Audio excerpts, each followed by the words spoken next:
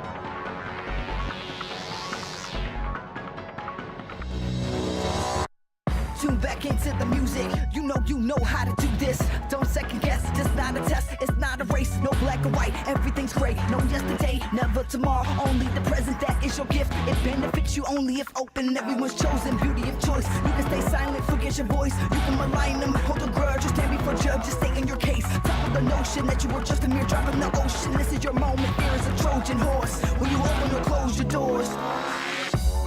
Just when you feel like it's too much, just when you feel like you've had enough, take a step back from the edge and take a deep breath. Dance like you'll never. Dance like you'll never. Dance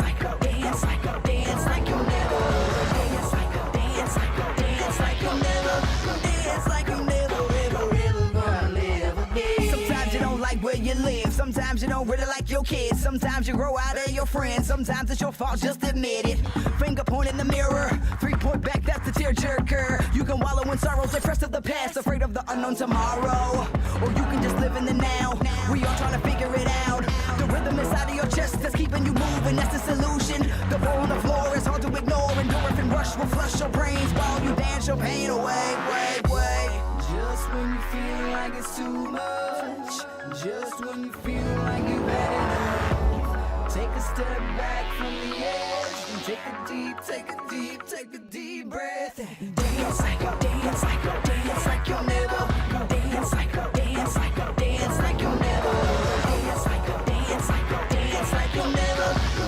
like you'll never ever gonna live again.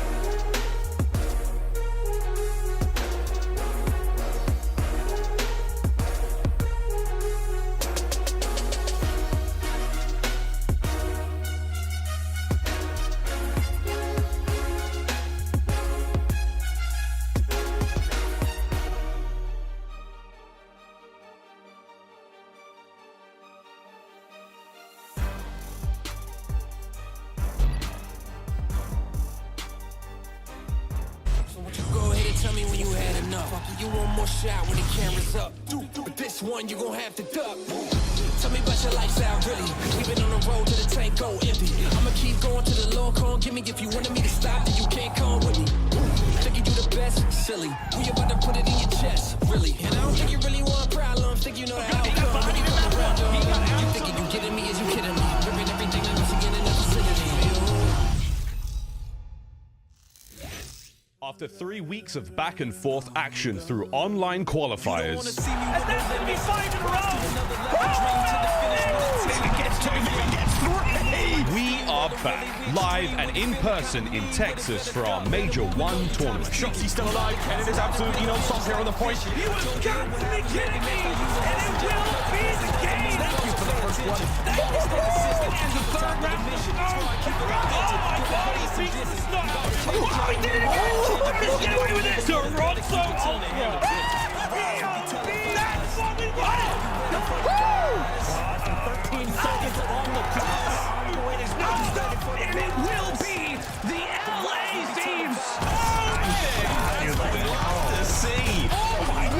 Spoiler race! Get it done in 3! Dashy, the ace in his sights, and he'll take it! He's still going! Oh my goodness! What is this? Chris is beaming with an SG from range, for God's sake! And that's it! No more waiting. It's time to see who wins the first major in 2022. Day 2 of the Major 1 tournament starts now.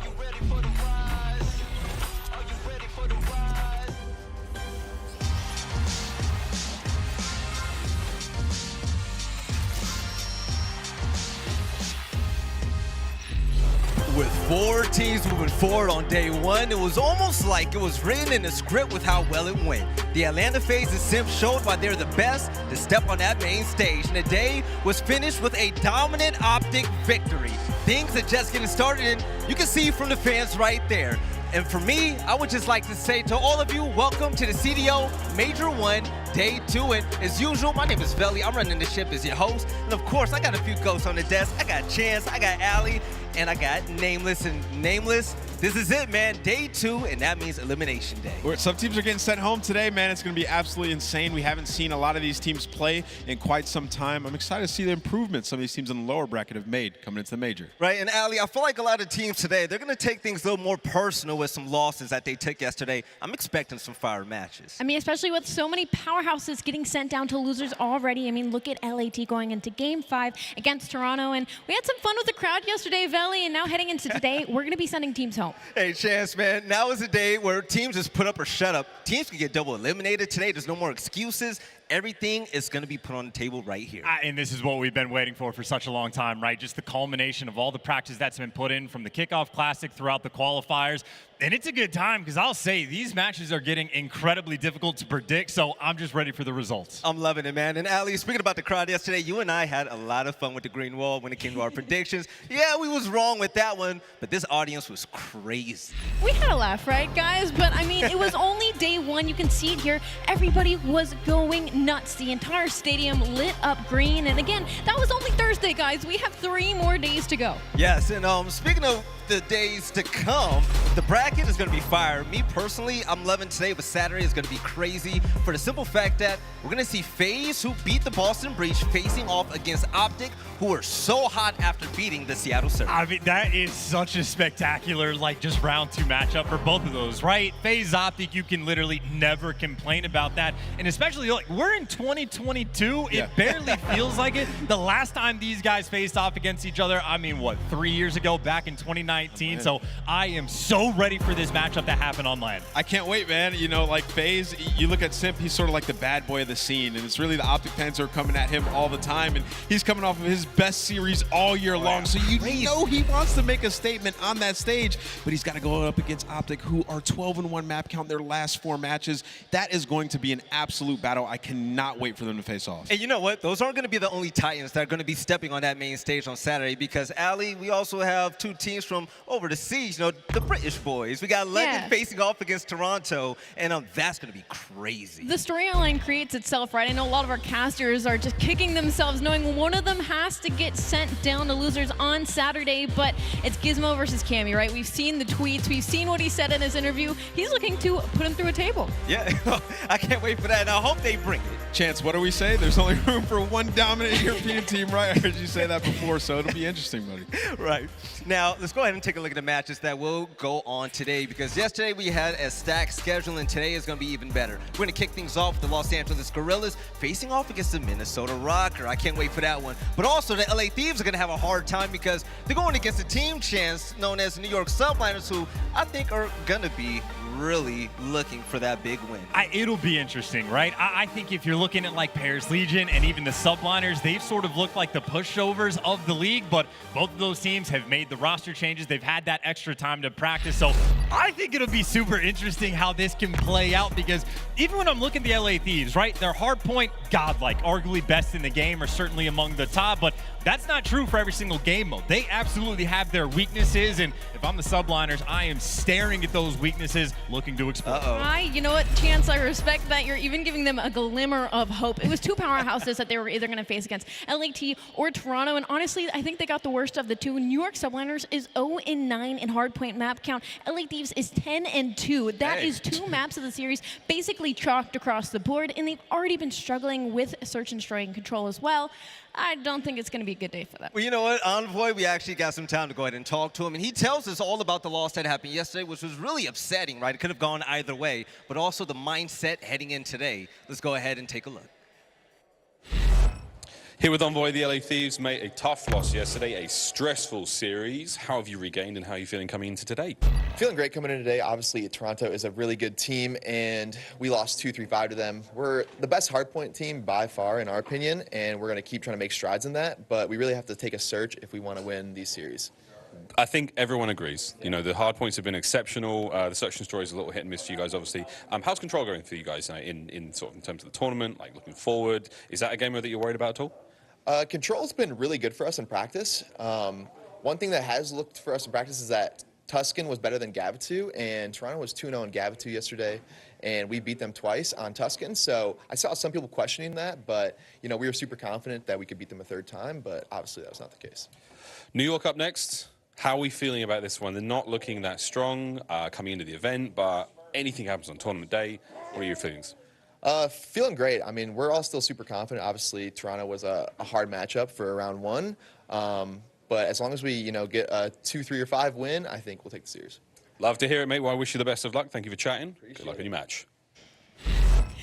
Veli, I'm pretty sure I saw Octane warming up on League of Legends in the background of that interview. They are getting twisted heading into this match. Yeah, they're going to get twisted at the end of that game if that keeps up too, right? Absolutely. That's the ritual, man. Those guys are vibing. They got the music playing. They have good chemistry out of game. Well, actually, they were talking about their struggles. You know, let's talk about that matchup. And aLLeY, the thing is, New York are looking to capitalize on that big LA Thieves loss. I mean, they're on a very big slippery slope, though, across the board. They had a rough schedule, to be fair. Seattle, LAG, LAT, Boston, Atlanta. They ended up taking the dub over Boston, but this is one of the teams that made a roster change very, very early in dropping Neptune, picking up Royalty, and we have yet to see that kind of elevate them to the next level. So Royalty is definitely going to be the player to watch heading into this match. This is a rematch up against LAT, but again, they've been struggling so much in hardpoint across the board, last 8th, 11th. It is just not looking good for them. Yeah, if you look at the statistics, you know, it's a little bit of smaller sample size for Royalty versus Neptune, but it's identical, their individual stats. So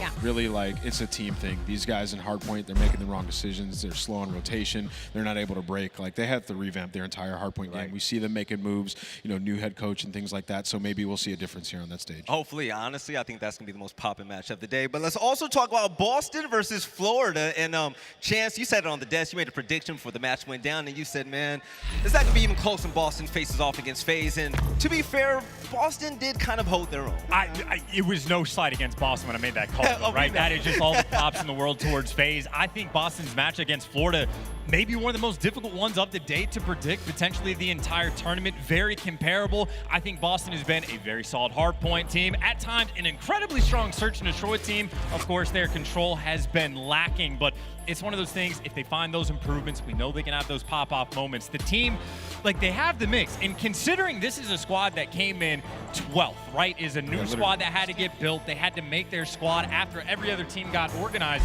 They got dealt an incredibly difficult hand. So in all honesty, I think the bigger story for them is how successful they've been. That being said, you need to actually start getting these wins at the major, because a tough loss today could be a dagger. Well, hopefully they can bring it, because the team that they're facing off against puts up a fight against just about anybody out there. The Florida Mutineers and aLLeY, and their journey here so far, we've seen good things and bad things as well, such as Vivid and whatnot, but Florida, I feel like they can pull away with the win. Well, Florida only has 2 wins right now, one of them on Paris Legion, which we've kind of been writing that off, but they are coming off a hot 3-0 on Seattle Surge, which was actually pretty high in most people's power rankings, so they definitely are on the high road heading into this matchup, but I have yet to find the vibe with this squad. Vivid, even though he has been having these crazy engagement maps, overall is still negative in KD. So a lot of this team is they're getting a lot of unimportant kills. They're having a lot of small streaks, like the 4 rounds straight in Berlin S&D, but they have yet to actually win it. So Florida, they need to find the consistency somewhere. Yeah, I don't really mind, Vivid having a negative KD. He's #1 in hardpoint engagements and damage. I think he's been doing his job for this team. I really, it's just a teamwork thing, and maybe his KD will get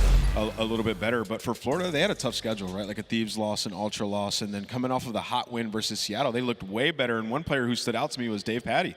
Had incredible series as the main AR on this team. It's going to take some time for him to get comfortable. We've heard he's the in-game leader in some of these situations, so that takes time. And what we see out of Florida is they do have a very fast pace. Sometimes they just play a little bit too individual. So, maybe a little bit of the same as last year, where they were just really inconsistent, but when they do hit that top level, they can play against the best of them, man. So they have upset potential. And speaking of which, Florida Mutineers, they 3-0 Seattle Surge for the last game before the major, right? And Seattle Surge lost yesterday 3-0 as well, aLLeY. It was not looking good at all, and they didn't stand a chance against OpTic. This doesn't look like the same team. It's mind-blowing, because even though some of the devs predicted OpTic to win, all across the board we were like, we didn't think it would be as 3-0 fashion as it was. So Seattle Surge has continuously to struggle. They are 0-3 right now so far, and coming into today, it's do or die, right? It's elimination day. Seattle, if they lose here, that drops them so far, I feel like, in stock when it comes to where they were. Everybody was expecting them to be top 6, top 4, and now they're 3 losses straight in a row. David, you're right, man. I think it's a trap game, because they're facing off against Paris. And aLLeY, you were talking about it earlier on, how this is like a honeymoon phase period. And Chance, I'm going to come to you for this one as well. Okay, Paris Legion, man. They won as many games as all of us did on this desk this year, which is none, right? They made a team change, and I'm going to ask you, who did they bring in? Do you think it's going to work out for them? There's a ton of potential. They bring in Tom Gravity. This is a player, I remember watching him at Anaheim back in World War II. So we're talking about half a decade ago when he first got on the scene, and I think there has been a massive amount of people, especially the guys on FaZe, waiting to actually see his debut. So it's incredibly exciting, and not just for the fact of like the quote-unquote up-and-coming talent, but I think this could solve some role issues for the team, because when this Paris Legion team first got organized, I'm looking straight across the board and I'm like, that could be 4 SMGs. Yep. This is your guaranteed main AR. We know this guy can put in work, and obviously it's not going to be easy, a very limited amount of practice that they actually have, but I see the potential. I think you address some role issues, and again, potential superstar talent. I'm excited to see him play. I feel like the community's been waiting for him to get his shot for like 3 years now, right? Like he's like the lost soldier out there in the challenger scene. But another good thing for this situation is that he can come in and sort of be the leader for this team. He's been a leader on a lot of those challengers teams, and that's something I question with the Paris Legion, is who is going to do that for the squad. And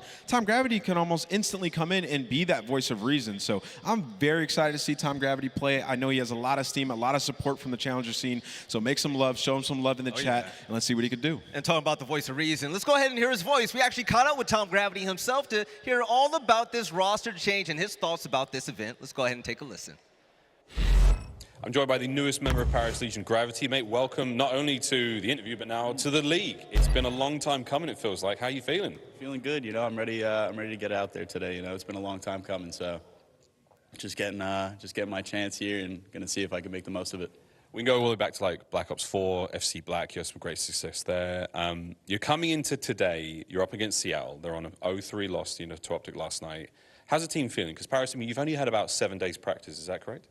Yeah, it's been a good 7 days, though. We've been getting better every day, you know, seeing progress with the team. And they're all players I played with before besides Don. I've known Don forever, though.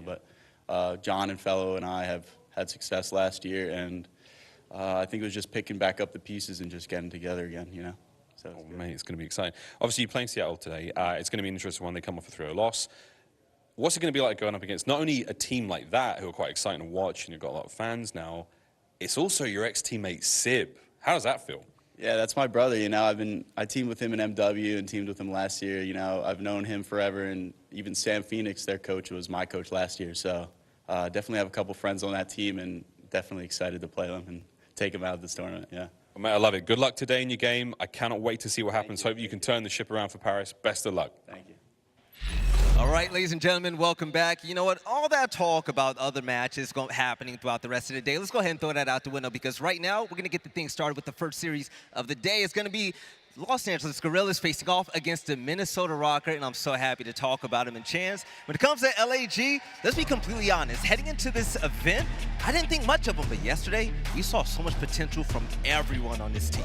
They're a very solid squad, right? Like top to bottom. I think we've even seen them like grow as a team, make improvements, do good research on the opposition, but they're just solid, right? They haven't actually really taken that like next step and become dominant. So this is absolutely a team that can like make some like run through losers, but again, I'll just believe it when I see it. Yes, when it comes to the game field keys to victory, aLLeY, what you got for us? Well, they got to improve your hardpoint holes. LAG is 11th in hold percentage. Minnesota is 11th in break percentage. So the hardpoints might just come down to the early rotational wins and holding serve on S&D defense versus an elite offense. LAG is 10th in defensive win percentage. Minnesota is 2nd in off win percentage. I'm hoping to see a Berlin in this series because LAG has actually done an incredibly well job taking control of the A site. So we'll see on our map layout, but overwhelm Minnesota with slaying advantage. Team KD ranks LAG 4th. Minnesota is 10th. Now I will say this, LAG is a heavy aggressive slaying team, but they have been struggling to take these maps even with that outslaying power. Well, I'm going to tell you this right now. Take a look at what LAG did yesterday. I mean, those boys put on the clinic. I mean, whether it's a scene popping off or whatnot,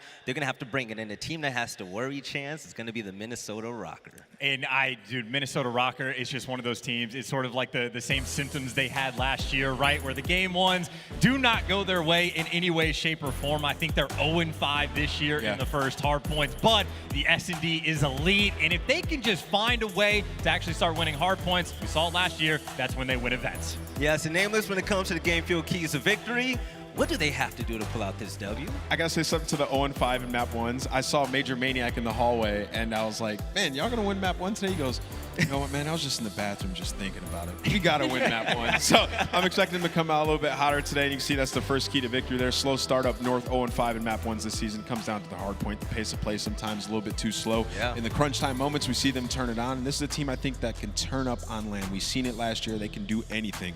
Continue converting post plants. They're a great search and destroy team. They're 2nd in plant percentage. They have an objective. They get it down. They know how to do it. They're 2nd in offensive win percentage. That's very impressive.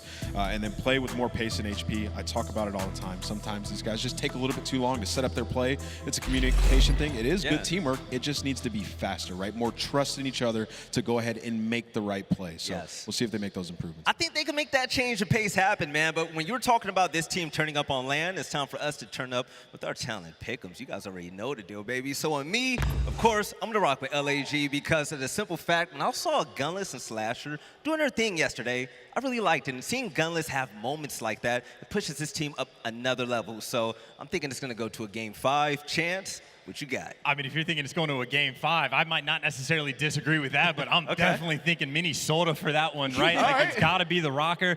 0-5 record, I don't think is going to continue. It seems like at some point they have to get that next win. I don't know if the map 1 will be for today, but I think they will be able to beat out LAG. aLLeY is 1-1 on the desk so far. Who you sided with, me a chance? Well, you know what? LAG yesterday really impressed me with the fact that Hook really started to hit form, right? Yes. But my issue right now is Minnesota will never allow the series to be quick, and LAG is 0-3 in map 5 counts so far, so I'm going to go with Minnesota on this one. All right, Nameless. We're talking about 2 entirely different teams right now. We have LAG, who moves really fast from the likes of their SMG players, right? Versus a team that you think needs to, pick up their pace a little bit, but they still clutch it out at the end of the day. Who are you rocking with? You know what? I'm going with LAG. What I saw yesterday were some necessary improvements in control and search and destroy. The hard point, took a dip in performance there, but Ace, I'm not losing the series. I think he's taking this W. He's not going home empty-handed. Not at all. Chance is the guest analyst right now. If there was a player to watch in the entire lobby, who are you putting your top dollar on to perform the best? Oh, to perform the best. Well, so Priestahh is the guy that I'm watching that I want to see step it up, but actually perform the best. Standy's never a bad pick, and I think Asim, honestly, the great call. He's been great on revenge tours. Whenever he gets dropped and plays them the next time, he did it to Minnesota originally. He's done it to the Subliners as well. So maybe that little extra fire that he has will give Asim that edge. All right, aLLeY. Also, when it comes to LAG, I mean, do you think they have it with them? Because, okay, my honest worry about this roster, take a look at some of their star players. I mean, Asim going 2-7 yesterday, still finishing super positive. Now, if that drastic turn doesn't happen mid-game, I think it could look bad for them. My issue is they have to win early. They have to take that first hard point. They have to take that first S&D, because the second they get to game 3, game 4, I just don't see them making the longevity. They don't have the stamina for it. Like I said, they're 0-3 in the map 5s right now. They obviously could turn it around here. There's always a chance to change that statistic. But again, Minnesota Røkkr has been pushing every single team to the limit. I don't see them doing any different. All right, now, ladies and gentlemen, it's about that time to get things started for the first matchup of the day. We're going to have the Los Angeles Guerrillas facing off against the Minnesota Røkkr. I would like to say to all of you, welcome to the CDL Major 1.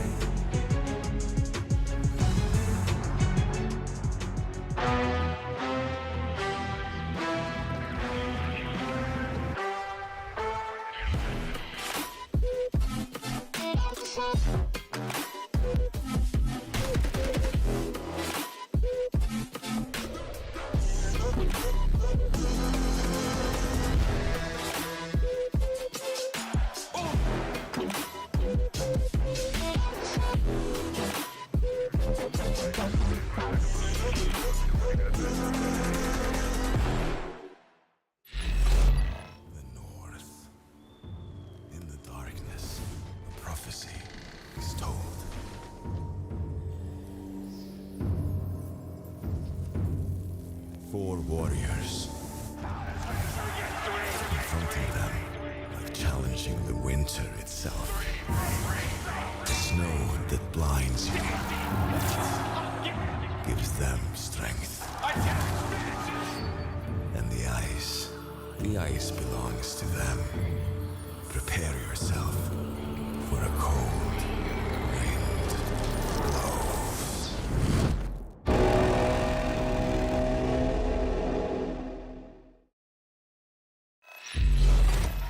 Texas, Texas, Texas, let's get on with it. Welcome to day 2. The OpTic Texas Major has not disappointed. I'll tell you what, friends, yesterday was something special. Today will be even more magical than that. And then, oh dear, my goodness, Saturday, Sunday, sheesh! We'll work on it, we'll work on it. Anyway, we've got plenty of time to get that one done, but we don't have plenty of time, though, to get these players out and get this match on the road. Without further ado, you saw them yesterday, a heartbreaking defeat. Can they right the wrongs today? The Los Angeles Guerrillas.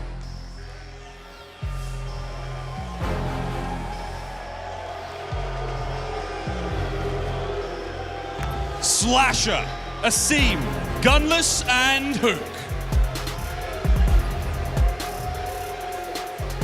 With boos and cheers, the audience is currently mixed. And I'm going to be completely honest. From what we saw from LAG yesterday, all eyes are going to be on Asim and Hook, because to me personally, I feel like they could kick it up a notch a little bit. And Miles, the Guerrillas are looking to come back even better today. Well, they have to. We're in the lower bracket now, friends. That means losers are going home. Now a team we're going to welcome for the first time, their debut here at the Major. Ladies and gentlemen, Minnesota Røkkr.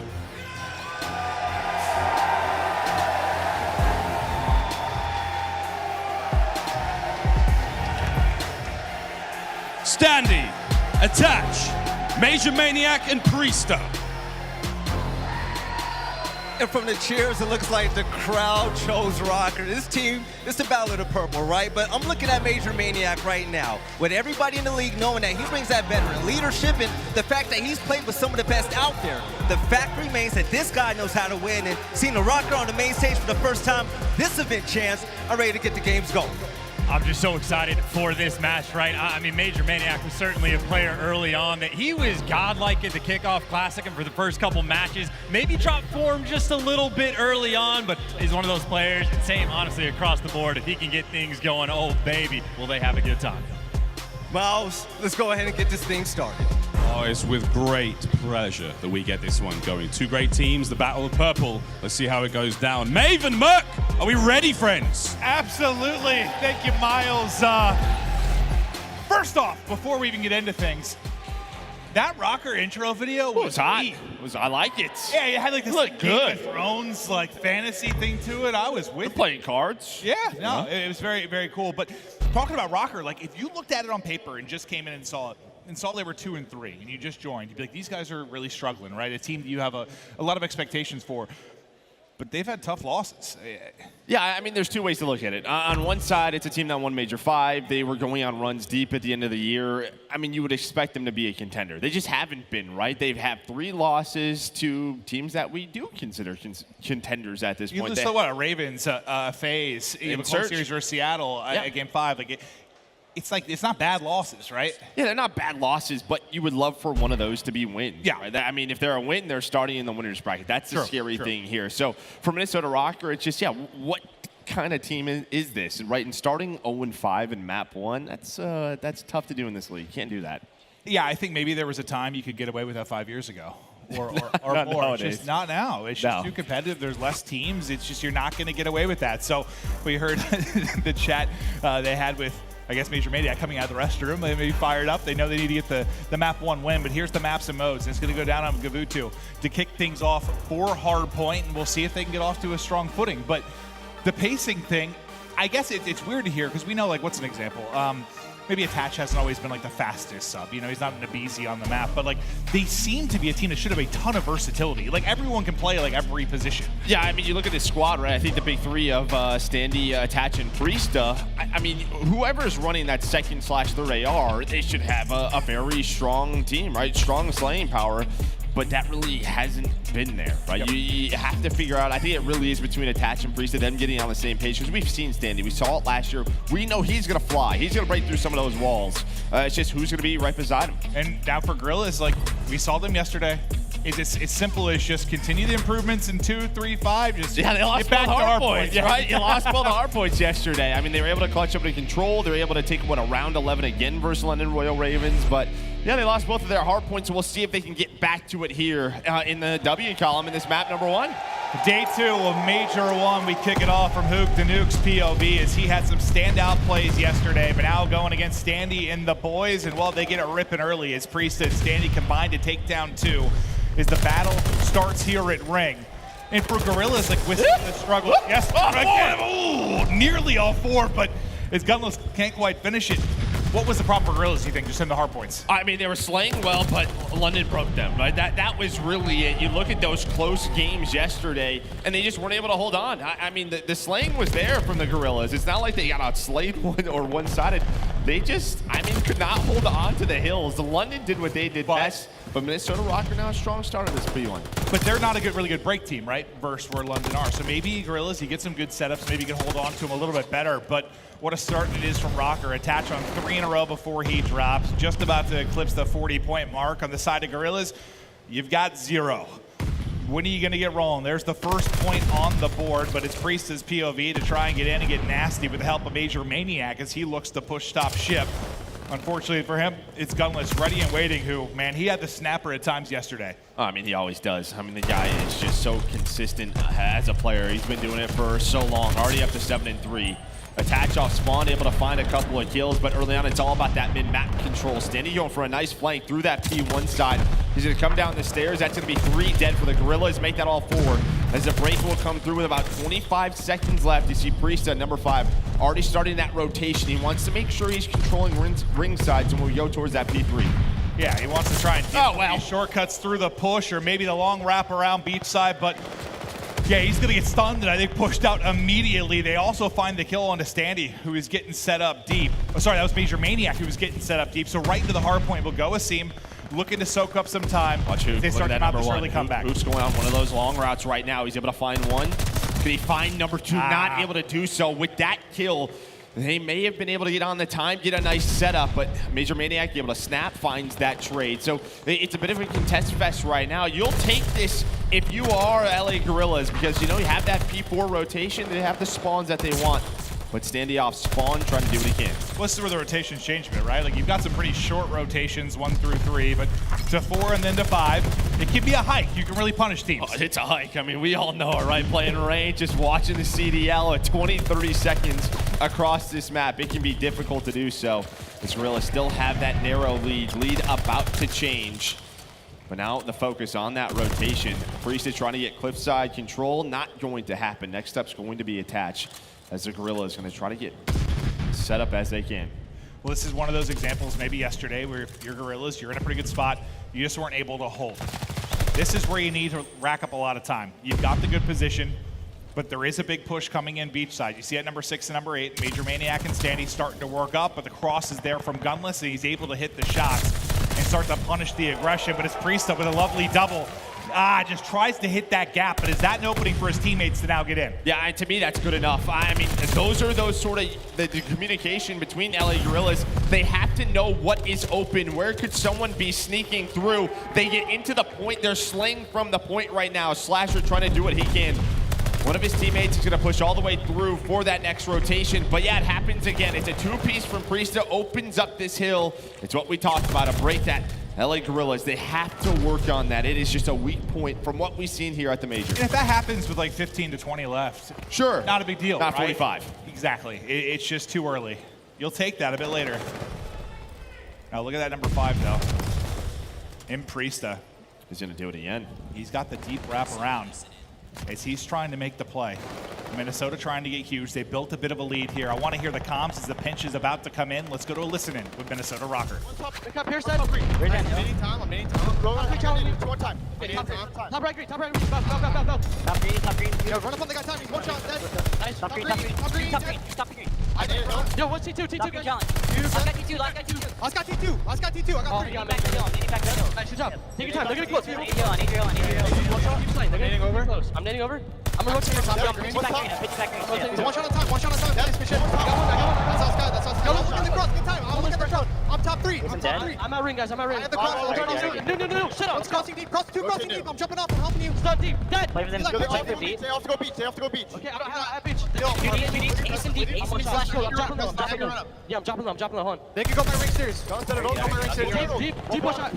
They can be up close. Run, yeah, close. Ace him. I have outer. Our side outer. They're gonna be looking for me, guys. I'm gonna try to stay alive. Did you kill the guy mid? There's one team mid. T1. Coming back up our side. You press I'm nading outer. Yeah, I just stay in circle. We got their side weak. I'm in circle. I don't see him. Circle. Our side, you. Seb, sorry. Yeah, our side, you. Slash me this side. AR. Nice, let's go. I'm on the flag. Someone need to help me heal. Yep. Go home. I'm your help mid. There's 2 tower, Dill. There's 2 tower, okay? And Preston is getting fired up. Priestahh on 6 in a row. You heard him at one point just shit on. Like, he is fired up. He's making the plays. And, well, they got the lead. This is the intensity you would want to see, right? 0-5 map 1, just trying to get this figured out. And that's called bringing the intensity. In the communication, I think we know that these guys, they've been playing on the main stage for so long. Attach, Priestahh. And, you know, sometimes it's like, you know, backs have to be up against the wall. But this is a little bit different here in the game 1. And you see the slaying coming out. This is what we wanted to see. 3 ARs. You have such strengths across the board. Priestahh's on a 7 spree now. Attach almost up to 20 kills. And, well, a 70-point lead.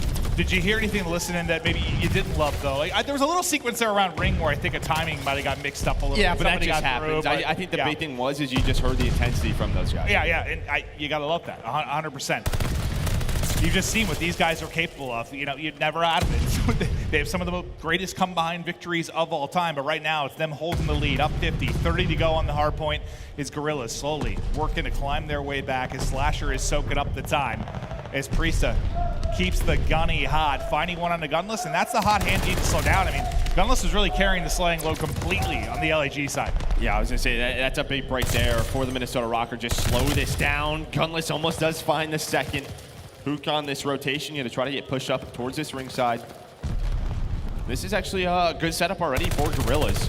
With Hook in this position, he's gonna be able to cut off the reinforcements, and this to be some good time early on. I mean, these next two kind of decide the game, right? Like, you just can't give up a big break. Yeah, but Priestahh, he's got that spree. He's got the glide bomb. 3 go down for Guerrillas. The last one is who? Trying to hold the line, but Major with a beautiful shot, and well, they're in the hill. Yeah, that might be the break. You get the streaks beautifully from Priestahh. What a use it is. And then the rest of the teammates come up clutch. And now, once again, behind the break, just soaking up the time over the 185 point mark. And second by second, you feel just maybe this is going to be the time they get that map 1 hard point win, but not quite out of it yet. They got another big fight coming up next at the tail end of this hard point, but it's Slasher's POV. The hip fire will hold true, and he's just trying to find an angle to maybe pick him out of the point, but the stun's not going to help that. All right, so Guerrillas kind of get done what they wanted to do, right? The glide bomb and the break comes in, so they decide off spawn, let's just push the middle, let's give them the rest of that time, and we're back over towards this P4. This is where, well, we saw the break come through for Røkkr. Can they turn this into 60 seconds? A full 60, they're going to be right back into the game. Or is the Minnesota Røkkr going to break them once again? And who was it? It was Priestahh. 18 and 15 that found the double to open things up. There's another one from Priestahh. They can't quite trade it out. He's laying prone. He's the bait there as Standy's able to pick up one more. Once again, it seems Priestahh might be the one to make the plays, the slide, the snap, but it's a seam that is up to the task. And his Slasher finds 2. They hold on. They keep clawing back. You still have a chance to get around that 180 point mark.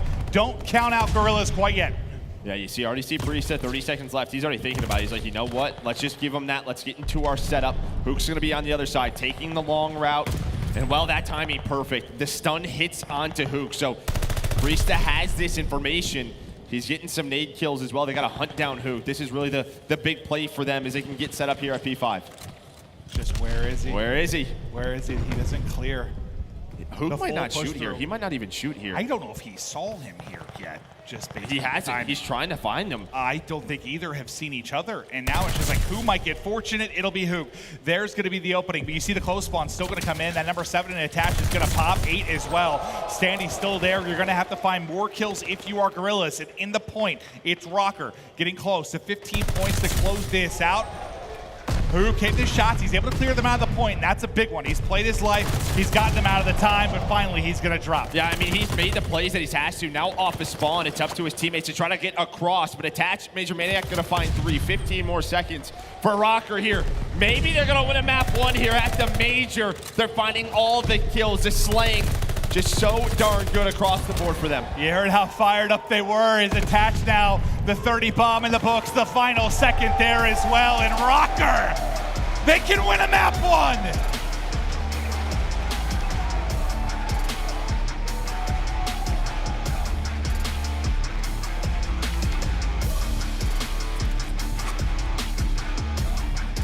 A lot to be fired up about if you're Røkkr. And I think what it came down to for me is we were talking about the inability to hold well if you're Guerrillas. We kind of pointed at that radar hold, and that was the big one. That was like really the turning point where the lead. It was just too easy. Yeah, it came for Røkkr, and they held on to that lead the rest of the game. But you can see there, just what, 30 out of attach, 23, 22 from Priestahh, Major, Standy as well. That could be a tough sub map to play on. I mean, Hook and Gunless both put up 3K, but it just was not that balanced effort that you were looking for. I just love, man, the listen and just the fire. Because I think as we look through some of these highlights, like, you know, Standy came into this Røkkr team. He was kind of their superstar last year. Like, he was the flashy one, the fast one. But it feels like we all know you can unlock Priestahh. I think anyone that's been watching for the last 5 years knows what he can be. And he took a back seat with that FaZe team 100%. But when they need him to step up, like, I feel like sometimes people forget how ridiculously talented he is. If you look at their Major 5 comeback last year and the 5 maps that they won, I think it was really attached and Priestahh that was the difference maker. Does Standy have to still do Standy things? Yeah, 100%. But those two were playing on a different level, and I think you're getting it here. We know how long have we known? Like, Attach is a guy, he loves this stage. He loves the big moments, and sometimes if it's a pool play, an online match, he's just not playing at that level, but you got it here in game 1. Do you think that's just because he found maybe it's because he found so much success at a young age? Like, he won a world championship. And, like, I don't know. Like, he always lived for that moment. Whether he was on FaZe, like Denial, like he loved playing OpTic. It's just, I don't know. He stepped up. He was always the kid to do so. But now is, you know, he's He's a vet now. He's got to be a consistent performer. Well, it's just you see why we love the versatility of a Priestahh or an Attach. You saw what Attach was doing with an AR in his hand. I think sometimes it's like when you need the 3 subs out though, like this league isn't what it was 5 years ago. Like there are so many talented subs that just hold forward, don't value their life, and you just go and you gun people. And that is just part of the game now. And you gotta have that to some, maybe multiple players that can do that. It's just, it can be difficult to adapt. I think I could speak to that. At times, it's sort of like, what? I'm doing what in Advanced Warfare? Yeah, right. Like I'm doing, what is happening? This isn't okay. There's a lot of fundamentals that you almost have to forget. And but yeah, these guys can do it. They have a great coaching staff. So, yeah, I mean, we'll see what adjustments they can make. And we didn't really talk about that much. We're going to take a look at kind of who can Standy and where they stand in Search and Destroy. But I was vocal about Looney. I really thought he could be a valuable asset to the team. And it's early, but I'm excited to see what he can do. Like, he is one of the more knowledgeable guys. I think he will tell a player to shut up when he needs to and get the point across. So I'm looking forward to see how that grows as well. Yeah, very straightforward. Yeah, I love the man. But yeah, here you can see these two, they're S&D top performers. And we saw it yesterday from Hook on this map against London. It's like when they needed a big 2 kills, it was him. Really towards that A bomb site. And that's where you're going to ask for him to have a very good map, because Minnesota Røkkr, where do they see a lot of success? It is over towards that A side. I think it's 70% success rate over there. And, we're really talking just briefly as we get prepped for this. Oh, there it is, dude. That's you're spot on. You're so smart. It got it. Well, they sent that to me. I was just making sure. Okay, all right. Yeah, no, that was a really good job. But are you starting a little worried, I guess? I mean, you lost to Hardpoints yesterday for Guerrillas, but you lost to a very good team. Not that Røkkr can't be a very good team, but they haven't won a map 1 yet. Now you lose a 3rd Hardpoint. It's like, you got to be looking at each other with question marks, right? Yeah, there's just, it's a couple of those plays. I think it comes down to the comms. I mean, when we were watching scrims, and it was all about those routes and making sure you had an idea of where every single player was, saying the name. Because when you're saying the name, someone might be like, wait, we haven't said this person in a while, right? Yeah. Like, where is Priestahh? Priestahh was the one that made that play. So, yeah, just not taking those shortcuts. Well, I guess I'm just maybe looking forward to, if we get to a map 4, can they ham up some of maybe the mistakes? But to Berlin, Search and Destroy we go. You can see the offensive win percentage there, how good they have been. You're second in the league. When you're Minnesota, you're getting that bomb down. You're doing an incredible job of efficiently winning rounds. Yeah, but we saw, I mean, as bad as the stats were, this was the best map for Los Angeles Guerrillas. Now, a couple of those wins were in round 11, right? We saw it yesterday. But, yeah, I mean, they've been studying that VOD, going over it with one another. You can see the slaying is there for Los Angeles Guerrillas, but the teamwork's got to be better. I mean, that's usually the kind of numbers, and I know it comes from the hardpoint for the most part, but like you're all sitting between like a 1 and a 1-5.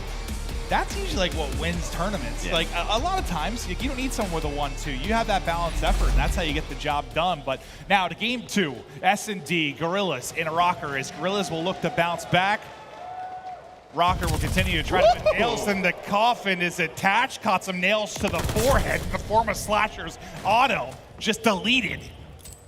Some of the angles in this game, man, that players are finding. Attached was like, is that a guy? I think that is. And before that, he was dead. But Asim, fantastic here over towards his B site yesterday. Does an excellent job playing his life. It's the same setup that we saw Gunless watching that cross. He's all about the info. But early on, it's a 2 versus 4. Also, when your AR and sub have the same time to kill as a sniper bullet, basically. So that's very true. A couple of those headshots of that multiplier, and you're done. It's so fast, man. It looks wild. But Gunless, the ankle sticking out just a little bit too much. Nearly gets his foot ripped clean off, but knocked down to 69 HP and able to stay up. Now it's a fight with the pistol. Hook going to be able to take that gunfight, and suddenly it's 4 up for Guerrillas. MajorManiak going to be the last alive, and I feel like I was looking at Guerrillas to clutch up in these spots a lot yesterday, but they come in, they handle, they dominate round 1. And well, they don't go towards A. The first blood helps from Slasher on Attach, right? Who's watching that cross, seeing how many players are going to play towards that B site. But maybe, Minnesota Røkkr just switching it up, trying to show them something a little bit different. Because, I mean, if you're watching the VOD, you're prepping for them to have a lot of success towards A. They're trying to throw them off guard, but just the first round. I think I hear some LAG chants after. I was a little worried during when the teams got introduced. A lot of Røkkr fans. A lot of Røkkr fans. Yeah, 100%. We got the LAG fans in attendance as well, trying to get them fired up. Now Røkkr, see if they can bring it back.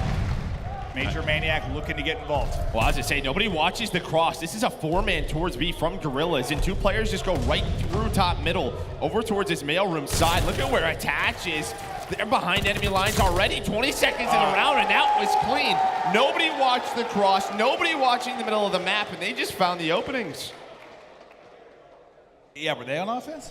I don't know, maybe trying to throw a hard counter. No, I know. Guerrillas or what, but they weren't watching anything. They just hit it. I mean, you just saw the swarm on the minimap. That round seemed to be done before it started, but that's basically a clean. Defense out of both teams, just beautifully done as the guys talking through it. And man, I'd love to hear their comms even when they're not fired up. I mean, some of the listenings we had when they, that Major 5 run was just the belief they have in each other is truly something special. But how can anyone get something going offensively as they're starting to work their way towards A? Well, I think they're going through secret. Standy's able to find the route. Standy has found a route. He's going to be the one that's going to make the play. Priestahh does get taken down. As I think who can Slasher get aggressive, but what can Standy find? Well, I think the timings are going to go against him just horribly. Maybe not, maybe not. Maybe not. Does find one to bring it back to a 3 versus 3. So his stun, I don't think hit, but well, he'll take one in kind. So he's got more people here to deal with. Attach, I believe, still sniper in hand, kind of looking down this A lane. And he'll push forward to get the bomb. Slasher, will the nade hit? It's the peak, a perfect timing there from Standy. Now able to get 2. That's going to be 4 in a row. Who's going to be next up to bat? Looking for the trade, just not able to do it as Asim will get out with his life. And what a menace he was over towards that B site yesterday. But it's Standy now with 3. Standy working on the ace in the 2 versus 1. Can he find the 4th and final kill? He sure as hell can. Standy puts them all down. It went from, I thought Standy's going to get the best timing to the worst timing to, you know what, he's got it figured out. He's just taking gunfights one after another, finds that ace. They throw a little bit of a different look there. It was a 2-2 split. You had a couple of players, I think, just throwing nades over towards B, giving the Guerrillas some information. And off of that, you did get aggression from Hook and Slasher through A. It's just that's not where Standy was. So he was able to sneak on through, makes the plays. He's at, what, 6 in a row, so. Moving his way towards some added utility, but Slasher's POV for now, just over that mid cross. Somebody watch mid this time. Yeah, that's good. Yeah, that'll help. That'll help. That's gunless. Now with the pick, is a swarm not going to quite be there. The kill will come through on that B bomb site. Now they'll try to work the plant down behind it, and it's Standy just trying desperately to find a freebie, find an opening. But now you can see that setup as Guerrillas took the wrap deep, find their spots. Yeah, they find that first kill on a Major, and there's no shots that coming down the cross, so they get the bomb down, and you see Hook and Slasher immediately back on up. They know where the push is coming from. It's through this flank towards the warehouse side.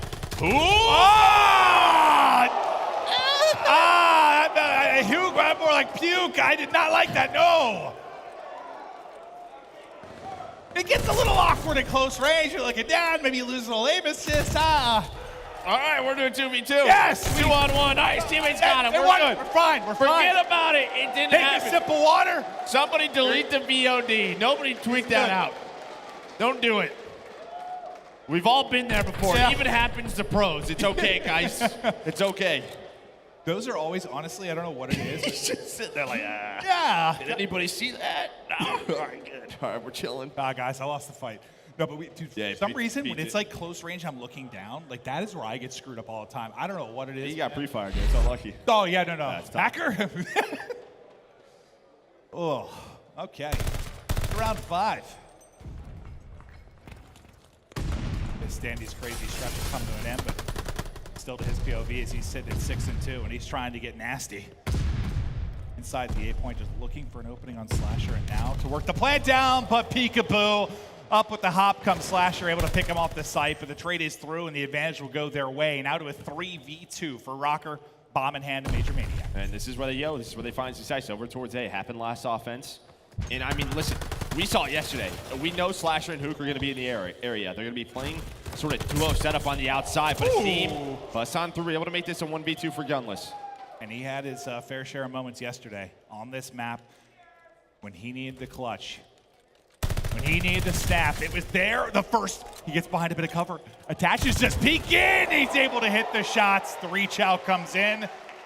They close out the round, but I wasn't counting Gunless out. Well, I think Priestahh's probably telling him, I hit a bullet on him, right? Like, he's weak, dude. Yeah. Priestahh snapped on a Gunless. That kill got a little bit scary, but Itachi, he just has the trade, has the positioning. You know, the shaker is contagious. Yeah, no, it is, dude. It certainly can be.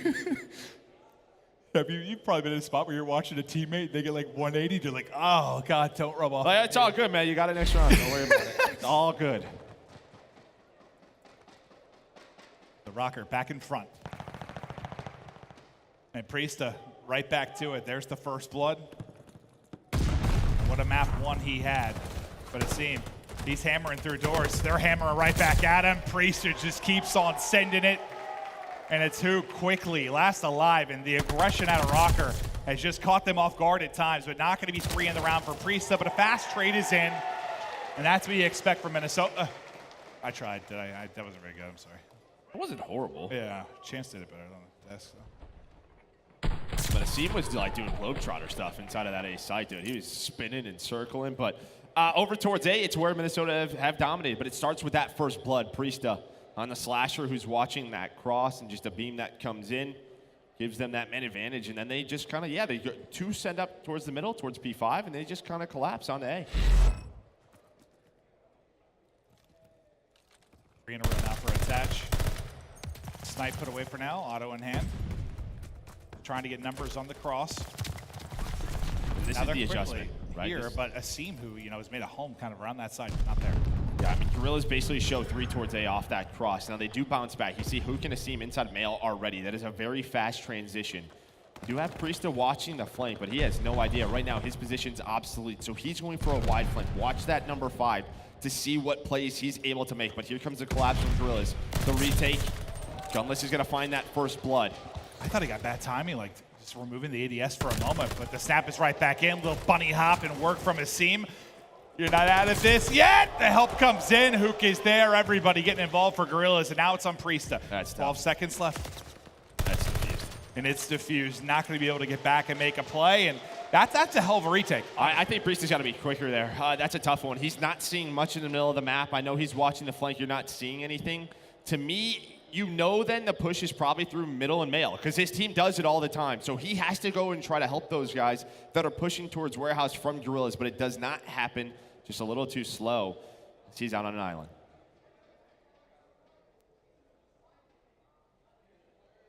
They get the retake. They bring it back, and that's where, like, remember, that's where Røkkr's been so good. Like, they get bombs planted on offense. They've been clinical, really, with that. So really good stuff from Guerrillas in a massive round. I mean, you don't want to be down 5-2, obviously. That goes the other way. Okay, so you have 2 playing outer from Guerrillas and 2 played inner. And well, Gunless is going to get Gunless off guard. Oh, God, what were you doing? Like, guys, how'd they get there? Yeah. Now there's 2 players behind. They're just going to plan at A. I mean, Slasher's just kind of left all alone train side, and Hook has made his way into fire.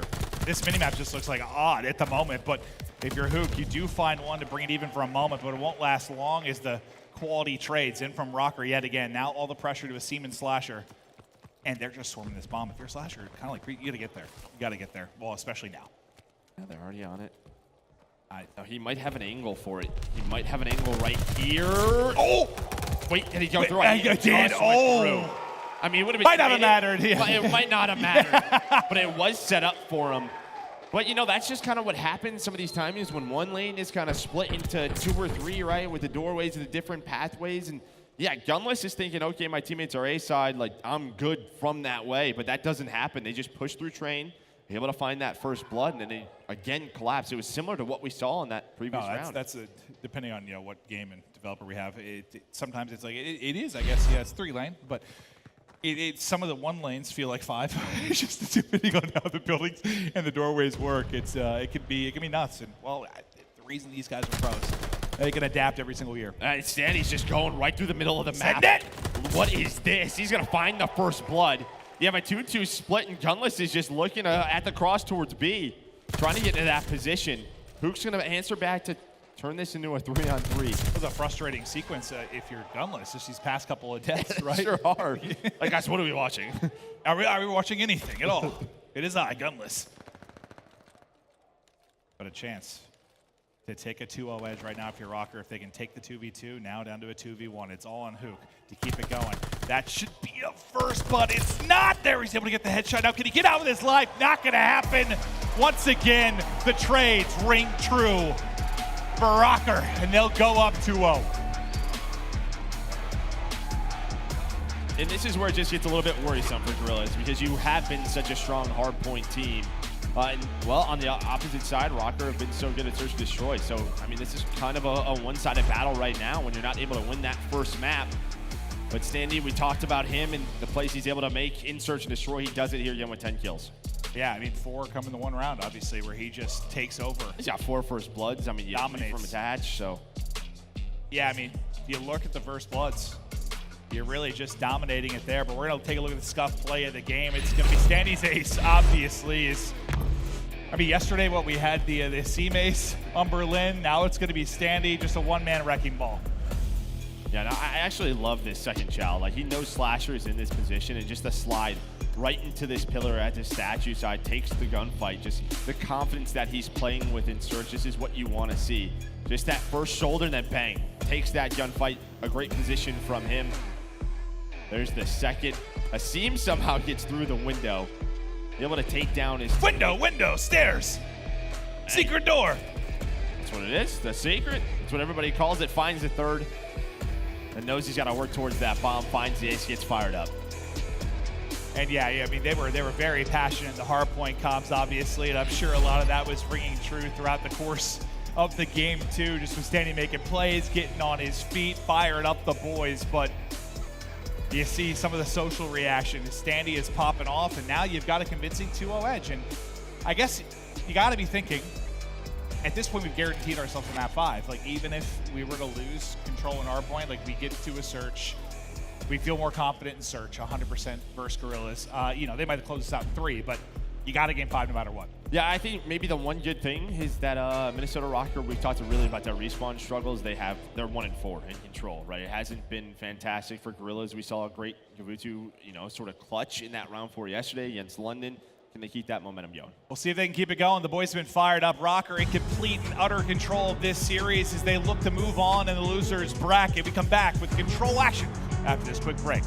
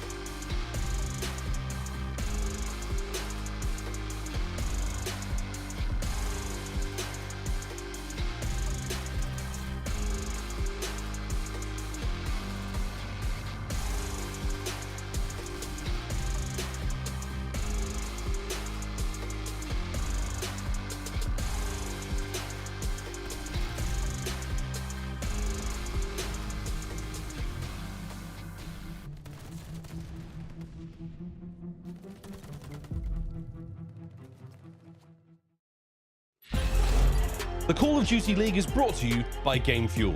Victory in a can. Let's keep it rocking. Røkkr up 2-0, looking to end things here. Move on with a great start. I mean, you have a one map one, you get that done. You get some flashy moments through the search and destroy. The trades are on point. The boys are fired up. And on the other side, if you're Guerrillas, you are up against it right now. This is where, if you're going to be better on land, you got these veterans, you better muster up something. You still going? Take a deep breath. Yeah, I ran. The bathroom is so far. You gotta go up three flights of stairs. It's more exercise you've done in 3 months. The stairs, yeah, no, I don't use stairs ever. Yeah, just deep breath, I don't go outside ever. You gotta do what like Pants does on the main stage. That's pretty much what you sound like, but you can see here, at least Guerrillas. I tried to be fast, I tried. I know. Woo. Oh, that was quick, but yeah, you can see Guerrillas 2-2 on this map. We saw them win it yesterday. And well, for Minnesota Røkkr, they normally play Tuscan, but they've only played this one time. They usually veto it 0-1 on this map. But you can see there, Slasher, you know how good he can be, really struggling here, 19-29. And I guess it surprised me because we're playing 2 Gavutus, or well, you start off with that Gavutu. I mean, you would expect him to have a good performance there.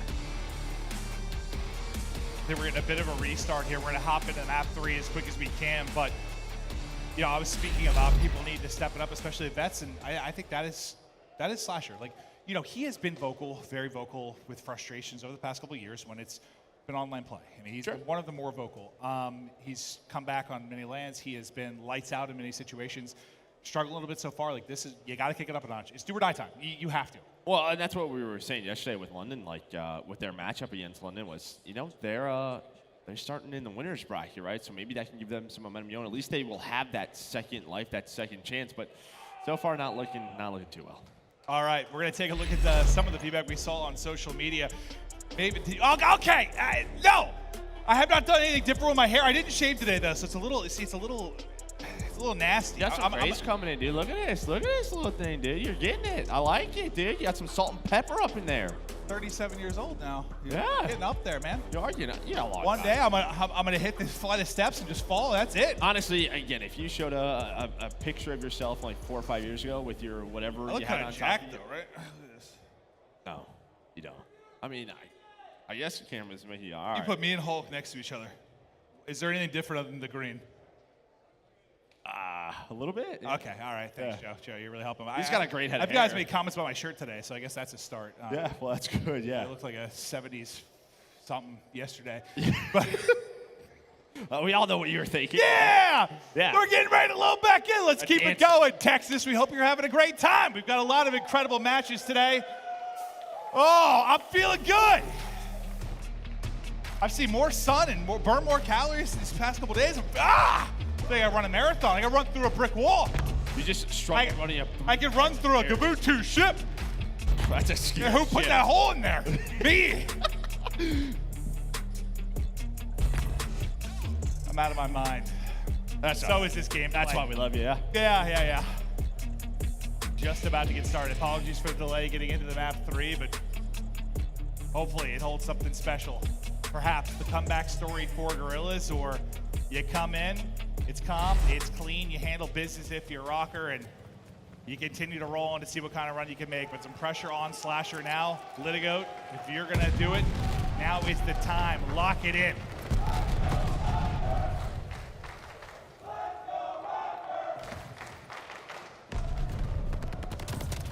All right, I was getting there, but I mean, yeah, 4 dead right off the start. Priestahh with that MP40 off spawn almost catches Slasher. A nice start here for Minnesota, kind of what you want to do. You can already see with Standy's position, you're going to force them. Well, I mean, no longer has that position. Nice nades out of Guerrillas. You're going to force them to kind of have to spread out, go towards that beach side. Yeah, sometimes the setup looks so good. Yeah, it's just boom, boom. Well-placed grenades, like a mortar strike has suddenly come through, and you're just getting dropped. Ring around the rosy we go. Who continues it? His teammates had found 2 before that, and he'll look to capture the zone. Just wants to get safe to the ship. Going to get cut down right before he gets there. There's some big shots through on the cross, and now we've got, no bit of progress. Just over 30 seconds to go. Asim, though, with a little bit of pre-fire, I thought a chance for the third, but the help comes in on the side of Røkkr, and they continue to hold strong. Yeah, you've at least paused the clock for a little bit. But I like that from Hoot, that last life, right? Just trying to get on to B, trying to just slow things down. We saw that from Zero yesterday. I mean, listen, if you can get into that chip, just kind of play your life, be a nuisance, you pause the clock. It's basically everything that you could ask for over towards B if you get some progress done. But so far, so good for Minnesota. Røkkr, you do have one take done, but they're not finding a lot of those kills. They have not established that sort of map presence that you're looking for on offense. Yeah, there's just not a ton of kills all around. You still have 17 lives on Røkkr, 15 on Guerrillas. It'll be a minimal edge, or will it? Now you get in with 1.9 left. You get 3 through, a chance for an extension now. Wrapping all the way around the flank is going to be Standy. He can play spoiler here to any potential added time. Okay, so this is a situation you and I were talking about right before we came into this event. It's 14-14. Now it no longer is with a second left. Do you just get off of that point? I mean, you're only going to be down 2. I mean, that's not like the worst thing for Guerrillas. With how it currently works, right? Right. Like we know it's going to get back to being objective tick focused, but with the live now, like, yeah, do you just take that as like a right? win? Like, Yeah, all right, even let's just like, post up. Because what if they get that minute extension, then they get put in a spawn trap and they're down 10 or 11 going into round 2. It could be a much different story. Yeah, it's just that's probably percentage-wise, I guess, maybe the smarter thing, because it's the only time it's going to punish you is if you come and then get punched in the face and lose a defense. Then it's a very different thing, but. If you would have had maybe a chance, a sliver of hope to win the round. Only being down 2 is pretty solid offense. Yeah. I think you'll take that. Everything exploding as, gunless. Just sorry, buddy. Your body's all over Gavutu. A little bit on this ship, a little bit on the one by B. But Guerrillas, all the pressure to bring this back. You're in an 0-2 hole. You're in the loser's bracket side of things. You got to step up, rep the base, come through clutch here. Go massive to get the W. Let's get to it. Listen in now with Los Angeles Guerrillas. Top green, absolute top green right now. Sandy, he's top green, one shot dead, top green. One in front green, Sandy. And pretty much green down. Okay, last guy's there's Sandy. There's Sandy. There's Sandy. No. I'm helping right now. I'll help you. Top out, I have a kill. Top out on you.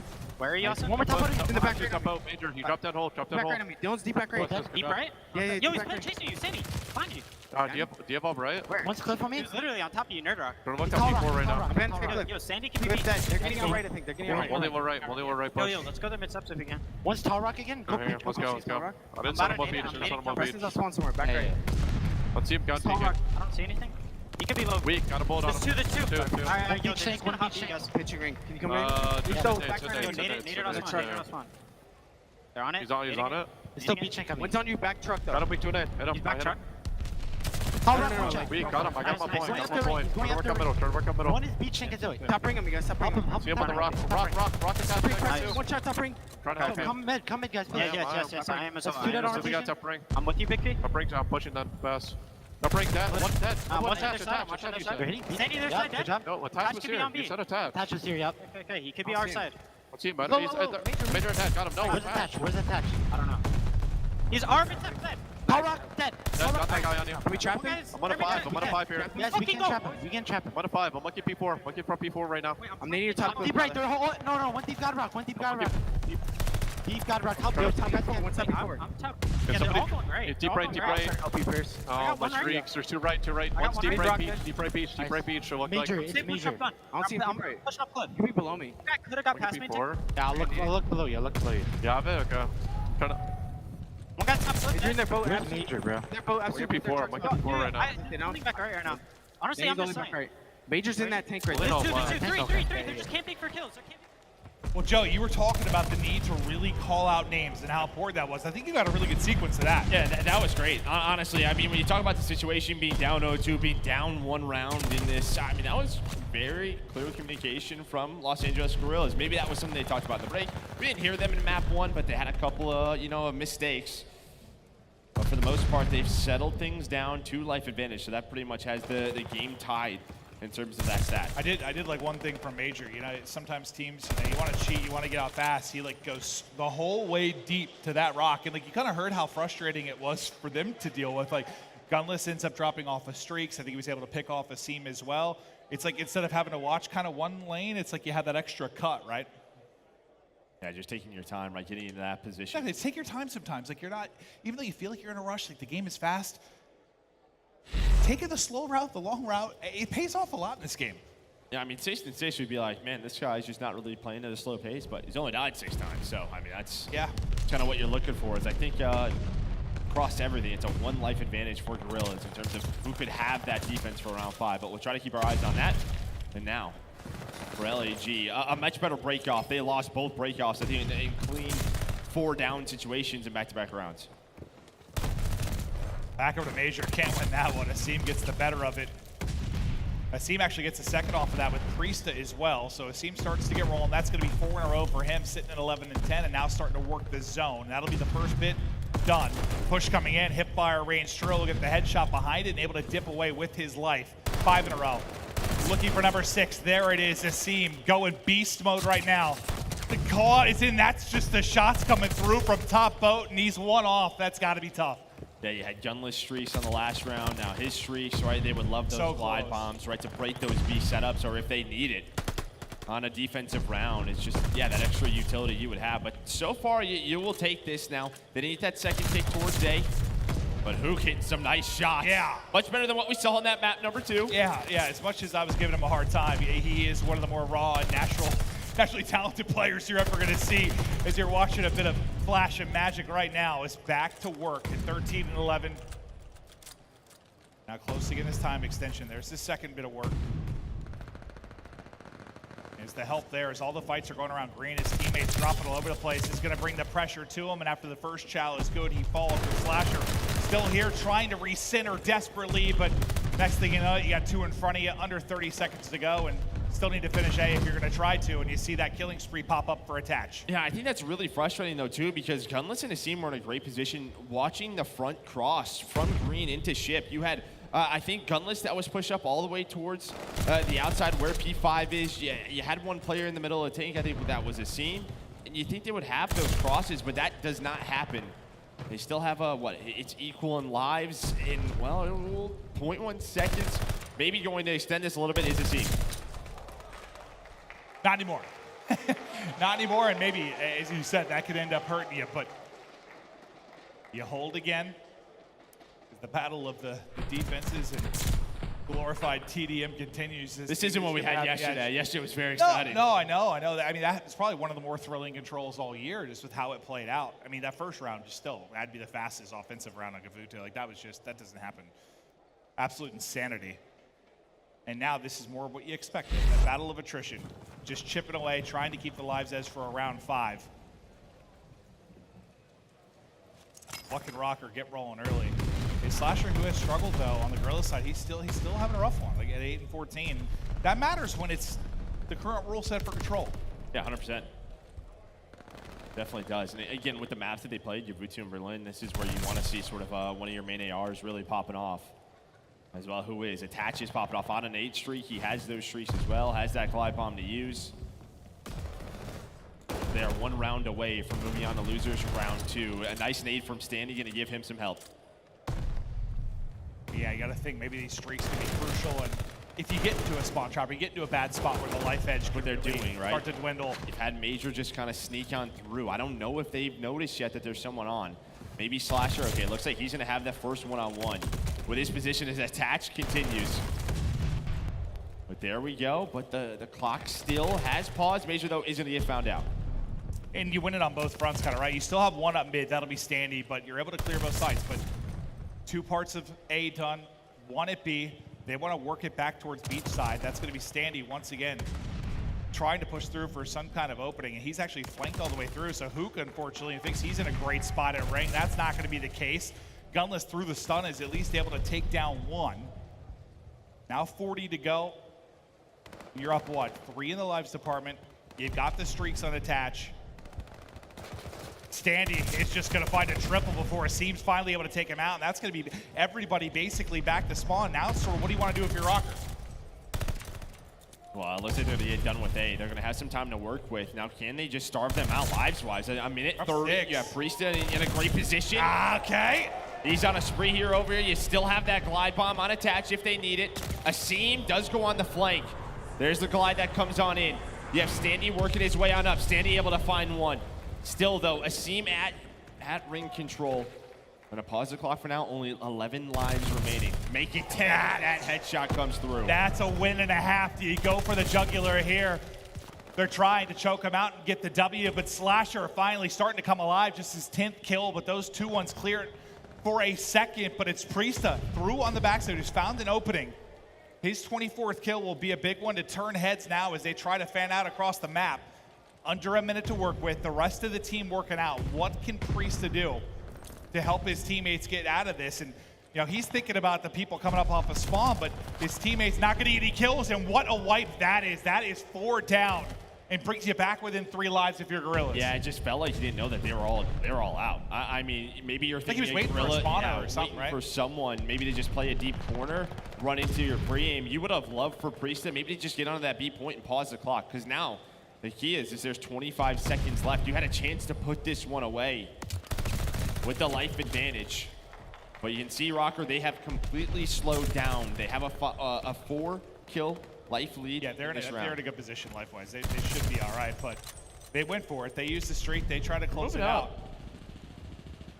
And we'll see who it ends up being for the round 5, unless they can get on in the next couple of seconds. But who's going to see want no part of that as they start soaring forward. We get to a round 5. Now, listen, not the exact scenario, but let's say I expect it's probably Guerrillas offense.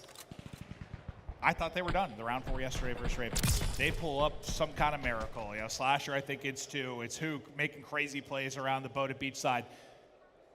They did it once. We know they're capable of it. Can they do it once more? Because, well, their tournament hopes depend on it. Well, I think the key here is that Minnesota has not made it clean towards A, right? Like, they've always kept it messy. They've regained ship control. That's going to be the key for me here. Can they have a better start here, Guerrillas? Can you really just pause that time, pause the clock, get some progress done, and then move over towards B? But it's a 1-for-1 trade. As attached, you know, we've all been there. Just blows up to that barrel. A nade does hit, so you have a 3-on-3 in the middle of the map. The Røkkr chance start as they look to close this out and move on. They'd set up for a match later this evening. If they can get the win, and look at that number 5 in Priestahh already doing dances around the spawn of Guerrillas. How long can he be an issue? I think he's about to flank Gunless as well. He's trying to get the angle. He's able to finish it there. The shots ring true. Finally, they'll drop him, but second by second, time dwindling. They're finally able to get the pause, but only 40 or so to go. And this is what I mean. I mean, Standy and Priestahh both running subs. We don't often see that here. But on defense, if they can get Mixy over towards ship, over towards ringside, this is where they could just be so difficult for Guerrillas to deal with. You love this out of Standy, just throwing the shoulders, getting the info, making sure he has the advantage in the gunfights. Now he's on a 5 streak. That didn't last long. I apologize, Standy. That's on me. Attached with a tough gunfight, top ship. He'll go to the utility of the lethal to try and pick it up. 30 seconds left, but on the point are Guerrillas just looking for that crucial extension.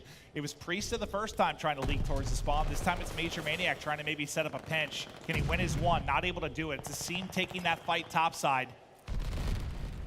And now as he gets the B, that's a big one-on-one win. Now you can split this a little bit. Can you clutch up on either side of it? You can't get smoked, and it's Priestahh with 2. They might be in trouble, but next thing you know, it's only gonna be a Seam there. You don't finish the A point, and time really becoming a hurdle. And again, in one life it's Priestahh, in another it's Standy. They've done such a good job over towards A, not making this clean. Look, everybody's worrying about them because they're running that MP40. They continue to find kills, pick after pick.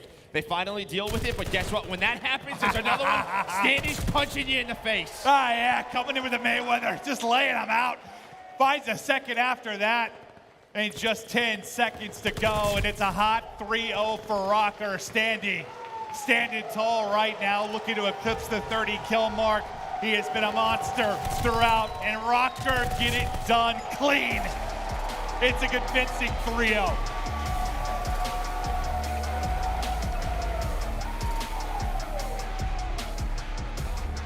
And I think Røkkr fans are happy to see that because, I mean, they have not seen a 3-0 win. Usually it's a deep series, a map 5. They finally get that map 1 win. And, I mean, they look good on these Gavutus, right? We talked about the versatility of this team, and I think throughout this series, you saw it. You saw how strong this lane can be. You have a bunch of players who could run autos. I mean, sometimes City was running it. Sometimes Priestahh was running it. But I mean, they look good in these respawns. Yeah, and I think this is one where maybe if we think pacing might be an issue for Røkkr, this isn't the team that's going to punish that. We'll They see could. We'll see as we get deeper into it. Yeah, I don't think as much as like, I don't know, your Simp FaZe if or they're your London. playing at like a crazy level, yeah, I definitely could. But yeah, Yeah, but when you watched London versus Guerrillas yesterday, there was a different pace to that, 100%. So it's a great win. There's no way around it. Røkkr, if you had question marks, if you were a fan and you were a bit worried about it, which I think was safe, even though the losses were quote-unquote good losses. Yeah, 3-0, it's got to feel fantastic. Yeah, I mean, they just haven't looked this good throughout the year. Yeah. A lot of question marks and maybe some answers finally, or some questions finally answered. Maybe there's still some question marks. I mean, they got to go on a deeper run, but it's a good start.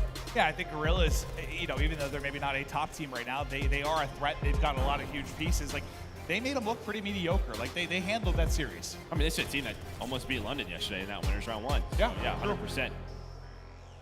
But I think the thing for Guerrillas really played them throughout this week was that hard point. Went 0-3 here at Major 1, where they were 7-2 throughout the qualifiers. And we kind of chatted yesterday about like whether it was London or Guerrillas that won. Like, if you're a team like Ravens and like you win a big game 5 with a lot of young players, that could propel you kind of forward. But I kind of feel like it's different with Røkkr. Like, I feel like a clean 3-0 is what gets you going because you've won it. You've won big tournaments. You've seen it all. You've had your clutches. Like, a clean win might be big for them. Yeah, they want the pressure, and I think they're finally just happy that it's not one of those crazy. Sometimes it's those crazy game 5s that's like, all right, here we go. Now we're finally in our tournament form, but this is a much better look for them. Yeah, I just like what you saw out of a lot of the players. Just felt like when someone needed to get that trade, someone needed to step up and go on that spree, someone had to make a huge play, someone was getting it done, and it just started. I loved the comms just from the get-go. It was brilliant stuff. The passion was there. Røkkr are rolling. They get the 3-0, and aBeZy, guys, break it down. What do you think? With a 3-0 victory with Minnesota leading the way over Los Angeles Guerrillas, the only thing LA was beating was their chest, and that was looking pretty bad. Double eliminated, and the first team eliminated here at the Major 1.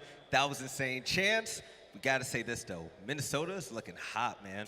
I don't know if I would actually go that far. Okay. I mean, like, to me, that was very much LAG. It seemed uninspired. It felt flat, like Slasher just going like nearly double neg on Gavutu of all maps. Like, it just felt so bad in that category. So, like, yes, Røkkr looked good, took care of business, won the map 1, but I think it's more of LAG just not showing up. But to that point, this was an LAG favored map veto. LAG favors Gavutu hardpoint. They get smoked out. It's a toss-up with the Berlin. They're 3-2 in map count. They lose that, and they're 0-2 in Tuscan control. So Gavutu was their only chance, and Røkkr is 1-4 in control. Now 2-4 that they've taken it in the series 3-0 fashion. So yeah, LAG was flat, but they had all the map vetoes in their favor. You're right. And Nameless, I think it all started off with the first map, and this was a battle between who could actually win the first map of the series. Yeah, you know, like I said when I was talking to MajorManiak, he's like, we got to win map 1. And man, they look fantastic on that map 1. These guys are breaking hills. There are multiple different times where, you know, even on that P5 where they were able to stop LAG from getting time, Attach popped a crazy 3-piece. There were just huge plays across the board for these guys. But the most important thing for the Minnesota Røkkr was that Priestahh turned up with the AR. Him and MajorManiak completely shut down Slasher throughout that entire series, and they dictated the pace of play. It was beautiful. Right, and you know, enough of us here on the desk. Let's go ahead and send it over to the main stage where Miles is with Attach for the Game Fuel post-victory spotlight interview. Thank you very much, guys. I am joined by Attach. You've done it, man. Map 1 in the books, a 3-0. You're back, baby. How you feeling? It feels amazing. I think we were 0-5 in map 1s, but now we won the first one that we played on LAN, well, during the real season. But shout out to all the Røkkr supporters out here going crazy already. We got a huge ovation when we walked on stage. Hopefully we keep the run up for you guys. Thank you so much. Hey, what clicked? Because like the run up to obviously to the major, it was a little shaky here and there. There was a lot of doubts coming into this one. In your mind, obviously the vibes are through the roof right now, but what was it that really clicked in game for you guys? Our communication, our teamwork, like literally the basic things that you work on every single day that we couldn't get working. It just felt like everything was perfect there. We knew what we needed to do. We knew where we needed to pick up, hold a hard point, break a hard point, make a crazy play in SND. It just felt good. I mean, the team is playing really well right now. So up next, you are waiting obviously for the result of this one, but you've got to feel great. First match in, 3-0. Where do you go from here? I mean, it's one match at a time. I told the team earlier this week, I was like, yo, let's go try and make history. First team in the CDL to win from winners or losers round 1. So, I mean, that's the challenge this weekend. But one match at a time, one gunfight at a time. Let's go have some fun. Dash, you've been blessed on this stage before. We'll see if you can do it again. Congratulations. This is our Game Fuel Victory Spotlight. Veli, take it away. I'm loving the words coming from him. And Nameless, that's a true competitor. And looking at his stats so far this event, he popped off almost going positive 20. That's what you need out of Attach, man. We haven't seen Attach play like that in a long, long time as well. I mean, he's a guy he sneaks by, gets a one event win a year, and he's just that guy, man. He's extremely clutch. You can see right here, this is what he's truly capable of, especially when you get on some of those bigger maps when he can really be annoying, be a nuisance, and pull that AR out at times. He can just take over games. So I really love what I saw out of him. I expect him to continue that going forward because they're going to need it if they're going to win a championship, like he said in that interview. And it's like what? I mean, pretty unreal stats, like as high as a KD is going to get for an individual series. 80% of the kills you're not getting traded. So like Røkkr absolutely showed up for the 3-0. Again, for me though, it just felt like LAG wasn't there at all. They were allowed to do whatever they want. And even heard in the interview, right? Like all the little things they work on, the fundamentals, the comms, it just like came naturally because there was no pressure put on them. So I don't know how I feel about LAG going forward, but obviously Røkkr, I also appreciated Attach saying, hey man, the first team to win coming from losers, they're trying to make that run. I like that. Now, speaking of grinding and running through the losers bracket, this month is going to be a grind in March because we actually have Major 2 right around the corner. And if you think this event is showing off good events, you're definitely going to want to check this one out. It's going to take place the 31st, and it will end on the 4th. And make sure you get it. And the good part about all of this is that for a 4-day pass, the ticket starts at just $70. And by the way, Nameless, this is the first Call of Duty event in the Midwest before the pandemic. I know the fans gonna be happy out there. Bro, it's gonna be lit. The last day is my birthday. I'm gonna be turned up there on Sunday, bro. I can't wait for that one, man. You know, Major's always a good time. We're here. It's only Friday. We're having a blast. One match in. It's gonna get epic. I mean, think about it though. After Minnesota, we're going to Toronto. We got New York. This is gonna be a banging year, aLLeY. Absolutely. I'm excited to go to Minnesota. Have you seen all the watch parties they have up there? They are growing a giant fan base, trying to get up there with the amount of support that they have. So that's gonna be a banging event. All right, ladies and gentlemen, we're just getting this year started, and also this event. Remember, this is just day 2 on what we just saw. Minnesota made a statement with the 3-0 win, sending the Los Angeles Guerrillas home. But coming up next, we're gonna have a coast-to-coast battle. The Los Angeles Thieves will face off against the New York Subliners, and the storylines are gonna be amazing with that one. We'll see you guys soon to continue on with some more CDL action.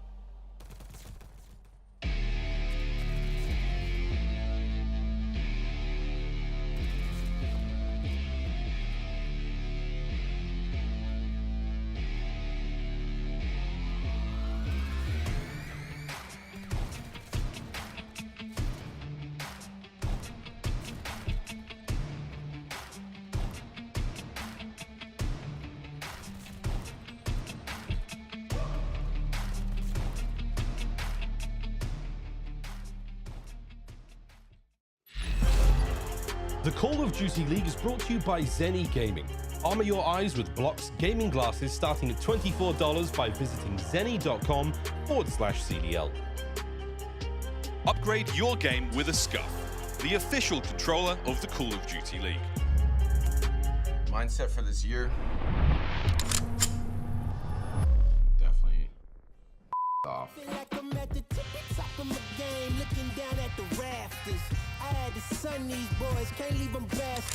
Fuck them all, us against the world. That's how it's gonna be, and that's what's gonna get us to win. I'm pretty good now. Pretty good. Dude! Oh my God. That part of me that drives me to not fail. So you're one shot and you count. Failure's not an option. Like, I have to succeed. No. Nice! Whether we succeed or fail, we're going for it. This year is like refreshing as hell.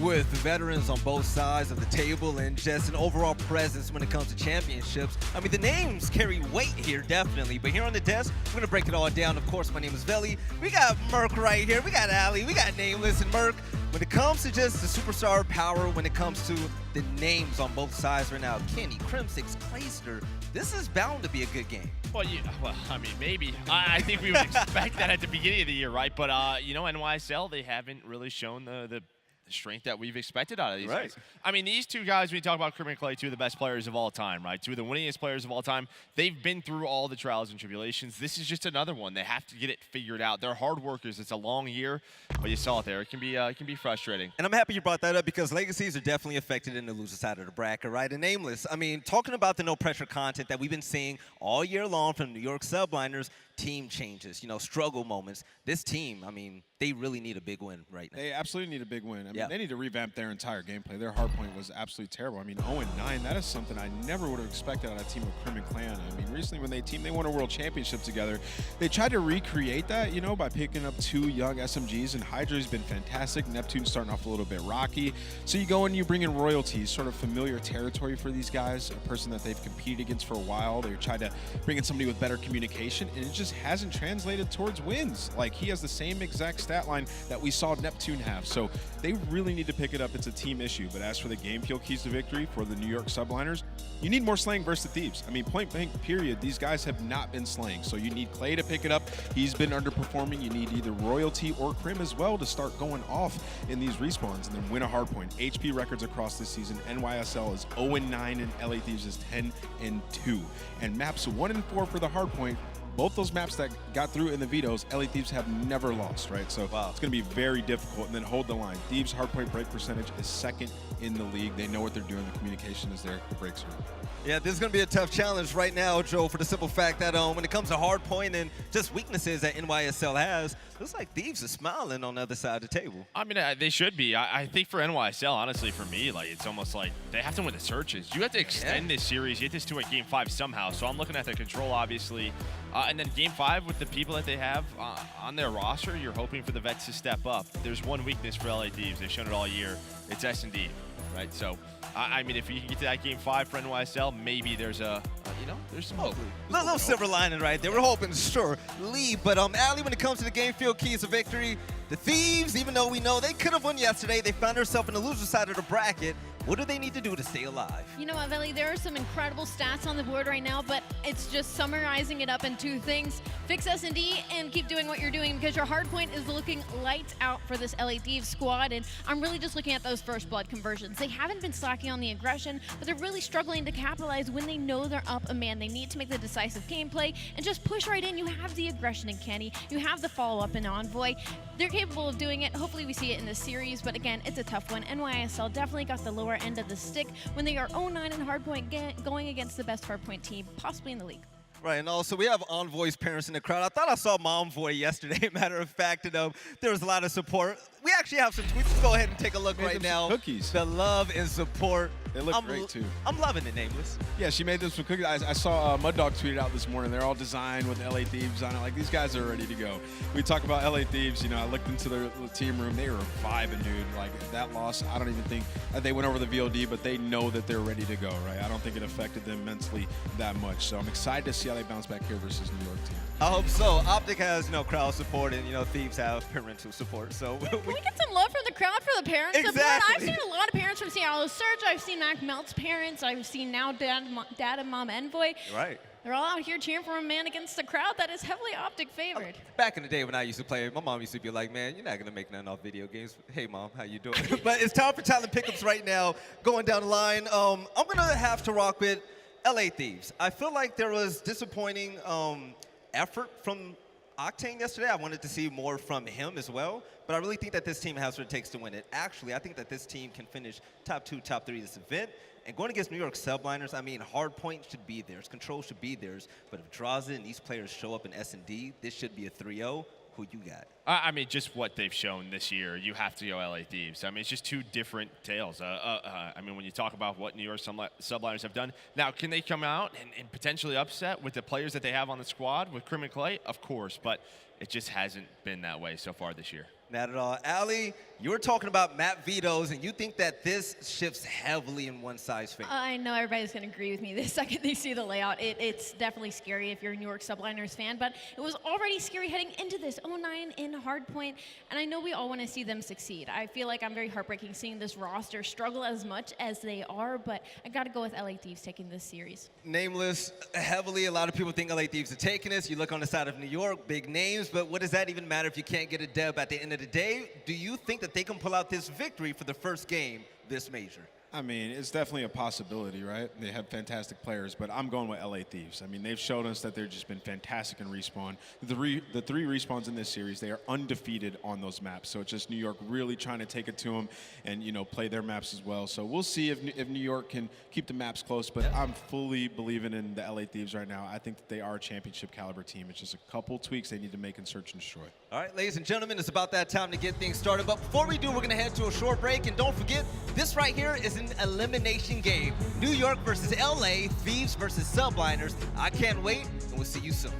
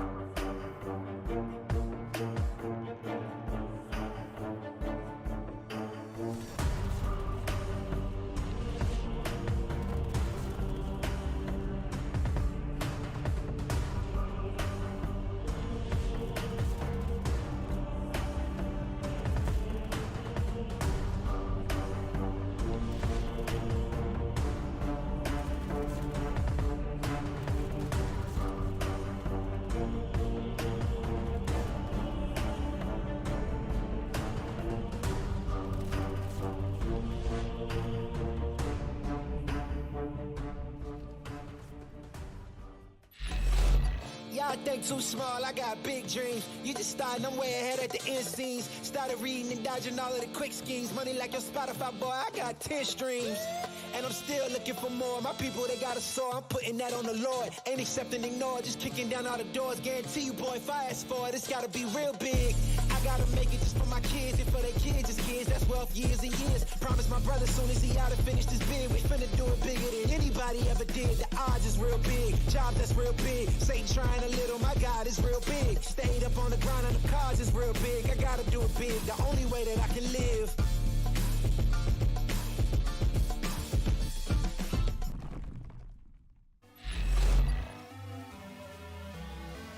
For the rugged. Been a little too nice to y'all. Now I gotta up price on y'all. Snake eyes on dice for y'all. Shoulders on ice for y'all. A6 all the hay.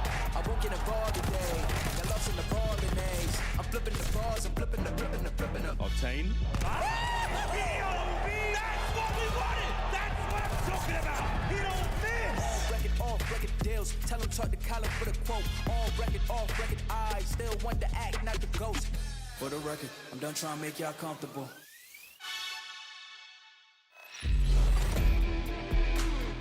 Hello, Texas. How we doing? It is good to be back, and we've got a doozy as we continue on here for day 2. Coming up on one side, Los Angeles Thieves, the other, NYSL. Let's get into it. Let's keep getting busy. First up, let's meet our squad. Here are your Los Angeles Thieves.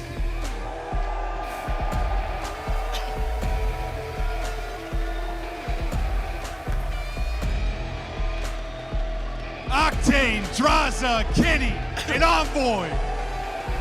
With a team with a lineup like that, you know success is going to follow him everywhere. And with J-Cap as a coach, he's going to have this team primed and ready for this big win. To see players like Envoy step up in a big way is exactly what they need to stay alive this event. But Clint, I'm ready to see the boys from New York. Bring them on now. Here we go. This is a team. They haven't started out hot. They've been struggling. They've got a very, very tough matchup to get it going. Can they get it started hot? Let's take a look now. New York Subliners.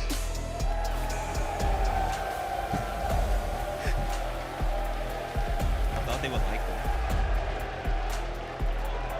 All right, here you have it. Their first time this event, and just look at the names. Clayster, Crim6, Royalty, and to me it's going to be all about Hydra. This player right here has superstar potential. You get him going with the SMG, and there's going to be no looking back.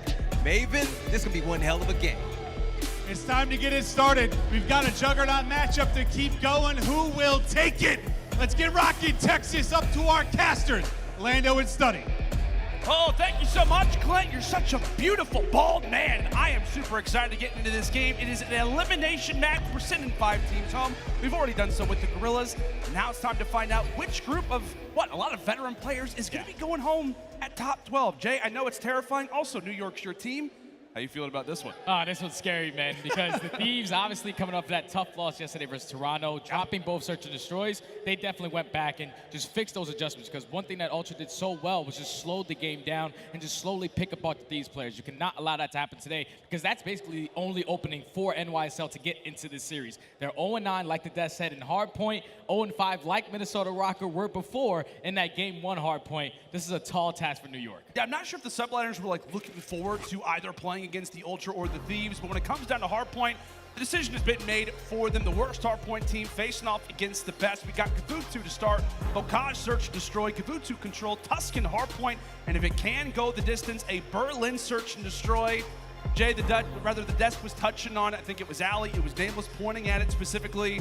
The map vetoes. Talk to me about the maps that we have got, because it's not looking good for the New York side. Yeah, so the first 4 maps that we have in this series, LA Thieves have never lost it.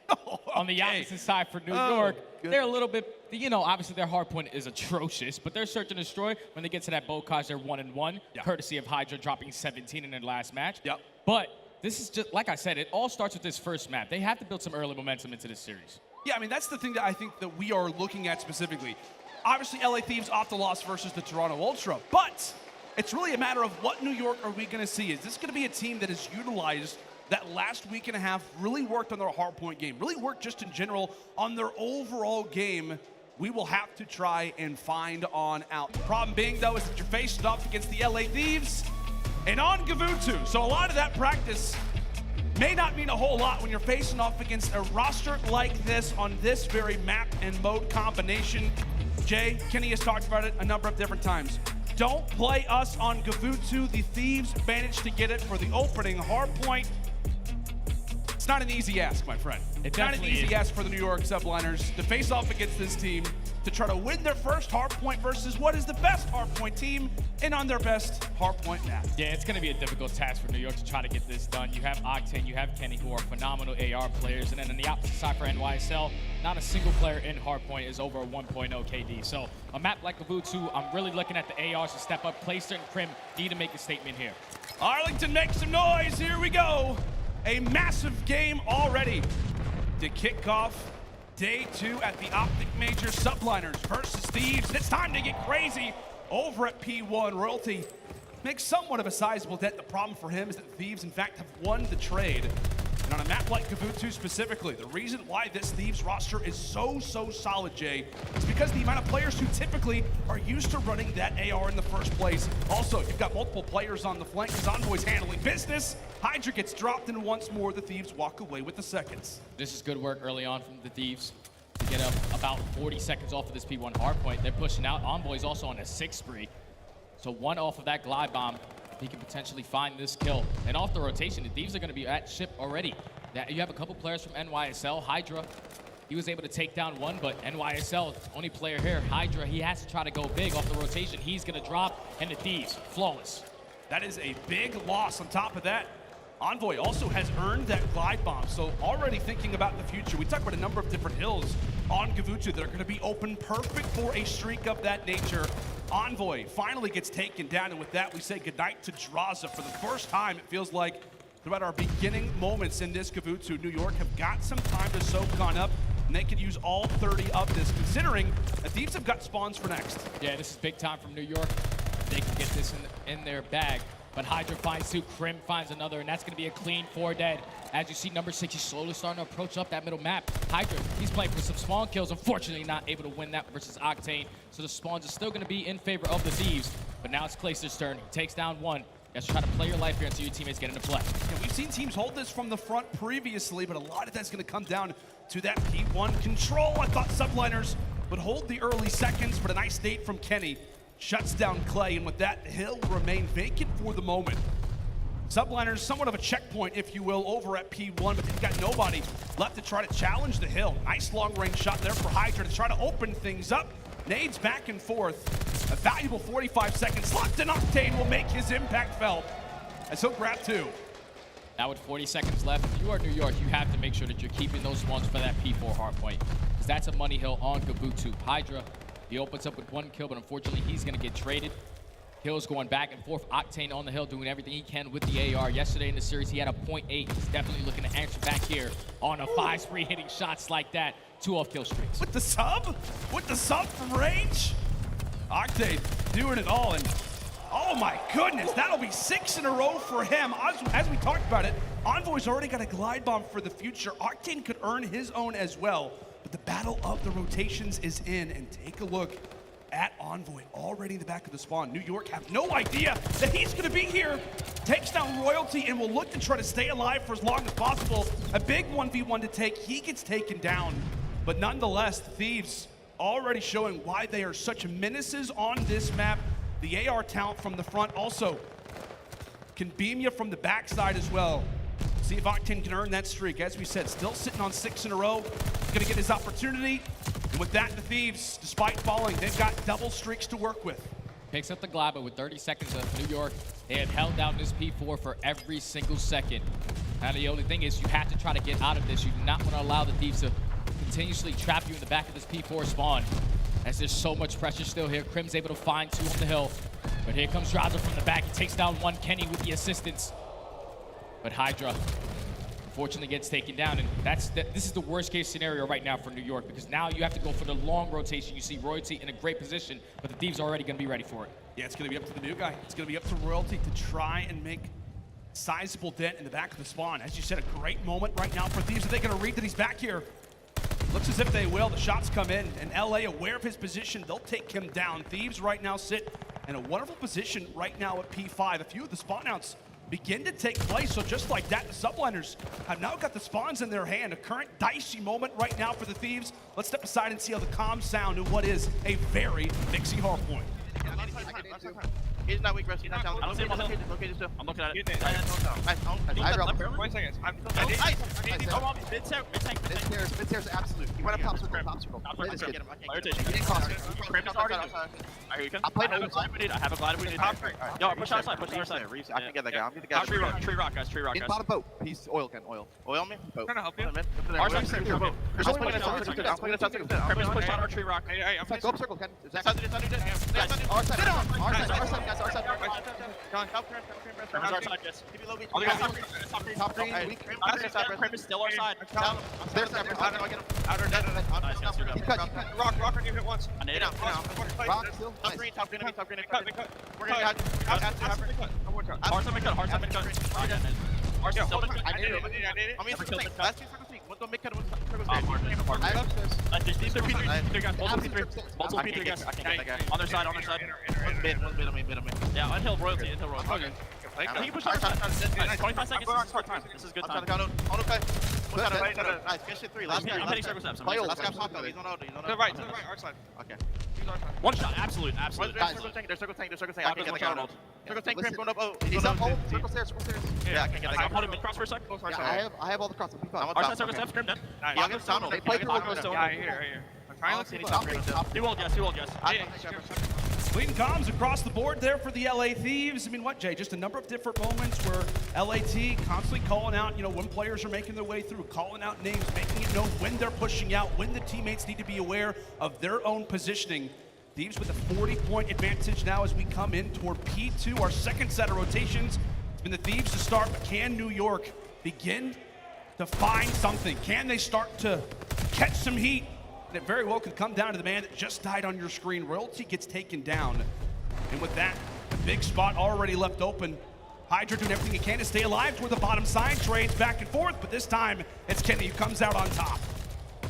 20 seconds remaining on this hill. If you are New York, you have the spawns. You want to make sure you get to that P3, but also push out top ring. You see number 8 in Clayster trying to make sure he holds down that positioning.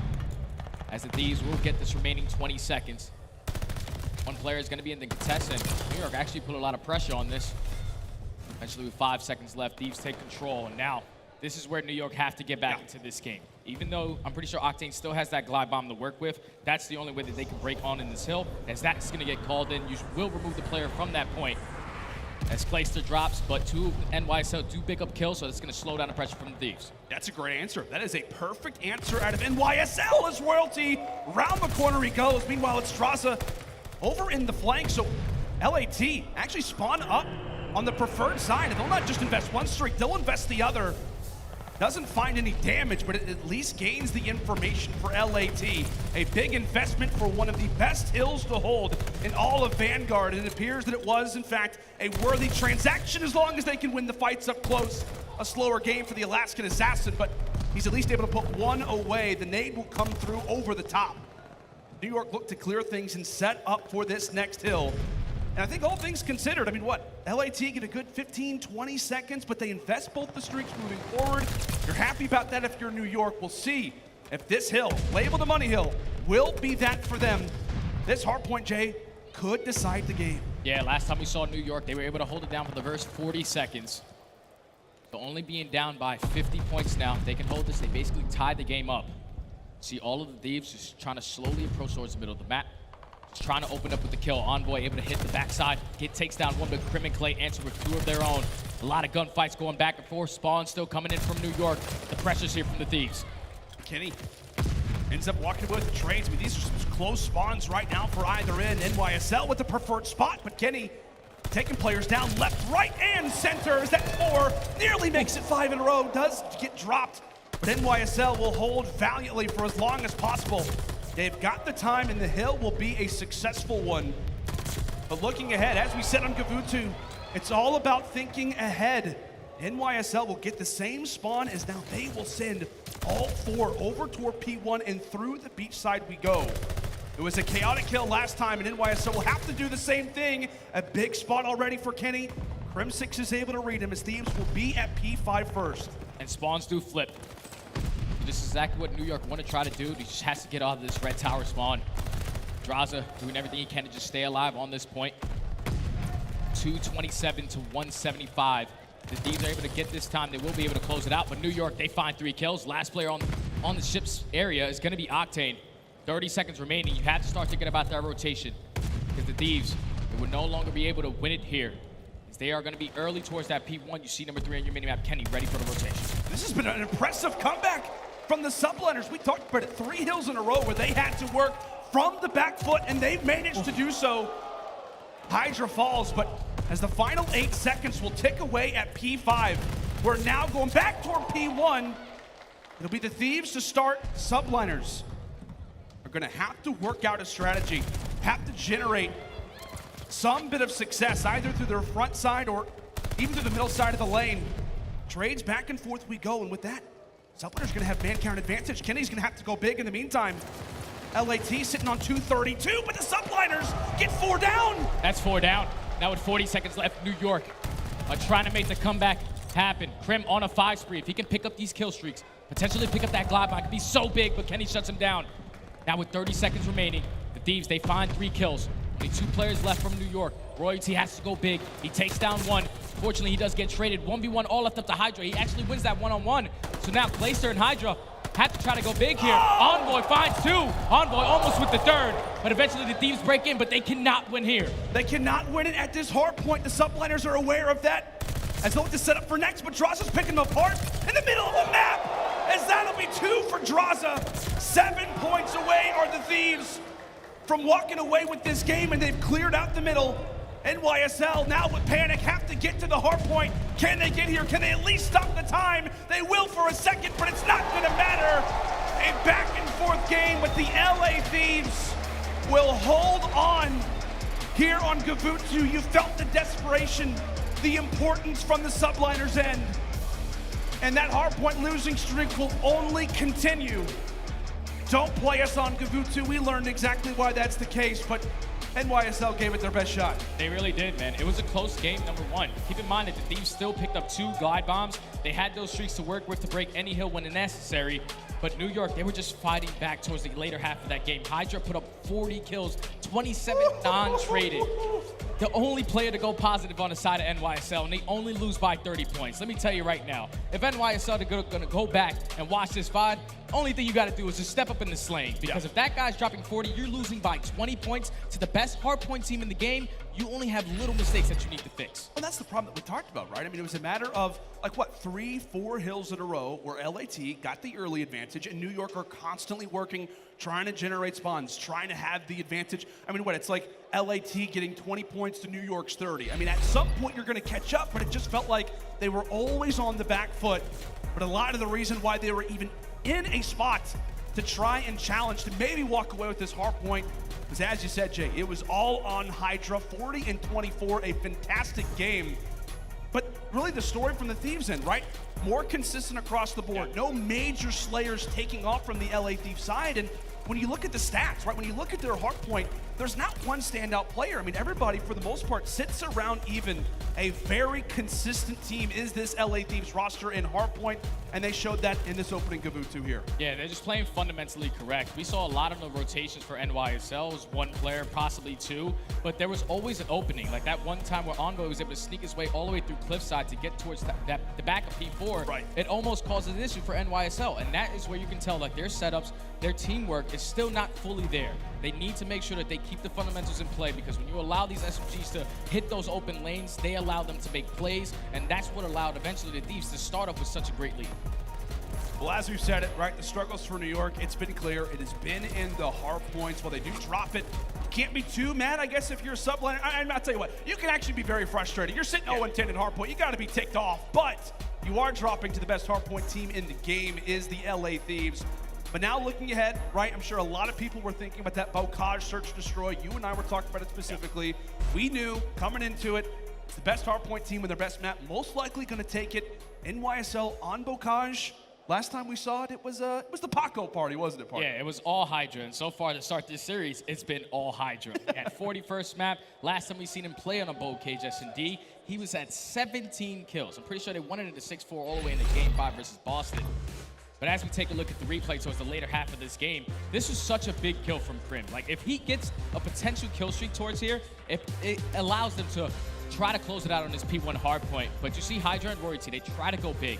Royalty finds one, but Envoy, he makes his way through the lower side of that beach. Once he takes down that first kill into Royalty, he eventually finds the second and then finds the third. That eventually allows his teammates to get into the play, contested time, and even though they couldn't win it here, just putting yourself closer to that 250 mark, you're gonna make the New York players a little bit panicky on their side. So they're gonna just start head bashing, just trying to get to the hill, contested, and unfortunately they were not able to do so. And it was such a great transition as well, from P1 to the middle of the map. Yeah. Those 2 kills from Drazah, then it sets up Envoy, then it sets up Kitty.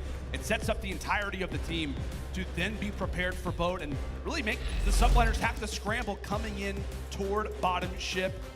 Great plays coming through from the LA Thieves. As we said, a roster that is absolutely dominant when it comes down to having that automaton in their hands, as they'll get the job done here in our opening hardpoint. But now, I mean, it's starting to change up dramatically. We're going from a Gafutu hardpoint to a Bocage search and destroy. We talk about Bocage, mixy is the word that always comes to mind. I feel like everybody's casting. It's like, oh yeah, Bocage, it's mixy, it's crazy, it's chaotic. And search and destroy, my friend, it is a wild one to cast because you know where the other team's gonna go, and you have, like, I guess half of the space to utilize in comparison to a regular COD map. Yeah, this one's a super quick S&D map, but you know, some teams like to slow it down on the offense. It's true, want to play for the mistakes for the opposite team. So a team like NYSL, when they saw a lot of success, it was all on Hydra, just being that player to push through low trenches, potentially hit that late flank, find 1 or 2, and then get out with his life. On the opposite side for the Thieves, same thing for Envoy. Envoy has the potential to be the playmaker. I'm looking at both of those guys to have such a battle on this map.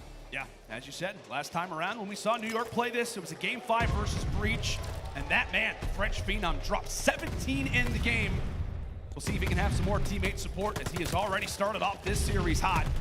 We are already into the mix as New York will begin things on attack. The bomb carrier will fall, and on top of that, Clayster drops as well. The trades favoring Thieves as Hydra looks to make a play in the site. Down to 3v2, Crim. He does get spotted, but Drazah there for the teamwork. Takes down Crim. Hydra left in the 1v3. He already has 1 kill to his name.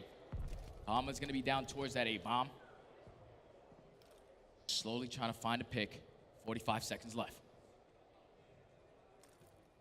Said it's a small map, but so many positions where the Thieves could be lingering inside of this house. Quite a few established over at Barn. Great crossfire prepared. The crowd is getting loud. They want to see Hydra clutch up this 1v3, but as the time continues to tick away, that will settle in his mind as that'll be 1. 2 more to go. Octane and Envoy. He may try to go for this. Again, the bomb down over at Z. He'll be able to secure it, given where the Thieves' positioning will be. He could lock this one in, but with 10 seconds left, not going to have time to go for the plant. We play for streaks, maybe catch somebody off guard, just gets bad timing. As both players are in the site, both players are here. Doesn't get his chance. The Thieves will wait him out, and they'll grab our first. And that's a tone set around from the Thieves. I don't think I've seen that yet on both cage S&D. To start off on your defensive round and just full out attack middle map, break every door, break the top window, get to the balcony, and just challenge the gunfights. Great work, great adjustments, and great tone setter from the Thieves to start off this map. We have now New York on the defense. Saw how aggressive the Thieves were on the defensive side. What do they do on offense? Envoy on a 2-streak.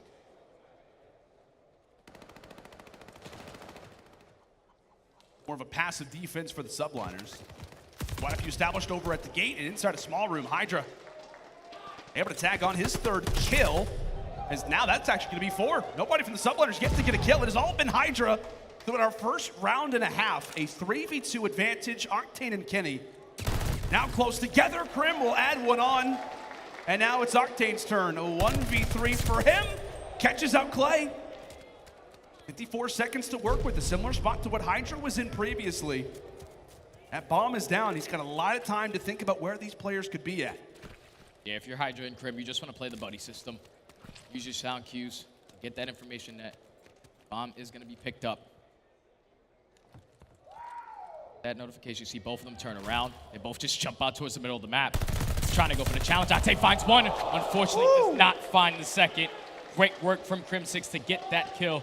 Got a little scary there when they both just jumped out towards the middle of the map.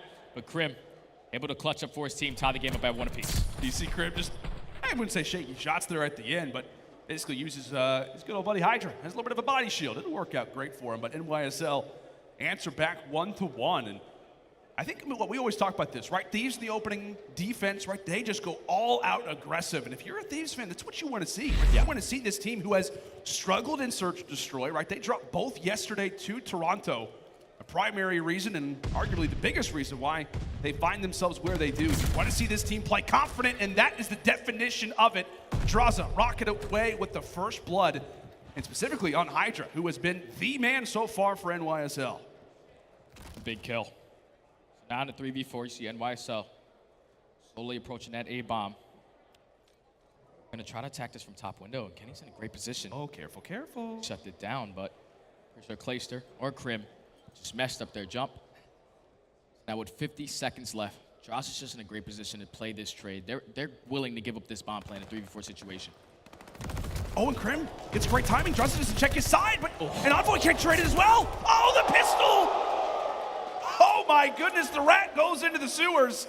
Great work coming through from Envoy as he'll bring it to a 3v2. Thieves with the man count advantage as Crim drops. It'll all be on to Clay. A 1v3 in a round where the Subliners need him the most, but 20 seconds to work with. It feels like all of our rounds have been brought into this moment. Finds one on the Octane, 13 seconds left as he'll snatch up the bomb.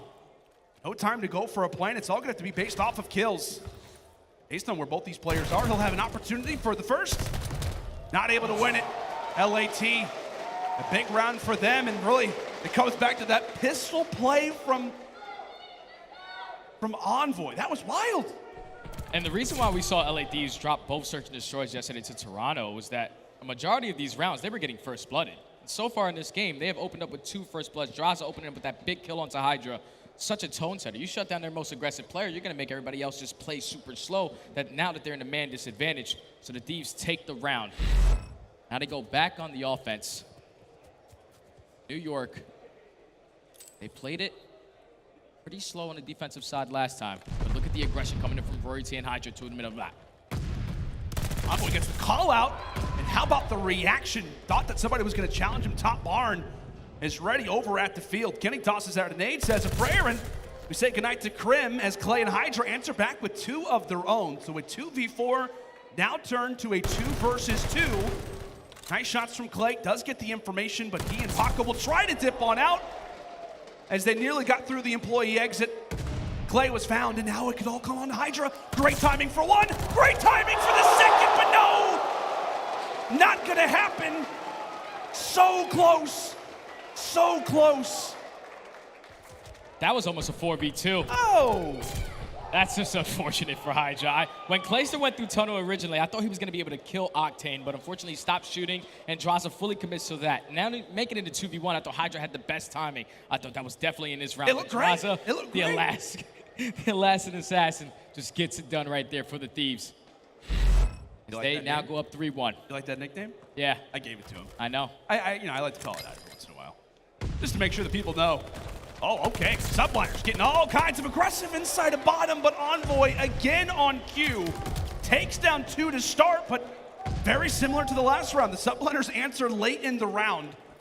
Now they've got themselves the man count advantage all up to Octane. The bomb being planted over at B. 40 seconds. 1v2. Octane works his way all the way through the back. He actually spots Roy T. Wins a huge 1-on-1. Here, Rory T. You do not want to challenge that, but now in a 1v1. Works his way through tunnel. Just going to play towards the bomb. Hydra coming around the corner. Going to be able to find him. Back and forth we go. The pendulum continues to swing toward either end.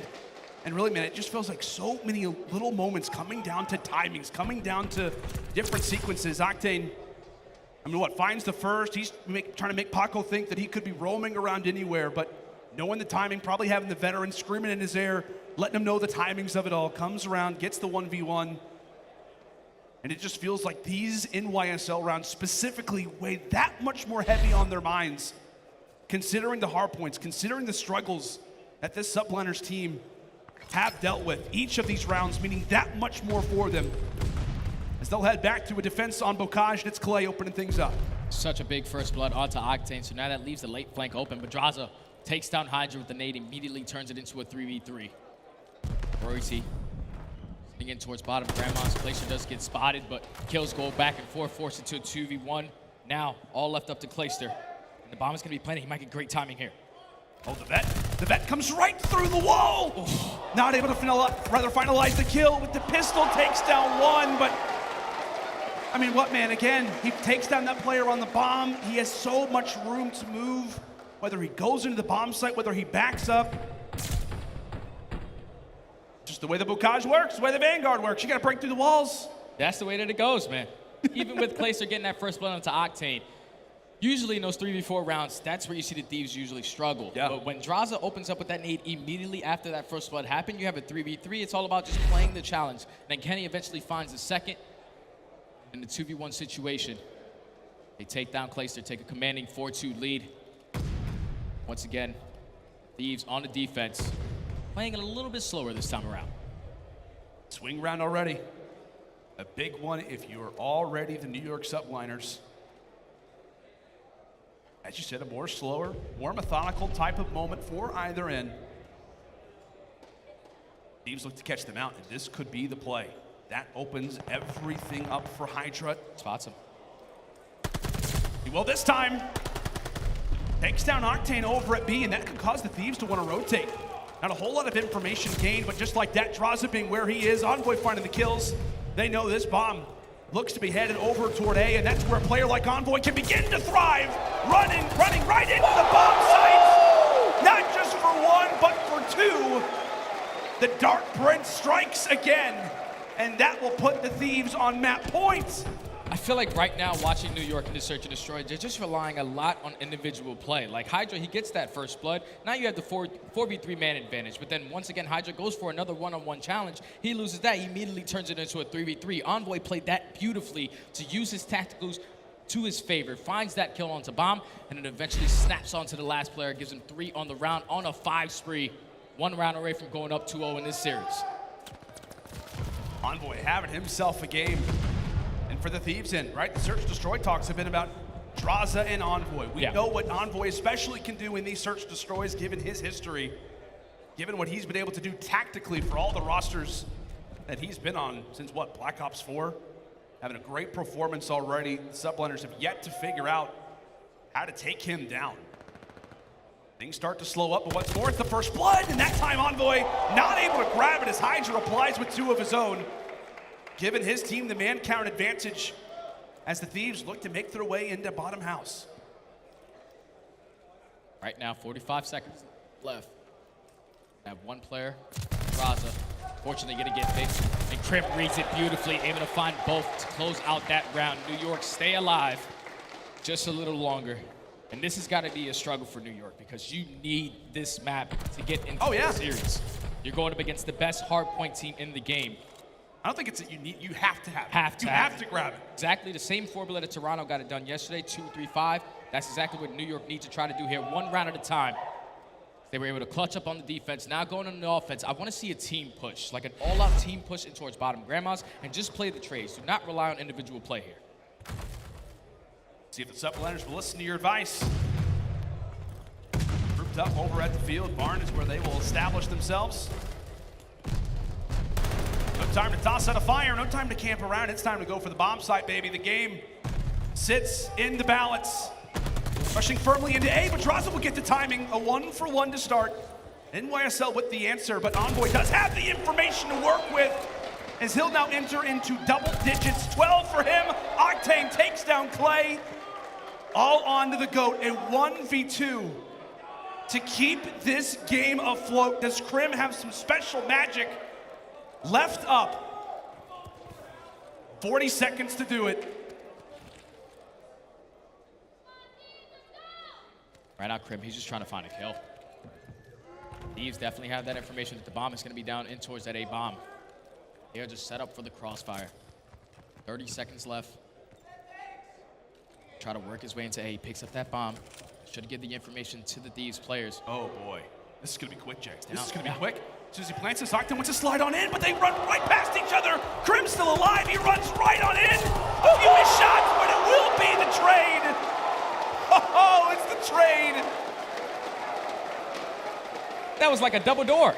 Like, hey, you go in, I'm gonna go out. This went through a revolving door right there.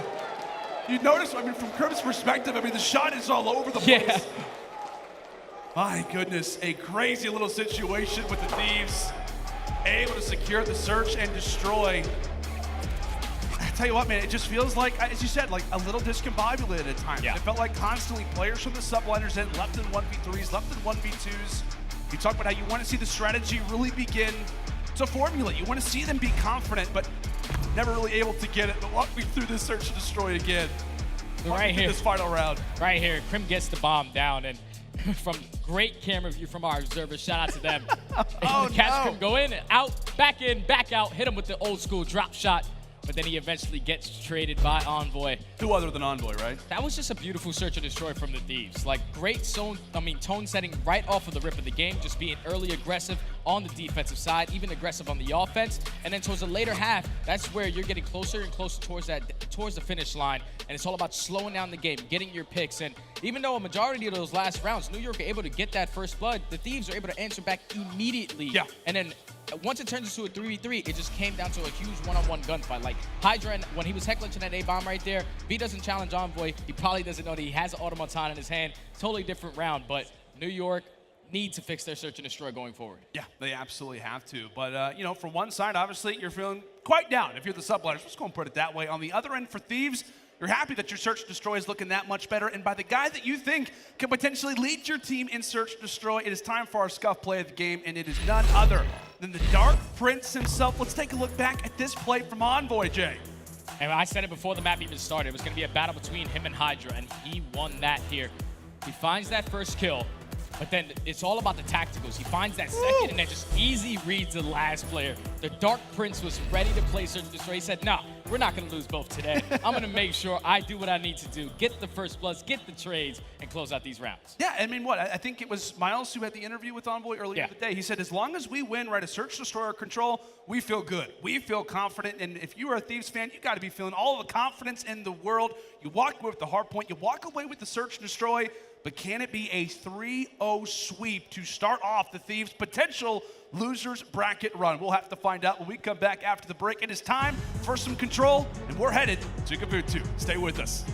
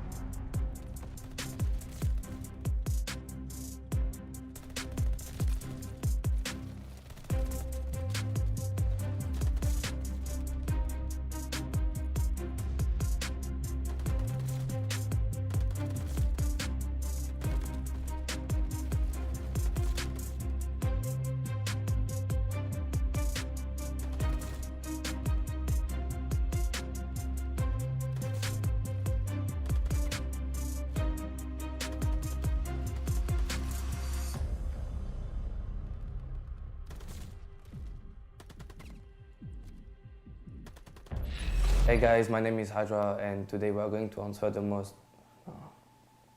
Good. Yeah, okay. Hey guys. I forgot my name. Hey guys, my name is Hydra, and today we are going to answer the most Googled question about Call of Duty and about me. What is the point to Call of Duty League? I mean, what's the point? That's cool. Yeah, I like the Call of Duty League. That's the answer. It's me. It's me. Who is you? I am Hydra. I'm Paco. Does France have nuclear submarines? What does that even mean? So, like, you know what a submarine is? Sir? A submarine? Submarine? It's like a boat that goes underwater. A boat? Yeah. Going under the water? Yeah. That's not a boat. I don't know, that's not a boat. That's a submarine. So does France have them? Bro. I don't know, yeah, we do. Do French people eat snails? Yeah. No, we do, but not like, it's not everyone. It's like weird people are doing that, not everyone. So you. Are you ready? No, wait. Oh, you got a look good. I'm gonna makeup.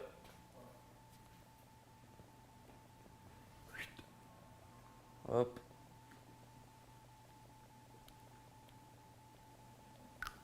You can see it. I slept 4 hours. You can see it.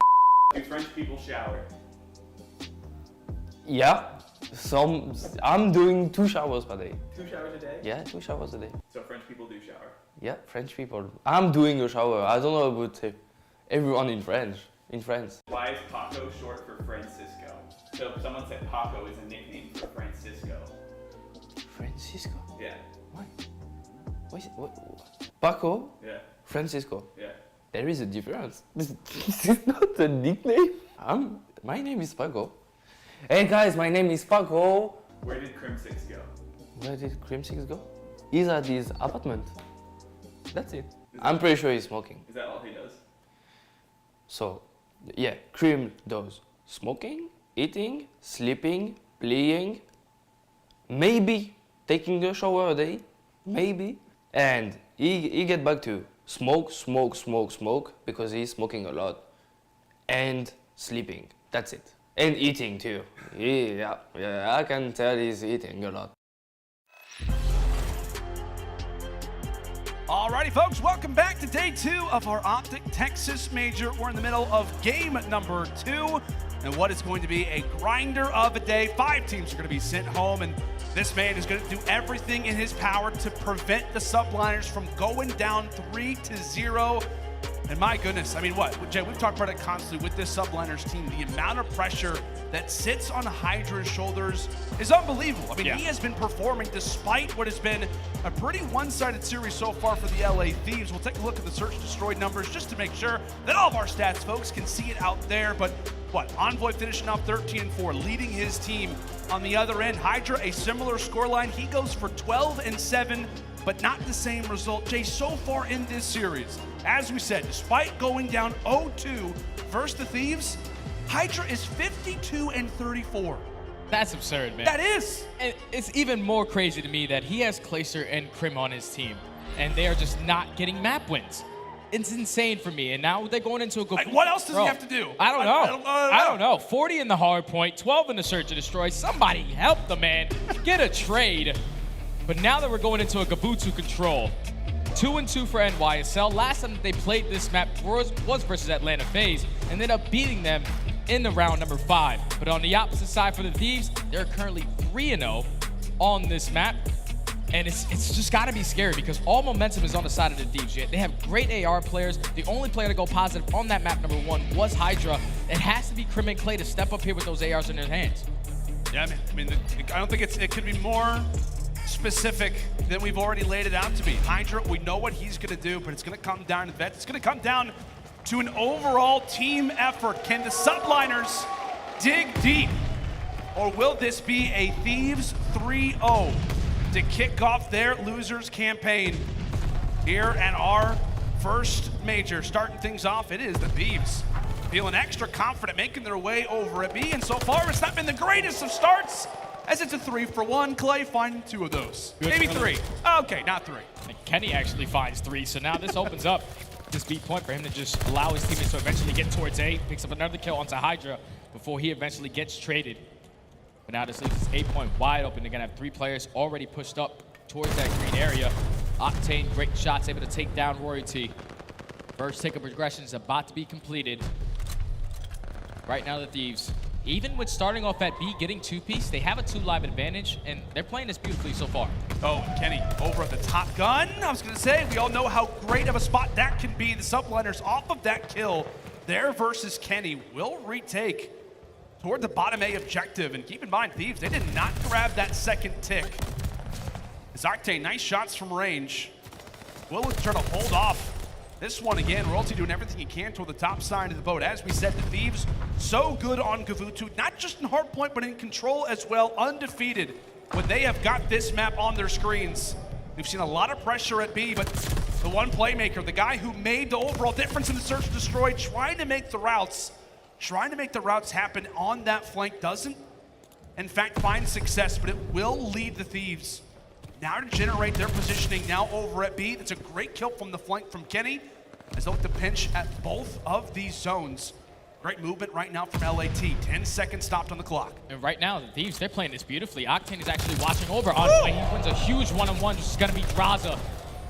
As they still have pressure towards B. They still have pressure towards A. The second tick of progression is going to come in and get completed at that A point. Oh, no! Octane hitting shots like that on a Grim, staying alive. Just allowing his team to get this A point freely.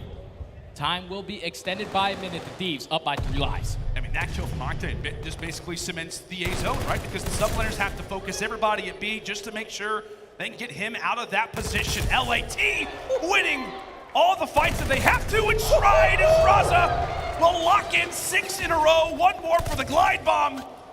Crimsix able to slow down the momentum, so the streak will be denied.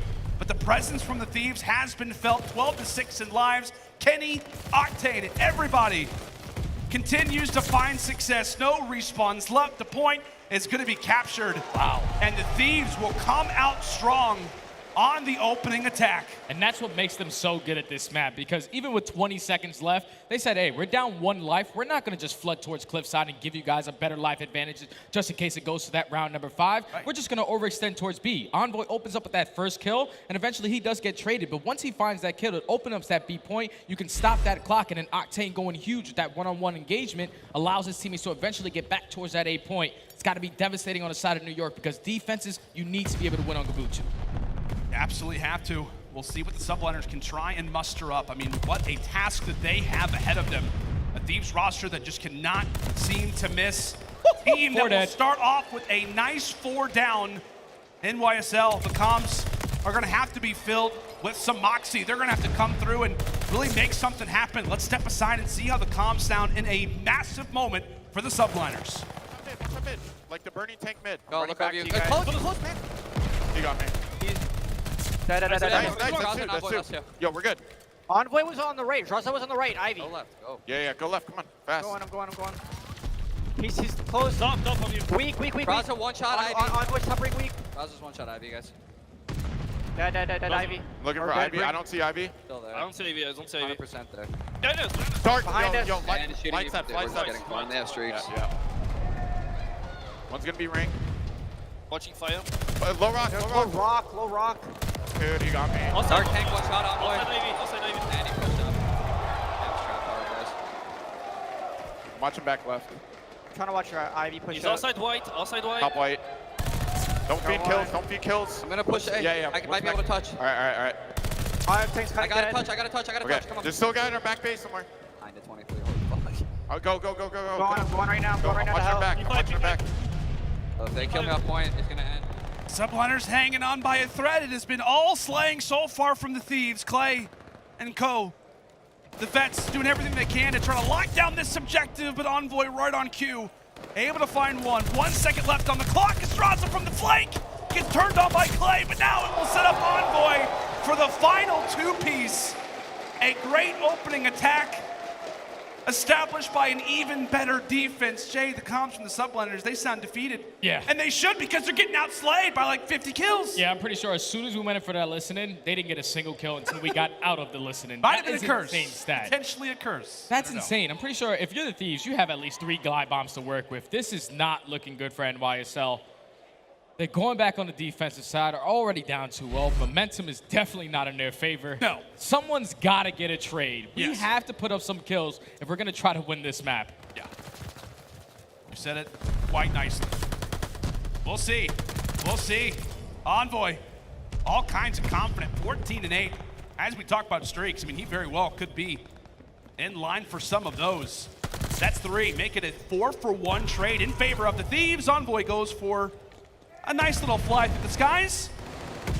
Corpse does burn, but Kenny starting to heat up himself, making himself all kinds of comfortable inside of the base from the Subliners. Gets a little aggressive, but with that, he will push things out and allow for his fellow ARs to be put in such great positions. The Thieves yet to get on the objective, but as Octane continues to find players in stride, they'll look to make that happen as Krem6 able to wipe away 3, Glacier for the 4th.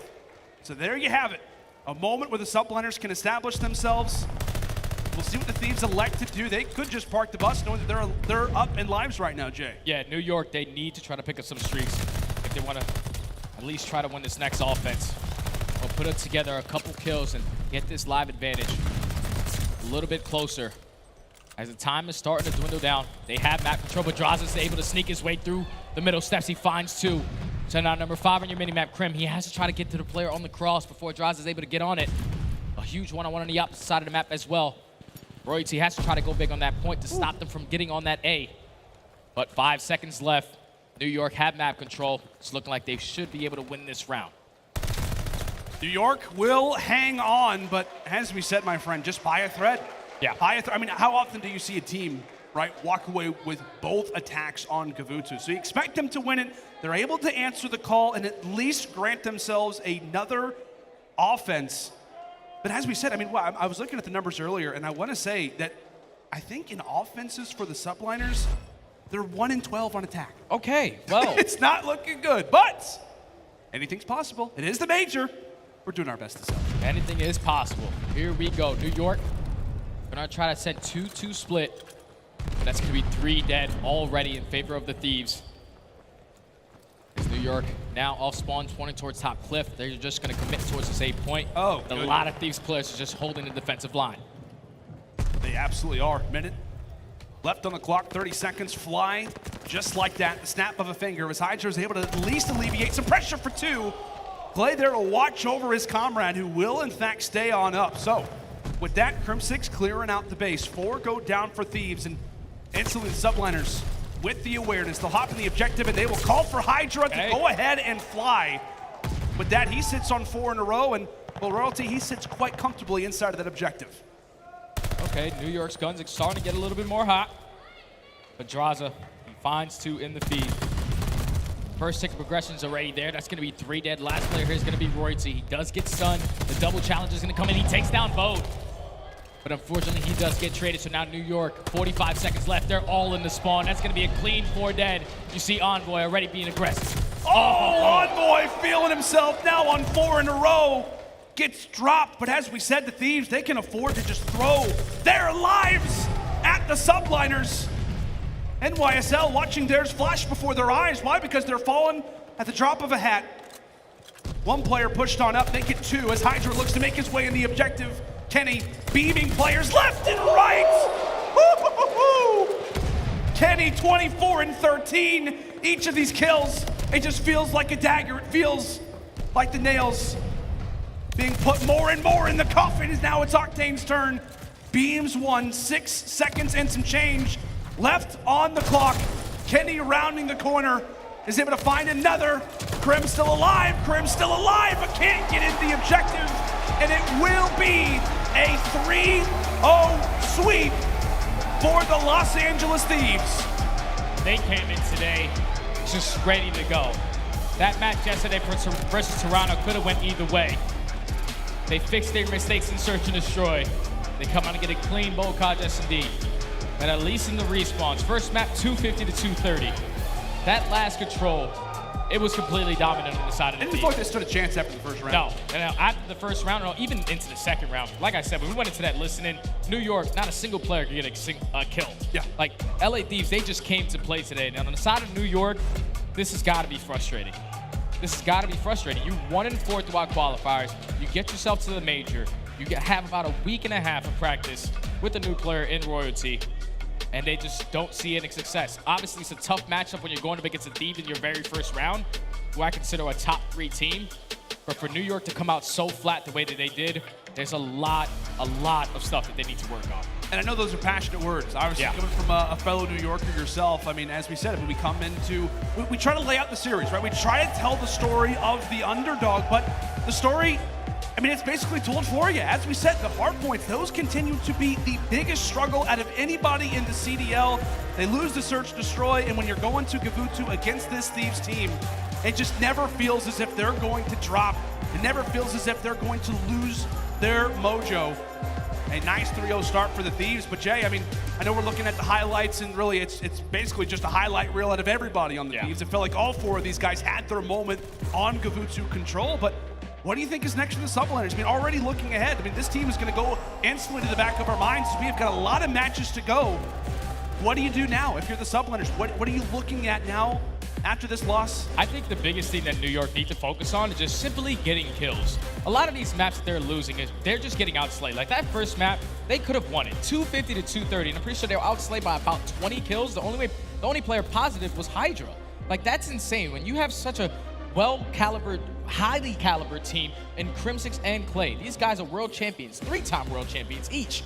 And they just cannot put up a positive map to save their lives besides Hydra. This is not good for an NYSL. Like I said, if you're going to go back home, obviously you have a lot of strategies you need to work with, but it all starts with killing. Yep. You can get your kills. It's going to make the map a lot easier. And it's odd, right? It is odd that we're going to have a major in which Clay and Crim, especially, right, aren't advancing in the tournament. I mean, they're not going to make it past Friday. It's the first time that Clay and Crim together have finished top 12 in CDL history. It's probably been like 5-6+ years since the guys have even finished last place. It's unbelievable. It's absolutely wild to see the Subliners fall, but given the way that they have looked as of late, it just felt like it was a matter of time. Let's go and bring back in the desk, guys. I mean, I hate to see 3-0s. I hate to see, things like that happen, but, it is what it is. Actually, no, we're not going to go to the desk. We're going to send it down to Clint, who's joined alongside by the Dark Prince. Take it away, Baldy.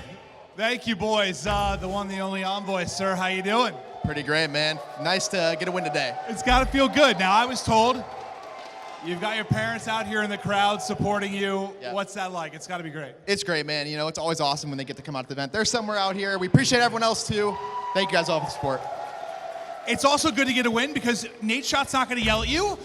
Dude, sometimes his tweets after you guys lose, like, if I was in that 1v3 back in my day, I would have won it. Yeah, I mean, you can't. I'm letting down the boss, but, I'm thankful we got a dub today. So. Yeah, no, I'm just joking, but it's got to be fun. It's, he's seen it all. But, like, you came into this a heavy favorite, right, in this particular matchup. Like, how do you prep for that? Like, when you're going in, you know you should win. How do you prep for it? Well, our hardpoint looks really good, and search is a really hard thing to fix, especially when we're not winning the rounds that we should win, like 2v1s, 3v1s. We lost a few of those yesterday, and it came back and stung us. Yeah, absolutely. So, like, the search side of it, like, what did you do last night? Was there a lot of VOD prep, just talking through situations? Not a lot of VOD prep, just because we don't have much on them. And I think we just switched up our map pool a bit today of, like, what searches we wanted to play, and that was really it. Well, now that you got the win under your belt, you can start to feel the tides are changing. Can you guys make this run? We definitely can make this run. We know what we're capable of. We just got to, keep bringing it and show it. Well, you were frying, man. That 3-piece ringside might have sealed you the map one. You're an absolute beast. Good luck the rest of the way. Envoy, thank you. Back to the desk. Don't chalice on Gav. I love it. I was going to bring up a point about LA Thieves is looking disgusting with players like Drazah popping off. Ending that map 25-14, right? But take a look at Envoy stats. 70-47 throughout that entire series, aLLeY. I'm loving the Thieves when everybody is just popping off. It was him and Drazah, right? That entire series, that hardpoint got a little bit close. Drazah actually started a little bit slower, but after that 3-piece P2 to lock in the hardpoint, he was unstoppable throughout the series. And obviously, Envoy in the search, dude, I think he dropped like 12 kills. Yeah.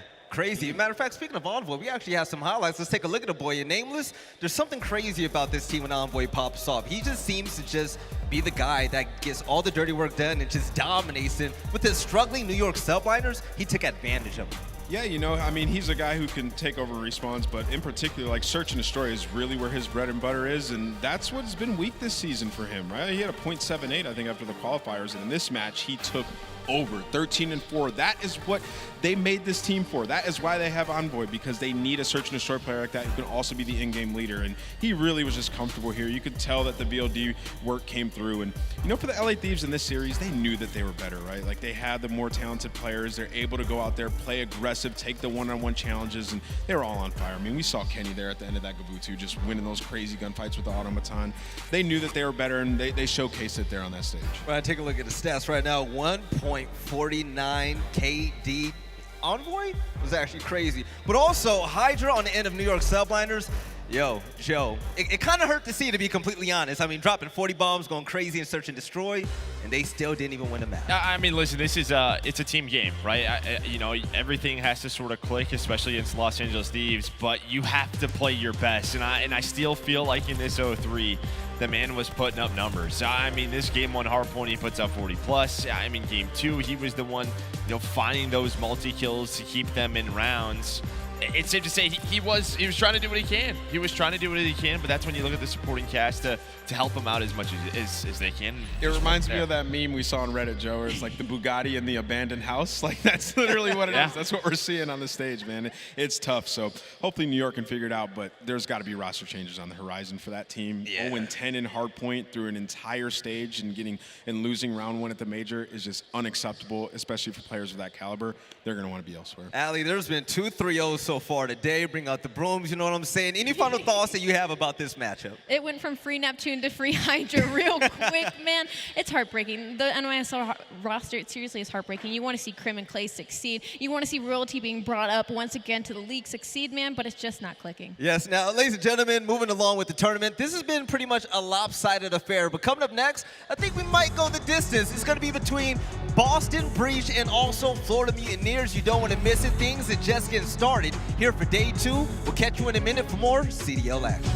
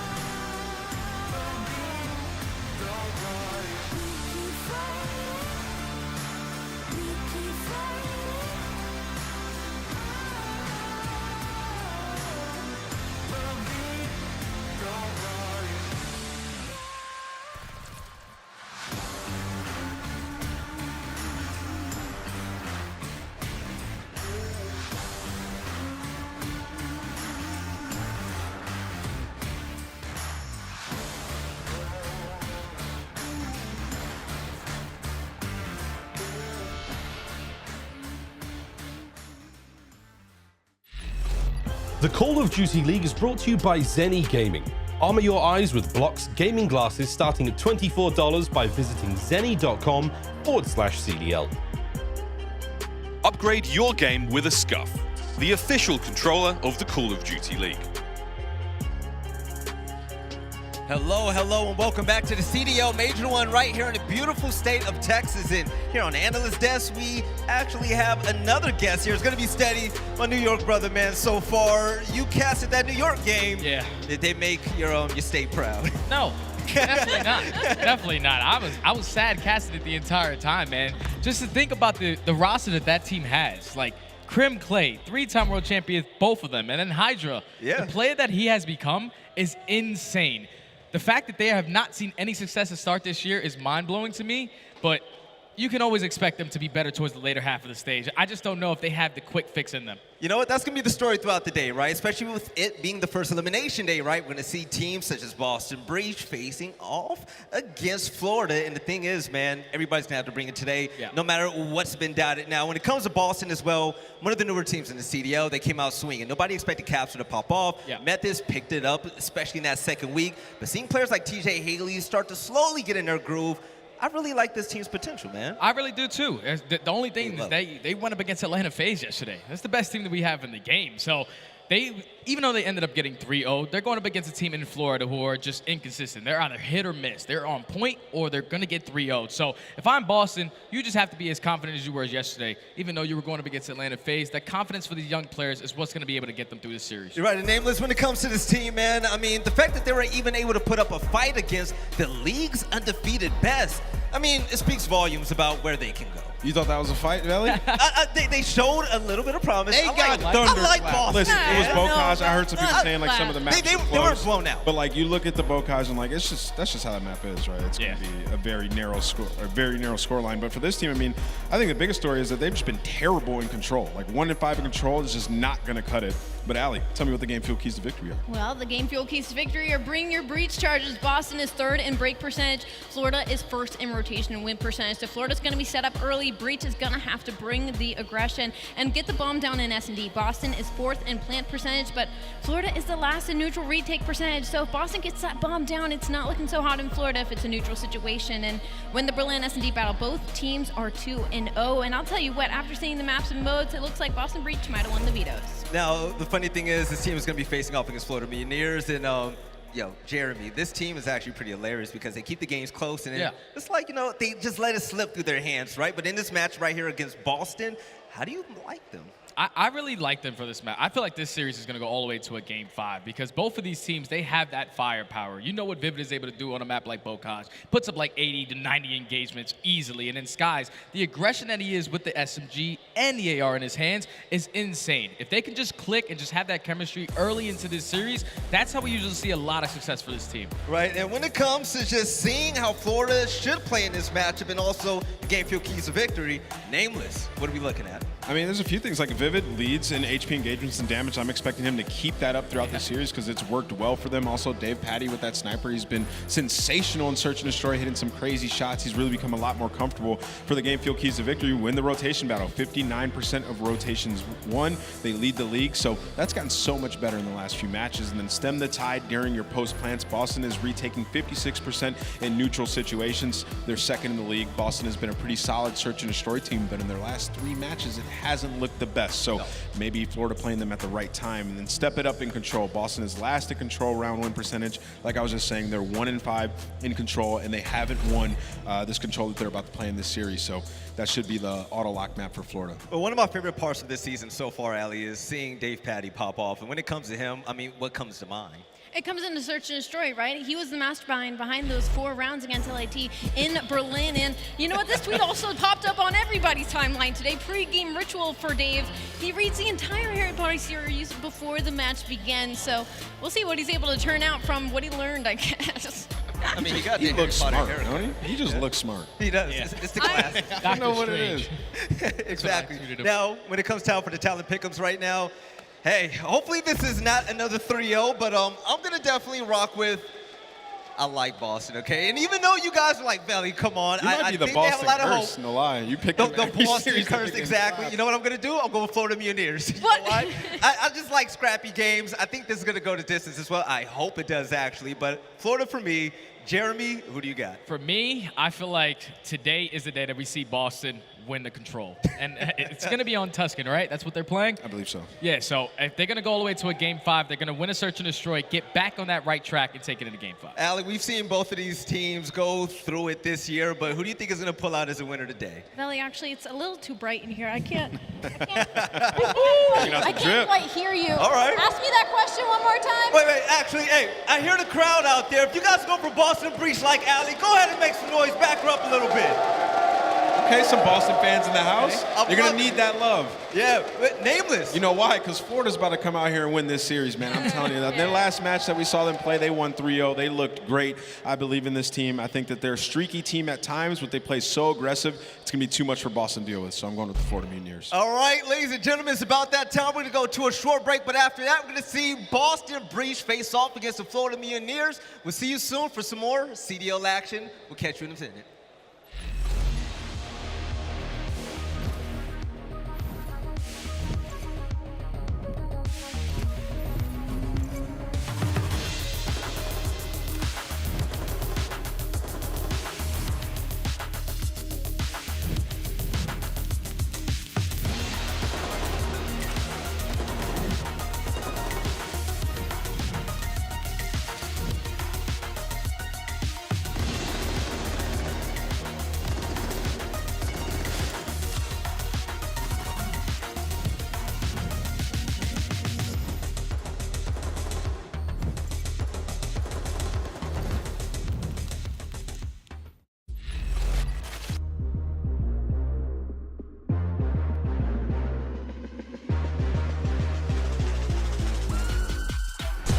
And he'll have some words for Prince 6.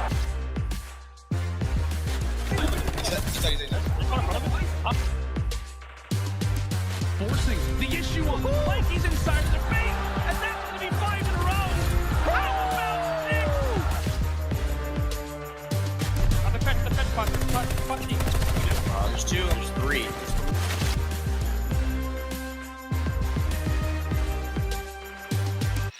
Hello, everybody. We continue on. Hello. How we doing? It is only day 2. Sorry. We've got so much ahead of us. It's the first major of many this year, and coming up, we got the Boston Beauties. I call them that only because the Italian sensation that is Methodz. On the other side of it, the Florida Mutineers, but it is time to meet our squads. Let's keep it rolling. First off, let's check out the Boston Breach.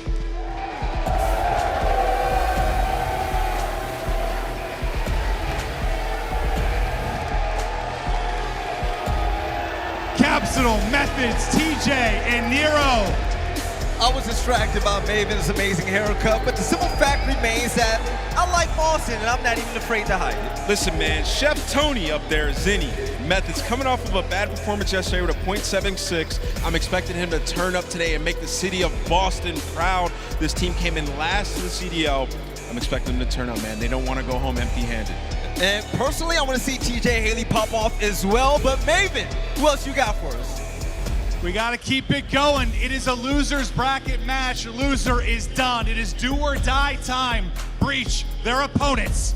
It is the Florida Mutineers.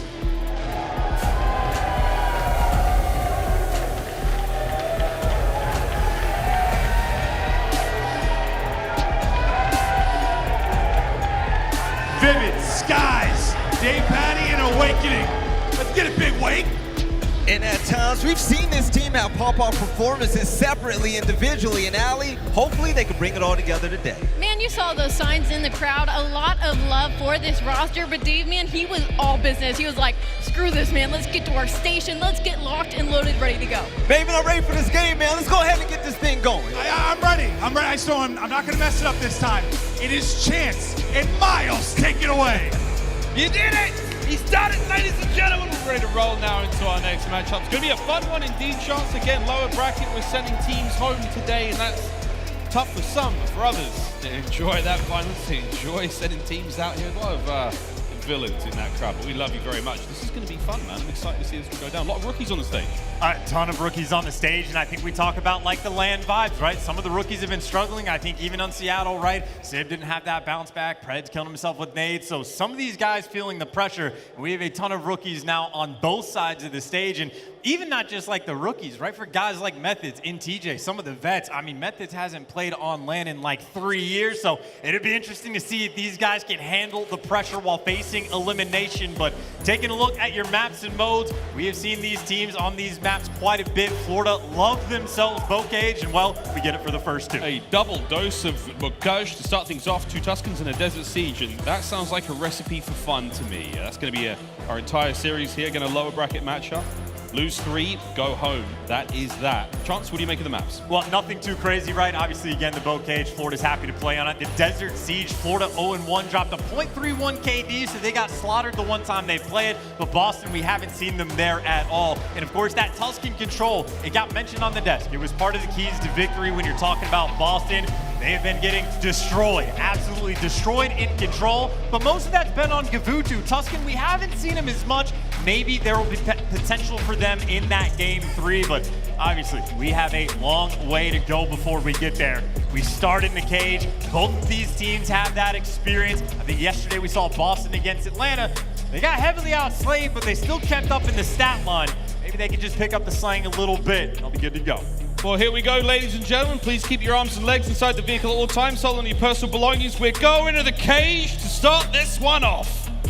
Whoa, baby. This is going to get the blood pumping right off the rip. How are you enjoying the show so far, crowd? I can smell that popcorn. I'm seeing the drinks flowing. Somebody just walked in with a pizza, and let me tell you, hungry, hungry hippos up here on the stage. For the cage, it is going to be an exciting start indeed. Here we go. Boston Breach, Florida Mutineers. Let's get it. And I think about setting that pace on this map, right? We already know Vivid is going to be running the show. Just the engagement lord on this map. And well, there's the first blood. Effectively, he's able to take it down, and that is the man that I think Boston are going to have to try their damnedest to keep up with. But of course, it is back and forth as always on P1, looking for some of that distance, a little bit of that separation. And honestly, it's Boston, at least for that early time, trying to get a few points inside. We'll take it. Not a lot of early time goes the way of many teams here on the cage, but so far so good. TJ trying to find a few more. Again, eyes towards B2. That's the name of the game here, friends. 20 seconds remaining on first. Nero, sneaky, catches at least one out there. Rotation still looking good. Actually now cleaned up, so this might be huge for Mutineers. We'll see if they can capitalize on those kills. No, TJ last man up in the point. Dave Paddy now. Definitely, oh dear, I don't think he finished the Sorcerer's or Philosopher's Stone chance after a kill like that. Well, I mean, maybe he'll be working up to the Chamber of Secrets as we progress through this series, but either way, that rotation over towards P2. Boston doesn't necessarily have the spawns, but they should at least have a bit of that map control, right? Players inside a barn. Dave Paddy is alive, but he should get spotted and taken care of. You see him fall in the feet. Boston get that clearance. Now try to run up the score just a little bit, but obviously, they're dealing with those back spawns. Florida should be quick to bounce back. Nope, trying to flay their way through. It's Capsidal. He was the absolute king of the stage when it came to kickoff. Classic won a lot of hearts and minds, but for now, slow and steady inside of barn. 32 seconds remaining here on the inside of P2. Tanks Nero from the top row. Where he goes. Ooh, the hip fire there, but Demon Joe is going to take care of him. Awakening finally brought down. Dave Paddy up next. Here comes the hit from behind. Will it be enough to get any more out of this one? As the next 20 seconds of tanks looks to be a little bit dry on the contest. Over towards P3, that will be going in just a moment. Neither team to set up for this one, but chance Mutineers, they got spawns. Still no degree of separation though, right? Because you still have about 8 seconds to get across the map. So yes, you have Florida in the back first, but look at the actual hard point, right? Boston firmly inside. Vivid though, he is fiending for a gunfight, able to clean up. TJ looking for the next, gets the corner right, but still gets traded out. And this is sort of an interesting spot, right? You can have these back spawns, but that's not always ideal. If they get a 2 or 3 down and keep spawning in the back, well, Boston might be able to set up a spawn trap. Let's see how it goes. Here come the Mutineers, trying to make their way through the back. It's a couple of kills going the way of Boston Breach. Awakening slow and steady on the push, and Nero's going to punish him for it. Dave Paddy, the only player now for his team to maybe get anything out of this one. It's Big Zin, though, going to cut him down. Time still ticking in favor. Oh, for a brief moment there of the Boston Breach. Mutineers now with a slight lead change. Capsidal, next entry onto the hard point. Time's ticking away now. Boston Breach as back and forth we go. There's not a tremendous amount of action on either side as they're still trying to get things going here early on in the cage. Final 15 chance on Grannies, and Florida Mutineers once again, nice spawn. And this is the man you're trying to look to get warm, right? If Capsidal can get the ball rolling, he could try to take a couple players down, but it's Dave Patty in the feed with the automaton that's able to pick up 2, and I think we have seen a bunch of teams make that adaptation, right? Atlanta FaZe, very early on in the season, running that 2AR setup, and well, looks like a couple of these teams are learning the power of the auto, because Awakening, he's rocking it as well. A dangerous assault rifle player. We saw him really shine in Modern Warfare way back when with the MP5 in this game. A little different look. TJ trying to make his way through the back. Not able to get much done so far, and it's Big Vivid. He's finding all the kills. Here comes TJ though, top bar, and gets himself a pair. That's gonna be a nice break for now. Stun check, lands it. Here come the rest of the team though. Close spawns now for Boston, flying on in. Will they be able to find much here? A little bit of trepidation chance on the outside there. No one really committing to the fight. Couldn't tell you what that word means. Don't have my dictionary nearby, but at the very least, you see the bounce back inside the hard point, right? Even when TJ is getting a couple of these opening kills, there's always that very quick response by Florida. Even if they're rocking a 2AR setup, they got a guy like Vivid on their team. They will absolutely be pushing the pace, but nothing too crazy so far. Again, fairly close game as we expect on this map. In that rotation, I mean, number 5 on the mini-map, Vivid, he is trying to find that opening. He just went past number 4. If he can find this kill in the back and flip the spawns, this could be Florida potentially running away with this game. Well, Vivid, you are completely surrounded. Unfortunately, not going to be that much more out of that one. Dave Patty's spree comes to an end. He sat on 5, I think, before that went down. 10 and 8 overall for him. No streaks. Let's see if you can find any more. Whip up something special. Conjure up some magic. But no, it's Boston in the kill feed. And now, starting to pick up the time. Looking to take this one back. But Vivid, the man of the moment, Mr. Hot on the heels of the hard point. He goes, trying to push those players out. Guys, gets 3 in the feed. And here we go. Vivid now trying to hit the back lines. That should be a decent bit of time now for the Mutineers. And they got the complete setup as well. So this is a 30-point lead. That is a lot on this map. And when is the last time Boston actually managed to get a kill? They are trapped in the back. Vivid is there trying to chomp it down. There's number 2, the most accurate player in the league for good reason. 4 HP, 4 spree right now. And oh, here we go, Vivid. Putting on a show for us here. There's another in Nero. That's going to be the 5th, and he's out, baby. He's gone. Nice kills all around. Mutineers starting to walk away with this one here. Back over towards the first set of hard points we go. Now the second set. Back to the middle of the gate, and man, it's just been all Mutineers chance for the last 2. Oh yeah, can Boston get a trade, please, on River like they had the early spawns, and they're getting picked apart. Now Vivid going to be thinking about some kill streaks. 1 away from the glide bomb. And again, frankly, it looks like he's going to be poised to get it unless he gets shot in the back, but his teammates got the call out. He gets the hunt down Methodz for the free kill. Glide bomb secure, Hill secure in Florida. Again, it might not seem like it, but this is a very strong lead. Yep, they're holding it down for now. They padding with time. Methodz will finally get a little bit of retribution there on the Vivid. That's going to be the kill, ends the spree, but streaks acquired, damage done. Big cap now. The king of the barn, locking that one down. It's 4 clean kills now for the Boston Breach team. Mutineers chance though with still a sweet lead. Let's go for a quick listen in with the Florida Mutineers. Nice, TJ down, TJ down. I need a load. Yo, Nero. River's in, he's too weak. He's weak as fuck. Get on you, Tom. He's weak as fuck. Get on you, Tom. I'm looking over you. Hey. I'm gonna get your barn. Go back, T4. Yeah, TJ. Three in the back. Roll that. Top board. Top barn weak, P1. No, I'm top barn. I think he's pitching in. Lay down here, watch my top barn. Yeah, obviously there. I'm outside across. He just didn't watch top barn. A is in E, low out. He jumped down. Low out. Double door weak. Alright. They're me wine. One killing. Wine is dead. Watch out. Zero here. 10 seconds. Watch out. Absolute Nero. Flat. Absolute. AC. AC after. He's in there in the corner. They're bumping time. One's code hit river. I need him on all. Holding low range. Taking river out. I have my first. I have a dive with me, guys. Then go top right. T1. TJ one shot. T1. Low T1. Yeah, you should be holding it. I have your message, go. No, one is wine right now. Can you get new time and I'll just hold back right. The lead only seems to get bigger and the comms just as good right now. Skies 22 and 18 overall. Bottom Grannies, they've handed over the keys. The deed is now yours. Florida Mutineers with a point. And some respectable small talk as well as they're crossing it, but now they actually get set up inside the hill, right? Last time they focused on those spawns, didn't actually get that pressure, but now the pressure certainly in. Number 4, Nero, think about the flank, dead. Sky's there to take him down. He can play like an AR even when he's got the MP40 in Boston. Oh, so far away. Zinni finally starting to find a couple kills. He's able to pick up 2, and his teammates able to break inside the point, but for how long is the question? Gets himself a couple of sweet kills now, trying to find TJHaly, and it's a nice 3 from Zinni. Methodz locking this one down. Vivid on the outside. Can he go toe-to-toe? Oh, no! He needs more bullets. Chef Tony back in the action. He goes. Oh, with the good crossfire. This is nice out of the breach. TJHaly, though. There was a rat in the kitchen, and that's a big kill out of Cap, trying to keep this one down. Boston breach, signs of life chance, but is it too little, too late? I mean, again, this is a pretty sizable lead, right? I think the most we saw was about a 70-point margin. Florida let it slip for a moment, but they just bring it right back. And I mean, they can honestly just play 50-50. They can fight so hard on this hill, by the way, because they have that glide for the rotation. So, I mean, they can just force it here on Barn. And I mean, they've got a little bit of clearance. You already got what? Number 5, Vivid. He's watching the mid cross. Number 7, he's got outer. This is the setup that they want. Now you just got to play for the kills. Here we go.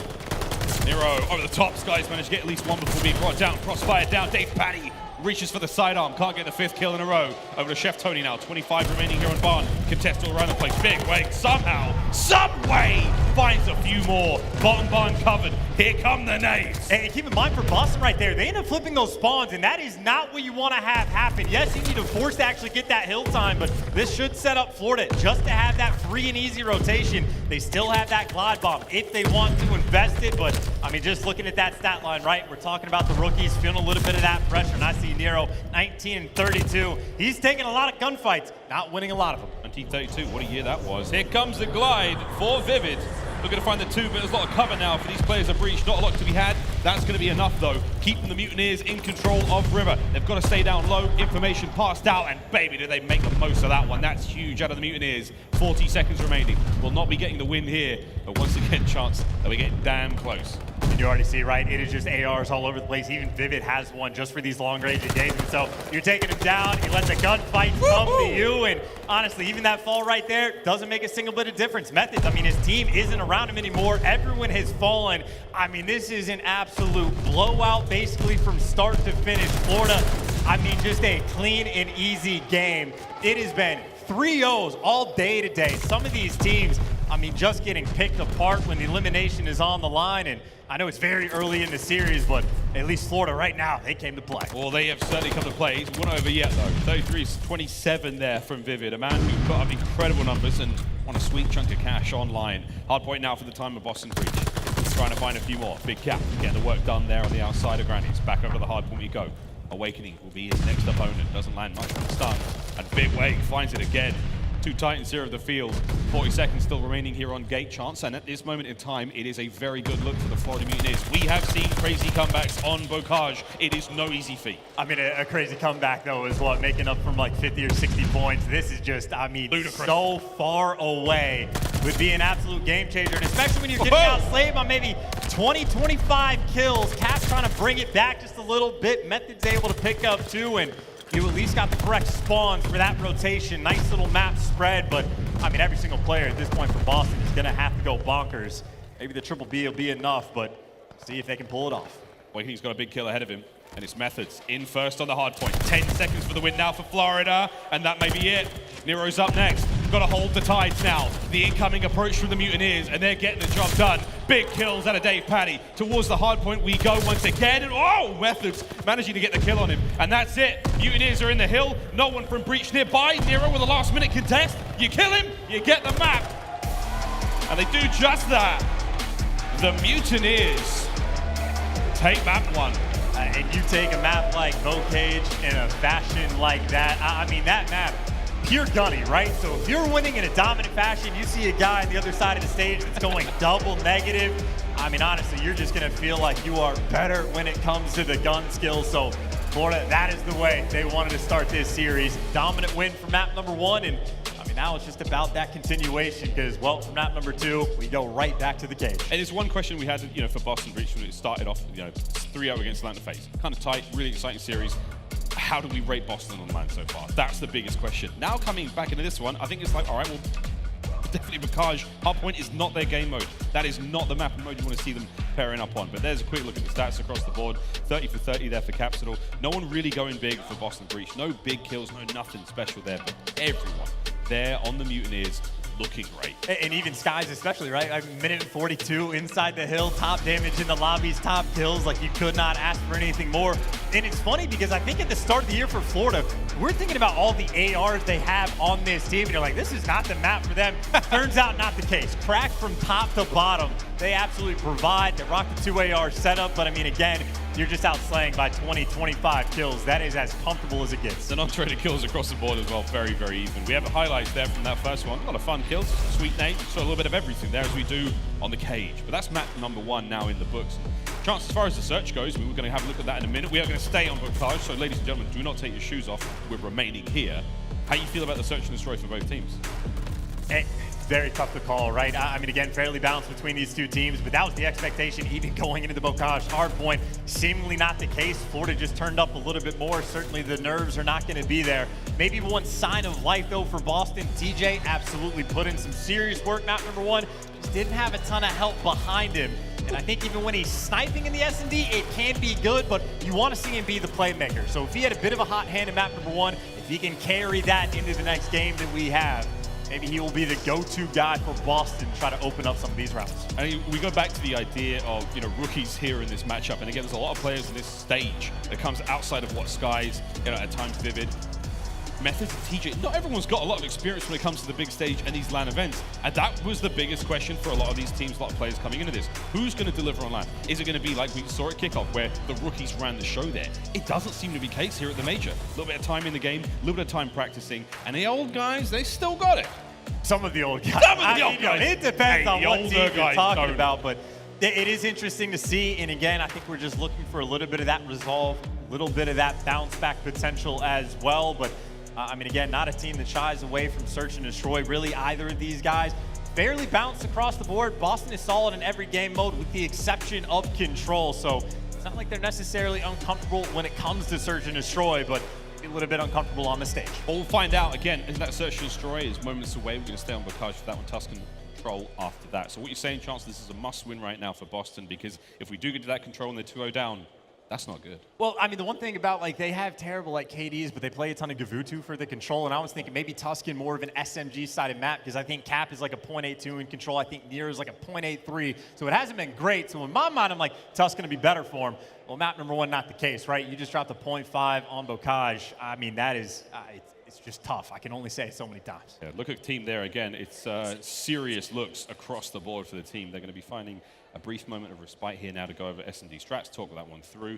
And as far as the stats go, Chance, I mean, it's been tough. It's been tough for the Boston Breach. They came out of kickoff great. The qualifiers were not ideal for them. The last 3 weeks of gameplay, it's been hit and miss. It's been exciting to watch them, but we haven't quite seen any strokes of true greatness. S&D top performers, though, from this season already, Chance. And Cap, he's the guy doing the numbers. Now, S&D has been absolutely godlike for him, running the show, pushing the pace, but this team also 0-1 on Bocage. So we haven't seen a great look from him, and at least the team KD on this map was a 0.77. So maybe Cap's the one to get me half popped off, but certainly as a team, they did not. Skies on the flip side, of course. I mean, S&D prowess. He was one of the grinders back in the Jetpack games. I think Black Ops 3 was the first time I heard his name, and certainly a freak in nature on the sticks. We'll see if he can continue the destruction he had from map number 1 and carry that into the search. And we mentioned Boston's record of 0-1. Well, it's the exact same for Florida, 0-1. But the difference is they played it a lot tighter. I mean, their team KD on this map was like a 1.03. They were at least taking rounds, struggling to actually get the win in those final moments, but at least on paper, it's very sparse, but a slight edge to Florida. Florida Mutineers across the season, very, very mixed results when it comes to the KDs. If you were with us for the LA Thieves and New York Subliners series just before this one, you know that Bocage Search and Destroy, it is a fun one. It is a little crazy. Again, look at the Boston Breach rank there as well in the KD department. Interesting indeed. Here we go. Map number 2, up first. It's going to be the Florida Mutineers trying to attack.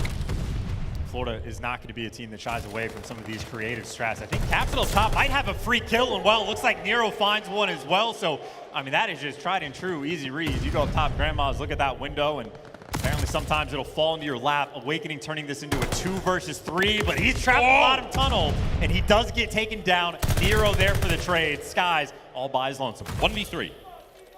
Nero on the cage. You never know. Tags in a Nero, Skies is out. This is going to be very difficult. Has to isolate these 1v1 fights. Positions given away. Not a lot of bullets left there in the Automaton magazine. This could go a bit squirrely. Oh, Methodz. He didn't get spotted. Bomb down on A. We're in. And that's going to be it, surely. There we go. There's always a chance. There's always a moment. Great stuff out of Methodz there on the late flank to catch him. That 1v3 comes to a close.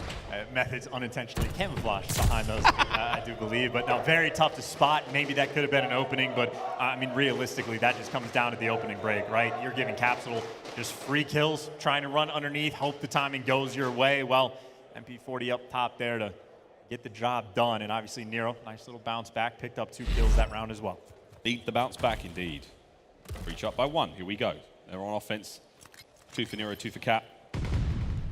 Exchange now goes out. Empty pockets, Awakening's first blood comes through. Demon Joe can do it all, gets it done with the MP40. That's an aggressive way to get that first blood as well, just peeking up through that window, because that is a lot of players to deal with. Methodz goes to the tank, dies on the tank, and now TJ forced to make a play, finds one bottom, Grandma's gets tagged up everywhere, and a 1v3, and he just hands it away. A demonic rounder. Not really demonic, just clean and easy on defense. Very simple and patient, you know, like no one on the Mutineers did anything crazy. They sat back, Dave Paddy in the back, Awakening's here, lined up, and does his very best vision impersonation as he phases through that door. But hey, man, they did that round fine. Get rid of that table so Dave Paddy can get closer to the monitor. That would be ideal. He does look comfortable, though, I will say. Sure. Sure. Got nothing there. I will say again, just, you know, get Sons and Eights going out a little bit. Try to secure that round, but get that first blood, win the round has been the name of the first 2 rounds. Awakening again, very aggressive, straight in a bomb site, but Capsidal made the adjustment up top last time, now over towards A. Boston able to get that first blood, and even more importantly, bomb is down. And look at that line they've set across the map. All the angles now covered for the entries into Grandma's. Nero and the old hops here, looking through that kitchen door. Bombs covered now from Capsidal. Oh, but we lose Methodz. He was just a little bit taller. It would be so much easier for him. Maybe next year. Capsidal sees at least one. Out he goes, making a lot of noise. Is it enough to stay alive? Oh, okie dokie. The Boston breach line defense seems to hold out, and the Mutineers run into it, and they get gunned. You are able to get an AR posted on that back tank, get a couple of those doors open, they can make a play. But even what we saw the previous round where Methodz, if you just get spotted along the way, well, now you're sort of just dead, and it seemed to be the case there. I saw Florida 2 players trying to wrap around over towards that tank and effectively just trap that Sembles in. Big plays from Cap, though, right? Again, just consistent, at least on defense for those first bloods. Him and Nero stepped it up from the game number 1 so far. Aggressive round now out of Boston breach. They're already in. Live it up to the name. Nero's going to get the first blood, and Capsidal, he's going for a rout. He gets Dave Paddy. Quick plant now from Nero. This is a decisive round out. The Mutineers on defense have got nothing here. This is great from breach. Massive. Awakening, last player up. What a round from Boston this has been. Nero takes those. He will have those kills every day of the week. Awakening, no time to work with. A grenade there to give him that early demise. I'm kind of curious as to what the comm sounded like there from Florida, because I'm pretty sure Vivid actually spotted Capsidal down low in the tunnel, and I thought he was going to be pinched in, but I mean, Capsidal just absolutely obliterates Dave Paddy, so maybe just catches him off guard. Maybe Dave should have been a little bit quicker, yelled at a little bit louder, but whatever the case may be, that is a wonderful play from Cap, right? Even when you're getting spotted, you are shredding like that. Those confidence gunfights. Now Boston, nice little lead. You go back on defense. They've been on point with those first bloods. And mixing up the strat just a little bit once again. Headbutt right through mid. TJ sees 2 right in the middle of the field. Vivid can't get it. Trades, though, come through. Nero, he gets brought down. And once again, the trades on trades on trades. Dave Paddy gets to get on the board. This gives me his opportunity to do it. Does get the big kill on a Capsidal. Now 1v2. Methodz finds his first in this round. Dave Paddy with that bomb. They've made it over to A. A clutch here would just be a dagger for Florida in this round. Bomb is going to get planted. Methodz should know that they're going to be using that buddy system at least for the bomb plant. Oh, he didn't see it. Oh, did it work? Finds one. 1v1. And Florida, Skies with the big brain plays to remain top barn. And there was a moment there, chance where Mizini could have been gifted something special, but great positioning there out of the Mutineers. Power of the buddy system, right? You don't necessarily have to hold hands, especially not on Bocage, because as long as you are within a 50-foot radius, of your teammate, you can always be there for the trades. And I mean, again, fairly standard rounds for the most part. You try to make a play up towards the middle of the map, trades back and forth, a nice nade from Methodz as well, but eventually just Florida overwhelming for that round. Trying to tie things up on 3-3. All these rounds have been so standard. Whoa, it's crazy once again. Vivid, Awakening, first kills go their way. TJ's gone. You may as well get us to the next round. As Methodz now in the 1v4. The Mutineers have blown the doors wide off of this one. We're looking at 3-3 after this chance. And Zinni, this would be something special in the straight-up 1v4. He did it once in Cold War. One of the only players, if not the only player to do it. Can he do it again? Maybe. There's one. He's clutched a few times, right? Not even just last year, but the previous one too. He's good for like, what, one clutch for every year at the CDL. Maybe. None of it yet, but look at this fan out from the Mutineers. All corners of the map covered. Zinni's about to walk into it. aBeZy's up first.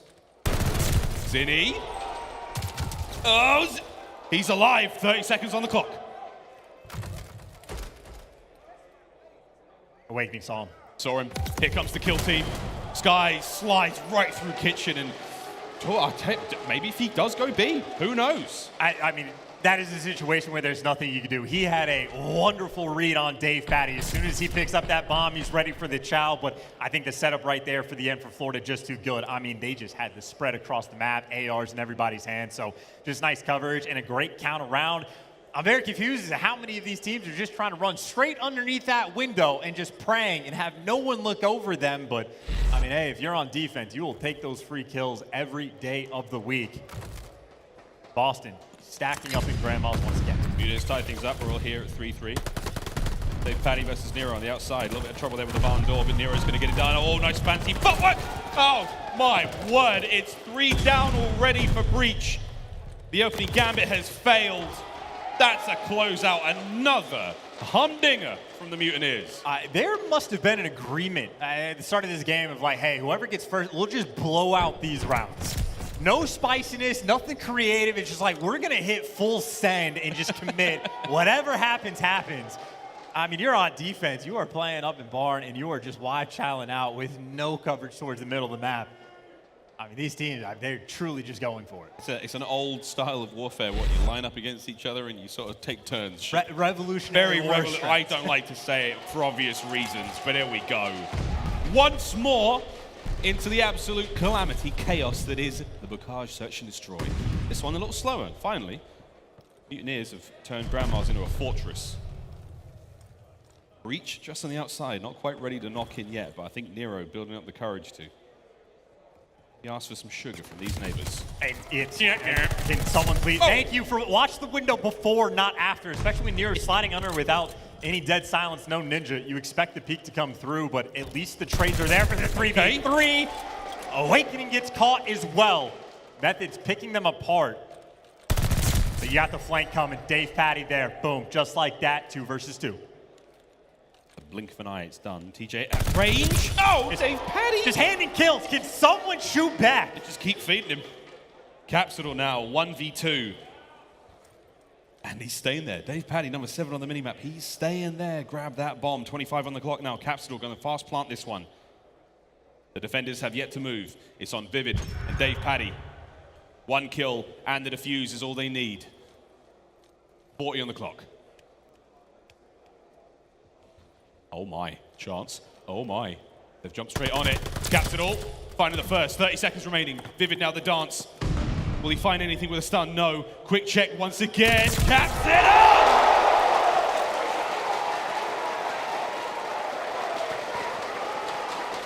Box, I feel like I'm commentating like a high-level ranked game. Like, that's like the, like, you're in a one, it was like 20 seconds to work with, and you just hop in the bomb, I mean, out of fear, out of just going for it. I mean, you're having players get picked off before anyone's watching the top window. Awakening just shows up at the window, hands is like to Zinni. You have aBeZy killing someone off the tank, and TJ's like, me too. I'll have, like, it's so strange, this game so far, but whatever the case may be, tied up 4-4. 4-4, we love it. Are we going to go back to the absolute madness of mid? Maybe. Exchange is now being dished out. Boston Breach go back to that deep line defense all the way at the back. We saw this fail for them in a previous round. Now, will it come to something other than Methodz getting first blooded? That's the major question. Uh-oh. Vivid. Meet Capsidal, awakening through the window. DavePaDi trying to help out, but Big Cap finds himself too. Capsidal making the big plays, right? We talked about it, 1.3 S&D KD. Haven't seen a ton of them on this map. Well, these past 2 rounds in the entire game as well, he has provided. Skies and DavePaDi trying to make something happen, but they're both rocking autos. They gotta find me.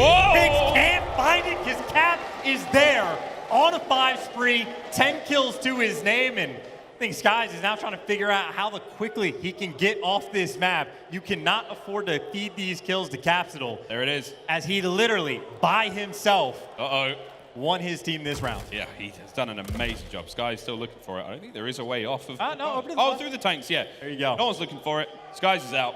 He's a deserter. Or a mutineer. Thank you.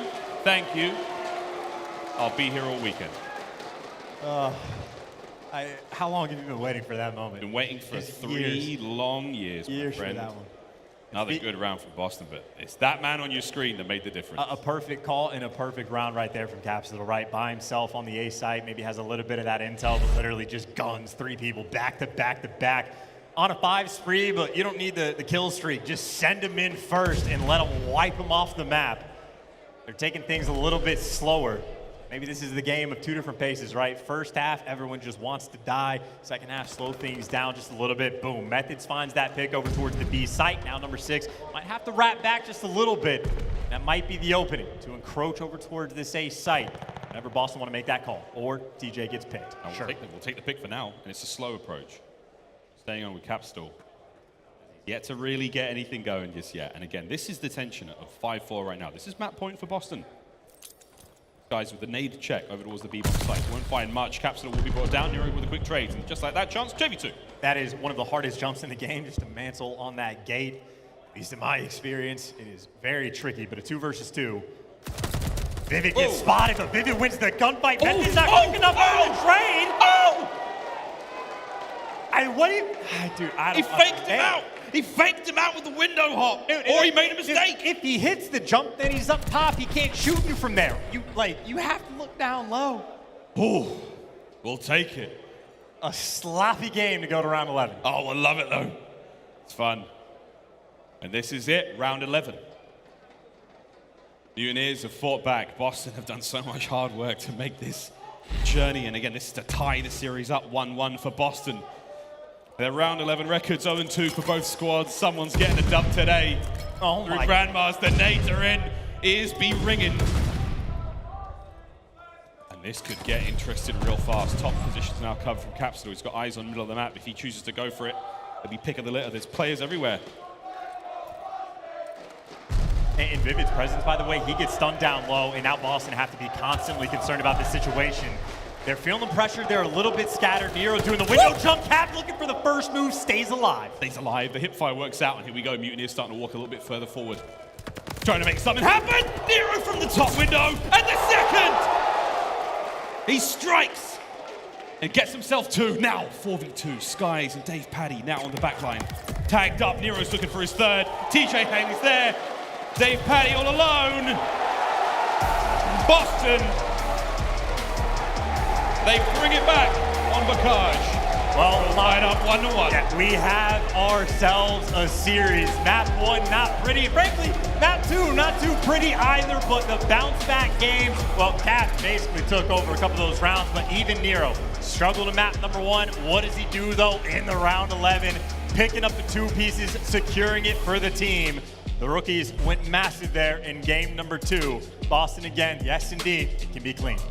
10-6, Capsidal, huge stuff out of him. And it was an incredible run. That 3-piece he got in that round basically wins the whole thing for them. Methodz, a couple of nice rounds out of him. Slow and kind of scary start, I think, for the Boston Breach fans there in the search. But hey, they got it done in the end for the Florida Mutineers. It was so close. A couple of sweet, lucky moments go their way. But that is the way the cookie crumbles, especially here on Vanguard. That is our series tied up 1-1. We love it. Have a look at those highlights in just a moment. I did get a DM before this match started, but they will remain anonymous. But it was your trash. Mutineers get it done in 3, something along those lines. It was close, but it was no cigar. At least half of that statement is true. But hey, Chance, a fun one.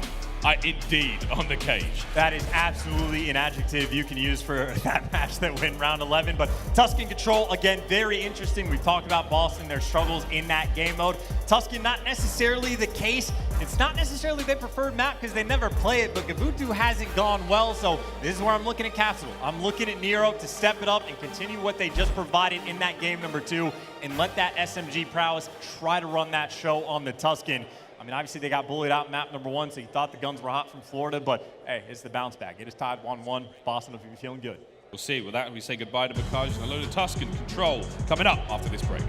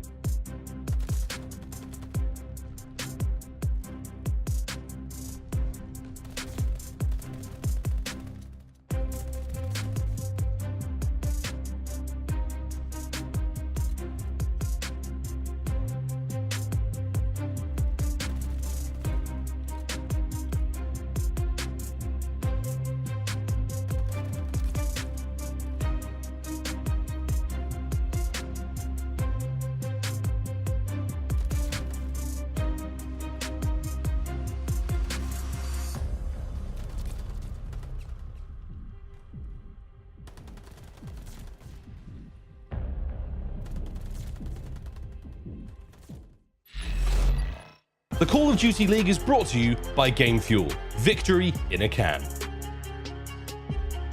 Tied up 1-1, Boston breach Florida Mutineers after a scrappy but very interesting search and destroy there in Røkkr. We bid farewell to the French fields and we say how diddly doodly to the towers of Tuscany. I don't know, the towers, they're sort of lovely bell towers, you know what I'm saying? It's really fun, but we're going to be playing Control in just a brief moment, ladies and gentlemen. Welcome back to the Major, day 2 of 4 so far, and let me tell you, it's been very, very fun indeed. Last chance to take you through this one. Mate, excited, genuinely excited to see Tuscany. Yeah, absolutely. Get us away from Røkkr for these two teams is, I'll be honest, if that sloppiness sort of continues in Control, who knows what can happen, right? It can be difficult to win offensive rounds, but if there's some setups getting broken down like this, it might very well just be a wild performance where the slang makes the biggest difference. And well, we can take a look at exactly how that slang has been. We have some Control stats for you. Hopefully to be on the KD side, and there you go. TJ, not super sweet on the flip side. Dave Patty, very much so. And the fact that TJ has a .93 and that is your top performer, not ideal. You're a wizard, Paddy. Does manage to find the KDs in there and get your top performance this season as far in our matchup. We go to Tuscan, and a chance for me. I don't know, we're excited about a kind of a scrappy game. I'm down for a close one. The today is what, been 3-0s after 3-0s. We've finally got ourselves a little bit of back and forth. I love it. Players loading into the map now. Let's get it. And again, just the battle between these two teams. We've talked about the rookies, but also the fact that they're fairly comparable, right? Like the teams that got sort of separated at the top half of the show. I mean, if you're at the bottom of the league, that is not going to be a fun place to have to bounce back from. Not going to be fun when you're fighting for CDL points. And again, the record itself does not look good in the slightest for Boston, but the majority of that has been on Gabutu. And the same thing very well could be said for the stats, right? If you're not having a good time on that map, your subs are going to suffer. With Tuscan, a little bit different, right? Still going to suffer a little bit more, but the subs more so will be running the show. Cap had big energy there in that game number 2, and even Nero was right there next to him. I think finished with 9 kills. Big plays in that round 11. Those two guys, obviously, in my mind, the focus point on this map. Boston, it is the long-term issue. They got to turn their Control around. And that may be the case here. We find out as we get into the matchup. And Chance, I think it's one thing we talk about when it comes to the younger players, the rookies. They seem so full of ability, so talented, right? You want to give them the momentum. If you can keep the series going in their favor, a couple of decent Control rounds, who knows, they can go the distance. It's the more kind of like the vet teams that have got more structure to their gameplay. And Boston feel like, you know, you just throw them in the blender and see how they go, and it kind of gets a bit crazy at times. Do you feel like the rookies need the momentum to get things going? I mean, if that's what they need, that's exactly what they just got, right? At least on the side of Boston for the map 2. I don't know. I'm willing to just chalk up map 2 in my mind and just be like, all right, it was just that one. We're there. We're back to respawn. And we'll be making better plays because, I mean, we had the listening for Florida, right? Like, their small talk was pretty good. They're covering each other's backs. I think Dave Patty especially, I think, has shined in that role. Maybe once we get one for Boston, we'll see how it's going for the other side. I know Methodz can certainly be a chatterbox maybe to lead the way for the squad, but I mean, the name of the game, it has been set in stone since before this series started. How well can the rookies on both sides perform in this game? Dave has been a machine, and honestly, at this point, Cap has to. Thumbs are up. We'll see if we can get into this one. Sky's taking it easy. A slight moment of rest now before we get into Tuscan. Control coming up in just a brief moment. Capsidal, one of the more exciting players we've seen break into the scene when it comes to Vanguard. Again, took kickoff by storm. That what 8-9-3 was one that we will be thinking about for a while, and I think very exciting long careers ahead of them. But you got to start writing that history now, friends. These maps, every single one of them counts. As Major 1 continues to impress. Here we go into Tuscan. Looking at the Control ranks now, Chuck. And the most obvious thing, again, it just comes down to that KD. If you, it's actually a little bit impressive that they are last in KD and not last in everything else, right? Maybe a similar situation on Røkkr when they're getting heavily outslayed, occasionally able to keep it close. Not very much this game. By the way, fun fact about Capsidal, only 5'10". Only 5'10". Crazy. Wow, how short's the rest of the team? Unbelievable. Fun facts though about Tuscan, again, that 90% capture first time, that's aBeZy, usually vanishes. Although we have seen teams making the B hits work out, that's been very interesting to watch. 32% there on the offensive wins as well, and Tuscan, not an easy one, man. You've been in rank play, you know how hard it is when you finally capture A, you try to hit B, you get brought back a couple of times, then you find them in your spawn. It's a wild one, man, it really is. I am genuinely like almost desperate to see more B hits. Not necessarily like a 4-stack off the rip, but just more creative ideas. We have OpTic times cutting through the middle of the map, but I think the most success we have really over towards capping B, it's when things get mixy. Like once you get like pushed out to that roof spawn and you just get that quick route to actually go over on the attack and get a couple bodies on point, then the team on defense, we've seen it a few times, are a little bit scattered. They send 2 over to defend B because they don't want to lose control over towards A. That's the kind of mixiness I'm looking for, right? If the entire league, it's like a 32% average to win on offense, I mean, you're going to have to start mixing things up because we've seen time and time again, even when you're getting the 4-man setup, you get that P5 control, you get that church control. It is just so difficult to break through that defensive line if either one of these teams have something cooked up for this tournament. We have had a lobby crash, so we're going to get the game restarted ASAP. Again, a brief pause now just to get the players in the lobby. It's all smiles and good vibes across from both teams, but chance again, that vibe is one thing. We use the term quite interchangeably here in the COD League, but players' moods, players' mindset, incredibly important when it comes to these longer days. And today is one of the longer days we have here in the Major. 5 matches being played today. Desperately trying to make it into Saturday and Sunday's games. How do you keep the heads right? How do you keep your mindset straight? What do you do? Well, I mean, are you asking for us or the players? Because with players, it's 1 match a day, at least for these guys, right? Like, you know exactly what the game plan is. They have had all the time in the world to prepare. I mean, if you're looking at this from, like, what, the perspective of Florida, they knew what series that they were going to be dealing with, whether it be Boston or whoever it was that Boston lost to yesterday, but I think they just can be cold and calculated. Or, yeah, Atlanta. So there was no question about who Florida was going to be playing today. They've known since the bracket got made that they were going to be dealing with the breach in this moment. So no lack of homework can be an excuse. Honestly, even the long days, no excuses either, right? You only get that 1 match. You know what the game plan is. At all. Capsidal again, that's 63% non-traded kills. That is a man who wins his ones. Gets to go a little rogue on the map more often than not and has a great time about it. Well, funny, 63% is actually fairly low from what we've seen from the league, but that's purely because of the maps that we were playing, right? On Bocage, if you're able to get a kill and stay alive for more than a few seconds, that is impressive. Indeed impressive there on the cage, Tuscan. Very different looking map there, man. A lot bigger. We talk about this rotation becomes a hard point. 3rd time's the charm, friends. Here we go. Gonna roll back into this one. Tuscan control awaits. But when it comes to the game mode, though, man, it's, you know, Merc, maybe they talked about it. We've been talking about it since the kickoff of the game. Glorify TDM at times. There may be 2 objectives in play, but the kills have a tremendous value in all moments of the game. And that is why you need to have a little bit of that creativity, right? Because you just can't expect to be winning the gunfights every single time you play a match, right? Especially 2 teams.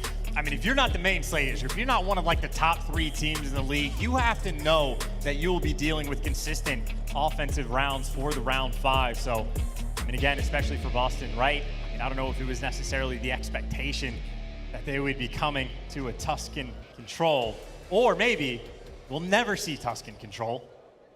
Who knows? I'm not sure. Well, at this point in time, yeah, the lobby we've had another issue. The lobby has crashed once more. So my thing, I would love to blame TJ. That's what I would like to do. It is his fault. Because I could just see his face whenever anything goes wrong, and I think, TJ, what have you done? That's not the case, though. Ladies and gentlemen, there it is. He's definitely done something. Look, he's up to some mischief. He's been breaching things. There you go, TJ. Well, we're going to get this lobby back up and running ASAP, ladies and gentlemen. Come back after this break. We've got Tuscan control waiting for you.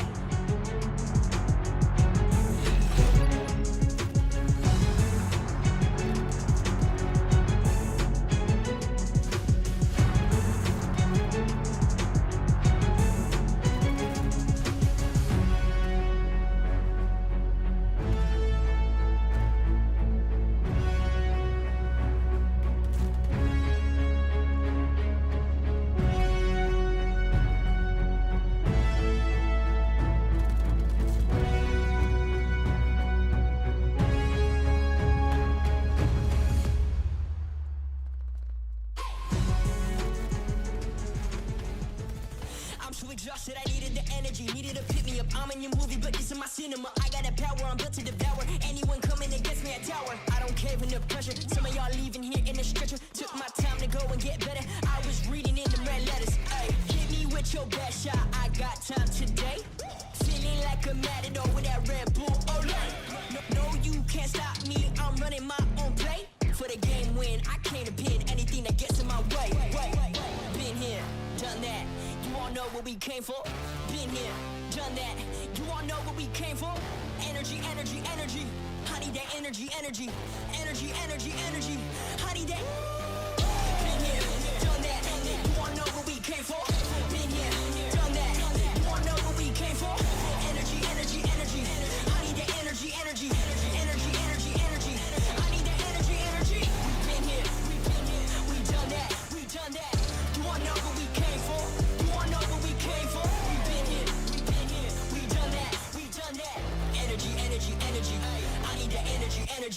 game like EA. Been in my prime since pre-K. Shooting my shot from long range, going over here's a good two-pay. Treat every day like payday. Y'all been living so mundane. My work week is Sunday to sun. Oh wait, that's every day. Putting in overtime, punching the clock, I'ma get what's mine. While everyone's Ho, ho, ho, ladies and gentlemen, Santa's back, and let me tell you, my sack is full, and we got some breadies for you. I think we got a Tuscan control. Chance, I think we have a Tuscan control. I am so happy to hear you say that because I had zero follow-up for that intro, but It's Tuscan a little control, early for Christmas, I know. round 4 for a game that potentially will end up going to a round 5. We'll try to get this going. We are familiar towards the music. We have talked about all the players in this lobby multiple times. Harry Potter references on deck. Lord of the Rings references. No, not yet. Potentially no. on deck. Ruin my big finish. I would never do that. It's just the setup. It's the teaser. I think we may be in, ladies and gentlemen. Don't jinx it. Everyone cross everything you got. Legs, toes, eyes. We're in, baby! Oh my God. Let's get it! Map number 3. And look at it. It's the 4-man B hit off the rip. Boston, oh, how I love you. Vivid is about to lose it or not. First blood. Nice kill. Single Viv. shot. In we go. Straight towards the B zone. A couple of shots in. They're going to make it. Capsidal makes it to the back. That's going to be good enough for now. We'll take it. Slow progress and skies! Nice 3 to get things going. And again, I did try to specify, right? Not necessarily a 4-man stack over towards B, maybe when you get things mixy, because obviously if you get dominated on the defensive side like that, going back towards A, well, you actually have to fight your way out of it. Right now, Boston taking their time, so I appreciate the energy. Now they've at least able to stabilize, only down by a life, maybe able to even things up. It is not the worst case scenario. About 15, 20 seconds that got wasted. It's a nice sort of opening gambit. It's a bold play, but you know, it certainly works out if you get the kills, and they kept it even. Here we go though towards the A zone, and look at the clock though, Chance. We've got about 40 seconds remaining here in our opening round. Boston Breach on offense. He's yet to get the kill, finds it finally with a nade, over we go. Finally able to stop this one slowly but surely, but Dave Paddy, oh, here we go. Nice wins. Oh, never mind, team kill. Team kill. For either way though, kills keep coming through. You do have Boston on the point there, paused at 29.5. His players on the front side, awakening, shooting, nothing. And well, his position's known, still wins the gunfight though, so he'll be happy to take that one, and he takes 2 with him, and then another team kill. Oh dear God. Oh, it's big though. It's just kills keep going. Clock's flying. You're struggling right now. Dave Paddy's yet to die. He's on 5-0. TJ though, trying to be the hero, and he can for a brief moment. Paused once again. 14 seconds now. Boston Breach starting to get the capture done at A. And I'm really trying to remember whether or not Dave Paddy actually got team kills. So I don't know if this is actually a streak or not, but we'll get back to that. It's over now. We're towards A. Guys again on the defensive end, able to pick up 2. 9 seconds left on the clock. Boston, they got punished for trying to go to B, or maybe this is the opening, because now they're forced to go through. This is actually the respawn I was talking to, but 2.3, all that's left. Awakening can't stop the onslaught now. Closer, more players on B. This is great looks now of Boston. It's a last-ditch effort now here in the opening round to try to get something done. 1 segment gone, seconds on its way out. Big Wake's winning gunfights. City's got to go big. Finds at least 1. Good progress on the 2nd segment as well. And oh baby, we may see it. Vivid though slides in. The clock's open. Tej can't get there in time. Man, I mean, 2.3 is just not enough time to have on the clock, but even then, I mean, you got to be sprinting towards that hill in that moment, because Dave Paddy actually just took himself out of the fight. It was sort of like I talked about in the setup. Dave is still wanting to keep control of A, trying to make sure you manipulate those spawns, but if he's out of the play, Boston certainly have those deeper spawns, so it takes a little bit longer, but and they had a couple 4v3 opportunities, but that being said, he is 6-0. I do think he got team killed. Absolutely. Did he? Took a lot there, but not enough to bring him down. Awakening there with that first blood. On A we go. Only for a brief few seconds. Vivid's up next. Halfway through the first segment. Opening gambit, not towards B, but they're going to see it on respawn. Oh, sorry, for the Mutineers on the respawn. They're now, yeah, going towards B. There we are. Who's going to be there? Nero, brought down immediately by Skies. Vivid, eyes on that back tank position. You will see a player here almost every single time, and this is an interesting look right now for the Florida Mutineers. They're truly split. Player in church, player back A, and there were 2 players there on the B push. That's a very big gunfight win by Nero, and well, Sky's going to be looking for the trades, or maybe waiting for it to come to him. He doesn't, and look at the defense from Boston. A little bit of pressure over towards B. They send everybody that direction. and take care of business, now you're back to Old Faithful, the standard. You know the push is going to be coming over towards A. Boston right now, nice and secure. Capsidal even thinking about a potential flank. Boston on the defense. We'll see if that flank comes through. But for now, let's go for a quick listen in with the Boston breach. Far side, you. I'm about to back up. Okay. You can try to pinch it on mid. Yeah. Okay, try it. Nothing. Go. Put one mid on me. Okay, yeah. They're out. Over there, mid lane. Up mid lane. Fire, Reese. Okay. Fire. Okay. Their side you. Fire weak and one's their side you. On top church. I'm P5. I got P5. Pick up low church, guys. I got top church. That was a guy fire. They can be low church. He's you right now. I'm backing up the tank, right? I'm Arslan down. Okay, there's two. I got nade green. Church I'm almost fired. I'm weak down. Back on stone. P5. I got you up P5. I have the entire back, guys. Post setup. What's open right now, Church? Yeah, and I kind of agree. I still got your P5. Reese is green, bro. Reese is green. Church alley. There, Church alley. Absolute P5. One shot, Church alley. One's P5, Dave. They point together. Top green dead. Point over. Okay, I'm stuck. I stuck the back up. Okay. Top green, one time. Absolute. Top green, Dave. Top green back out. Fine, I'm netting back out. Cut your church. Yeah, I'm pitching Back out. And one's top flat. Back out, one shot. Okay, you're back, yep. Let's go, come on. Hey, I'm going. On point. Still. They can be plat, right? Another one. He's weak. I'm green heady right now. Give me 2 red already. Yeah. Okay, I'll pick it up on my spawn. Yeah, we're down 2. I got deep look. Give me the setup. I'll watch top green from the heady. Yeah, I got Hey, don't die. What's the setup? Watch your own plat. Watch Church alley. Can you come like low? Actually, no. Double plat. I'm one shot plat. I'm watching. I'm looking plat right here. Yep. I am top green. Watch Church alley. Oh, you gotta watch. Church alley. Yeah. I don't see anything in the back. Nate plat here. So if you need help in the back, I'm right here. Okay. Church alley. Arslan, Church alley. I didn't see anything in the back. He's to the green. Top green dead. Top green now. What's gonna be in the back? Watch the back. Nothing in the back. Nothing in the back. Hit the point, touch the point. He's under you, Teach. Under me, yeah. I don't see top green. 22 seconds left in the round. You heard the quiet go there for Boston Breach. They had plenty of time to make it happen. Here comes the last few hits. One player left up. Boston Breach hold the line. The defense remains true. And they might have had to have a conversation about what exactly the setup was supposed to be, but the setup was clean. You get the kills, and Nero popping off of that 3-piece to hold strong on that defensive end. And I will say a couple moments like that, right? Of like saying, hey, do the setup. Wait, what's the setup? And having to like go back and figure it out. There's a moment where TJ is rotating over towards the 2 rookies, and he's having to ask, of like, hey man, what's open? Like, what's actually going on up there? So the communication, maybe not as clean, maybe a little bit lackluster from the rookies. A couple setups get punched through, but I suppose in the end, all is well, all is good.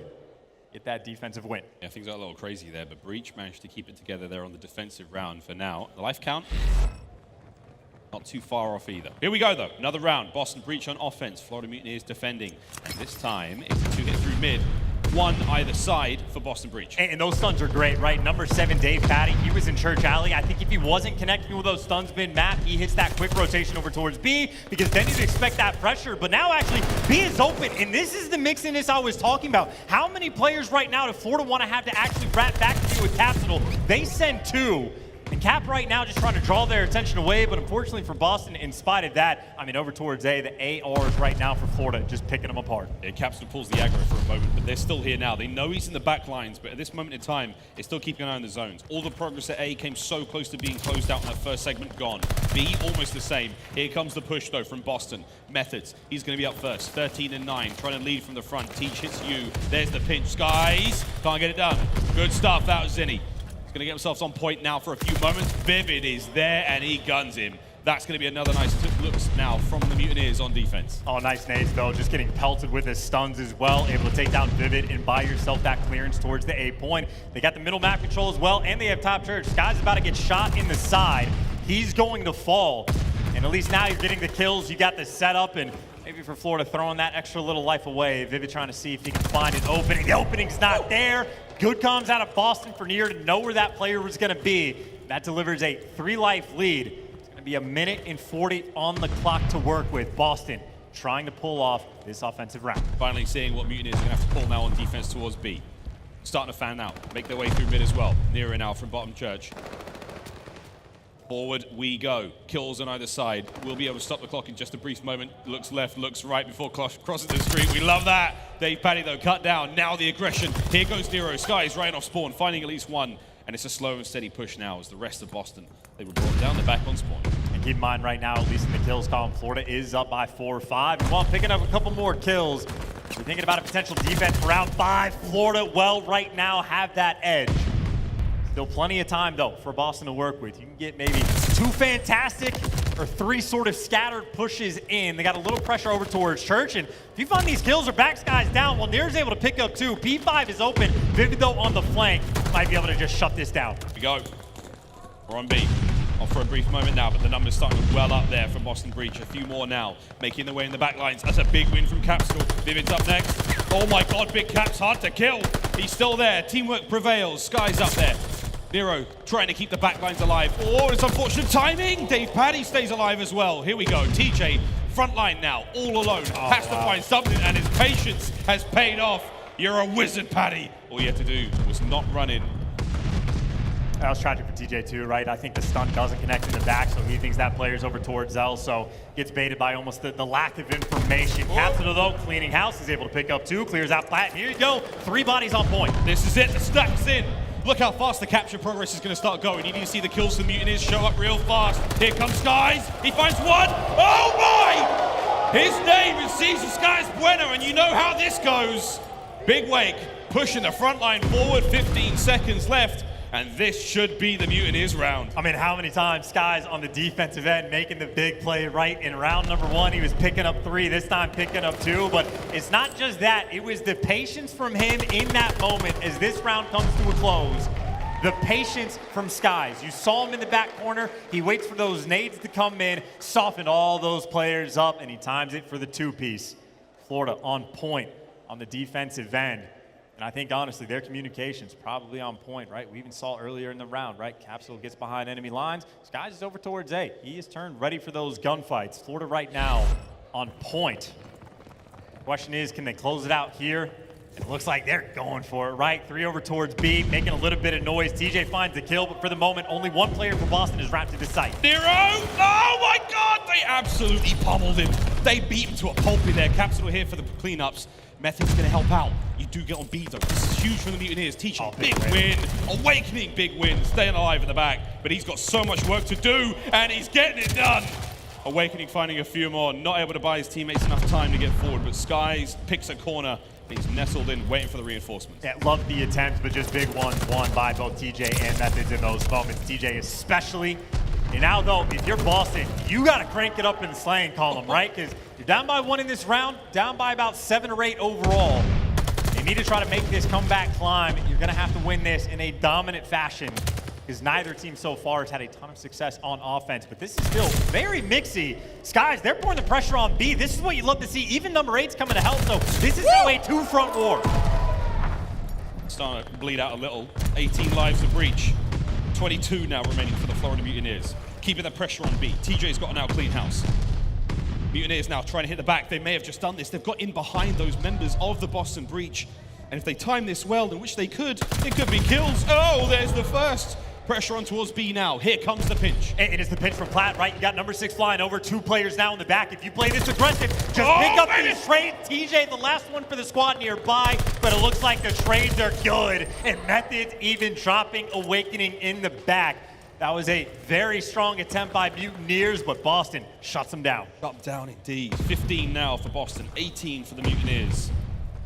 Breathe deep, slow things down. You've got a minute 30 to work with still. Couple of kills across maps going to make this a little more fun on the approach. Mutineers still trying to find a way in. Capsidal, Top Church locking it down. Awakening, the only player to really find that space. And he's finding it. Finally brought down by TJ. This could be the defensive hold they needed. 11 lives now remaining for Boston. And again, that kills column though. Florida, they know the name of the game, right? You got the advantage both in the kills and the round count. They're still trying to pour on that pressure. But Capsidal ready for that gunfight. Drops Vivid. Soften off that push. Now it looks like Florida going to have to wait for Vivid to come off respawn to try to get that 4-stack towards him. Trying to dig deep. 4-stack's going to be essential soon. That clock is starting to dwindle out. 2-man hit through Platt. Trades come through. Vivid's on point. Massive win from Methodz. In and out he goes. Sky's managed to make it on point. Clocks get stopped. Now, here's the stack. Awakens here. Oh, baby. And it's Chef Tony. He's found himself another one. Forward he goes, and it's Sin City, baby. He manages to stop the second segment coming through. That is tremendous out of Zinni. Again, just good on the defensive end. Even Methodz in that moment, just waiting for the nades. But you still have the pressure. This is no respawns remaining. The aggression has just been too much in Florida. It looks like they might be able to get this done. Oh, that's one left now. Capsidal, there it is. The kill comes through. Can't get it done. It was a tremendous effort towards the end, just trying to keep the defense going. But Mutineers get the job done there. Control goes their way. And as you can see, the Mutineers and the Skies fan club certainly happy about that one. 2-1 now in the series. And their slaying has just been on point. We saw it in Bocage, and we saw it there, especially towards the end. Like, those lives started to deplete so fast. I mean, those final, like, 20, 25 seconds, that kill feed, Boston was not finding a ton of kills. I mean, Methodz picks up those two. You think it's clear for a moment, and 5 seconds later, of course, it's Vivid. Just right back in your face. Just pushing that pace, but big weight, 32 and 20. I mean, it's just massive outslaying across the board. Vivid goes negative by a little bit, but that's because you got, what, a +12 and a +8 towards the bottom side there. And I mean, again, at least for the respawns, Florida just been dominant. Dominant indeed. Highlights now from Tuscan. We finally got there in the end, and it was a bloodbath. Skies with the massive plays towards the end there and decent offensive, defensive rounds. That's the opening 3-piece he got off the crazy hit. The 3-man B hit there from Boston. 4-man even. Crazy stuff out of them. And again, getting creative on Tuscan seems to be the name of the game. But this is it. As things start to get dangerous now for Boston Breach here in the Major. One more map is all they've got. They've got to stay alive here, force that final, search and destroy. It's not going to be easy. And again, momentum seems to be it. It's a little bit of miscommunication, a little bit of discord when it comes to the comms. And so far, they're struggling a little, but the Mutineers' chance of smooth sailing, it seems. And I think at least looking at the scoreboard there, I know this is very early in the game, but it's both your subs negative, and even I think it was TJ as well, double negative. So, I mean, at least as far as the respawns go, the name of the game has been slang. Mutineers have just been taking them to task. We're going to be going back towards Tuscan for the game number 4. We're on this map, both teams 1-1, with Florida with a 1.05 KD compared to the 1.01 for Boston. So for Boston, not a bad look, but obviously so far in this series, I mean, they just got to step it up. Tuscan hardpoint coming up next, and then if we have to go the distance, should the Boston Breach be able to pull things back, it's a throwdown on Desert Siege to determine who walks away in this tournament and who does get eliminated. Because it's loser bracket, friends, that means somebody is going home. Mate, search, well, not search, right, hardpoint coming, not yet, I'm hoping. We've got that hard point coming up, and again for Tuscan kicking this one off in just a moment. I'm worried, man. I'm worried right now for Boston. After a loss like that was a bit of a blowout. The rookies, what do? Is Caps going to keep his head in it? Well, that's the biggest concern I've got. I still think he's an amazing player, but hey, man, when you start losing the big lights on you, things get a little bit shaky. I mean, there was a strong bounce back for game number 2, though, right? I mean, Capsidal was popping off, so if you could do it after map 1, you can certainly do it after map 3. Not that it is an easy thing to do again. I think the advantage certainly in the slaying category at least has been slightly towards the Florida Mutineers when it comes to the top performers. Well, Big Wake, a big reason why. I mean, just even the rotational kills, by the way. I think the way those work, it's in the first 15 seconds of a hill, or the final 15 seconds of a hill, excuse me, leading into the start of that rotation. I mean, that is where Awakening, one of the best in the league, he has been a menace on top of the fact that his KD has been out of this world. I think when you're looking at the stats across the board for the individuals of Florida, some players pick it up in certain game modes. Awakening has been a monster in hardpoint for the team. Obviously, we go back to Tuscan. He was feasting on them in game number 3.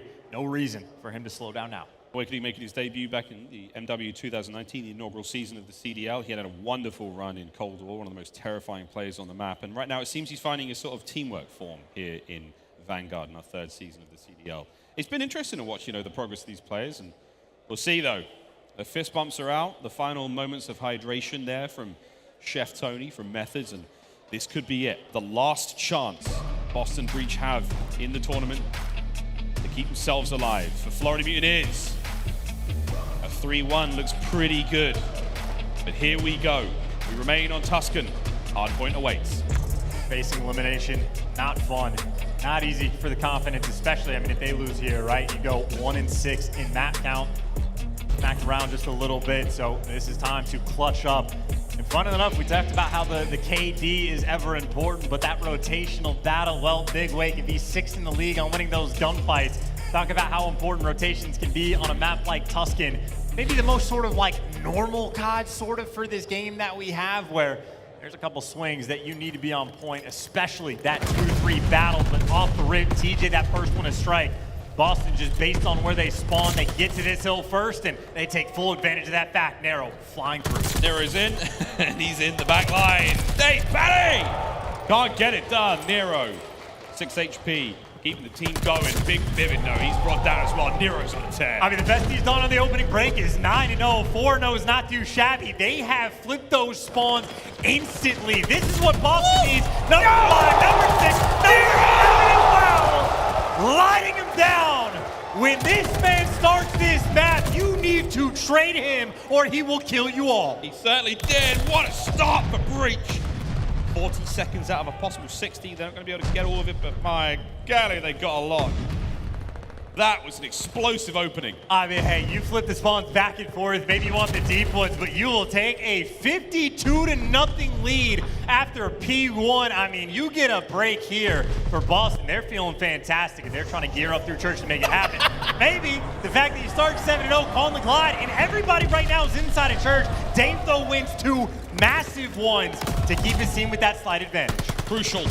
Awakening now on a 5-6. As Florida Mutineers have bounced back. P1, all Breach. P2, Mutineers now trying to get it going. How are you 6-0 when Nero killed your entire team twice? That does not even make sense, but maybe now he's thinking about the glide, how to kill stolen from him, gets shot in the back, stays alive, and I mean, maybe Florida, this is the opportunity. By the way, this is rotational kills time. Awakening, this is where he's at his best. There's the glide, there's the rotational kill. In the back, DavePaDi wins a massive 1.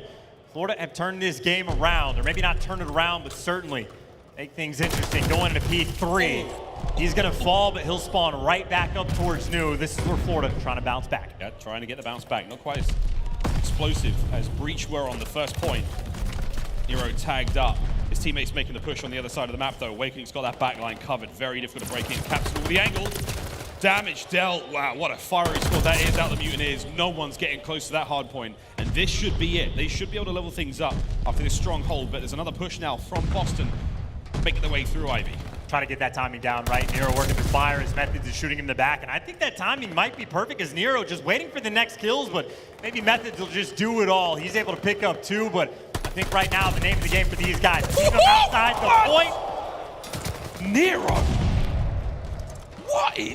What? Well, I was thinking I wanted to keep him outside the point, by the way, and not flip the spawns, but instead they get those final 15 seconds to scrap. So a bit of an interesting decision. They fight that hard, but they give up that rotation towards New. But obviously, if you have a lead, you definitely have points to work with. Number 4, number 7 in the back of the map. That is the fight for spawns, but Nero not quick enough. Vivid spawns on top. Vivid will take that gunfight every day of the week. Florida, nice and secure. Slow and steady now for Florida. You got 2 players on point. On the outside now, you got DavePaDi starting to work himself into a very comfy corner. We'll see how long he can remain here for. TJ's up first, guns him.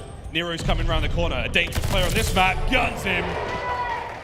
Flank secured on the inside of the church. That's where the fight is, and for now, DavePaDi's got the outside covered. Mutineers got him. Oh, an Awakening. He's pushed him out. He's like, get out of here. No church, no nothing, no mid-map, it's all me. He's 13-2. He's 13-2, and he's pushed this far up on this hill.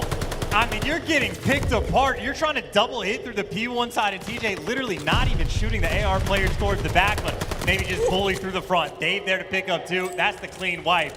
You had a perfect start to get the glide, to help you rotate to P2. Florida bounced back, and well, now they have the lead. Florida with their lead now. Hard point rotation, so done. Boston Breach, P5's all theirs. Mutineers are what, 11th when it comes to break percentage overall? Something like that. Boston Breach 4th. This is going to be a tough one indeed. Not wasting too much time. TJ with the downstairs covered. 2 players upstairs. You're doing what you can now to make this work out. But here comes the Mutineers. Skies in range. TJ's going to get 1. The trap set down low. DavePaDi's up next. Have they managed to break on in? Upstairs, the Mutineers are there. That's a teammate, Siege. Oh, an Awakening. Cleaning up the players from down low. Capsidal can't get it done. Broken. And what is that coordination, by the way, from Boston in that situation, right? You have 2 players above TJ. He's worried about the guy mid, and his teammates flying out to worry about the guy mid as well. So a little bit of a discombobulation, and Awakening is happy for it. 19-4. Someone kill this man. Streaks have been delivered. Hard point time accumulating. Florida Mutineers starting to heat things up. And Once they get going, it's difficult to stop them. Back to the first hard point we go. Second set now upon us. What a hard point this has been. Demon Joe raining in from the sky. He's going to get at least one out of this. Nero, that was for the opening break, mate. Gives you that first kill. You got the pinch right now coming in from all sides. Got to time it quick so you don't get shot in the back by the players coming off spawn. Capsidal wins one. Methodz picks up another as well, and that is Clyde Bomb invested. All for naught. Boston get the four-man sweep.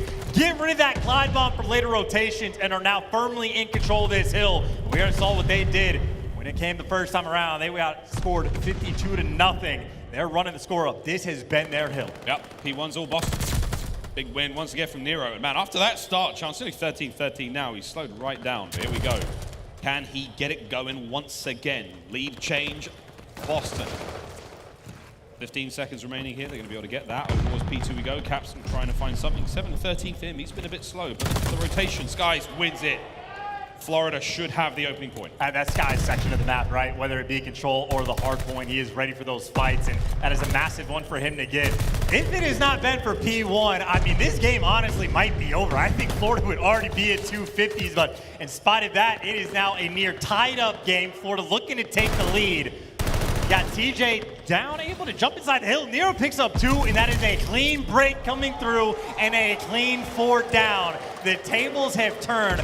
Boston leading this game when Awakening is 23-8. This game makes 0 sense. We're not out of the woods yet.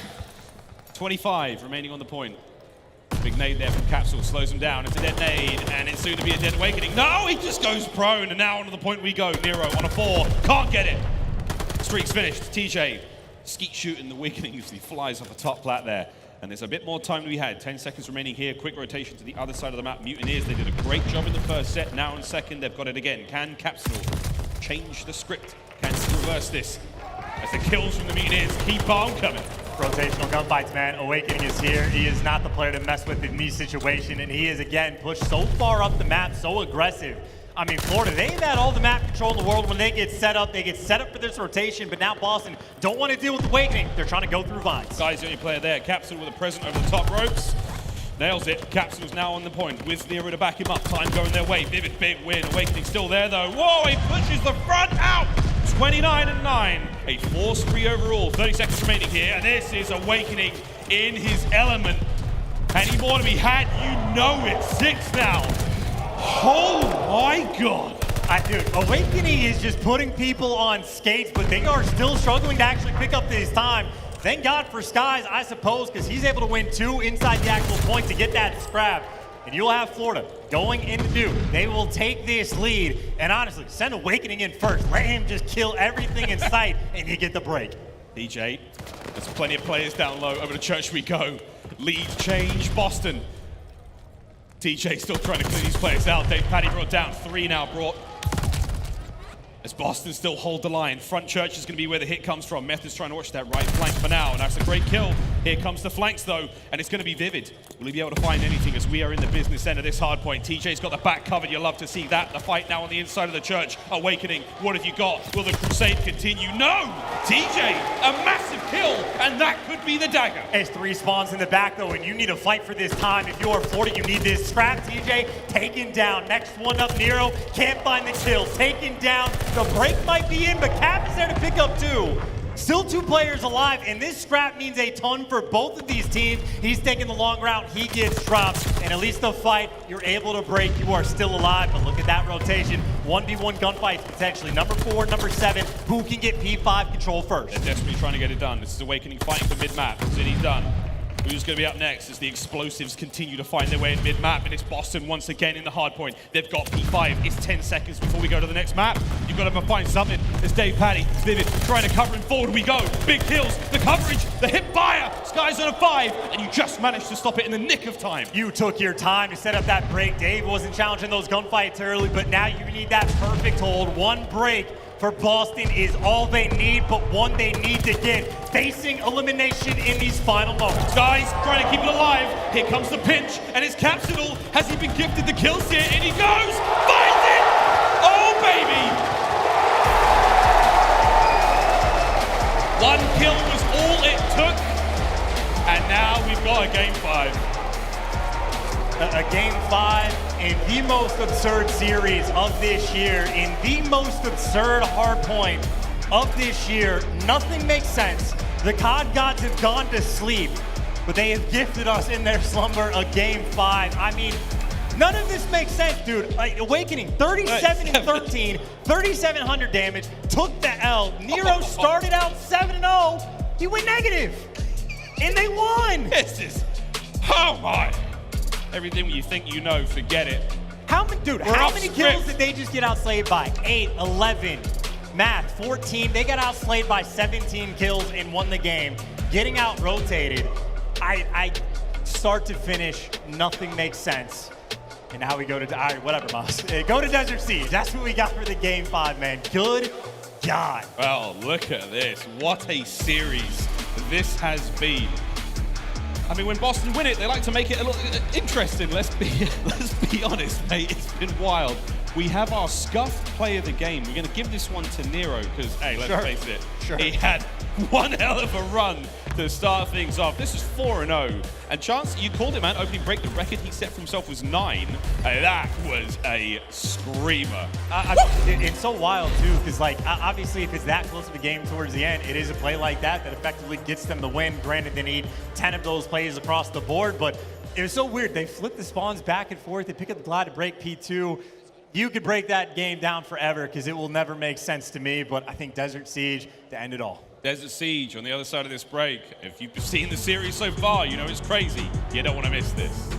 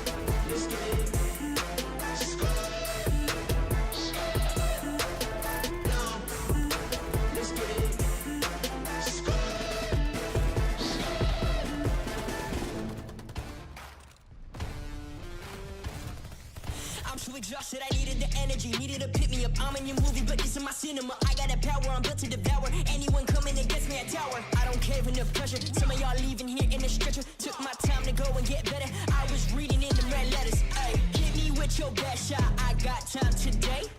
Feeling like a matador with that Red Bull. Oh, no, you can't stop me. I'm running my own play. For the game win, I came to pin anything that gets in my way. Been here, done that. You all know what we came for. Been here, done that. You all know what we came for. Energy, energy, energy. I need that energy, energy. Energy, energy, energy. I need that. Been here, done that. You all know what we came for. Been here,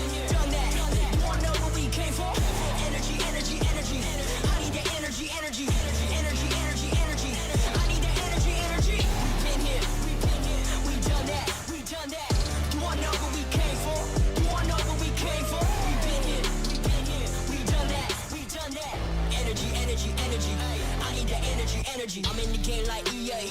Been in my prime since pre-K. Shooting my shot from long range. Going over here's a good toupee. Treat every day like payday. Y'all been living so mundane. My work week is Sunday to Sun. Oh wait, that's every day. Putting in overtime. Punching the clock, I'ma get what's mine. While everyone's sleeping, I'm living my dreams. I got a coin that's so divine. Lord, take the wheel like 10 and 2. I'm losing energy, I'm overdue. I've been on the top ropes, hitting my pros. Watch me hit the power move. The Call of Duty League is brought to you by Mountain Dew. Here comes Game 5 as this series has surprised, delighted, bewildered, and now will deliver in what is going to be a very tense showdown on Desert Siege. One of two things will happen on this map. One, it will be the most perfectly played by both teams, close contested, round 11, mistake-free game of Call of Duty you've ever seen. Option number 2, Awakening is gonna drop 23 kills and they will lose by like round 8. I think that's the only thing that can happen. It will be the only thing that makes sense because, oh my God, he might be going for the kill record so far this year for the combination of a series. I mean, 37 and 13, I think it was for the L, doing 32 and 20 on the control. I have a bad memory, so who knows what happened from map 1, but if I had to take a guess, he was fried. We have been taking moments across this series as Awakening has continued to disprove the laws of physics and reality and bend them to his will. Demon Joe truly is a man possessed, but now, one more map for these teams in this tournament. You lose, you go home. You win, you get a very good sleep, right? Chance to get a real good rest until you have to play next. But here we go. We're throwing it down in Desert Siege, final map of the series. Let's get it. And this map is a mystery when it comes to these two teams, right? Florida that played it once, they got bodied, 0.31 combined for the Team KD. Not ideal. Obviously, you go back to the drawing board after a performance like that. On the flip side for Boston, didn't see him on it throughout stage 1. It is unknown. Will TJ be sniping? May very well be the case. He can make an impact play. I know there's been some chatter about instead putting it away for the usual. Let him getting out there and make plays because TJ, S&D, it has always been his bread and butter mode. That's, of course, on the side of Boston, on the side of Florida. I mean, just set Awakening in and let him keep peace. Automatons at the ready for TJ and Nero here. Waiting for the aggression, but Florida Mutineers, they have not been the aggressive team in this series whatsoever. Vivid, snipe in hand. Chance? Explain. That is the only way to get him to not chow every single gunfight. You slow the man down, just give him the snipe, and nice little style. But by the way, the setup is actually super clean, right? Just because you got number 6 Skies, he's waiting for that push down those B steps, and even if the fight's over towards A, I mean, Awakening's here, Vivid is wrapped back, so Florida very prepared on defense for these fights. Vivid 0 for 1, but he does have the intel. Statistically the most accurate player in the league. That's with an MP40 mostly. Let's see what he can do with the snipe. Bomb's being pushed over towards B though here. Skies, he is in the perfect position to get this if they do commit. Oh my God, it was close. Less than 30 seconds to work with detonate on the site. 6 HP. Cap's gonna get the bomb. You gotta get this down before he gets sniped, right? They've been right back and he hit the snipe and he got the bomb planter. Now you gotta make a last ditch effort. Skies from up top, the trades are there. The snipe hasn't come through and Methodz picks up defending his teammate. Gets both those kills and puts Boston in a 2 versus 1. But they gotta deal with Demon Joe. 2v1. Methodz. Oh no. TJ, you're up next. Oh. Be still my beating heart. TJ leaves it all on the field as Awakening shows zero fear. I mean, this is no disrespect to TJ. After watching Awakening's performance, I just thought he was going to get zapped away, to be quite frank. But the trades are in, the plays are there, right? Vivid makes things mixy, but Methodz not only gets the player jumping over top, but also saves his boy from the snipe as well. So credit where credit is due. Then he goes big. That's just for round number 1. I will say, though, very well played round by both teams. Hey, option 1 was not the more fun of the 2 options, Chance. Vivid's back at it with the snipes. We're slowly but surely waiting to find something. That was a shadow moved in the distance. Nero spotted for a brief second. Dave Paddy with the opener. And that's such a big big pick as well from Dave. You get the clearance and Vivid knows that that right cross is saved. He misses once. He won't miss twice. Won't miss the 3rd time either. Vivid, as accurate as you want him, you get it. And now you get that bomb down Methodz for the 1v3. Here he comes. 1v2. Vivid, will he make it 3 this round? He's definitely seen the shuffle of ankles here as the defensive hold from Florida Mutineers deep back. Ziddy's gonna go for it, less than 30 on the clock. Uh-oh, stuns. He's still looking at the bomb. He's got no idea. They're behind him. A little bit strange, not gonna lie, especially when you're getting shot in the back. I understand he's looking for the second player, so Florida doing a nice job to wrap back towards the sniper for the bait, but at the same time, I was just expecting Ego Chow the sniper, hope he misses, and if you gun him, turn to the 1v1, but I mean, hey, Methodz looks the wrong way. It's a 1v3, difficult spot anyway. 2 offensive wins. Boston had to work a little bit harder for theirs. But it's got to be said, I mean, very few players have really been high impact with the sniper. This has certainly been a map that's provided. Cap looking to be the guy on the flip side. If you're getting sniped real hard and Vivid's got 4, one of the only ways you can deal with it, go for the counter snipe. Will live to snipe another day. Vivid making his way across with a snipe now for the other side. And again, a lot of respect being shown from Boston towards Florida, expecting the flank. Awakening. First blood. Skies gets involved as well now. Here comes the aggression. How TJ gets up there, everything is confusing. Awakening though, able to stay alive. 4 versus 2. You got to make some sort of big play right now because Capsidal very far away from the fight. He'd be lucky if Skies gives him the pick. That's not the case. Vivid continues the reign of terror with the snipe. And now Nero left by himself in the 1 versus 4. Nothing can happen in that round. Suffocating from Florida. And right now it's Desert Siege. If you got the sniper on point, you simply just win. And Vivid has been a machine. Almost as, that was the one option I didn't think of, but both of your hyper-aggressive SMGs just pulling out the sniper. The only other thing for this series that could have made sense. Well, it's the most nonsensical thing chance imaginable.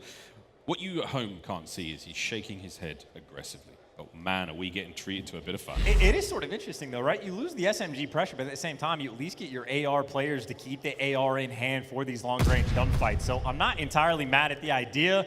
I just never would have guessed it. It's a fun switch up. He's gonna hit this. He's gonna hit this. If Teach jump checks it, man. He's dead. Nice shots from Methodz. TJ lands a nade, and Vivid's still here, waiting for something. TJ did jump that spot, but now it's going to be waiting now on the other side. 4 spree still there for Vivid with that snipe. Oh, and this is going to win them the round, right? I mean, already the 4v2 is enough. The Capsidal, I mean, so polite. So closing polite. the door, so gentle, and obviously the perfect flank. Vivid, he's going to be pre-aimed. He's going to be waiting for the sniper kill to come his way, but whenever Capsidal wants, he can go on this flank, and it's looking like it should be free. Yeah, you know, the gunshots in the background, that's going to be the signal to go, go, go, and you see the bomb making its way in towards A, and here comes Capsidal. He's going to be behind that player in a moment. Dave Paddy. Oh, baby. 1v1 does manage to win it as Methodz. Here comes the play from Capsidal. No, no need. Stolen from him. But Boston take the round. And once again, similar to round number 1, Methodz simply just winning them that round, right? Not just for the fact that he gets that first pick, not just for the fact that he gets that final kill, but even there to help out TJ. And towards the top of the tower, I mean, we're what, 4 rounds deep right now. Methodz 7 kills to his name. Strong performance out of the captain. That was an incredible round 1 again from him. The coverage on the bomb site player, managing to get the gunfights here. They really need to. 2-2, all tied up. A couple of donuts there on breach. Capsidal and Nero yet to really get involved in the fights, but they're doing their job again. Back at it with the old 2-man hit now towards mid. Breach, familiar looks. This is how they won that first round. Exactly, right? Skies have switched up the spot just a little bit, but he's still going to be playing over towards this B site. And he's got the different angle. Makes a little bit of noise, and I think if you overcommit Vivid, he will just be staring at these B steps. There it is. Oh. We've seen him miss the first, but then he hits the next 3. That has been the rule. Nice nade from TJ. Sand and explosives in his eyes. Bomb planter B. Oh dear, Sky's got the bomb coverage, takes care of the planter. Methodz there with the trade through, coming on to Dave Paddy. Back at it, we go onto the bomb. Awakening trying to find some form of coverage here. Bomb will be planted at B, and here comes the fast wrap. Anyone here in time to get it? Awakening, he might just do it. He's going to do it. Is anyone going to be there to cover him? Here comes the play. Good stuff out of TJ. Vivid now bringing the snipe forward. 1 goes down. Vivid trying to keep it going. TJ's the last player left alive. Got to try to cover the bomb site. 30 seconds. TJ trying to find it. Vivid's got eyes on. Skies gets it done. suffocating. And look, man, it might not have been Vivid that gets that final kill, but you see the pressure that the sniper puts on you when you are winning the sniper battle on this map. So difficult to play around, and TJ, simply just nothing for him to do. I mean, honestly, it was sort of impressive that Boston was able to get that bomb down at all. I thought for sure Viv was going to hit the shot. I saw him miss a couple, at least on the mini-map. Whatever the case may be, Florida, nice little lead that they have. Try to run it up. I think, honestly, I mean, Cap and Nero, I don't know if they were able to get on board this round, but right now it's been nothing but the vets for them, and there you go, 0-8 for the Rooks. Vivid. Nice shots and nice angle, too. Once again from Methodz. Those great tags. Capsidal does get on the board, and that's a huge one for Boston Breach. Awakening will try to level things up. 3v2, Boston with the numbers. Plenty of time to work with. You're not worried about getting flanked. Couple shots coming through, but I think Boston, honestly, maybe not ecstatic about letting this bomb get planted, but they certainly will not be mad at it, right? I think Methodz should be able to spot out if they actually make this crossover towards Zay, but the pick is there. Sky's on a 4, makes this a 2 versus 2. Oh, the defenders now making their way over towards that bomb site. The bomb, though, going all the way over towards B. It's a bit of a switch. Sky's just hurt, gets out with his life. The bomb's going to be planted to B, and Boston Breach, they are going to be surprised by this one. Scratching their chinny chin chins, but here come a couple of piggies, and Skies, the big bad wolf, looking to gun him down. Man, what aggressive fist bump that was. Skies and Methodz, no strangers to each other when it comes down to the clutch in search and destroy. Skies gets the better of them there, and that is in spite of the fact that Methodz finds the first bloods, in spite of the fact that Capsidal there for the follow-up to get on board. Florida, icy in the 2 versus 3. Putting in work and picking them apart in those later moments. Elimination on the line. Florida clutching up. Skies, by the way, a kill off a glide, and a glide on this map. Let me tell you, devastating. What a jump check that is. Capsidal tagged up. We're teetering towards the B-bomb site. Vivid. And that sniper is making it all the way through the trenches. He will get an angle soon, and that angle is going to be devastating. And I love the repositioning, too. I think Skies, well, he has the option to actually come back and watch the deep cross for Vivid, so he doesn't have to worry about his back. And whether or not that's the case, I mean, this B site, as far as defense goes, effectively on lock. But at least if Boston is forcing it over towards A, it'll be Dave, the player they need to worry about. There we go, Dave. Your time to shine. Nero with a peek. Oh, wow, what a kill. The first blood. Nade over the top. Awakening finds himself one. Swift revenge. As Vivid brings himself in. Pistol trade comes through. 2v2, less than 30 seconds on the clock, and we're going to B. Skies with a fast read. Yeah, you kill the sniper. You kill the sniper. You know that B is going to be open. You got to be quick about it.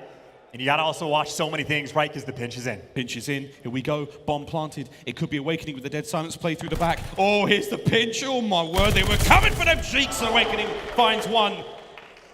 Capsidal now in the 1v2. Has to defend the bomb.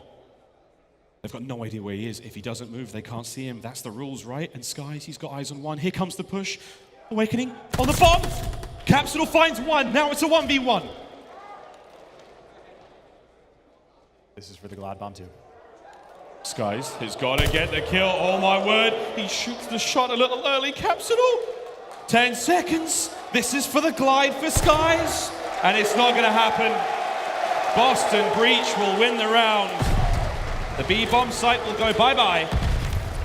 And it's 4-3. And okay, Skies, don't die, Skies. Don't die. You need that glide. How the tables turn. Early on, it was the Rooks. 0-8 combined, Methodz doing everything. Who couldn't clutch for Boston? It was the vets. Who turns up there, doesn't give away the glide, clutches the 1v2. It is Capsidal making the big brain plays. I mean, it is so delicate in that 1v2. You have to be hyper aware. People love hopping the bomb over towards B. Plays it like a stone.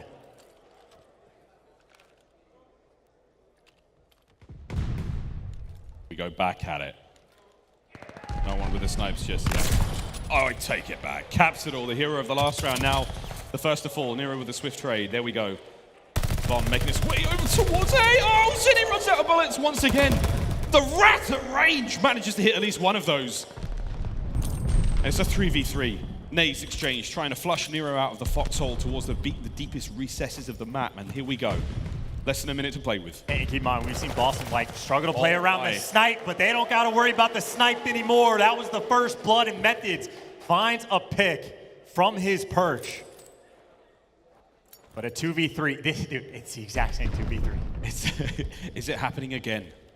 TJ, dead silence. Now maneuvering around that B-bomb site, waiting for the play. Saw at least one set of feet. Will Awakening call it? Will he make the jump? Sky's up high. Shots are in. Methodz does have the coverage at the back. Less than 25 seconds now to work with. And this looks great for Boston Breach. Surely at this moment in time, it's their round. And yes, it is. We're all tied up. That 2v3, I can't remember if it was TJ or Nero, but that was almost the exact same setup. I mean, every player on the map almost in the exact same position. I mean, deja vu all over again, but we are tied up 4-4. Take a big breath. Calm those nerves. Vivid. I mean, he certainly had that early impact with the sniper. And he got a kill last round as well. So, yeah, keep it out. No big deal. Oh, absolutely. He has hit. No need to acquit. 11-6 for Methodz. He has been the absolute playmaker, the first blood machine here on Desert Sea. At range with the automaton, no problem indeed. That's that classic two-man stack there we see from Boston Breach on offense, and they're going to wait for it. But Vivid, he's seen this play happen enough, and he's got a sense that it may be up again. Our situation, right? It is Skies. And that will make that first move. It's him and Vivid working together on this B side, but TJ making a little bit of noise, but he is playing a dangerous game. I think he can feel that pressure. They're trying to lean towards A. Dave playing the perch in the back, watching over. A couple shots ran through. He's forced down. This might be the opening. Try to go to the site. You know where Awakening plays. TJ looking for him. Oh my, and it's just a little figure through the sort of wooden slats. He's not going to find a single thing, but TJ, is he about to bite off more than he can chew? He could potentially eat the Mutineers alive right now. Oh boy, Vivid. Oh, no, no, no. Get out of there while you still can. The salvo of fire comes through. It's 46 HP. Methodz once again finds that first blood.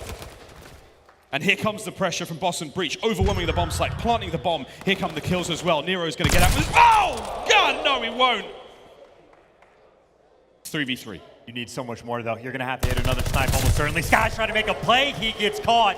Now it's a 3 versus 2. Vivid, you got the snipe. You got to go big. Oh, it's a huge kill from Tej. Vivid now last up.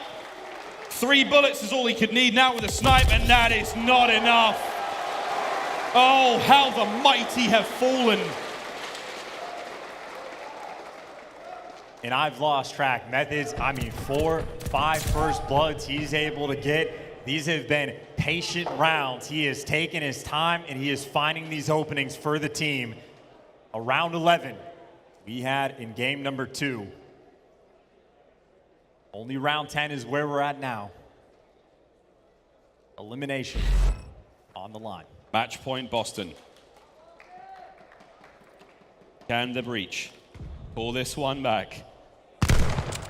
My man's out there slithering, having a good time, just bobbing and weaving out in the furthest recess. Is Cap!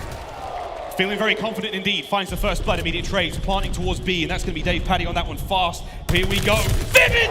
He gets brought down, and it's Methodz once again. 4 kills now in a row for him. He's going to go towards that bomb site. Where is the coverage? It's Awakening in the back line, trying to find something here. Nero with that tight coverage. It is going to be City for the winning!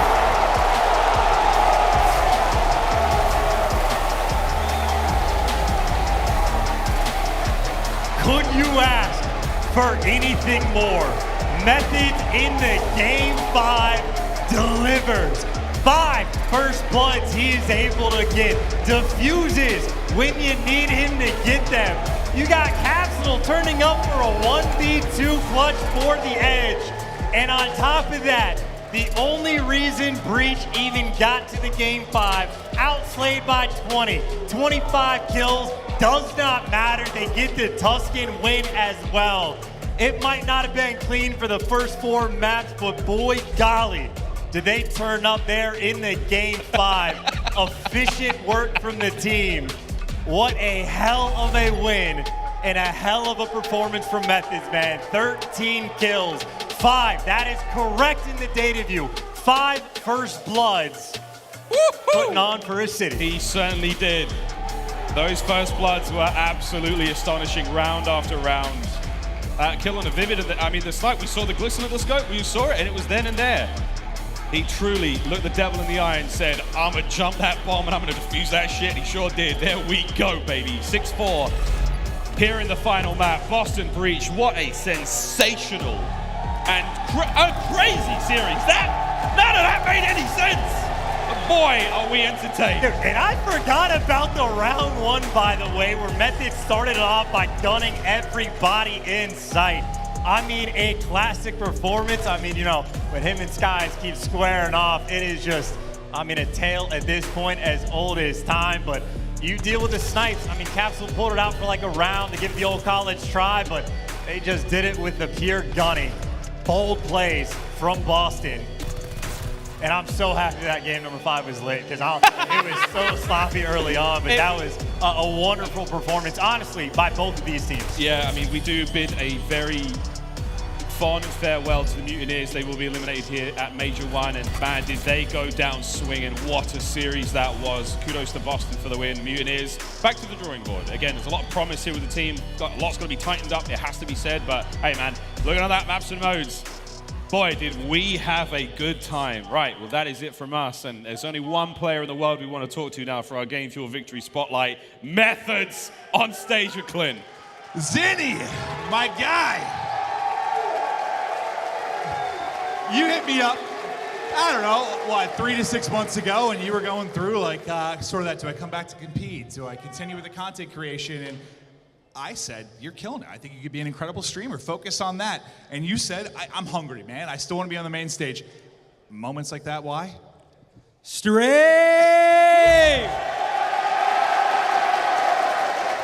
Yeah, I mean, when you want to compete, like, I can always go full-time content at some point, so right now it's competing. Yesterday I played like a hamster, so had to make up for it. Map 5 there, obviously FaZe is a tough draw, but Florida's a tough team.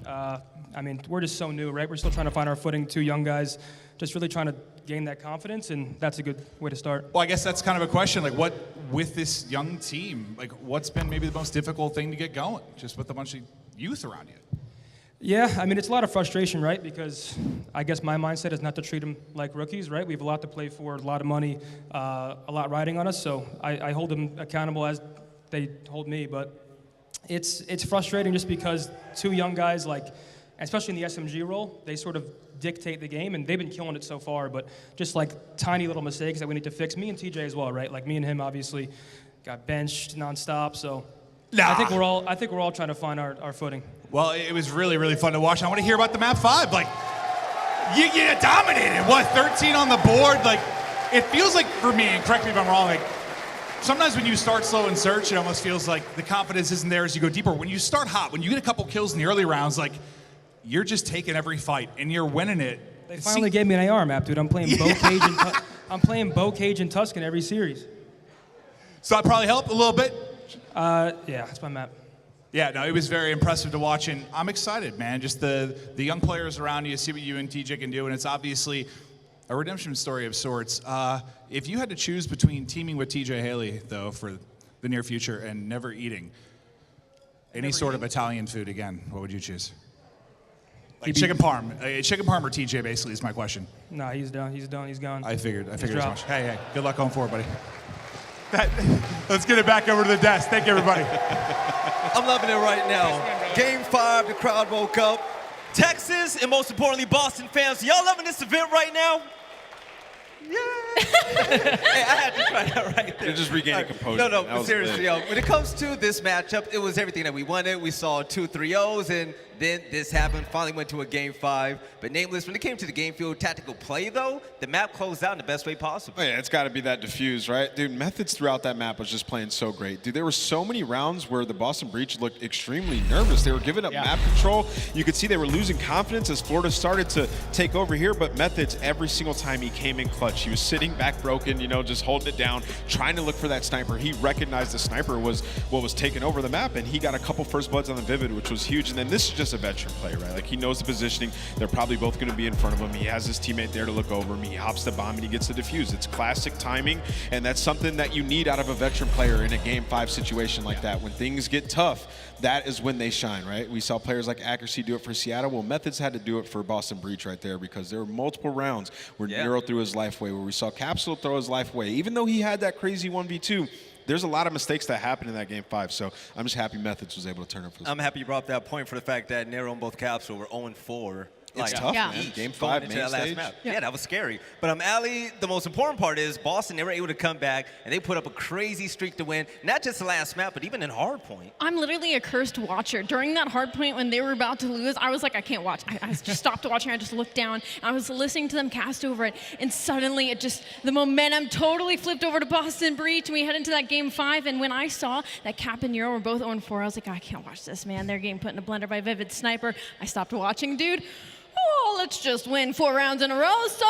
I'm not allowed to watch Boston Breach play anymore, but big shout out to Methodz. I feel like there was a lot on his shoulders to step up for this team, and it really showed in that search and destroy. It was usually on Nero or TJHaly to be that aggressive SMG and get those first bloods, and he really picked it up for them when they were slacking. You're right, and speaking about Vivid, Jeremy, I heard you were nice with the sniper back in the days, man. Yeah. Vivid put on a clinic, man. It was a sniper diff in that map. He was taking over the map early in these rounds, but the confidence of Methodz to go out there and you see that glare on the opposite side of the map, you're just delusionally challenging. He was able to get a couple first bloods onto Vivid, which just shuts down the plays from Florida Mutineers. But the biggest thing that I took away from Boston in this series has to be the search and destroys. Before they came in this series, they lost their last 4 S&Ds. They were able to win the first one in a 6-5, and even though this one was a 6-4, they still have little mistakes that costed them a couple rounds. They should have been able to win this at least 6-2 or 6-3. That 4v2 situation where you have Nero, you have Cap, who are giving up their lives for free, you cannot allow that to happen, because that's where the better teams are able to capitalize on. And we got to talk about Florida, right? And Awakening, they were out slinging that hard point by so much, and they still lost. Every player on Boston Breach was negative in that hard point, and we got to talk about this as an ongoing theme with Florida. They would outslay teams in Bocage, but still weren't able to pull out the win. They pulled out the win on Bocage in this series, but still, they gotta get somebody on that objective time. You can't go plus 20 and have only 20 seconds in objective. Major shout out to the coaching staff of the Boston Breach. They had not played Desert Siege S&D going into this series, and that was a big gamble to take that, right? Like, they're confident in their search and destroy play. They know they have playmakers on their team. They go into a Desert Siege where they really don't have a sniper player to go toe-to-toe with a player like Vivid, who's popping off, and they still come out with the win. So good decision there. Now, flipping the switch and talking about Florida for just a second, aLLeY, this has been the story for their whole year, right? They're so close to tasting victory, and even having a map lead, they were unable to hold on to it. What do you see for this team in the future? They're a young team. I think they have so much more to go. Their ceiling is incredibly high. I feel like with both these teams, this was young guns against young guns. In Florida, they have a couple more kinks to work out, but still overall, it wasn't a slam out, right? So they're still a light at the end of the tunnel for this squad. They just got to get back to the lab. Yes, and ladies and gentlemen, with Boston getting that big win, 3-2 over Florida. Coming up next, we're going to have Seattle Surge, who we're trying to get good luck on their side. They're going to be facing off against Paris Legion, a team with nothing to lose and everything to win. We'll see you guys in a minute for some more CDL action.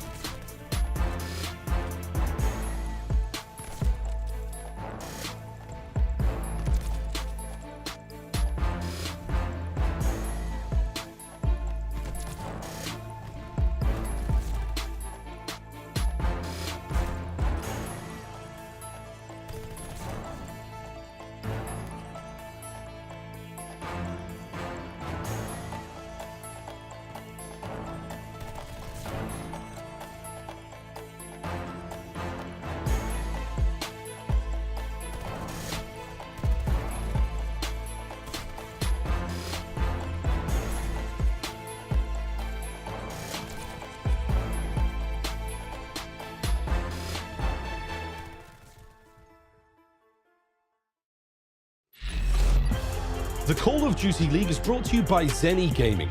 Armor your eyes with Block's gaming glasses starting at $24 by visiting zenny.com/CDL. Upgrade your game with a Scump, the official controller of the Call of Duty League. The Call of Duty League is brought to you by TeamSpeak, the official broadcast communication partner of the Call of Duty League. Ladies and gentlemen, welcome back to the CDL Major 1 right here in the beautiful Texas. And the fans are awake now and the games are getting even better. Just jumping off of a 5-game series now. We're going to have Paris versus Seattle. And Lando, you here on the desk, man. How you doing, my guy? I'm feeling good, buddy. I'm happy to be here. We got some big brains on the desk, and I'll do my best to try to provide a little perspective the best way that I can. Right, and of course we have aLLeY and Nameless. We've been holding it down for 2 days now, and let's get right into it. Seattle, they need to come back in a big way, and Nameless, I want to see something special. They have to win this game. I mean, we need Sib to step it up. Obviously, he was the guy who was popping off alongside Pred in the early things. When we saw at kickoff, they were absolutely sensational. But in the last couple of matches, they have not been great, especially in the hard point. That's one thing that I'm going to be looking at them to improve upon going into this series, Billy. Right, and when it comes to the game field keys to victory, aLLeY, what does this team have to do? Well, they got to find the hard point setup gap. Seattle is 10th in break percentage, Paris in 12th in hold percentage. Play the aggressive push in, but I feel like that stat for Paris might change a little bit with the likes of Tom Gravity getting sent in the back, but it is a good opportunity to bounce back. Paris is 0-5 this season. Right now, technically the bottom of the league for everybody and literally, so this is a good time to end that loss streak and dominate first blood engagements in S&D. Seattle is 4th in first blood percentage, Paris is last, so capitalize on your first blood engagements and you should have good S&D. Right, with Paris being 0-5 on the season, only team that haven't won a game yet. Lando, I mean, there's a lot to be desired, but they did make a big team change. Yeah, they absolutely did. I mean, I'm super excited to see Tom Gravity make his debut with this team. And I mean, when we take a look at the list of players that he has been with in Challengers, I mean, you look at all the guys who are now in the CDL who have made their debuts over the past 2 seasons. Odds are he's played with them. Odds are he's taught them how to play the game. I know people like Crowder, a lot of the FaZe guys are high on this guy, Tom Gravity. And I think for the long term of this Paris team, this could be a really good move for them. Not necessarily in this match specifically, but at least moving forward. Yeah, and Tom Gravity, I mean, he's going to come in, he's going to be the main AR for this squad, and also the in-game leader, right? He's going to be the dad for these guys. He's been a dad for a long time for the Challenger scene, and that is what Paris Legion needs. You're going to get Fellow moving over to the SMG now. That is what we've been wanting to see him use for a long time. When he was a pro player, that is what he used, and he was fantastic. So in terms of the meta change for this roster, it's the best move they could have possibly made, and they're also bringing in some leadership, which should translate to more search and destroy success as well. So you can see some of his accolades on your screen right now. This guy is decorated when it comes to Challengers. People have been waiting for him to come into a pro team, and this is the shot that he wants. Right, and when it comes to the game field keys to victory right now, Paris, they're just going to have to really pick it up. Seattle, they are facing 3 series losses in a row right now, but also they need to clean up their hard point setups, averaging +5 net points after winning the rotation, which puts them in last place. But last but not least, they need to take advantage versus a weak controlled team. Seattle is 9th in round win percentage, and Paris is 8th. But aLLeY, you kind of have faith with Paris right now because of a thing called a honeymoon phase. Honeymoon phase, it's when you make that roster change right before an event and then suddenly they just come out and fry everybody. That is something that's happened, COD, across the board. And Tom Gravity, out of all people to be added to this roster, when I was first joining the scene, he was on FaZe Black, just winning literally everything. He's played with players like the like of Sib and Cellium. He has been so under the radar, and we have all been waiting for him to have his shot up in the league. And this is his debut now, going on main stage with Paris, and you know what? I think this might be a huge turnaround for the squad. With new blood embedded into this team, I mean, let's just get into the talent pickups right now for the simple fact that I think Paris is going to do well, man. The honeymoon phase, plus I saw John backstage. John was looking ready for this, man, and when John pops off, he makes a difference. So I'm going Paris. I think we're going the distance yet again.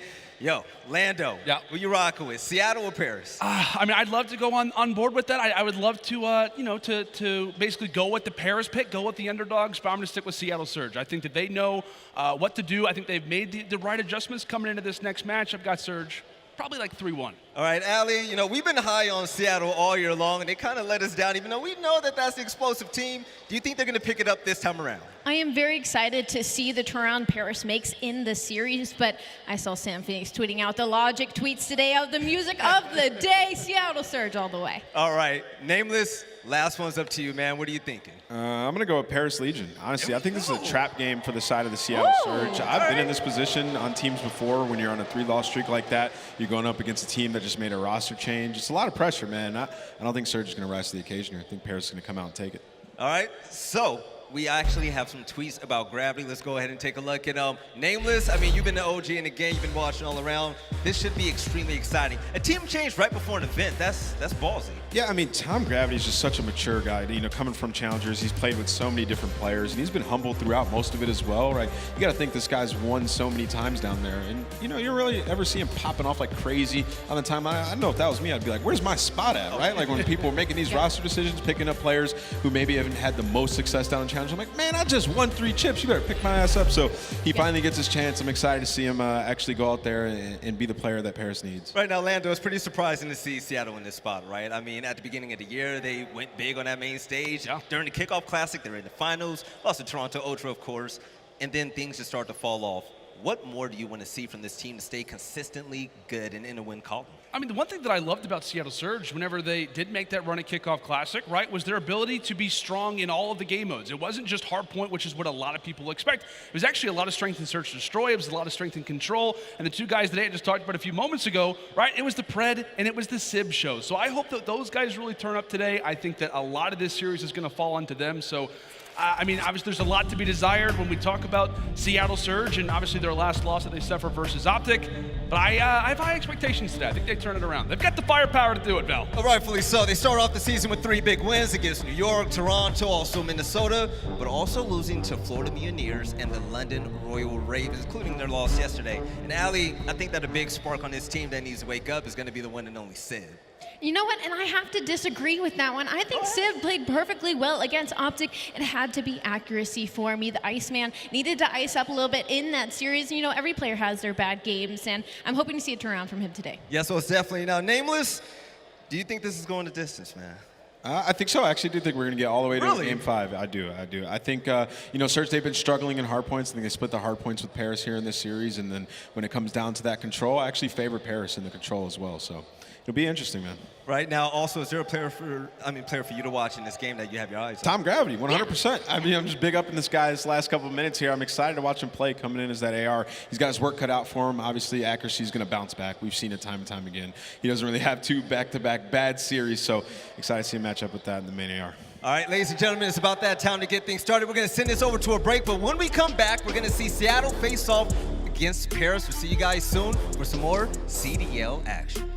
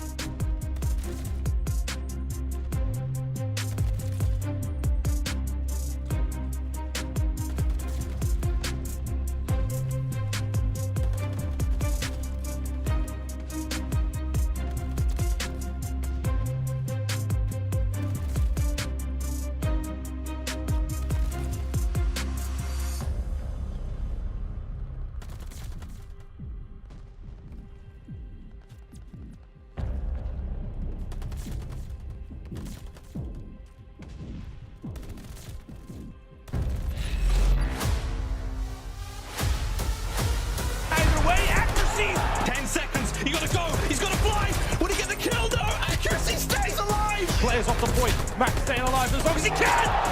What a beautiful flank this could be. The second. Oh, God, the round's gone. They are. Brent has an opportunity. There's the first. There's the second. Turns on. And still, hip fire works out. You get any more? Yeah, that is 5. The Young Guns in round 11. And they go big. He comes out the corner in time. And you bet he will.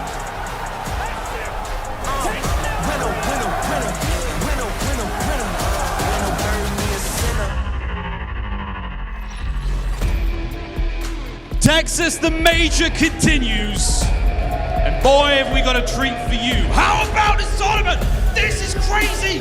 We've never seen a major like it. We may never again. But for now, the lower bracket run will continue. These teams are dropping like flies. We have to say goodbye to one more after this. Ladies and gentlemen, let's get this show on the road. Let's get this thing up moving. Our first team, please, ladies and gentlemen, welcome to the stage, Seattle Surge.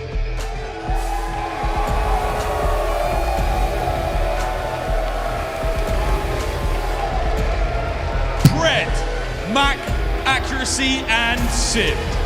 All right, the Seattle Surge are looking to bounce back in a big way, and I hope they get it. Yeah, they absolutely have the ability to do it. This is a great opportunity for a rebound game. We've talked about a number of different players who need to step up, but as we said, they've got the firepower to do it. The potentials are there, and the rookies are hotter than ever, but Miles, I think Paris has something to say about that. Paris have had something to say for a long time. This may be the day they actually get to say it. Without further ado, now welcome not only to the major, to the league, a new player and a brand new look for the team. Ladies and gentlemen, Paris Legion.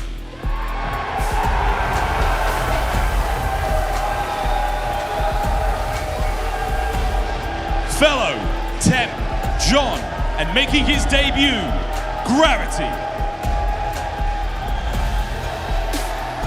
It smells all around. Go ahead. Man, smiles all around. Look at fellow dude. He is cheesing on that. He's infecting the other players, would you say, as Temp cracked soon later on. But man, I know we are all so excited to see Tom Gravity on that main stage. So well deserved. I know he's going to kick it up. Miles, I have no idea what to expect with this matchup, man. Let's go ahead and get it going. Let's get this show on the road. We've got a brand new looking team and team full of rookies looking to prove themselves. And who better to take us through it? Bryson Dunn, boys, take it away. Thank you. I could kiss you. I could kiss you. Oh, I love that guy. Oh, my goodness. Oh, it's a good day for some Call of Duty. And it could be a good day for Paris. They have not had a very good time in the CDL. Not this season, and probably not the last 2 years. However, on the other side of it, Seattle Surge seem in free-for-all.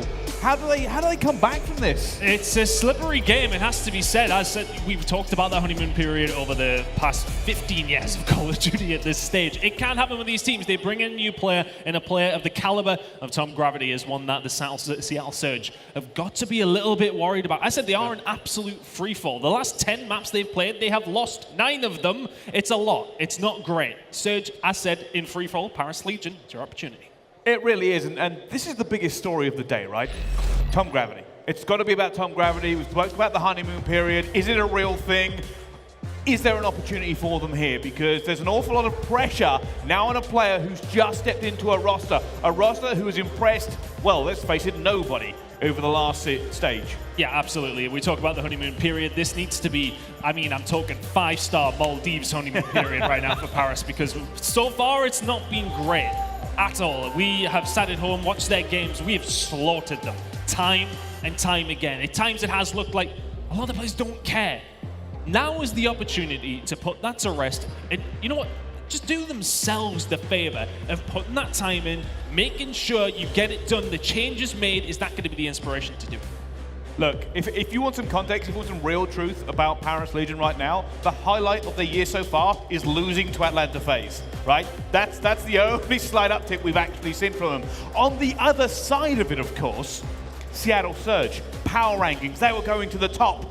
Since then, unfortunately, a couple of big losses have put them in this position, right down at the bottom. This is a redemption story for both teams coming into it, but only one will get that opportunity. Let's find out who it is going to be. Tuscan Hardpoint has come up. A lot of people have seen this game and understood that Paris will be playing either Seattle or OpTic, and a lot of people would have thought it'll be nice and quick, but everybody at home and everyone in the venue, if this one gets a little bit spicy, it will indeed be very, very spicy. Into Tuscan we go. And Seattle, it's very much the pressure on them. Paris Legion, new man on the roster, what can you do? No pressure, let's see if you can get it done. Well, straight on board with the man in question. And it's all going to be weighing heavily on the shoulders. At the moment, Paris do have control of this point, but already a few players coming through, and it will be Gravity picking that one up. They've cleared them out for a second. Seattle Surge are going to have to reset. But I say that, but Simp gone in with 2. They've taken control away from it. Yeah, well played from Simp. A couple of kills coming on through. Seattle Surge will get some points on the board. They got the side of the map that's a little bit more preferred, of course, as you move over towards the statue side hard point. Good control from them so far. Paris just struggling to break on through. It's really going to come down to the ARs, the flexes. Yeah. See where the difference is going to be made. Specifically for Paris, can they get something done? But Simp finding two. The question was asked about him, but he's answering that question immediately. And at the moment, Seattle Surge are taking back control here. They also have the rotation, and that's so key. Paris are going to have to stack. They're going to have to find a way into this one. Can they make a little bit of noise here? Very, very slow from Paris. Obviously waiting for those players to get in a position for the trade. Already, Temp's gone in. No trade there already. Where is Paris Legion? Simp's going to take down John. John's going to eventually get a kill with the nade that he's ended up dropping, but there is no Paris Legion pressure. Yeah, there wasn't much pressure coming in from over towards the balcony. That's the kind of area we would expect the push to come from. This is 3 points for Seattle Surge. It's a very hard hill to break, though, when this setup comes on through. I might see that rotation just coming in a little bit earlier, but here come the kills. John, we know when he gets heated up, then Paris can get themselves going. There's momentarily 4 dead. They break the hill. They're trying to get into this one eventually. John will wrest control away. Legion getting some points on the board, but it's not an awful lot. We are off to the races, though. Keep an eye on that mini-map.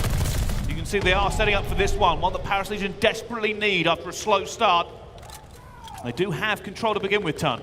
Yeah, it's still early on, though. 30 points is all that is in it. Good play from here, from Temp on the outside. We've been told he's been playing very well in scrims, and speaking of scrims as well, these two teams are apparently splitting maps over the past couple of weeks.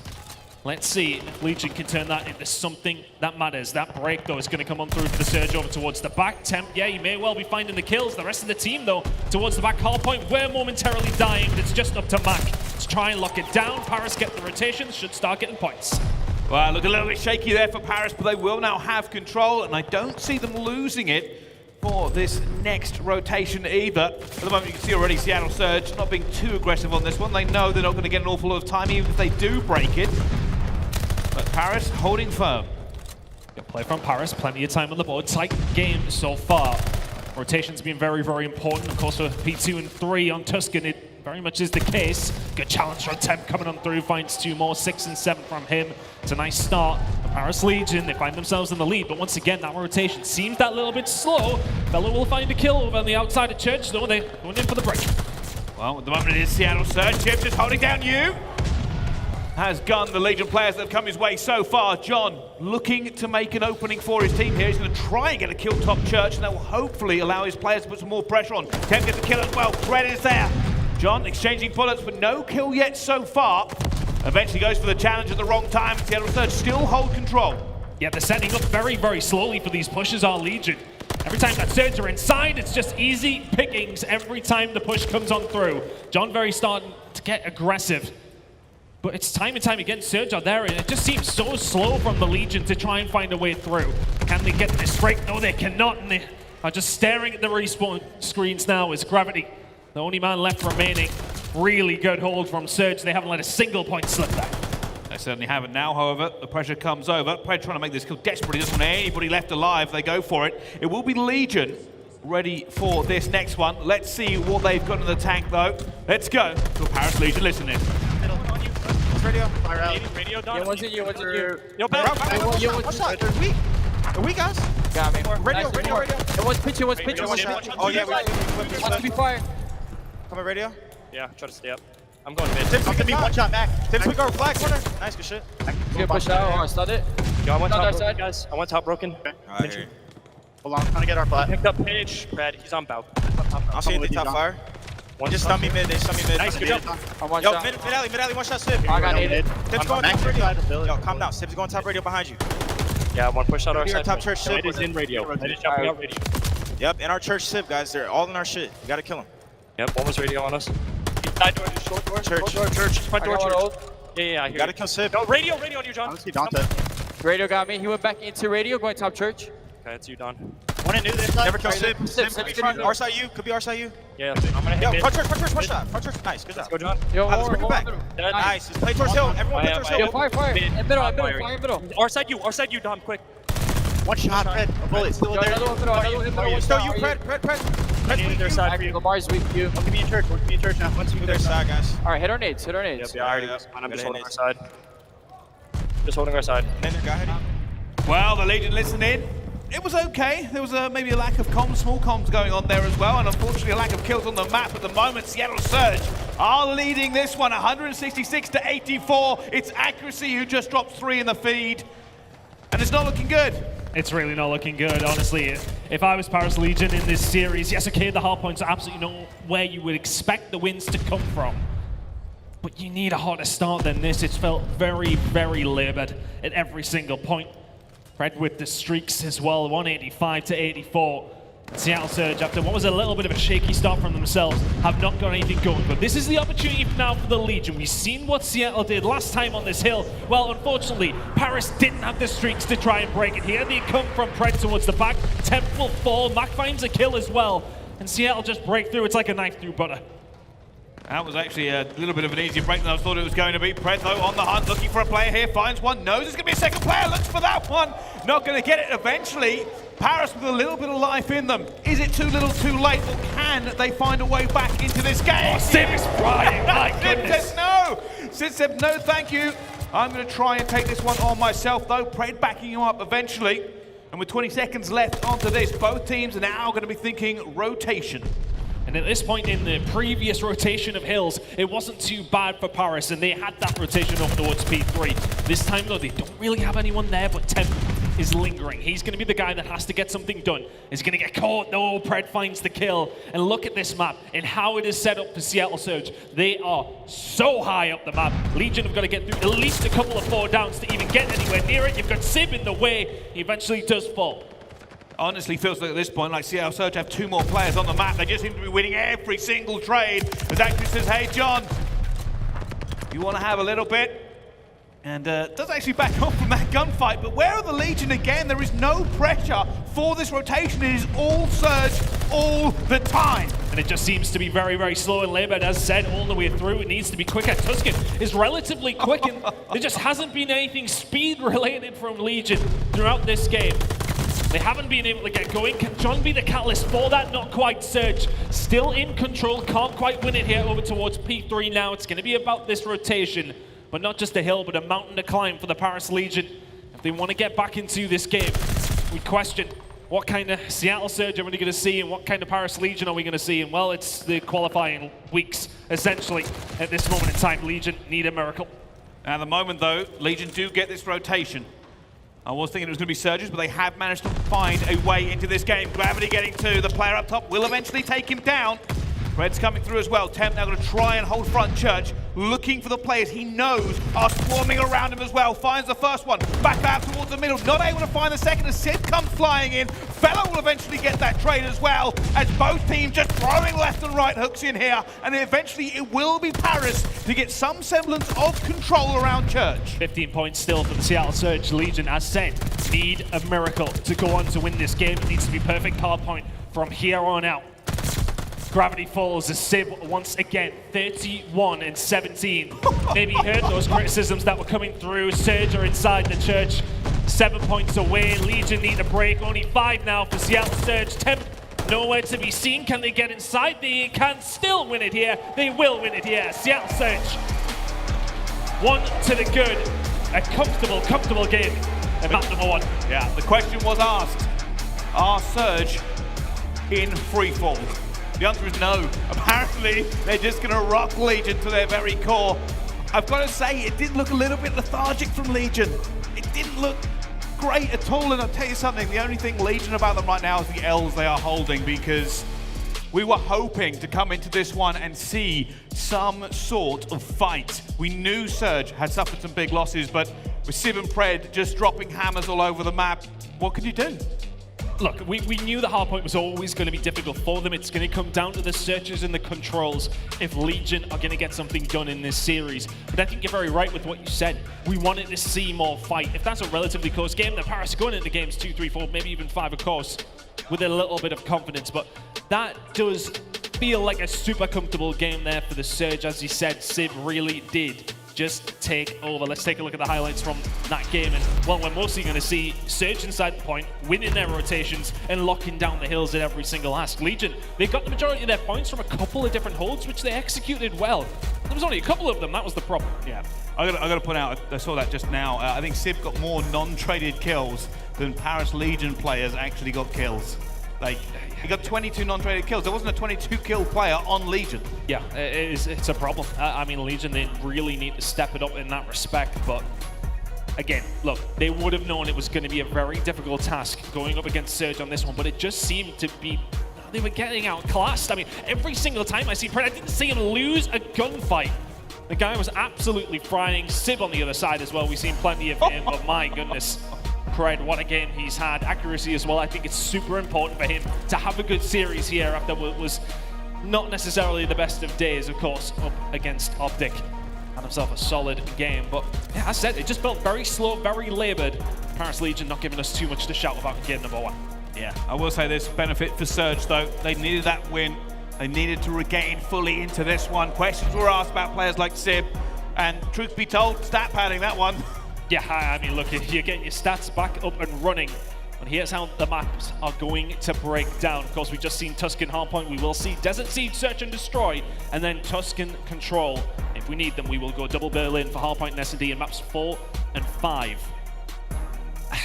Again, it is very difficult to read too much into the hardpoints. We know that Paris Legion have really struggled, in particular on that map mode. But when it comes to Search and Destroy and Control, this is where their potential is in this series. Yeah, this is everything now for Paris. They have to do a good job on this next Search and Destroy to have a chance in this series. We knew it was going to be rough. Surge have looked much better the entire time this year so far. Paris Legion just looking for a little bit of hope, a little bit of magic, a little bit of luck, a little bit of something, to be perfectly honest, here on the main stage. Paris, I believe in you. Something, please. I'm thinking the Search has got to be the start, the catalyst for this team. It has to be. They would have been looking at the performances of that Seattle Surge team during OpTic's game where they dominated them. And one of the guys a lot of people were talking about that did not show up in that game was Sib. However, this game so far has looked so good for him. 1.88 KD on map number 1. The last 3 series, a 0.73. That's not something we've come to expect of a player like Sib, especially from what we've seen at the kickoff and, of course, in the first 2 weeks of the qualifying play. Stepped it up in a big way today. I would say, you know, the opposition is, okay, maybe not necessarily the same level as the home crowd team here, but he needs a confident game. Accuracy needs a confident game if they want this loser's run to go their way. Yeah, and obviously that first map was just huge for them. Just getting that confidence. Booster, yeah, absolutely huge confidence boost. It's everything for Sib, right? You talk about those statistics right there. 0.73 across the last 3 series he's played. Comes straight into a hard point with a 1.88. Like, this complete mind refresh. You're sitting there going, hey, you know what, I can do this. I'm actually pretty good. He is pretty good. We just didn't see it so much yesterday. But he really has an opportunity to shine here in this game as we head into map number 2. Is the desert where Paris are going to start their comeback in this series. It's a tough one, it has to be said, but I'm sure the crowd in here will get behind them. We want to see the underdog story every single time.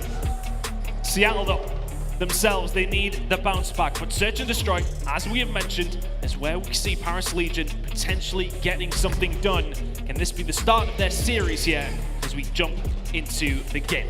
Statistics for this one, of course, the S&D ranks don't read pretty for Paris. Last in offensive wins, last in first bloods, and 11th in defensive wins. Yeah, it kind of just puts down the fact that we say that this is probably where they have more luck, and I think that maybe just highlights how not great they've been. Sib, though, I mean, he's just starting off where he left fellow. See, goodbye to your head as John falls as well. Great start here for Surge. Accuracy will find Gravity and Temp is left in 1 versus 4. All right, Temp gets the first. It's never over till it's over. Temp needs another pick, though, so he's got some room to maneuver, because right now Surge are trying to lock him down and not give him room to... Well, never mind, he's down. Good start there. Seattle Surge, it starts with the headshot coming in from Sib. How influential have we seen snipers be so far this weekend? You get somebody with the scope who can do the damage, and it makes your life just that little bit easier when it comes down to Siege. All right, first round done and dusted, but fortunately, many more to come. This time it will be Paris on the defense. Seattle Surge have their opportunity to see whether or not they can get this bomb down or eliminate the extra team. And at the moment, it is looking a little bit like a B hit. Sib looking for the picks once more. Oh, Gravity, welcome to the league. Oof. That bullet is not far off his head, and I don't imagine he'll peek that again for the rest of the round as Surge find their way over towards B. That bomb will go down. Before it, Sib still down that sniper scope, still looking for these picks. With bomb down, it will be Legion who have to try and get some urgency here. Eventually, though, Johnson's get a snipe, bringing it back. Gravity gets one as well. Paris now with the numbers advantage.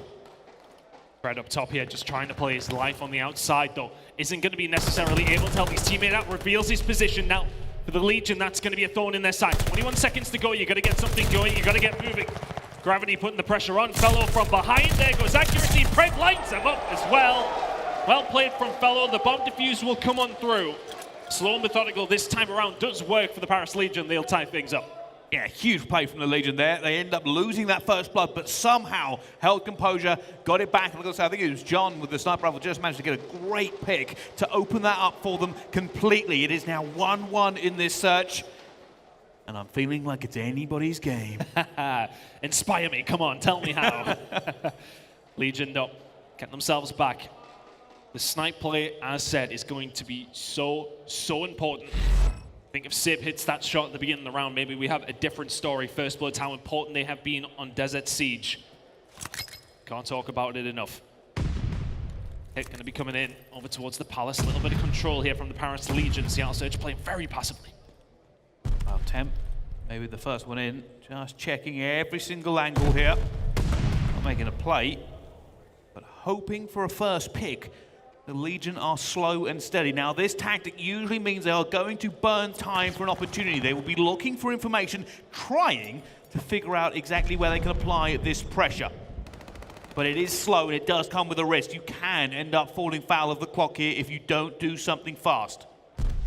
45 seconds. Just looking for some sort of control, some sort of information, and not much is being given away here by the Surge. But here come the shots. Pred gonna have to back on down. It's a little bit of control for them now, but still, nothing really happening towards the bomb site. It's going to have to be a very late push. You're going to have to clear them out.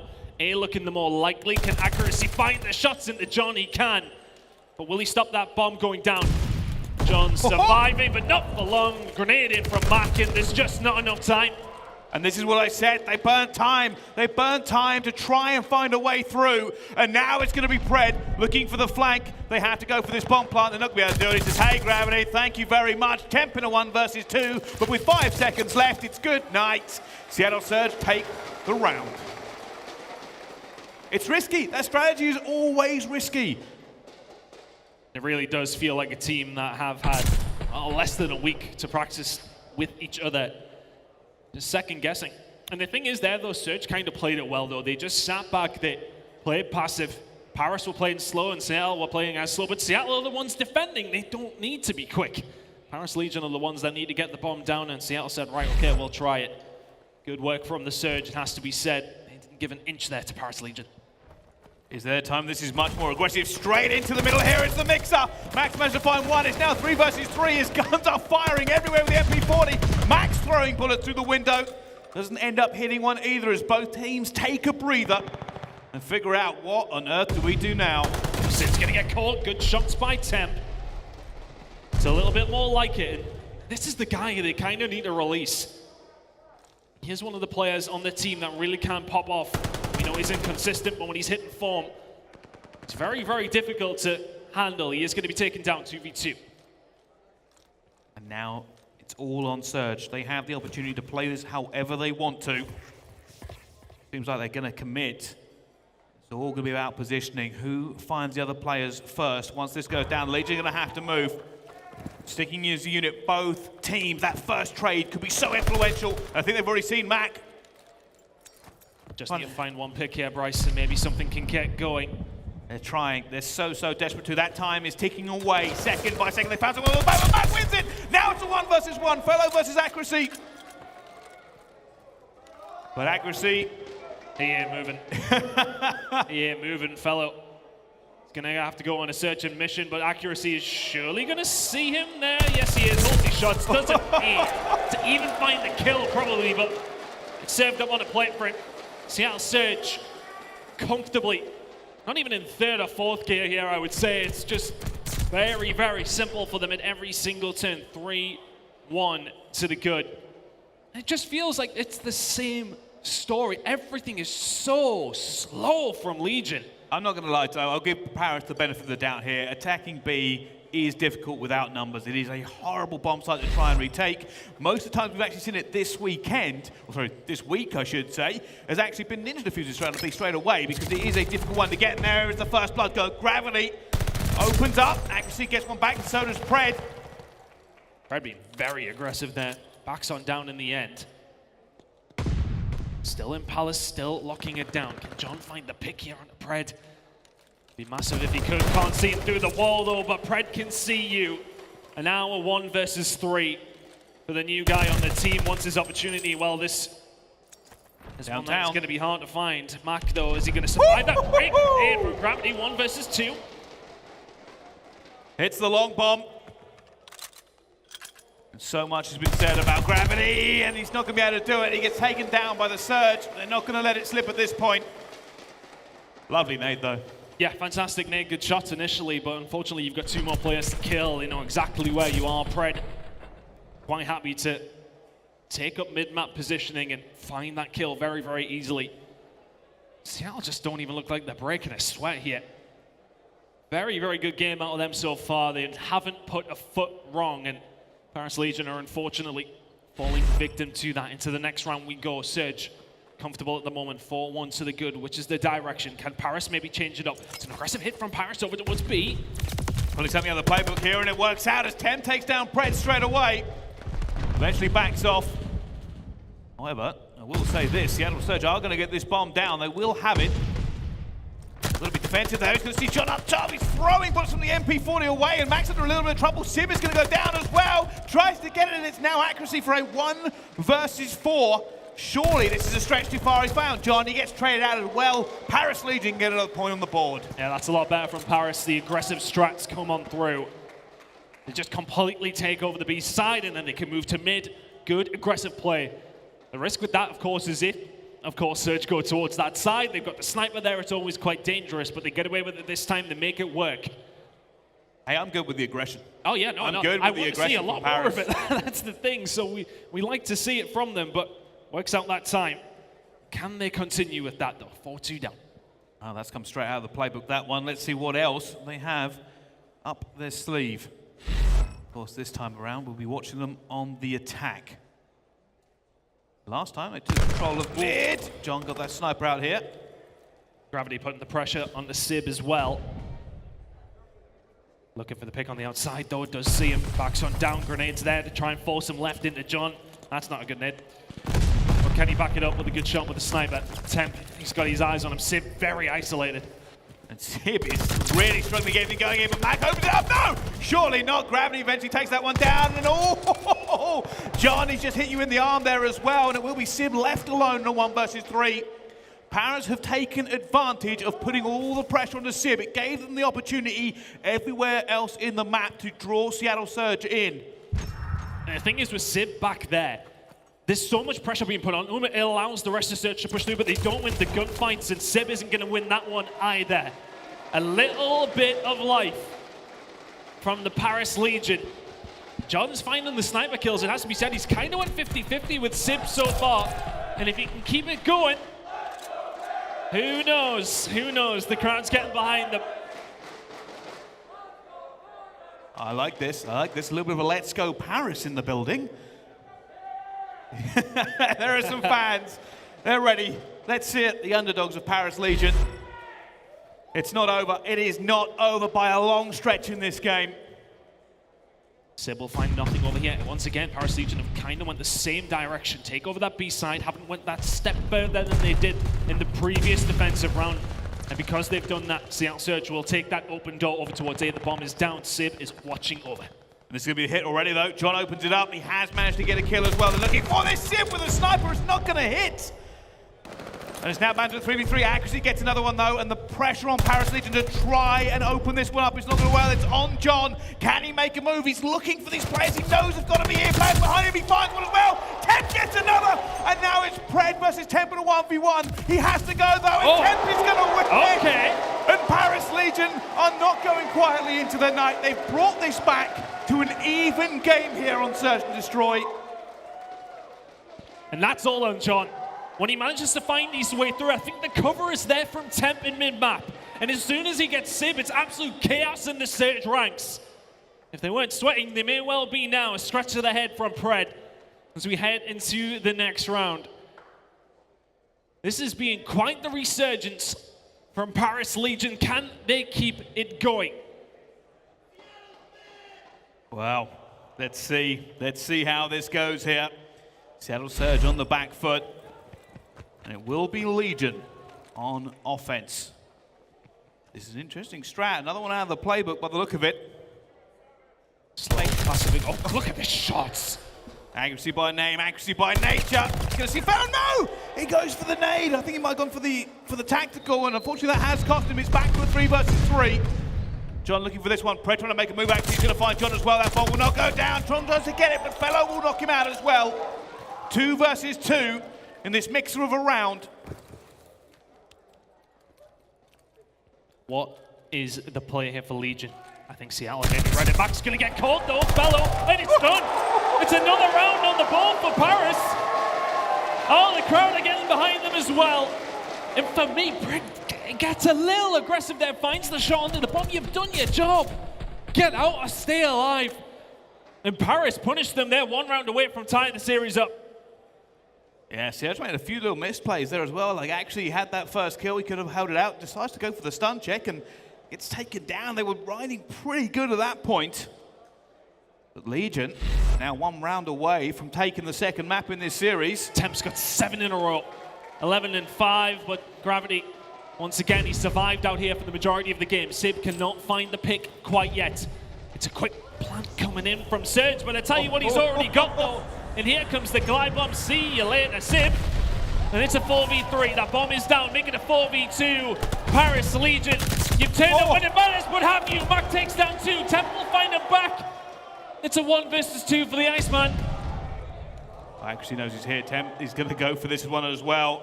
Actually trying to get away into a good position for it. He's looking for Temp. He's going to see the leg. He stops it. He stopped it as well. Accuracy somehow just took him off by the knee. And it's down to a 1v1, and they thought they had this in the bag ton. Gravity is looking, he is searching, but unlike the hope, he's not going to get it as Accuracy clutches up again.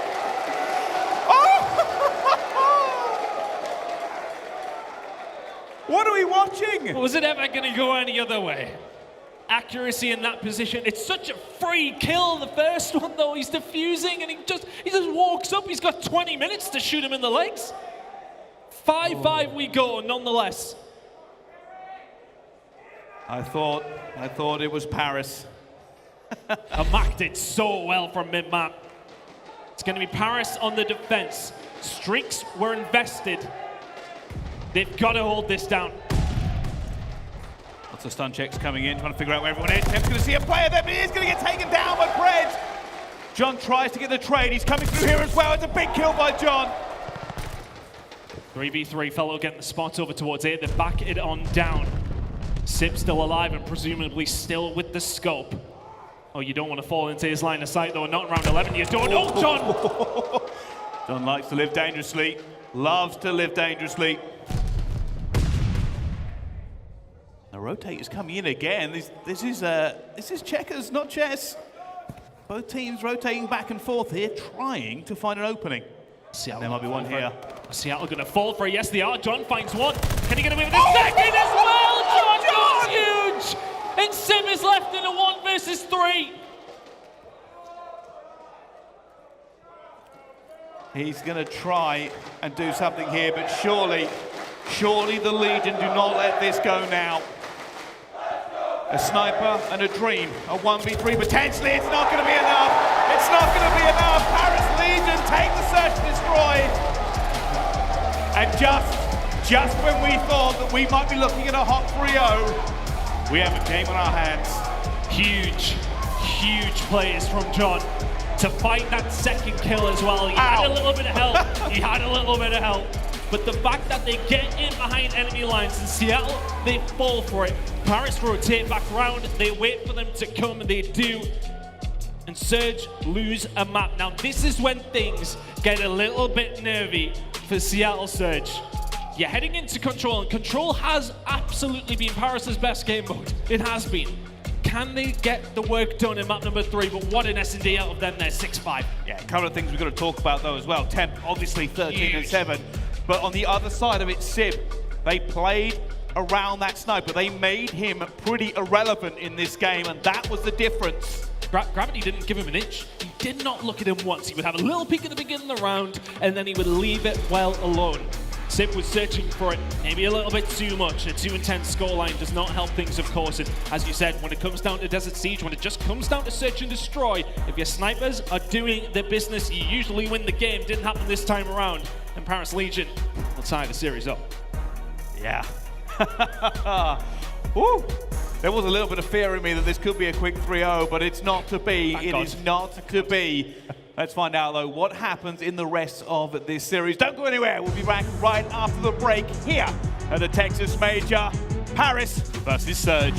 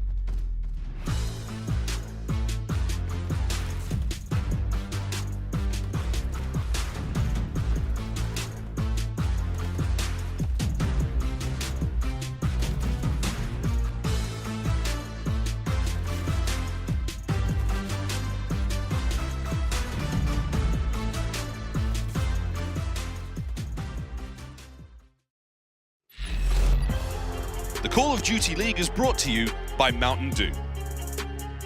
All right, we are back and we are live. We are ready to find out how the rest of this series is going to go down. If you are just joining us, of course, it is Seattle Surge versus Paris Legion. We are all tied up after one incredible S&D. Very, very good S&D, of course, from the Paris Legion. Much better from them. But how many times have we seen it when it has been today? There's either been 3-0s or it's been 3-2. So I'm going on the side, this is going to 3-2, hopefully. Everyone's got their fingers crossed. We want to see a good game. But somebody who nearly made it 2-0, of course, was accuracy with his players in that game. And what a game from the Paris Legion it was, but accuracy made it a little bit more difficult with the 1v2, of course, in round number 10. And that was influential. And how many times have we seen him do that over the years? Consistently is the answer to that. You know what we're going to do? We're going to take a look at it one more time. Here's a scuff play of the game, and it is going to be that clutch as well. And look at that, takes him off by the knee. I used to have a defuse, but then I got shot in the knee, and we just can't hold down the Iceman. And I kind of wonder Gravity was watching it now, but look, they won, so I'm not going to, you know, maybe go on too much, but you would think in that situation, Gravity is surely watching over it. But accuracy, always going to feel confident in those situations. He gets it done, but he can't do enough for his team to not lose that game. Paris Legion, as said, they will tie it up, and we will head over to a control, and no decisions are being made on who's going to come out as the winner in this series. But as we said at the beginning, I think Nameless said it on the desk, it's not necessarily the hard points we expect from Paris Legion. It's that game in the middle and the Search and Destroys where they can potentially get something done. Let's talk about the control top performers. And the top performer in the Search and Destroy for Paris Legion was Temp. Can he do it here in the control as well? There's an awful lot riding on him, of course. Mack on the other side, though. There's going to be a big force for Seattle Surge. And going into this one, there has been an awful lot spoken about this Paris Legion roster and who's good, who's got to go, and they've made their first change. I don't know if it'll be their last, but the Paris Legion is still a team of incredibly talented players. Got a world champion on that team. That's all you have to say, a world champion and MVP at the event in John. But it's not the guy that we're talking about this weekend. It's going to be Gravity, the new man on the stage here. A 0.92, not the best, but you know, it's not horrendous. That's fine. You take a 0.92 for your first game in the CDL. Can they continue where they left off, though, in map number 2? Let's see if Paris Legion can keep the dream alive. At the moment, pretty standard opening. Seattle Surge getting straight onto that A point. Fred opens proceedings against John.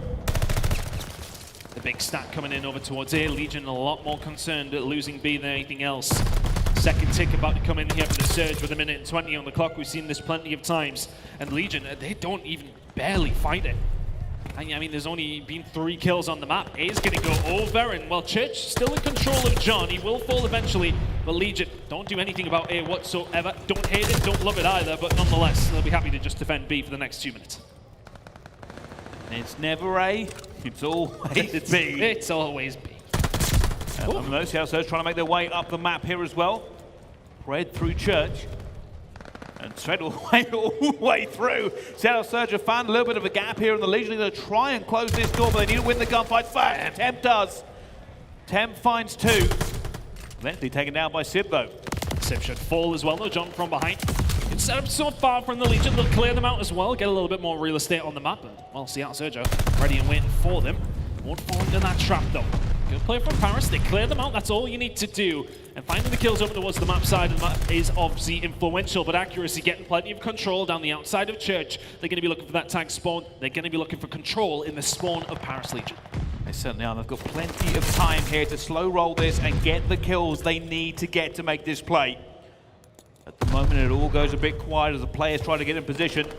Gravity's going to push out just a little bit, but he knows the Surge are with him as well. There's bullets coming in from accuracy. Gravity tries to get out of this one as well. Temp trying to get these trades through at the same time. And the Seattle Surge have made a little bit of progress, but is it going to be enough? Fred gets 2, and they're now on B. That's 2 big kills over towards the back. He gets himself involved. And this kill feed is just lighting up for Seattle Surge. Plenty of progress being made over towards B. Here comes your first tick. Can they find any more? Good gunfight win from Temp. But here comes Simp from behind. Pred will find another. And John's the only one left alive momentarily. Wins an important gunfight over towards top Church. Paris Legion have a good chance of retaking this now. Here comes the stack. What can Simp do apart from survive? Not a great deal. Really good clear out from the Legion. Things got a little bit scary though. Really love that play from the Legion. They got their players together. They got in there for it as well. And John opens up. He's on a 4 streak, and that's what Paris need. And for Seattle Surge, it's probably not going to be about lives. It's going to be about time at this point. Attempts behind like freedom here. There's spread. There's Mack. Oh! Bullets in from 2 players. Simp will help along the way. Gravity needs to hold this down. The shots come in, expecting the push. Can Fellow hold it? He cannot. Accuracy inside, as is Mack. Gravity with the challenge, and there's the wipe again. Legion continue to survive. John having a hell of a game in it so far. Might not be the best. He's finding the important kills. He certainly is. It's going to be the last roll of the dice here for Surge. One last opportunity to get all the way across this map. But keep an eye, because Fellow is playing all the way at the back. Is he going to get in position for it? Seattle Surge are trying to make this push now with 13 seconds left to go. Temp will find the first kill. Need to get inside here very, very quickly. Do Surge need to stop the timer. Mack does just that. Positioning here from Legion's not terrible though. They can find that flank rather quickly. Fellow looking for it, but he's going to be found by Mack. Where's the rest of the gunfight? Fred's going to win that one. Here comes the second tick. Legion only with 3, 2, and 1. And it falls apart. Fellow left all alone. He's not going to be able to do a thing. And Surge find the first round. And the Surge, they played that really well actually. They knew it was their last chance. They had to get there and win the kills. And when Legion needed it the most, unfortunately they just were not winning gunfights. Seattle Surge take the attack here in the first round of Control. Legion need to be winning those defenses. We know how hard it is when it does come down to Tuscan. It's not necessarily as easy as what we see on the other Control map in Kuavo. Seattle Surge do a really, really good job of clearing things out there. Now here we go. Can Legion answer back? It's going to be a big hit straight out the gate. Gravity falls. Will anybody else? No, not quite. John's able to find the kill. Simp will trade. And it's a good hold from Surge straight out of the gate. Paris Legion cannot get anything done. They may well have lost the Surge and destroyed the Seattle Surge, but in the Control, they are in control. Let's go for a listening with Seattle Surge. Could be outer. I'm coming to help him. Not dead. I'm flanking. I'll pick up mid, okay? You have to outer. Yeah, I'm mid. One top broken. It's behind me. I'm running away. Top broken, Donnie dead. I'm mid. Look their side A, okay? Yeah, B down there. Donnie's inside. Go out. I need to nade it. Nothing B. They're stunned. Mid alley, Donnie. Dead. B, one shot. P5, fellow, absolute. Where'd he go? He went to P5. Push up through mid. I'm holding well. He's gonna be out. Fellow P5. Fellow's on point somewhere back alley. Back alley. I'm looking for back alley on me. Back alley. Our back truck. Last 2B. Our back truck. Yeah, be quick. Yeah, they're gonna go be outside. I'm trying to flank through light P5. Yeah, I'm nading it. Oh, he's in P5 holding the flank. Gravity. Go over to J or hold A.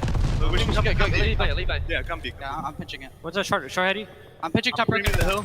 And we threw the back down. Right, in the back, he's in the short heady. Right now. I'm coming for heady, absolute. He's back on the stairs. Nice. Oh my god, shit on him. Could be windows. P5. I spawned trees in the back, I'm looking back. Back out to flat. I'm back. Flat dead. Last guy's in that back spawn. He's gonna go back alley probably. I don't see him alley. Someone get that. To one shot, he went D2. I'm playing B. Is he in D2? No, he's still back guard. That's P5 guys. They're going back guard. Okay, listen. Mid alley, pump gravity, 1 bullet, okay, on the heady. They're ready to go on it. We just play kills. All right, Seattle Surge looking pretty smooth at the moment. They are going to let go of A at this point. But the Legion struggling to try and get that B control. They went for it pretty early on, but didn't really get much out of it. I mean, yes, they have left there, but Brent's ready and waiting on the outside. You know what? They didn't do too bad of a job over towards B, but didn't quite get that second tick. The control was there. John really started going off in the spawn of Surge. It wasn't quite enough to get much done, but nonetheless, A is going to go over. They will add a minute to that clock, and a minute is all they have remaining. Legion now will have a couple of pushes, their lives as well. Doesn't necessarily say that we've got much longer left in this round.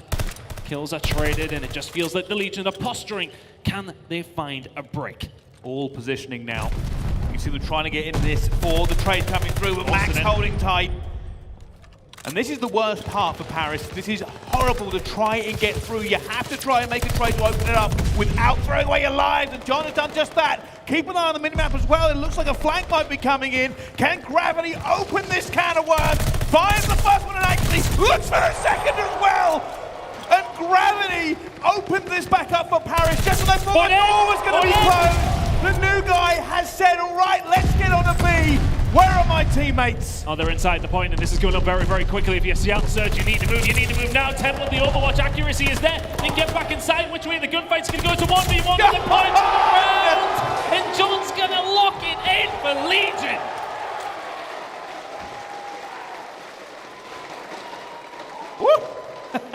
Oh, it's warming up a bit in here now. Come on. Keep it going for the Legion. Very well played. And it's Gravity around the back. I mean, I don't know why Gravity's the one that's there, but I'll take it. He finds 2 towards the back. That opens things up. There's already 4 dead. You stack the point. You get the round. There's not a defensive round win to be spoken about in the first 2. Legion back onto the defensive side. That advantage that Surge had has disappeared very quickly. There's going to be a VOD review after that one. Seattle Surge will not be happy with that one player undo their setup. And they'll be looking for revenge here on the attack. Straight on the way. Get this one, get fast, get the time, and then get over to B. Legion, one of those teams that are very happy to completely leave A. By the looks, oh my goodness me, that's an MP40 by the way. Gravity deleted. Legion though having a little bit of a look at this. Capture zone A going up very, very quickly. Accuracy find a kill. Suddenly Mack's the only one left alive. Can he get it done? No.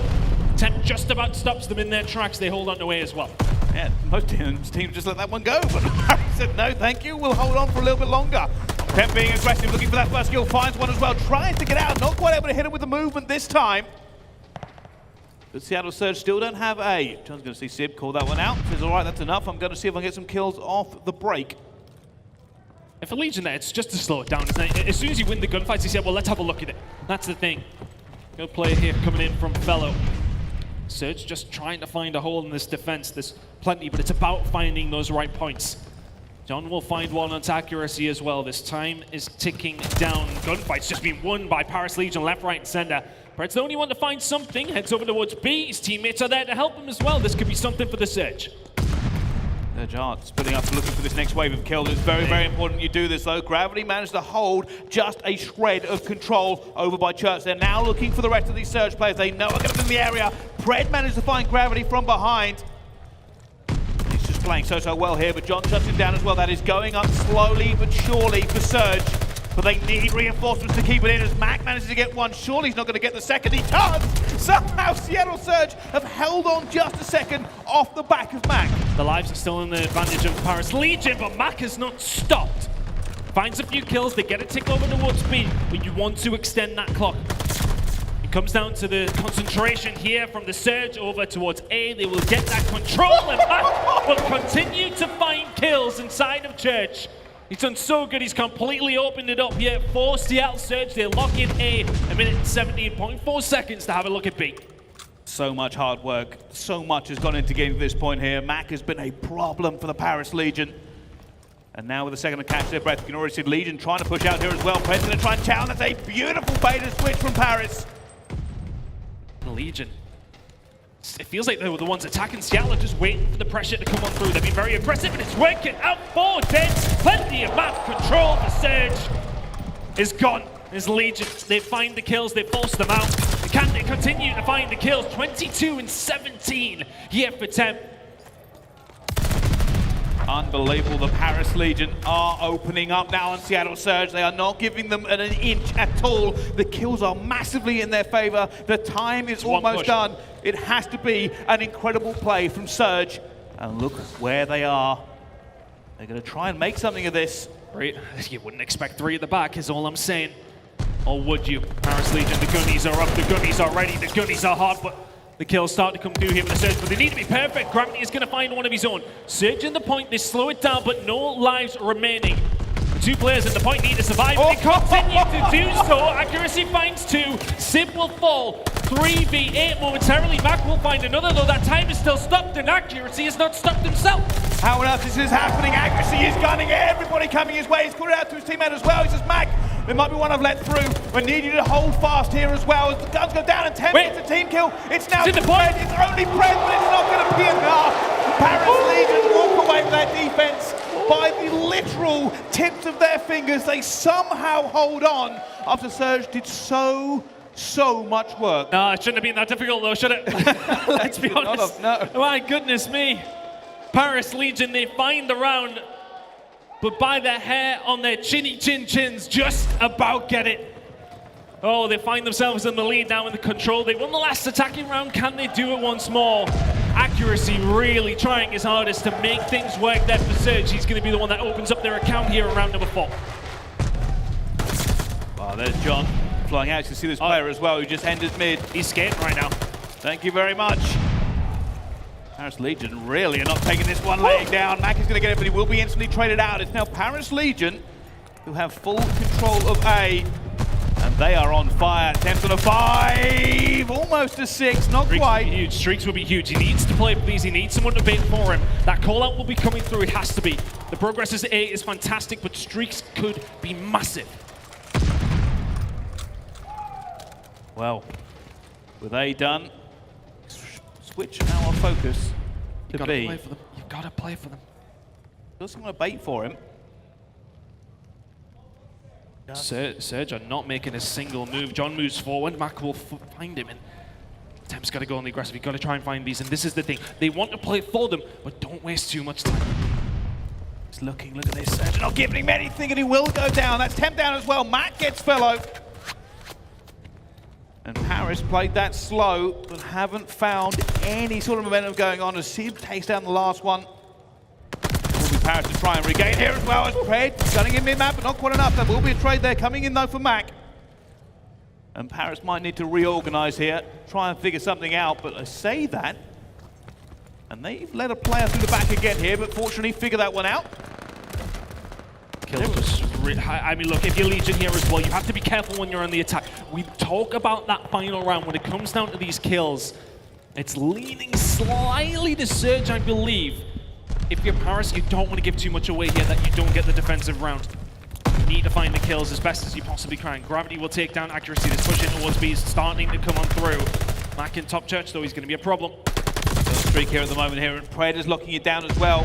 Paris are desperately trying to find some sort of gap to get through here, and Gravity finds 2.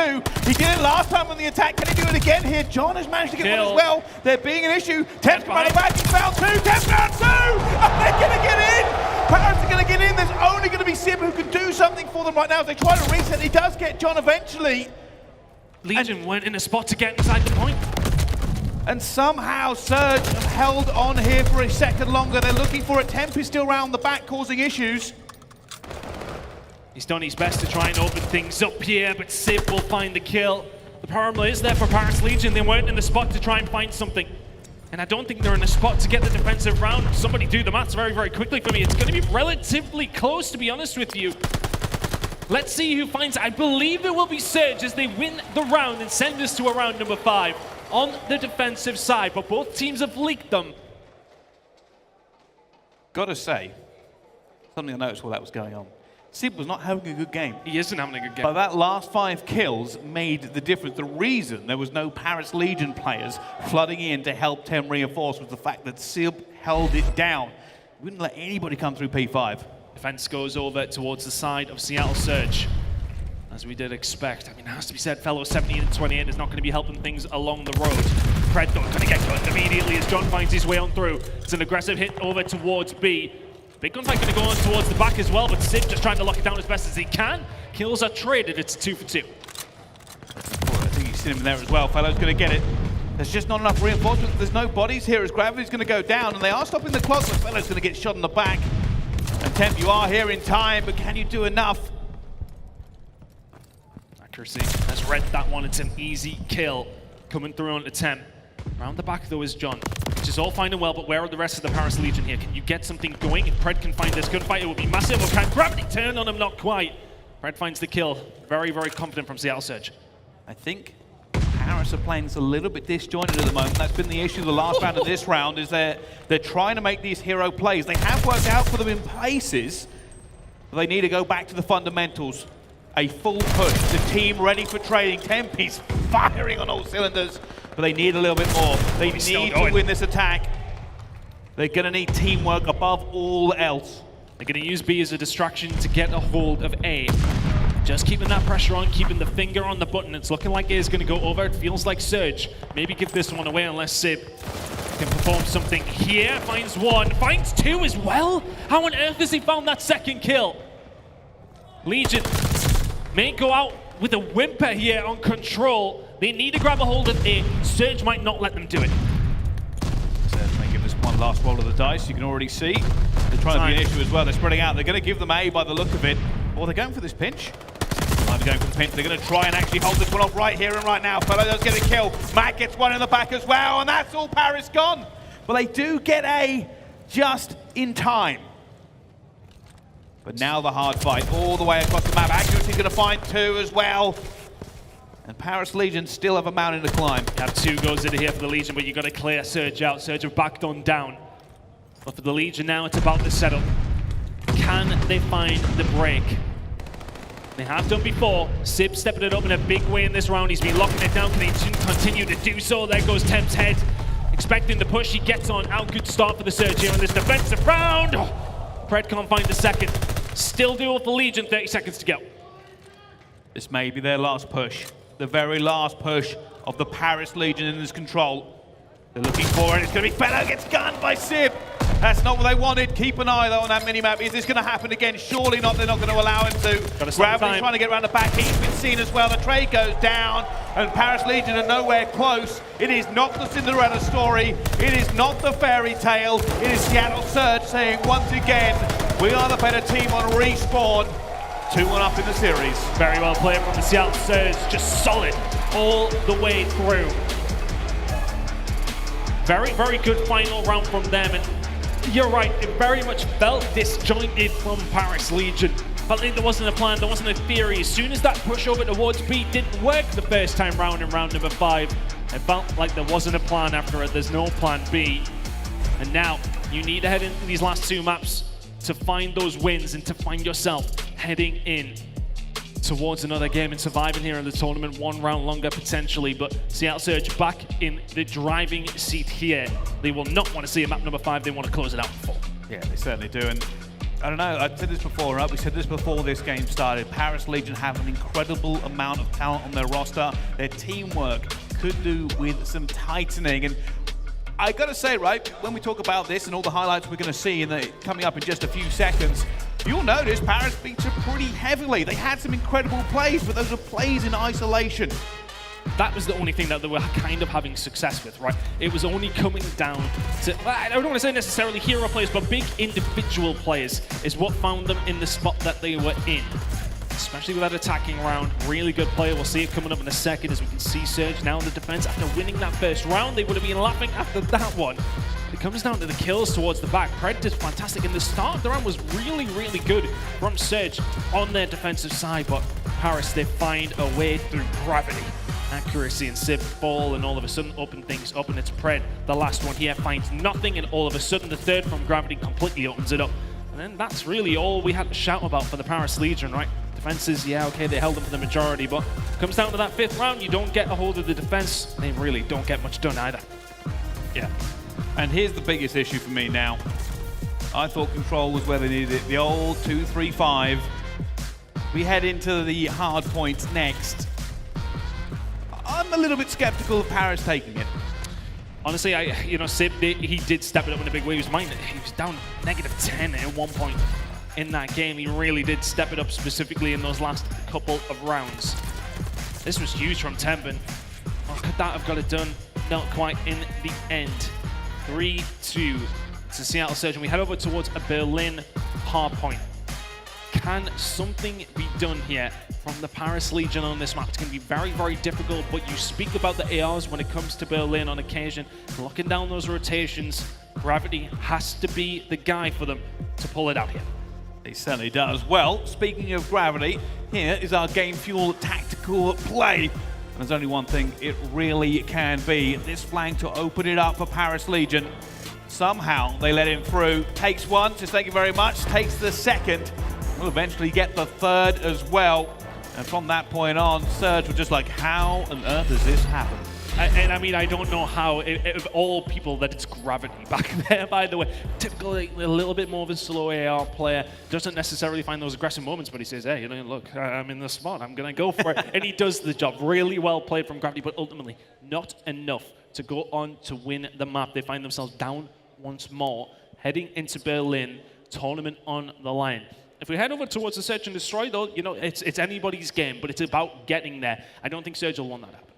No, I don't think so either. In being perfectly honest going into this one, I kind of want to say there is always a chance for a team to do something here, but with the hard points, I was not feeling confident. I thought maybe the control, they could take it away, they could steal that respawn and head into a game 5 potentially. But I've been wrong before, and I'm happy to be wrong again. Paris Legion, they did have some life in that last respawn as well. If they're firing on the same cylinders, it's plausible, it's possible, and it could happen here on the main stage. Yeah, we can't see anything like map number 1, though. They really do need to be on these rotations. They need to be quick about it as well. They need to win these rotational gunfights when it comes down to Berlin. How often do we see the holds that come in, specifically at P2 and 3? Yes, 1, 4, and 5, not necessarily the best for racking up the points. But can Paris rely on their new recruit to get the job done on those rotations, to lock down these spawns? If they can do that, if Gravity can do his job, Paris have got every chance to send us to a map number 5. It's easier said than done, though. We'll have to find out as we jump into this one. And straight into P1, of course. Both of these two teams will be looking for this. Of course, Seattle Surge have a little bit of a better spawn. Do get there first. And I'm really looking for Temp to continue his form here. He really has been the standout player. Well, you can't do much, though. When your team are getting shot in the back like that, it's a good flank coming in from Simp. Temp is still surviving, but he needs to be the guy as well. Talked about Gravity when it comes to locking those in. He needs to do his job, but Temp has been stellar throughout. He needs to do it again.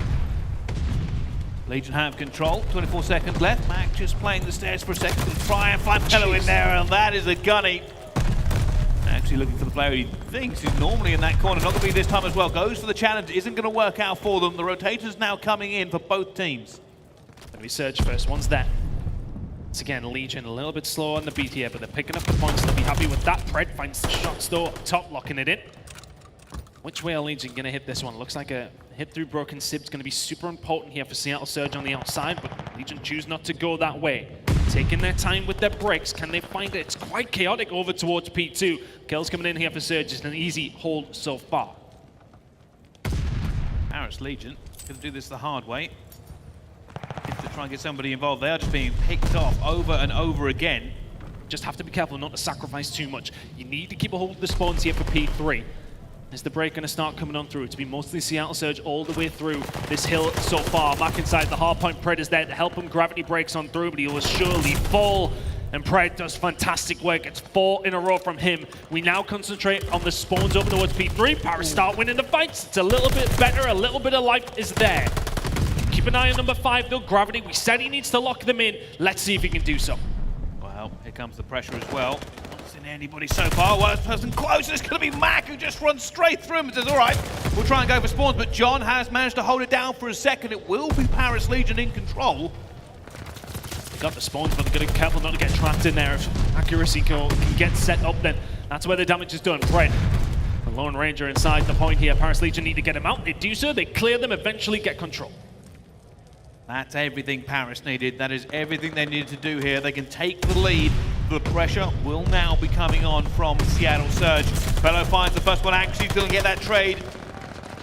Street hit coming in. Not going to try and make the pressure, but it's just so hard to break. This is why they call it the money hill on Berlin. Accuracy will find one. I think that's going to be it for this hill, surely. 20 seconds left to go. Just the contest coming in is good enough here for Surge. They've led a lot of points, but they're stopping Paris from picking up a decent amount here as best as they possibly can. They clear them out. Good hold from the Legion. Heading over towards P4, though. Which way are these fights going to go? It's a big win from Fellow. Legion are there. Well, at the moment, the Legion are doing a very, very good job. Famously on this hill, you don't get an awful lot of time, but actually will be in it to begin with. Oh, there is going to be an actual huge fight coming in. To see Simp just got taken down. Oh, sorry, took down Gravity across the other side of the map. Where are those spawns coming in at the moment? It's fire for Legion. It's back trained for Seattle Surge. Kills there for Surge. Not quite, though. Legion are the ones to find them. Spawns in towards the back can be quite difficult, though, if Paris gets somebody set up here. Temp ready and waiting. 3 spree for him. Pushing around the back. Sees Mack, and he gets... Oh, my God, it's a James Bond! Look at that with a pistol from Temp. Finds 2 towards the back. Time now on the board. There it is. Well from Temp. We said he needed to do it. It's 6 in a row. Well, they're leaning an awful lot on Temp at this point. Not so much about the actual points they're going to get off this one, though. They're just going to make sure Surge didn't get many. As we go for this next rotation, though, it is going to be just so horrible to get through. Still playing these streaks. Could potentially be a big moment. Streaks on this map, they're so, but still, never a bad thing to have. Temp soaking up the points, and he's going to be looking for that spray to continue. Can he find a kill to lock in the streaks here as well? Maybe forcing a little bit with those shots, and this is going to be a big gunfight in the grand scheme of things. Over onto Mack, can't get it done, and streaks are denied. Looking over towards the point, though, it's all Seattle Surge as they lock in the time. 20 points behind, not for very long, I don't think. Well, Temp played it slow, but eventually Paris League will get control here as well. Simp's going to find the first one, looking for that next player. He knows he's going to be jumping in any second now. Just trying to hold it down as well. Simp continues to gun, eventually gets traded out as well. That happens so much on this hill. Currently, though, Paris Legion still in the lead. Very hard to pick up a decent amount of time over here towards P5. We were discussing in the agreement, P5 kind of feels like a P1, doesn't it? It's one of those mixy, can't get much control. But Fellows having a really good game so far. We didn't see it in map number 3. We're seeing it in map number 4. 14 and 9 from him. Constantly lighting up the kill feed and does it once again. The rotation over towards P1, though, is with the Legion, as is the lead. Well, they have control to begin with. There's a little bit of pressure coming in, and Fellows having the kill of his life. He was a little bit absent. He wasn't here completely for the control, but he's here on the hard point when they need him. And he's continuing to gun. One more for streaks. Simp is up top. Simp will eventually stop the train he was on. Temp, though, is starting to pick up the slack, looking for Mack as well. It is Paris Legion in control in this game. That is not something I thought I'd be saying. 4 dead. 4 dead in complete control. His accuracy eventually does get traded there as the 4 dead, sorry. Really good play from Legion. They get the side of the map they want as well. They've got Surge spawning where they want. It's, for me, I'm looking at Fellow, keep the aggression up. Can he continue? A 10 inside the point, can't win the gunfight. Surge need to find some points. They haven't found many in a while. So they have a man at the moment. Fellow is on his game today. Already 20 and 10. Eventually that was actually picked up by his teammate, but beautiful gunning nonetheless. They are currently in this rotation, but pressure coming in from Seattle Surge. You can see already those bodies are there. Temp trying to stem the tide, trying to give his teammates an opportunity to back him up. Trying to rotate around the dock side of the map of Paris Legion. That's where you need the control, but you also get yourself into the point. Fellow, I mean, he's feeling it right now, isn't he? My goodness me, Fellow. 22 and 11. The beast is being awoken. This is when they needed him. They've got the side of the map they want here, Brycey, and they've got a 70-point lead. Let's see at the moment, Fellow is the man to keep an eye on. You can see he's coming under pressure, though, from everybody. It's going to be Seattle Surge who eventually get into this point. Who's left? It's going to be Mack. Mack is not going to be able to do it, though. He does get one, but... Sorry, Mack gets 2 as well. That's good enough for him. Oh, the rotation. Look at number 4. You have to be careful. Don't let Pred slip on in here. It's all about the rotation here for Paris Legion. Choke up that scrap time, but Pred inside the point. The shots are in. They know where he is. Can they lock this one down? This is a big kill. If they can find it, old Fellow gets caught napping just a little bit. Eventually, they do clean it up. Rotation is in for Legion, but they've bled some points there, Bryce. They have, but let's face it, at the moment they're in the lead and they're feeling pretty good about it. As the spawns, he's looking at them, he's going to force them out. Yeah, really good player there from Simp. Can he find the kills as well? Eventually on the Fellow, they're breaking the hill, but don't tempt gravity. They do the work. Can Mack clean it up? Still the spawns and still the control for Legion. Well, Mack managed to get 2, but Gravity keeps holding on every time. We think Surge are fighting their way back into this game. The Legion are holding strong off the back of John. Simp just holding this contested at the moment. The Surge are finding a lot of these gunfights are not going their way, but eventually do get control.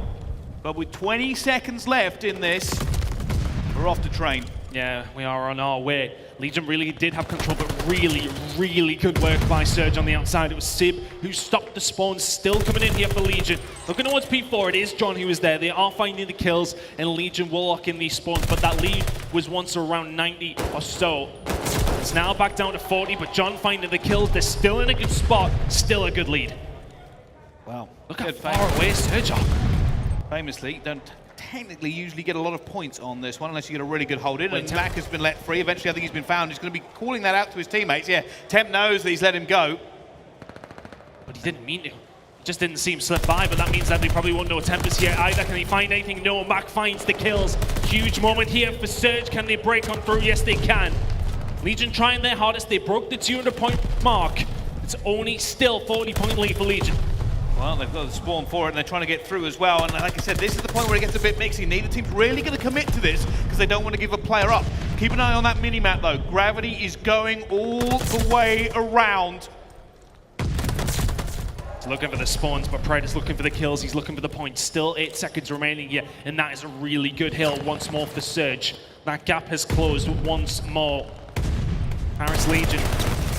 That little bit of adrenaline that was running, that little bit of survival instinct has maybe just worn off a little bit. Surge being a little bit more dominant. Sip starting to heat up here as well. At this point though, we've said it time and time again, you can't find many, but Surge not in a bad spot, plenty of map control. It's a very close game. Yeah, it's P5, and it's going to be a bit of a breather for both teams. They're going to be trying to get control of this map, but they are aware they're not going to get a lion's share of points. It's about keeping the other team off and playing for position over and over again as Pred goes in, looking for it, but instantly gets taken out. Both teams just sending players in to make sure the other team really can't get anything of it. Any time is good here though for Legion. They're obviously the closest. They want to get this locked in.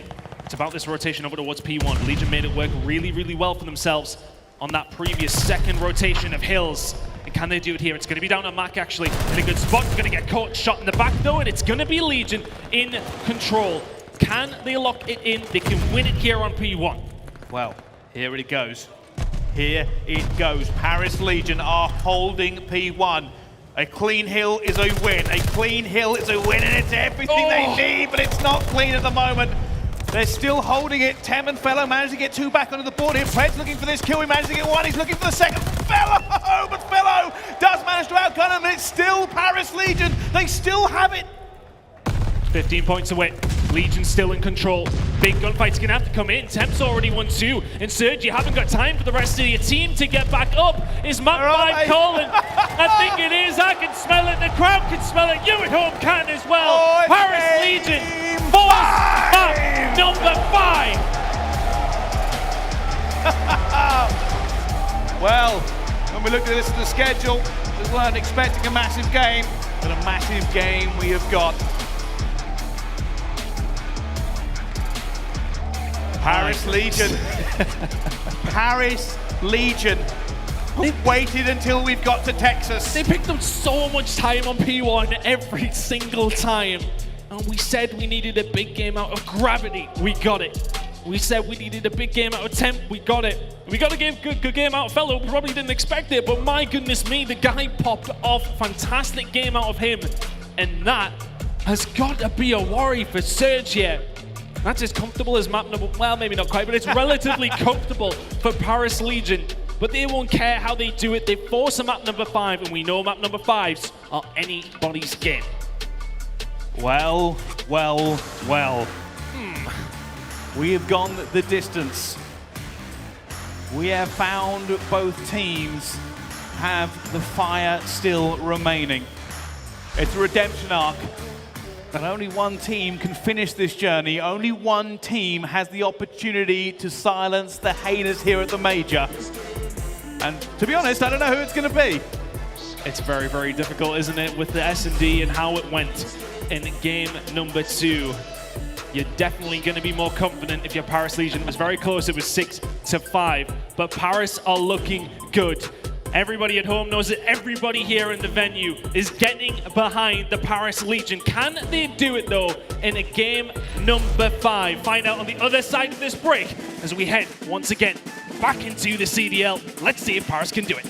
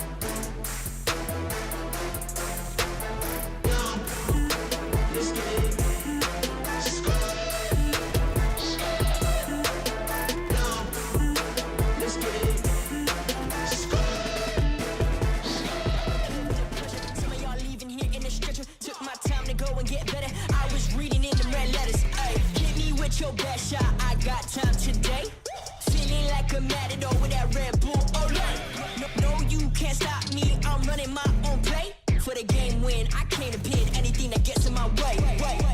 Been here, done that. You all know what we came for. Been here, done that.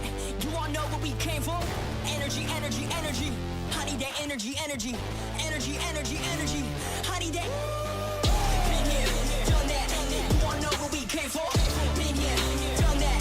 You all know what we came for. Energy, energy, energy. I need that energy, energy. Energy, energy, energy.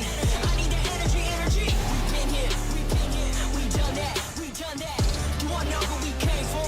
You all know what we came for. We been here, we done that. We done that. Energy, energy, energy. I need that energy, energy. I'm in the game like EA. Been in my prime since pre-K. Shooting my shot from long range. Going over here's a good toupee. Treat every day like payday. Y'all been living so mundane. My work week is Sunday to oh wait, that's every day. Putting in overtime. Punching the clock, I'ma get what's mine. While everyone's sleeping, I'm living my dreams. I got a coin that's so divine. Lord, take the wheel like 10 and 2. I'm losing energy, I'm overdue. I've been on the top ropes, hitting my pulls. Watch me hit the power moves. Been here, done that. You all know what we came for. Been here, done that. You all know what we came for. Energy, energy, energy. I need that energy, energy. Energy, energy, energy. I need that. Been here, done that. You all know what we came for. Been here, done that. You all know what we came for. Energy, energy, energy. I need that energy, energy. Energy, energy, energy. I need that energy, energy. Been here, we done that. We done that. You all know what we came for. You all know what we came for. We been here, we done that. We done that. Energy, energy, energy. I need that energy, energy. Done that. You all know what we came for. Energy, energy, energy, energy, energy. I need that energy, energy.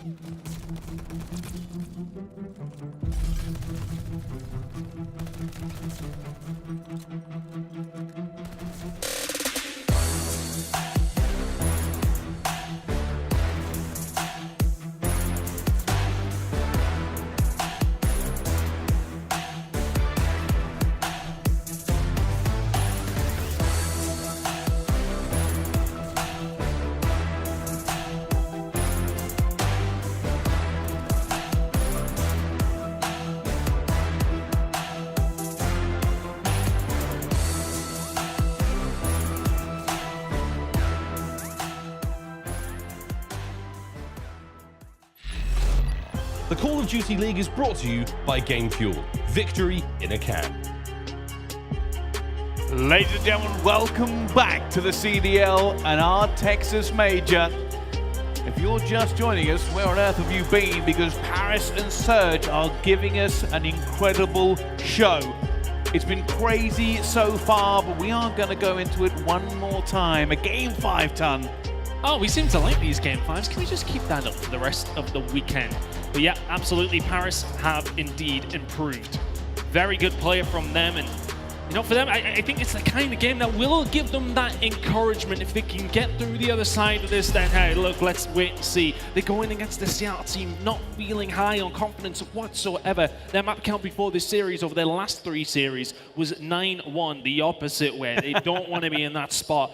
They've caught them faltering on a couple of occasions. Can they do it one more time? Well, big stories all around. Paris Legion, are they going to get their first win? Or Seattle Surge pulling it back from the brink. But packed crowd here in Texas today, including, you know, Mack and his family, I believe. Yeah, Mack is very much getting things done, and his family are here for the support as well. You love to see it. Everybody coming out to Texas to support their family, to support their favorite team. You absolutely love to see it. And Mack's had a really good series. Honestly, he's played really, really well, and they want to keep things rolling. The enthusiasm is there, but can Surge do it here? And map number 5, heading to Berlin once more. Search and destroy, you know how it goes by now. Which way is this one going to go? On one side of it, you had somebody who was so high flying in Seattle Surge. Last time we were here, a lot of people canned them as the best team on the game. Things have changed, and things have changed drastically since then. But Paris Legion, are things changing drastically for them right now?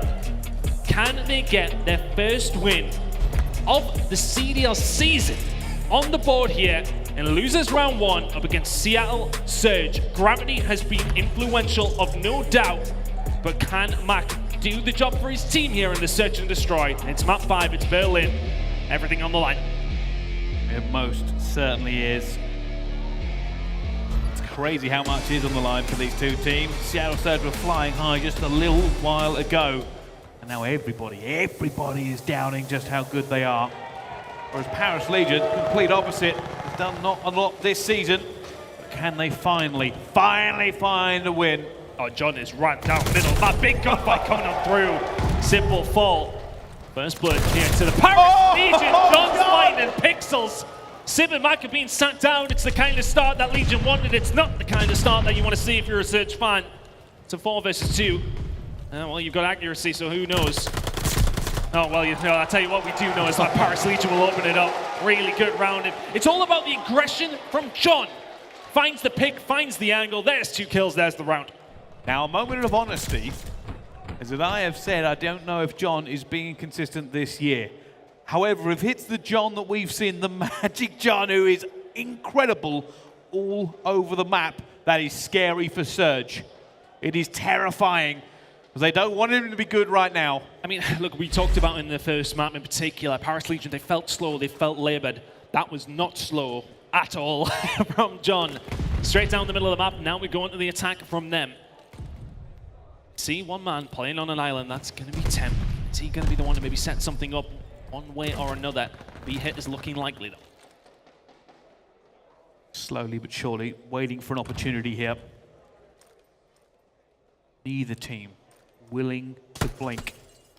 Trying to figure out their way through this, and Temp might be the first player to make a move. I don't know, opens the door. He's going to know a player's in here as well. As soon as that goes off, he's going to look for it as well. Temp and Mack are going at it, and Temp will eventually get it with a nade. And now the rest of the Legion are backing him up. He has given them an opportunity. There is a light at the end of the tunnel in this round now. They are trying to get well, but accuracy is shutting it. The problem is, Surge are going to have to retake this, and looking like the bomb's going to go down. Pride says no, he goes for the challenge immediately, and Temp is ready and waiting. Need to get Gravity in a good spot. He's got the cover from mid-map. Siv's going to make the push. There is Gravity, and there is Temp. Oh my goodness gracious me! Oh, Donnie Temp is arriving! Not even a smile. Not even a smile. Doesn't need it. Just says, hey, I'll take you all of it. 5-0 right now. Paris Legion, by the way. Seattle Surge currently crashing against the rocks. Not much happening for them here. Not much straight home about whatsoever. Surge need to find something shortly. The bleeding will be rapid. Temp is 5-0. We'd heard he had good scrims. We'd heard he's been playing well. Case in point. Bomb though for Surge. Once this goes down, it will be on Paris Legion, but they're going to get first blood as well. He stopped it. Fellow with a god nade. Actually, though, will eventually get John back to a 3 versus 3. Surge going to try this one more time to get this bomb down. And now they've got it. They are spread out as well. This next kill could be crucial. If Legion get it, it'll put the pressure onto Surge. It's huge. If Temp can find this as well, he's still going to be on the streets, but he's not going to see accuracy. He survives. Does Temp get out? Yes, he does. And now that becomes a pain for Surge. They need to get rid of him. They do. They're all over it. Look at this. They're going into it as well. Pred's going to find Gravity. And it's all on Fellow. I don't think he's going to have an opportunity to as well. He gets gunned down the end, and it's a sigh of relief for Seattle Surge. They needed that. They really needed that. They absolutely did. And it comes down to Temp. You just can't quite get the angles on the flank. Really good player, though, from Seattle Surge. They wrap back around. They protect that very, very well. Accuracy had plenty of help.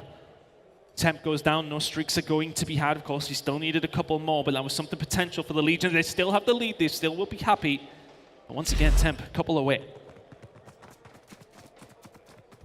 Here you go, the Legion out, looking like a B hit at the moment. Looking for that cross, that information that's so vital. That's been called out now to the team. Red, though, will be defending this, and this is not easy to deal with any player that's ever in here. And never is. Someone who has really flown onto the scene was Pred. There was high hopes for him. I think he surpassed them tenfold, to be fair. And since then, though, yes, he still has been playing well, but Haven't necessarily seen the levels that we know we can see. This break is going to come through in just a second. Pred's going to be ready and waiting here. Inside the point, John opens the doors or just smacks them down. Mack's going to find a kill on the fellow, though. Actually, look at number 7. Temp's all the way up there. He could potentially be the one to do something here. Can't find the gunfight. And Seattle holds strong, and it's another comfortable round for the Surge. Might be too early to say, but it is back and forth between these two teams. Even Octane says so.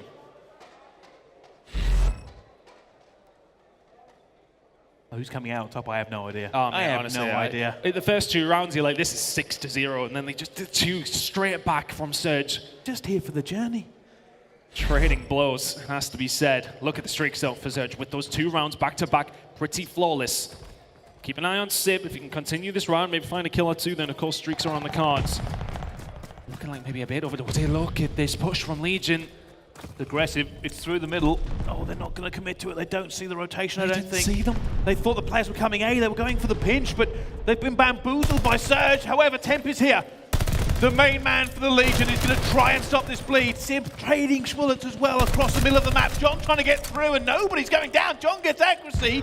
Bomb down though for Seattle Surge. Bomb down, there's nobody at the back here either to protect it. John's going to find another kill in the mid-map. And all of a sudden, Mack, a hope and a prayer. You need to get rid of Simp as well. Simp finds one at the back. 1 versus 3. Temp with the gunny, not quite there. 1v2. He has to go, he has to go. I don't think he's going to go in time regardless, and that's going to be a defuse.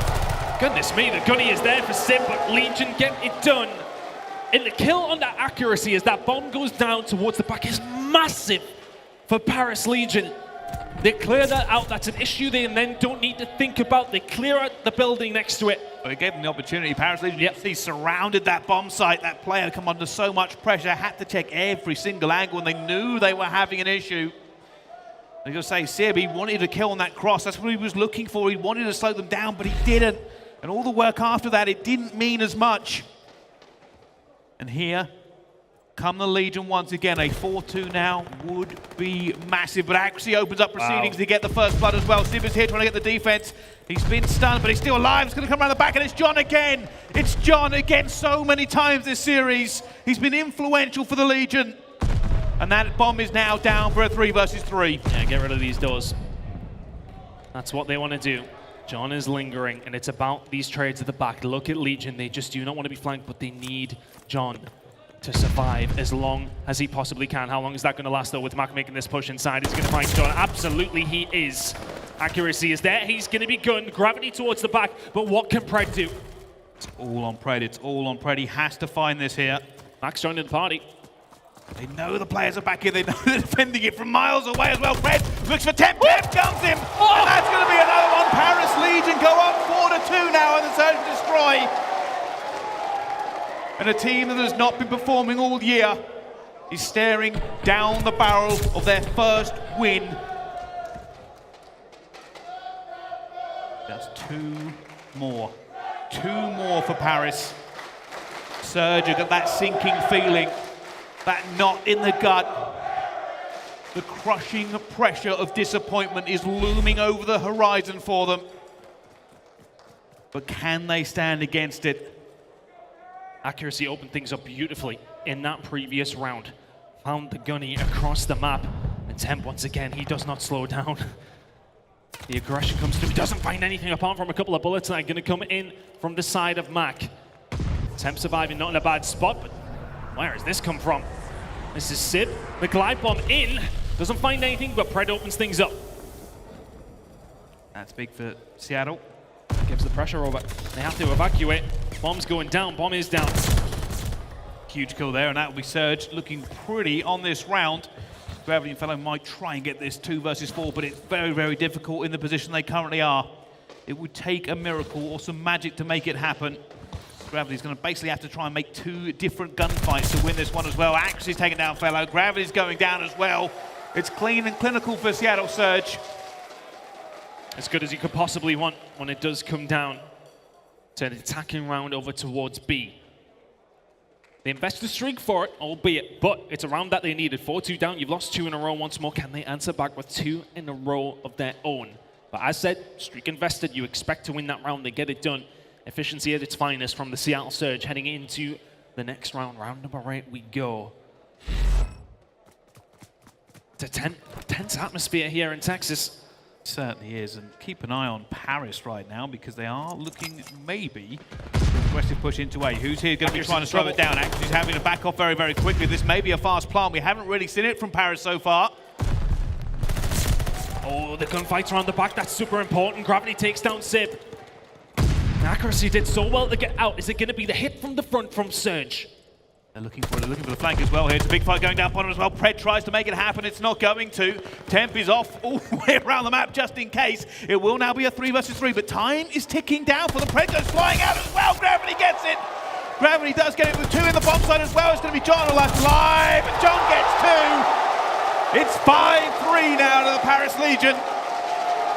1 more round for redemption. Surge send 2 on the flank, through the spawn, through fire. Temp has hit the longest route I've ever seen. And finds the angles. Look at the anger, the aggression. He knows. He knows. Seattle Surge, they did not want it to come to this. Here's a big A hit from them though. The Paris Legion have pulled one out of the play, but they've gone, you know what, super towards B. They haven't got it. Yeah, doesn't work out for them. It's a 50-50 split on the map. One team on one side, one team on the other. Are they going to expect so many from this side though? For the Paris Legion, the first kill is super important and it's going to come any second now. John's going to go down, Simp is there, the trade comes in. Temp will find one, here comes Fellow. Gets it, Fellow. It's a 3 versus 2. And they're trying to hold on with this one. Gravity gets it, they get it! Paris Legion have won their first game! Cometh the hour! Cometh the Legion here in Texas! It is a game we did not expect to see, but Paris Legion have done it. They have shut it all down. They've got a new player and the honeymoon period has come upon them. Oh my goodness. The Major does not disappoint. My goodness me. Paris Legion, their first win, comes at the most important time in their season so far. For Seattle Surge though, that's gotta be so disappointing. You have a big game against OpTic, you get smoked, and then you lose to Legion. Soak it up. You deserve it. Paris Legion have done magic here in Texas. The Major maketh the team. And things are looking rosy for them going forward because nobody had confidence, apart from maybe Nameless and... that's the worst thing about it. Yeah. He's never going to shut up about that for a week. Oh my goodness though, but look at that from Legion. What a game. And I didn't say a bad map out of 10. I don't think we've ever seen a bad map out of 10. Well, 10 is incredible, but you know what? If you get your searches on point, you're going to do well. And they got the respawn, they got the hard point they needed. And Paris Legion, they were so good in the S&D, in the last map in particular. But let's not forget, they won map number 4 on the hard point as well. They've struggled so much. We thought it would be control to get things rolling for them once again. But oh my word, nobody, and I mean nobody, would have expected this. I love an underdog story. Love it. I mean, look, we were talking, let's be completely transparent. We were talking about this, we said, yeah, 3-0, yeah, we'll try and make it as entertaining as possible, maybe take some jibes at Paris because of how poor they have been. And they show a completely different side of them. Granted, he had a great game as well. Not necessarily lighting the world on fire, but just doing his job. Just the European team just not losing at the moment. They can't lose. We're kind of picking and choosing what we call an EU team at this point, in fairness, Pricey. Yeah, just winning teams, that's all it is. But unbelievable there from Paris. They've done incredible. They have caused an upset. Let's not get it twisted. Seattle Surge were the favorite team by the majority of the people coming into this game. They may have backslid, but they are now scraping the barrel off the barrel Yeah, team changes are a front. It has to be how good they have looked on occasion. Of course, at the start of the year, I mean, we were having the conversation about, you know, when it comes to these power rankings, etc., Surge were right up there. A lot of people had them FaZe at the very top. Yeah. And it has been a monumental crumble from where they were to where they are now. People were talking about them being the best team on the game about 3 weeks ago. And look at this, they're out in losers round 1 to the team who have not won a series. Call of Duty, it's a funny old game. Hey, that's why we come to LAN, isn't it? But let's throw it over to our desk, who I'm sure got plenty to say. I mean, that was a pleasant surprise. Paris Legion beating out Seattle Surge. I mean, seeing Fellow do his thing in his new role, Tip making plays, John looking comfortable, but more than it was just important to see Gravity really pop off. Nameless, I'm really liking this new Paris squad. Absolutely. You know, I called it in a 3-2 fashion. That's exactly what happened. And here's why, man. There's so much to talk about with that series, but I felt like the Search and Destroy was going to be so much better, and that is what we just saw.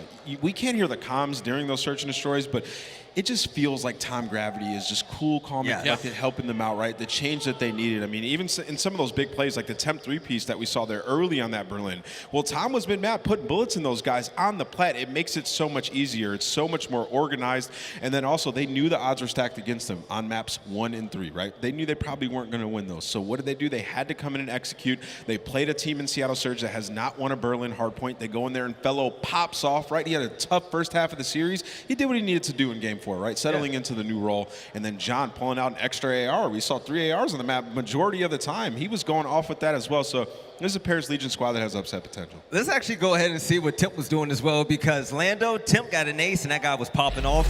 Everybody from Paris was doing their thing, but Timp was really grooving, man. He was, man. I mean, I think it was Bryson Ten who called it. Felt like he didn't have a single bad map. Young Kyrie was balling on the Surge. It was excellent. It was absolute perfection in these final moments, and obviously in the start of this Search and Destroy. As we talked about, it was a number of different players, but that guy, Temp, was Mr. Consistent throughout the entirety of the series, a primary reason why Paris got to that Game 5 and why they executed in the end. Right, now it's about time to send us over to the main stage for the Game Fuel post-victory spotlight. Thank you, Veli. I'm on stage with the one and only Paris Legion, ladies and gentlemen. Make some noise! Boys, it was a long time coming. John's in the restroom. We'll get with him later, but it was a long time coming. We're good. Yeah, no, you're all good. Oh, John's back. You made it. My bad. We're good. We're good. All right, so long time in the making. A big win, and against Surge, nonetheless. How you doing? Dude, I mean, obviously we had a really hard online stage. We made a change, made a role swap. So going into this event, man, the sky's the limit. And to set off against these guys, they were just in the grand finals a month ago. Like, bro, anything's possible for us at this point. Our S&D's looking pretty good. That first hard point, you know, we played a little scared. We started off a little slow, got the jitters out, and, you know, not a bad series. I'm happy with how we played. Love that, man. Tom, yes, I don't think you could have asked for a better debut in the CDL. Of course. It's awesome, man. You know, just a surreal moment for me. You know, I've been waiting for so long for this opportunity, and to come out and play my brother Sib in my first match and win, it's a good feeling. It's a good feeling. I can't even imagine. Don, we met backstage just before the walkouts, and you didn't say much. Appreciate y'all. You didn't say much to me. All you said, you looked me dead in the eye, you said, I'm about to fry. You were not kidding. Yeah, and the scrims the past couple days since we playing on LAN, I don't know if it's all mental, but I can't die. They have to pray to whatever they have to pray to kill me. After first map, our coach McGee said, yo, you're playing like an absolute shrimp right now. I said, I bet. We started challenging and we made it a good series and we took the dub, so I'm just happy to win a series, man. Like, we're on the board. We're on the board, yo. Like, we're on the board. John, you had a great series, man. There was a lot of love for you there. I mean, what's it like to be back on the board, for real? Like, this has been a long time in the making. I'm just happy we got the dub. We've been putting a lot of hard work into this. I mean, we just picked Tom up a week ago. We've been putting countless hours into this, so I'm just really happy that we actually got to showcase and actually take out the win, yeah? Boys. You got the fans on your side so quick. It started in that corner over there. They were the loudest, and by the end, everyone was on board. So you want to say whatever you want to say, Tim, let's get it. I appreciate all y'all, you know what I'm saying? I haven't had a home crowd, yo. Y'all mess with us, yo. I appreciate that, you know what I'm saying? Revising this mother. So, hey, We're going to try to win a couple more, yo. We're going to try to win a couple more, yo. I'll see y'all tomorrow. Appreciate all y'all. Could not be put better. There we go. Guys, congratulations again. We'll see you all later. That was the Game Fuel Victory Spotlight. Veli, take it away. I'm loving it, aLLeY. The confidence is there. The swag is back. I mean, everybody is feeling it from Fellow to Tim. I mean, these guys, they're sky high. That team on the stage right now is not the bottom of everyone's power rankings. I'm telling you right now, across the board, Smiles, Tom Gravity, what a debut. To absolutely turn around what was the worst team in the league to get a dub over Seattle Surge. Incredible. Let's go ahead and take a look at the stats right now because Gravity's stepping in and helping Paris win a game right here at the Major Lando. I'm hoping that they continue this honeymoon phase. Yeah, man. I mean, look at the stats right here. A 1.13 in his debut. As we said, Paris Legion, they've yet to win a series so far. The fact that he was able to put up these numbers and take down a roster like Surge is absolutely phenomenal. Yeah, absolutely. And what's crazy is 1.13, he led his team 1.0 KD overall in Challengers. He just went on the main stage and did better than what he does in Challengers, man. This guy, the higher the competition, he's just going to keep elevating to the next level. Right. We can't overstate how insane that was, right? Like, these guys won 2 S&Ds in all of qualifiers and 1 hardpoint. Yeah. They just did that in that series versus Seattle Surge, right? So this is huge for confidence purposes here, especially after coming from, online, coming from LAN and getting that first win with Tom coming in. I mean, dude, game 4 in that Berlin, it wasn't just Fellow going off. Tom was consistently positive throughout that entire map with the AR and also had, a minute and 40 seconds in the hills. So he's doing his job. He's providing organization to the map for this team, which is something they desperately needed. So I'm very excited to see where this develops, if he can really take over that captainship role on the team. Right, and by the way, Gravity had the best KD in that matchup, so shout out to the debut right there on that main stage. But Lando, if you came up to me 2 weeks ago and said, yeah, man, Seattle Surge is going to lose to Paris Legion, I would have been like, yo,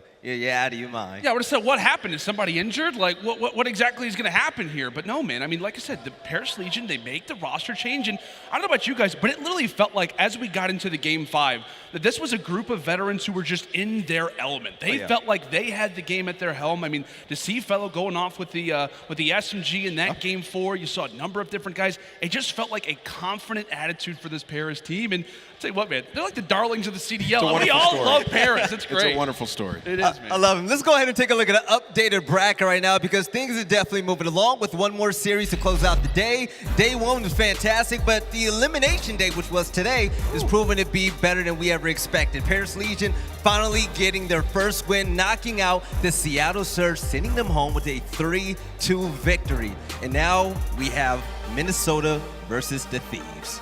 That match is going to be wild, man. I mean, Thieves playing another 2-3-5 team, right? They're not going to be able to escape it. You're just going to have to come in here and play well and search and destroy. All right. It's got to happen. And what better test than Minnesota Røkkr, the team that never goes down without a huge fight. I'm loving it right now. Things is finally starting to heat up right here in day 2. And ladies and gentlemen, we're going on a break, but coming back, we have one more game to close out the entire day. The Minnesota Røkkr will take on the LA Thieves in the final elimination game of day 2. We'll see you soon.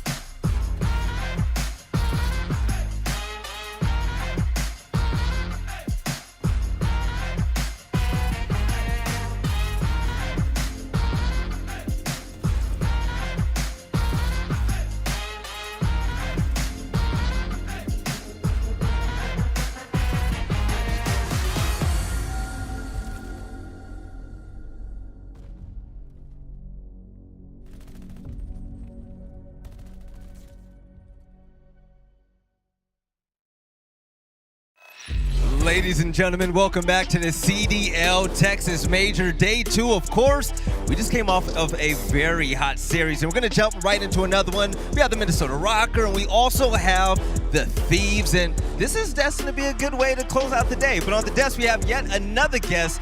We have Ton, we have aLLeY, and also we have Nameless. But Ton, I have to ask, you just got off that commentary right there.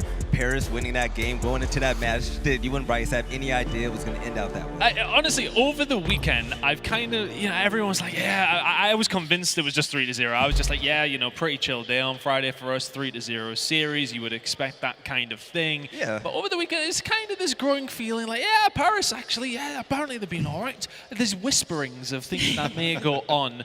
And the fact that they win it, though, I mean, it blows my mind. What a series that was. I enjoyed it so much. The crowd are right behind them as well. You love to see it.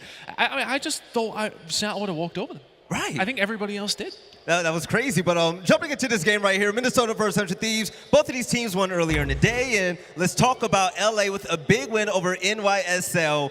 aLLeY, I'm loving what I'm seeing from this team today, and I gotta say, we were talking all about Priestahh throughout the qualifiers. We need Priestahh to show up. We need Priestahh to show up, and he dropped a 30 bomb and helped contribute to a big win. And you know what? He did show up. He was the player that needed to make the turnaround, but again, they're going against LA Thieves, who have been looking knockout in hard points. And I'm going to play a little bit of a spoiler here. There's 2 Gavutus in our series layout already, and we already know what Kenny and Envoy have told us about that map. Do not challenge them on Gavutu, but it looks like Minnesota Røkkr want to try to live up to the tale. Yes, and when it comes to the game field keys to victory, listen, the Thieves, they're going to have to stop wasting first bloods. They are 11th in 4 versus 3 win percentages. They have to play together and respawn. We see what Kenny can do. We see what Drazah can do. Envoy has been the beast, and same with Octane. But last but not least, Envoy needs to continue his momentum from the last series. 70-49 versus NYSL Ton. They're looking good. They're going to have to continue this. Look, they looked really, really good in their first series, of course, when we seen them go up against Ultra. A very, very close game. Yes, the thing is, you do fall in the loser's bracket if you lose your games. That's what happens. But ultimately, since then, they have looked really, really good. They look good in that first game as well. Yeah. I would still not count them out to be in that grand final. That's how good this team are. Yeah. They got maybe a little bit unfortunate against an Ultra team who looked fantastic, but today they look great. These are the kind of games you would expect Thieves to win, though. You're right. Now, also, Minnesota Røkkr. aLLeY, this is a team that scares you when they play. They're off, they're on, but today they were definitely on, and Standy and the boys showed up in a big way. You can't ever imagine it to be a quick series when they're going against any of the top teams when it comes to Minnesota Røkkr, and it's really 2 things that they needed to pick up on. They needed to be more confident in their decision-making and be quicker about it, and they needed to up their slaying power. We saw that in that series earlier. Priestahh stepped it up majorly, attaches, staying consistent. Standy and S&D is literally one of the scariest things I think I've seen on the map. The aggression and confidence out of that player. And now, when it comes to the game fuel keys to victory, Nameless, what do they got to do? Yeah, well, first of all, this is going to be an extremely tough series for the Minnesota Røkkr. I heard you talking about the maps earlier. You're absolutely dead on. For these maps, the LA Thieves have not even lost in the history of their gameplay in this game. So Minnesota Røkkr built off the HP momentum from the series versus LAG today, broke 5 of 8 hills on Gavutu today. Contributed that to the AR play on the side of the Minnesota Røkkr. It was absolutely phenomenal today. The problem with that is they're going up against LA Thieves, who are amazing on that map. They're really trying to take it to them, and then also press your advantage in search and destroy. Round win percentage rankings, LAT 11th, Minnesota 3rd. We know how good they can be in search and destroy. If they lose that Berlin search and destroy, they're going to be in a very bad spot to get 3-1 in this series. And also hot slaying hands, outslayed LAG by 32 earlier today, so they were on point, right? But it's a long day. It's been a very long day. So these guys, hopefully they're skimming in the back, staying warm, staying positive, and ready for this match. Well said, Nameless. Now, let's talk about 2 standout players when it comes to hardpoint. That's going to be the first game series that we see, right? First game type, excuse me. Now, we said a lot about Envoy throughout the day, but Standy really popped off, such as Nameless was just saying. Yeah, he did really play very, very well, did Standy. But can he match up to somebody like Envoy? I think it's a very, very different game when you're going up against LA Thieves in the hard points in comparison to LAG, who are also a good team, but Thieves have looked fantastic. Envoy is going to be a problem for them. Absolutely. Standy needs to be huge. And you know what? Actually, I'm going to be looking at Drazah to really step it up. We've seen what he's capable of when he starts going off on a map, and I feel like we haven't seen the true beast come out yet, and it needs to against a team like Minnesota Røkkr because they will punish you for any little mistake. Now, Nameless, when it comes to this matchup in particular, is there a standout player to you that you definitely have your eyes on? Oh, Kenny, absolutely. I mean, he's just an absolute playmaker. You know, I would say Envoy as well. We've seen him taking over in Search and Destroy. I think that will continue into this series, but Kenny, for me, he's a difference maker on the map. This guy was popping huge kills in that control that we saw earlier, and I expect him to continue that going forward. All right, now it's time to make it official. We got to lock in our picks right now, and between the Minnesota Røkkr and the LA Thieves, I'm a Cali boy, ton, you know what I'm saying? I'm going to rock with the Thieves right now, and one of the main factors, I love what Kenny's doing day in and day out. He's just so consistent, and he always sets the tone from the first map, and I like that, especially going against Minnesota Røkkr, a team that starts slow at times and then really pick things up towards the end. I think that momentum is going to help out LA, but what about you? Look, I would have went Thieves anyway, but looking at that map set, I really don't like it for the Røkkr, if I'm honest with you. I'm going to go 3-1 to the Thieves.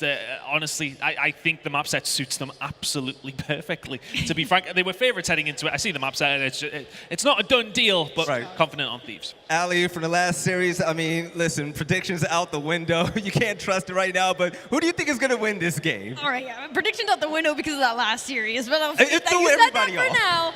I will say Minnesota Røkkr will keep it incredibly close, but that first hard point's going to go to LA Thieves for sure, and after that, I think they just smoke it out. I'm going to go with the LA Thieves. I like that a lot. Nameless, are you going to be the one that really stands by Minnesota in this one? You know, it's tough. Like Minnesota, they rise to the occasion. I feel like they play their competition so often. But, you know, I think look at this map set, I think they take the Search and Destroy and they lose this in a 3-1 fashion. When it gets to that Berlin, you know, talking to LA Thieves guys, they said they've been working on it tremendously and it's just expanded their map pool. They feel extremely confident there. So I think they take it in 4. Gotcha. Now, Ton, when it comes to Minnesota Røkkr, there's a player that's been talked about all day long, right, and all season long. That's me, MajorManiak, and a lot of people have a lot of trust in him to really help this team elevate, right? Yeah, he is consistent. That's the thing. We have that kind of player in MajorManiak who's going to dictate the kind of play around him, but I don't think he's necessarily been a huge problem in Røkkr's failures. Although those failures have come against very, very good teams, I don't think necessarily it's landed at his door. We haven't seen enough from Priestahh. We haven't seen enough from Attach. We have seen a lot from Priestahh today, though. He looked a lot better in his series up against LAG. If he can step it up, this team does have a chance to go far. We know, looking at this roster, how many years they have looked fantastic. Priestahh has not lived up to his moment quite yet. Looked better today, though, so if he can continue that, they've maybe got a small chance. Exactly. Now, ladies and gentlemen, before we get ready for the first matchup of the day, we're going to send this over to a break, but when we come back, we're going to have the stage walkouts and the series finale of day 2. We'll see you guys soon.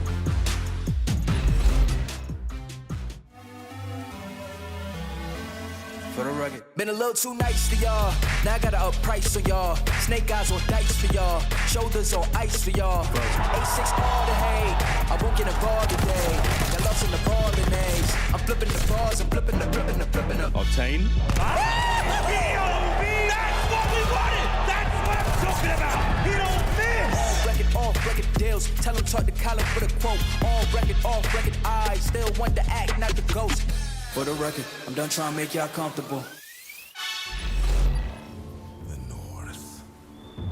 In the darkness, a prophecy is told.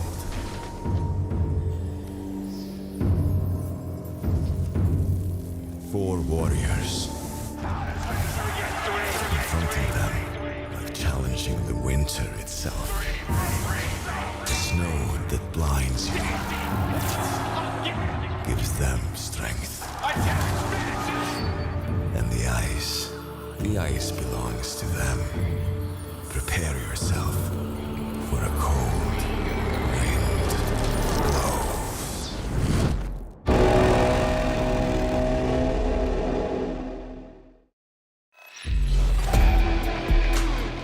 Hello again, Texas. I'll be honest, it is going to be tough to follow up that last match. We've got 2 teams today. They won in a hot 3-0 fashion. They've been sitting, waiting for their moment for the last match of the night. We've got Røkkr, we've got Thieves. Let's introduce the squads. We're gonna start it off with the Los Angeles Thieves.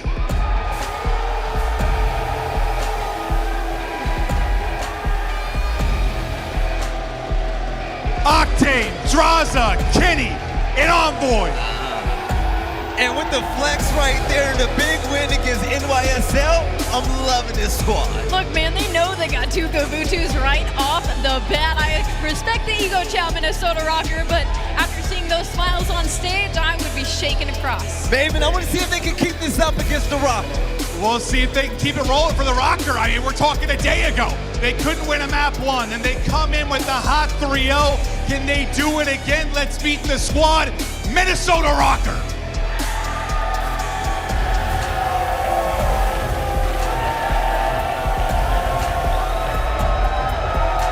Priestahh, Major, Attach, and Standy. I'm trying to see Standy on his demon time right now. But that win over LAG, they almost made it look too easy. Look, Belly, everybody is predicting LA Thieves to win this series, but you know, us included. But people forget this is a team that came back 5 maps in a row, the exact same roster to win a championship. These guys know they can do anything, and they know the rest is just chatter. Hey, Maven, get this crowd going, man. This is the last game. Let's go, Texas. It is the final match of the night as we get it up to the incredible, the beautiful, the brave Miles of Chance. Ben, thank you so much. Oh, baby, what a day it's been. How you doing, mate? I mean, after a series like that, I feel like Paris almost just won COD champs. Dude, we had a crowd that just got behind the Paris Legion for their first win. At this point, I believe that anything can happen.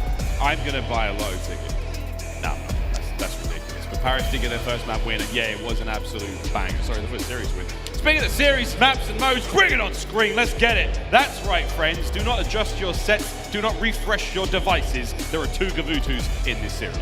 Kenny, he started giving out warnings like a month ago. He said, if you find yourself in a lobby against us on Gavutu or Hardpoint, just do yourself a favor and leave. There you go. In advance, months, he tweets it out every time, but teams continue to square up against them. Well, on that map, they are 4-0. Minnesota better have something special. They will. I mean, that's a big hat. We'll see if that's capped. Very big hat. But here we go. This should be a fun one indeed. Again, 2 teams who have run the gauntlet today. They've had a lot of fun. And, of course, Minnesota Røkkr got a taste earlier on, Chance, and very similar maps there, right? The exact same maps, actually, the very first 3. I mean, as it stands, right, obviously the Gavutus, you are certainly looking towards Thieves, not just for the hard point, the control as well, but that map 2 Berlin S&D has to heavily favor the Minnesota Røkkr, right? I mean, 3-1 overall, ridiculously good KD. These guys are machines in the game mode. On the flip side, not really Thieves' best, right? I think that's been like the metric for success to actually take them down, get that 2-3-5. And funnily enough, the 2-3-5 team, if there was one in the league, it would be the Minnesota Røkkr. Those hard points are very, very difficult to take away from a team like the LA Thieves. But ladies and gentlemen, strap yourselves in. It's the last match of the day. It's the last match here of the Friday. Major 1 has been unbelievable. Here we go into Gavutu. And we know how dangerous it is for Minnesota to be challenging them on this map. That being said, when we saw him play against LAG, the players we've been saying need to step up for Minnesota. Guys like Priestahh absolutely stepped up earlier today, balled out on this map, had a fantastic KD, and Attach was right there with him. Attach walked away after the series with like a 1.39 overall KD. Had an absolute blinder earlier today when the Røkkr got that 3-0 victory. Of course, it's not just them with that hot hand. The Thieves in their match also walked away with a 3-0 win, but Gavutu Hardpoint, we'll see what favors shall be done. There we go, nade, stun, the kitchen sink, it's all being thrown. Standy, the first player in here for Røkkr, and for now, the time trickling their way. Envoy, on an unbelievable day he's had, and again, amazing stats. Chance, we'll talk about those rotation kills, with more on that a little bit later, but a lovely start either way for all Røkkr. They're managing to hold this one down, a little bit of time either side, and Octane's doing the very best job he possibly can to break on in. We'll see what he's able to pull off. A couple players left alive, really just one for Minnesota. Trying to do the dance around the ring, eventually gets dropped, and that is the eventual break on this hard point. And this is not a fun one to actually try to break through, so looks like Røkkr might just be chalking it up. Try to get set up on that rotation. Envoy gets taken care of, and maybe Kenny next in line. Either way, it'll be, what, a 10-second lead potentially? Actually, you got a gunfight in ult for the scrap time, by the way. Standy and Octane just did a dance, so that's scrap by way of Røkkr. As far as that rotation goes, though, Røkkr gets to that boat first, but Thieves do have the better spawn. Here comes the fight for next. Priestahh starting this one off very well indeed. Lovely shots. Oh, baby, here comes Envoy, though, on the flank. Kenny finding one in the middle as well, but the trades come through. Octane, last man up. However, we do have Røkkr in the hills for now. Attach at top of the tippity boat, and he's going to get a kill on 2. Oh, nice shots! Out of Attach to hold that one down.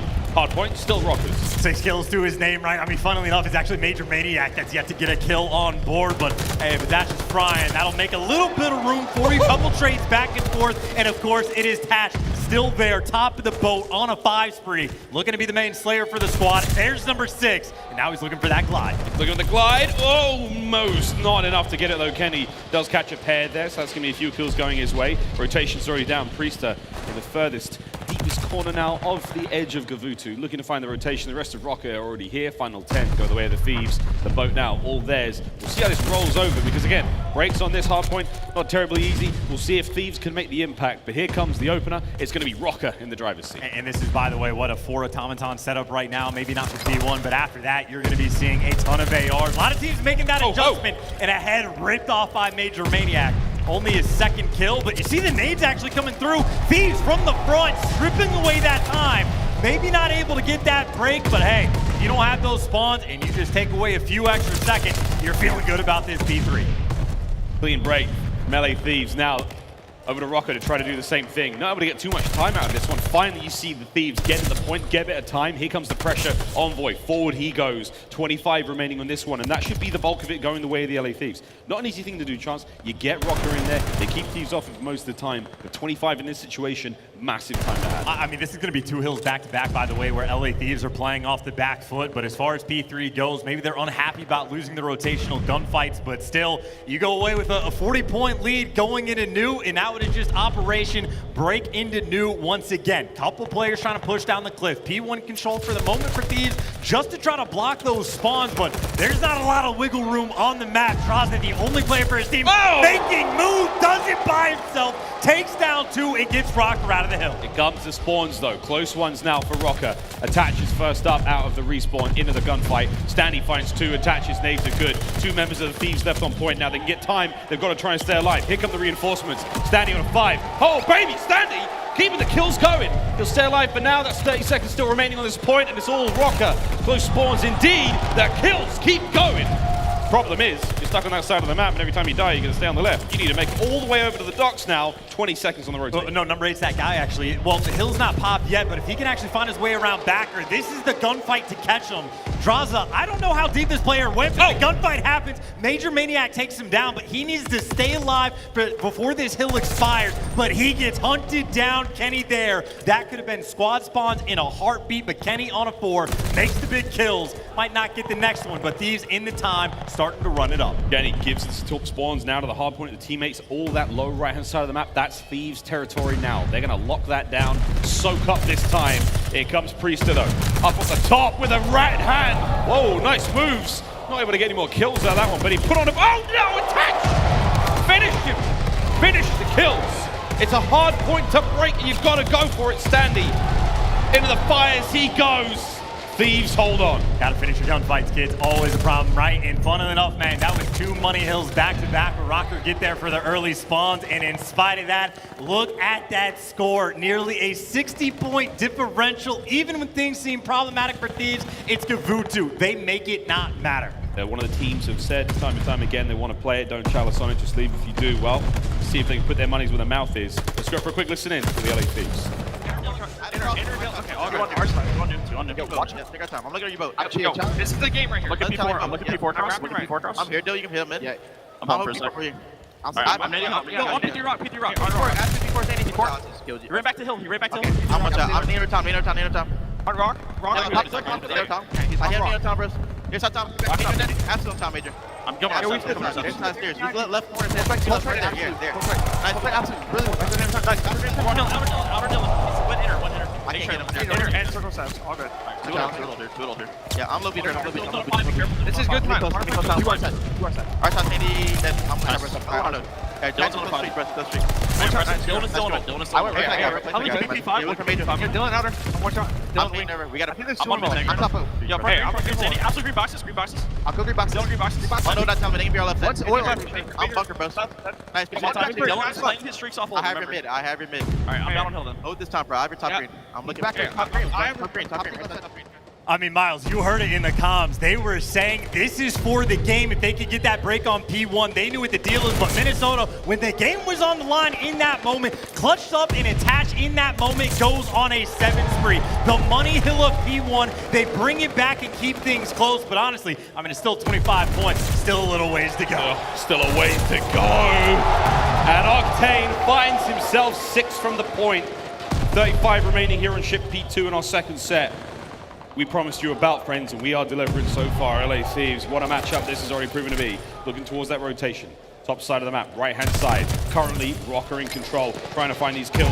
Envoy still out and about. MajorManiak dispatches him indeed. Here comes the push from the Thieves. And you cannot afford to get bullied out of this hill again, right? You can't have this money hill. Back-to-back times where you get the spawns but don't actually collect it. You are down by 60. You need to get this full 60. And keep in mind, I think Attach does have a glide bomb potentially for new, but so does Octane. Here it comes. There he goes. There's no cover on this beach. It's going to be nothing but sunscreen, and that's going to save you from this.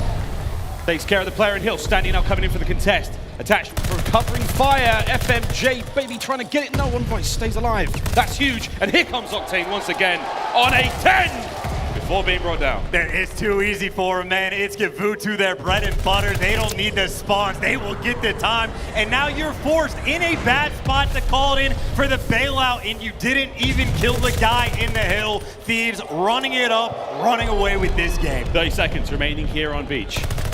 The fight continuing. Hardpoint open for now. The time still ticking, the kills keep going the way of the LA Thieves. But here comes the wave across map now of Røkkr players, flooding through the south side of the map. This contest is all good. We're in the business end here, friends. It's 2:13. Drazah find another one. Drazah! Can't quite get any more. MajorManiak now over to the other side of the map. You do have Octane in position, attached on the break. Yeah, those spawns are brutal too, right? These, a couple players lose the gunfight, doesn't matter. They still spawn right back up at new, manipulating the map, getting those rotations, and bar some craziness. No way they lose this game, but attached for 4, cannot get the fit. The teammates are there, and you talk about a clean break, doing it with straight gunny.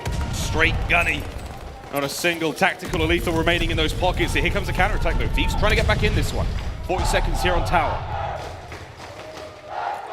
35 as the time ticks away. Kills keep going. It's relatively even Stevens now. 2 members of the Thieves on the close approach.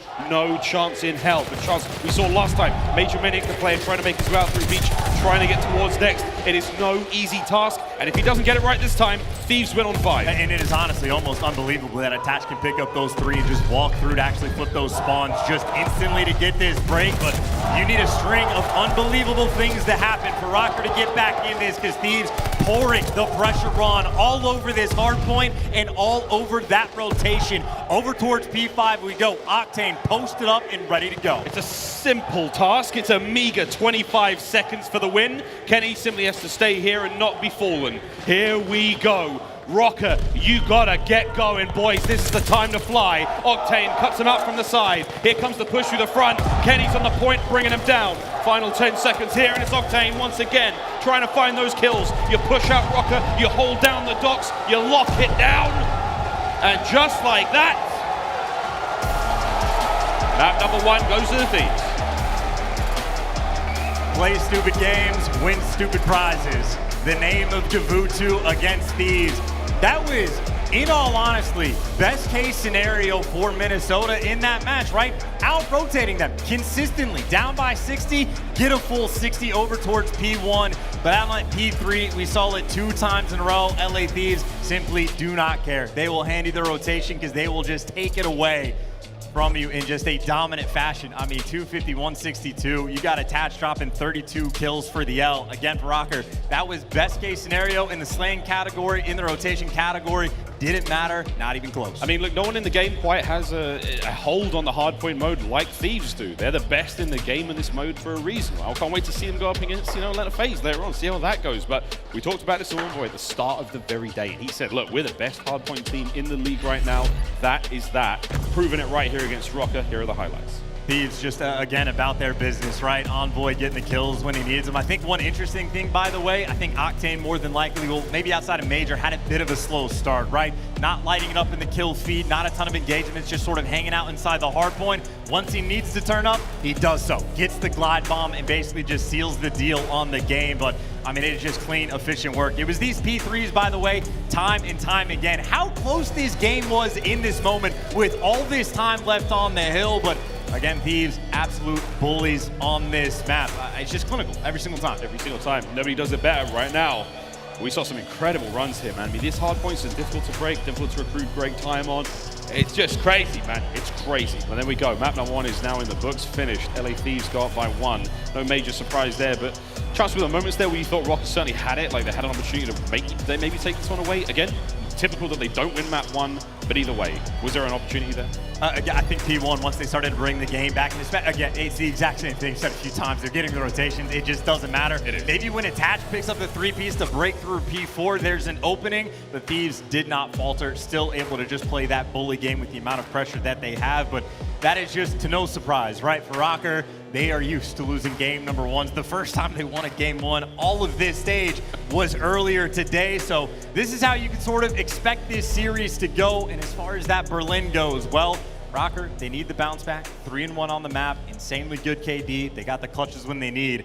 On the flip side, one of the only struggle point for the LA Thieves, it is that search and destroy game mode. Røkkr looking for that quick bounce back. And this is the perfect bounce back map for them. Again, as you said, this is the one that LA Thieves have struggled on. So if you're a betting man, you can see a chance here for the LA Thieves to walk away with the series in a deft 3-0 fashion. Has to come here in the search and destroy, a must win for them. Go the distance, things get a little tricky. So that control, we'll see how we got. Now, this is a lovely way to close out the day. This major has been unbelievable. If you haven't been here, if you've just been watching from home, wherever you are in the world, thanks for tuning in, but you certainly have missed out. This has been one hell of an event so far.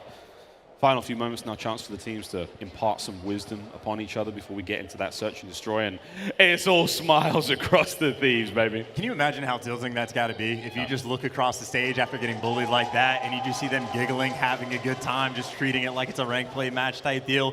Not fun to play against LA when they got a groove like this. I wonder how many points you'd get for the win here. And, you know, Drazah only got +3 when he beat, what, like... Couple world champions. Couple of world champs, like +3 or something. Well, he's going to get maybe a little bit more. Like, Røkkr on a hot streak right now, surely.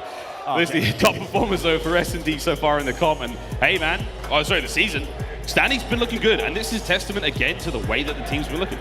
And I think, honestly, that stat right there, by the way, the first bloods for Octane, maybe the only shining light for this squad. But I think overall in first bloods, LA Thieves are still towards the bottom of the league in Surge, but that might be the only route for them to have that success, is Octane on a map like Berlin can fry with the snipe. Maybe that can put them in a good spot. But they haven't been great in the clutches. They haven't been fantastic in closing out the 4v3 rounds, even when they do get the first bloods. S&D has been the thorn in their side. If there was ever a time to make amends, you do it at the major. Here it is. Map number 2, Berlin Search and Destroy.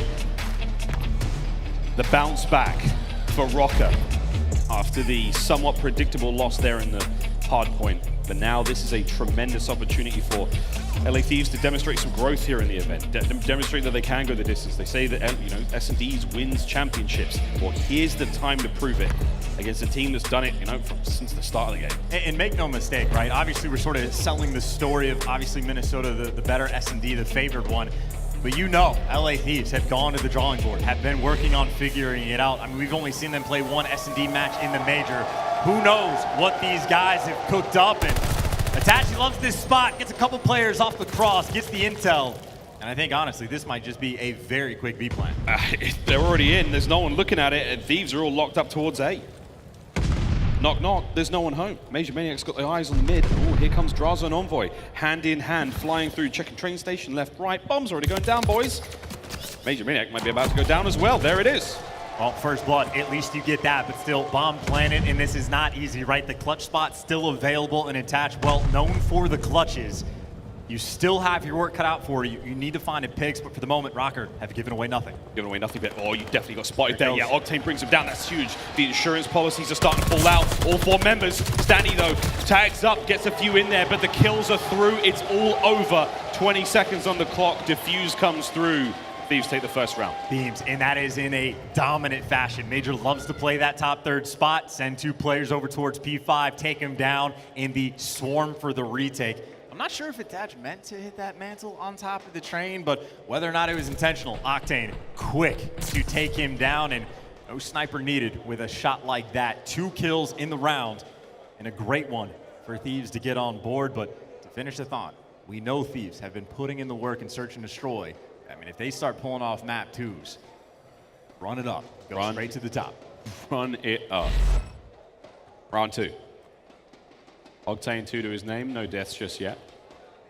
Drazah, the member to fall there in first. Over to the B-bomb site we go again. Not too many eyes there from Røkkr on this one. They may be able to catch a few through a window, but there it is. MajorManiak top third. Look at the bullets getting riddled through those little wooden planks. And there we go. Clears it out eventually. Here comes Standy trying to find something here. And here we go. Nade check. Drazah tagged up. aBeZy ring. And here we have an opportunity to maybe hit the back line. Standy checking his corners, rightfully so, but there's too many members here. Thieves going to get done. Kenny on the side of the map, trying to slow down the attackers. 33 on the clock. And he does get caught, so that means this is wide open. All the clutch spots taken care of. Major buying time and gunning. His teammates are flanked around back. Drazah, last one alive for the 1v3. His position is known. Come out with your hands up. You are surrounded and dead. 2 plants towards B, 2 instantaneous retakes, and no time wasted. Røkkr, that was clean. We almost saw exactly the same round. Just different sides, man. That was great.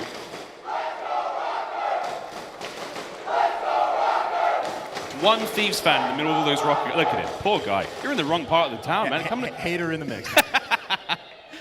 There's a whole section over here with loud Thieves fans. Come on over, dude. Well, it has to be said, Chance, the fans here in Arlington, Texas are as passionate as they come. And here we go, another round. I wonder what lies in wait. Well, it looks like an A hit now from Røkkr. Hey, no one watched the cross. They don't care about the intel. They're ready for the gunfights. You see number 7 set up for the flank. Everyone else trying to bully themselves in towards A. I don't know how much intel this is going to get. That stun doesn't look like it connected. So it's a bit of a mystery for the moment. The Thieves, you see it up, sending 2 players to cut through the middle of the map. That's what Attach is going to have to deal with. That bomb getting ready to be planted. Standy, about to get it down. Kenny's eyes on. Cooks it. Here it comes. That's a lot of damage. No kill, though, but the bomb still gets planted. Standy gets away with his life. Envoy cut down in mid. Here comes the attack. Drazah's going to find at least one, making his way through the middle. You've got a 3v3 here. 35 on the clock. MajorManiak, though, finds a pick. Drazah and his teammate working together. They're both Standy! Line them up, take him down. Standy! What a nice 2 that was. Post-plant position. He gets away with his life. Kenny's nade does a lot of the work, but you don't kill him. You have to kill him when you have the chance. Standy bites him for that. And the main factor right there, by the way, the idea from Thieves to get that nade coordination on the bomb site. The idea was there. Execution slightly off. Only 1 hit marker coming through from Kenny. Whoever was next to him, not quite on target. Makes that retake that much more difficult. Røkkr now 2 rounds in a row. But if one team can mix it up, looks like so can Thieves. Bomb not quite there yet. Kenny spots out 2 on the cross, and Thieves definitely leaning towards this A site. Is it a double cross and the 2-2 split now from Røkkr on defense? Are they going to take the bait and the nades and the noise? It's going to be enough to pull the aggression. Hello, Envoy. This is very best Peter Parker. He sends the window into the site. He goes, finds himself 1, but those spidey senses are tingling. There's 1 more here. It's Attach. It's a 1v1. He's done. Here comes Envoy. Here comes Drazah. Whoa, Attach flying out. Get the damage in. MajorManiak still alive and kicking 4 to his name. It's now a 1v1. Oh, no! My God, Octane! What happened on that bomb site? Where did everybody go? I mean... Envoy buying the time for his teammates to come and help him out. Well, Attach doing the exact same thing. Perfectly timed flank from the Major. But in that 1v1, Octane, too quick. And as close as MajorManiak was, not enough. Bounce back round is there. Things tied up 2-2. Røkkr's turn again to attack, mixing things up. They have oscillated between these 2 bomb sites. Over towards B they go. Can't quite tell if Attach saw him in the cross there, but either way, the battle towards B, that's exactly where this is going down. Priestahh Here comes a Drazah and an Envoy. Doors wide open, but Priestahh not to be there. The shot rung out though, so you know he's on the inside. And here comes the lethals. Here comes everything. The slip slide. Priestahh, close that door, son. There's certainly a draft. Still though, 4v4, no one's fallen. That is just a bunch of utility burn. Envoy looking for the blood, but he gets caught attached there in the back of his spawn to find that opening pick. But even over towards B, Octane, he found a blood. No trades are coming through. Instead of chasing the kill, they go for the bomb plant. That's still a 3 versus 3. Priestahh. We were playing whack-a-mole a moment ago, but Priestahh turns the hammer on him. Octane, though, from the low bomb site. He and Kenny. Trying to play the retake here. They've got 1 man up. For Røkkr 3-2. Excuse me.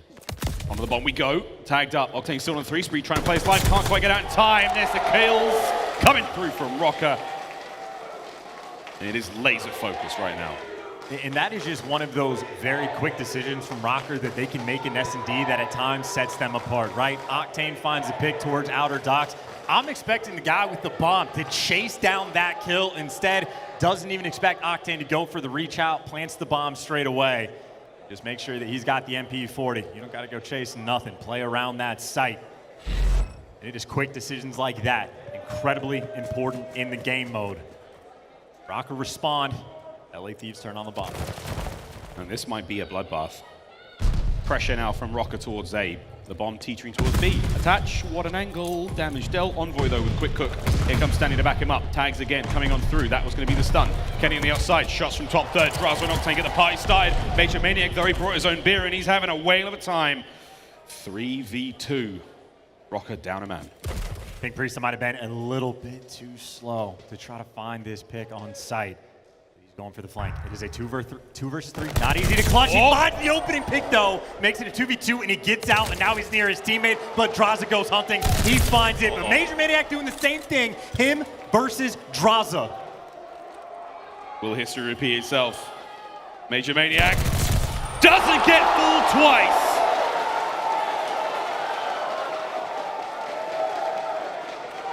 The Major nails the kill, gets the defuse.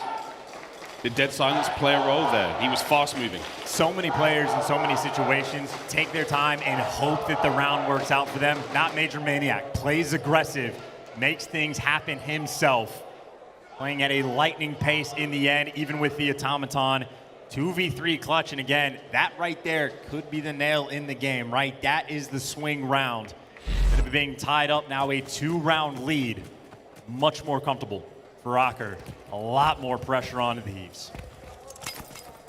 7-3 right now for MajorManiak, and over towards the B-bomb site we go. Loads of noise, all sorts being thrown. Octane, the lone defender here. Here comes the 3-man hit squad, though, from the LA Thieves to the bottom side of the map. If you can kill Octane, great, but you have to worry about the rest of the squad. And chance they're on their way, even with the bomb getting planted. So the bomb goes down. You might have a bunch of players stacked up towards P2, but Priestahh able to spot a few. I think Attach even saw him on the cross, and Standy gets that first blood. Here comes Kenny trying to find something through the window. Standy playing the lone defender here on the close sight. On the other side of the board, though, trades coming through. Standy somehow slips out. Kenny gets cut down. It's Envoy, last player up now in the round. This is to put the boys on map point. Envoy, what have you got? The problem is you don't have much. You're completely surrounded. Røkkr play it to perfection. Røkkr almost plays Search and Destroy faster than they play the respawns. They are just giving you no breathing room, no time to set up anything on the map. I mean, Standy kicks in the door, gives it all of 3 seconds before they think they got the setup. Bomb goes down 4v4, and like you're trying to make the play, try to cut through the middle of the map, but just don't have any time to work with. And I mean, now Kenny, you see him even just chasing Standy, trying to hunt him down, but Røkkr are just so fast right now. 5-2 lead. Only 1 round for Røkkr to go. Not impossible for the Thieves. A lot of these rounds will come down on 1v1s or, you know, a single decision. Let's see if it pays off. Kenny backing over towards A.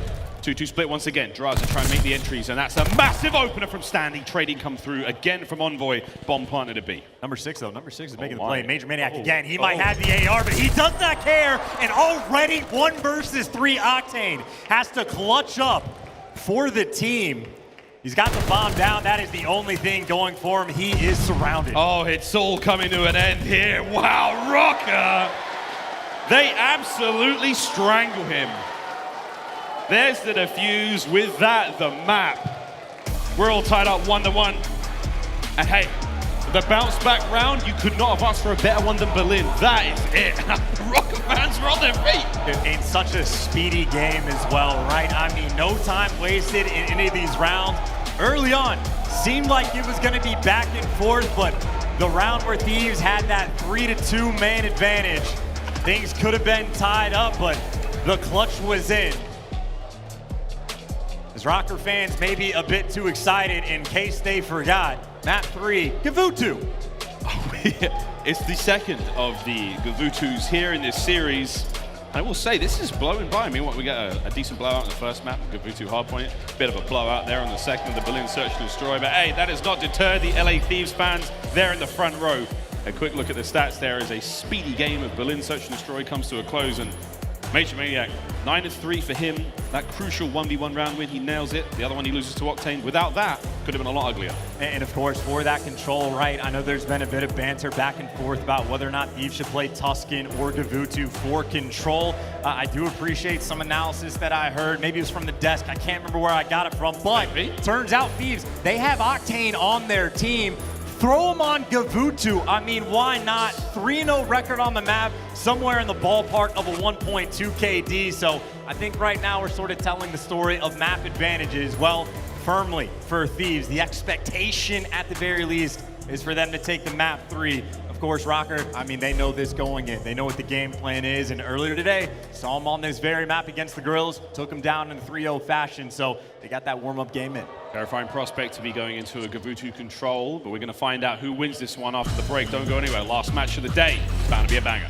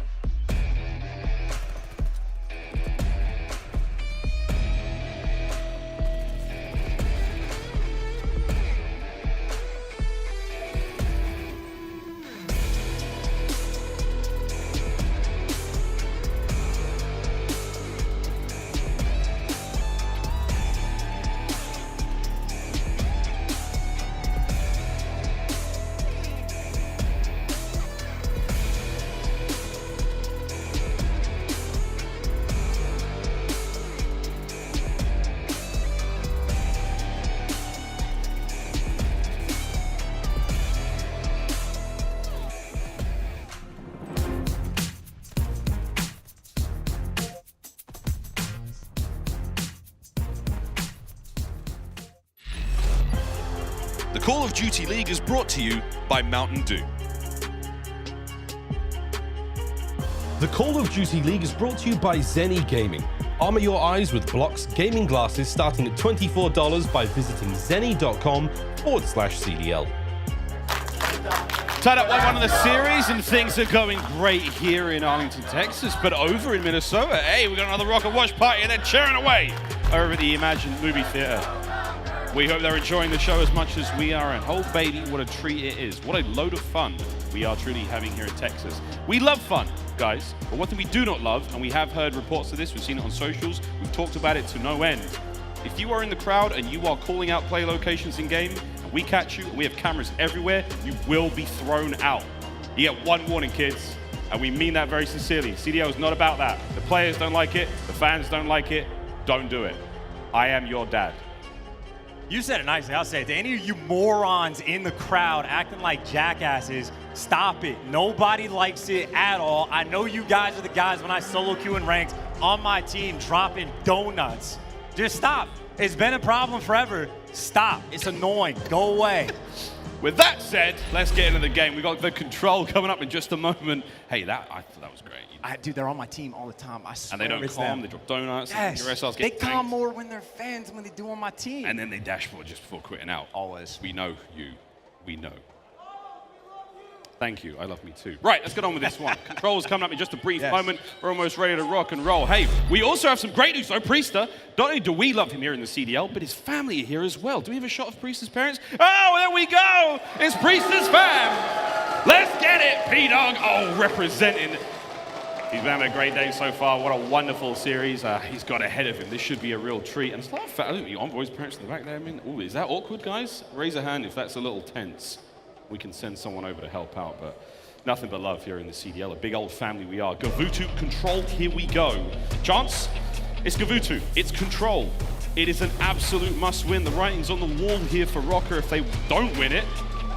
LA Thieves have got a good record in Control. I mean, there's the record, right? Perfection again. Their KD as a team in the ballpark of a 1.2. They get to choose that map. They got the higher seed. We know they are dangerous in this situation, but I mean, look at MajorManiak running it up for the KD.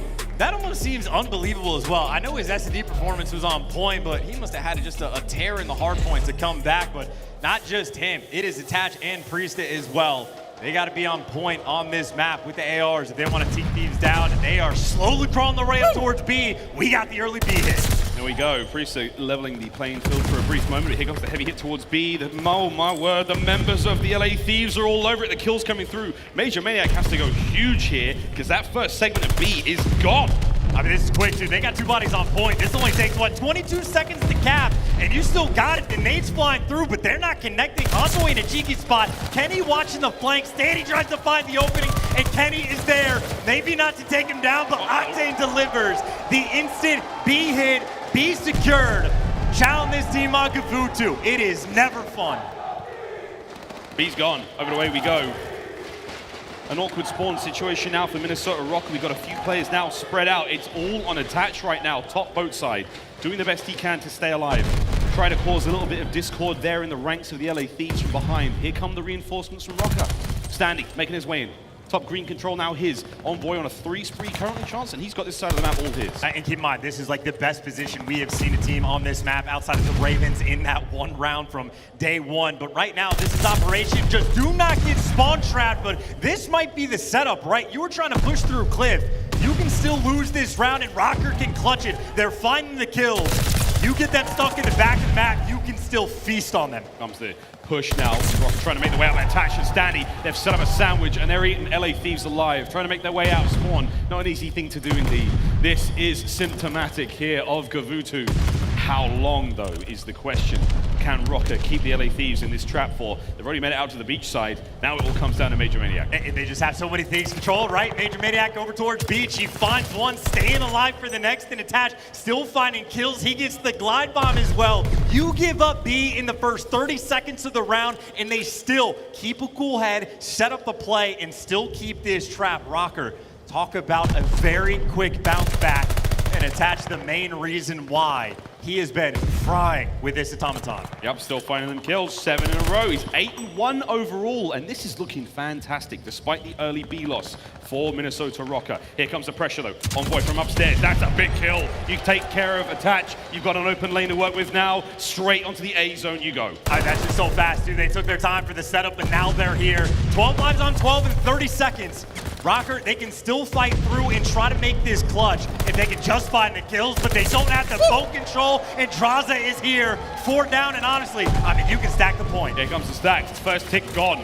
Still pressure flying on through. MajorManiak doing what he can from the outside of the docks. Here comes still the push. Røkkr flying forward, trying to make the break on the zone. Here we go. Attach. He circles around the outside of the tank. Is he able to get any more here? No. Lives remaining 5 for Røkkr. 9 now for the Thieves. And Envoy gets another one. No lives remaining. And all they're doing is flying in.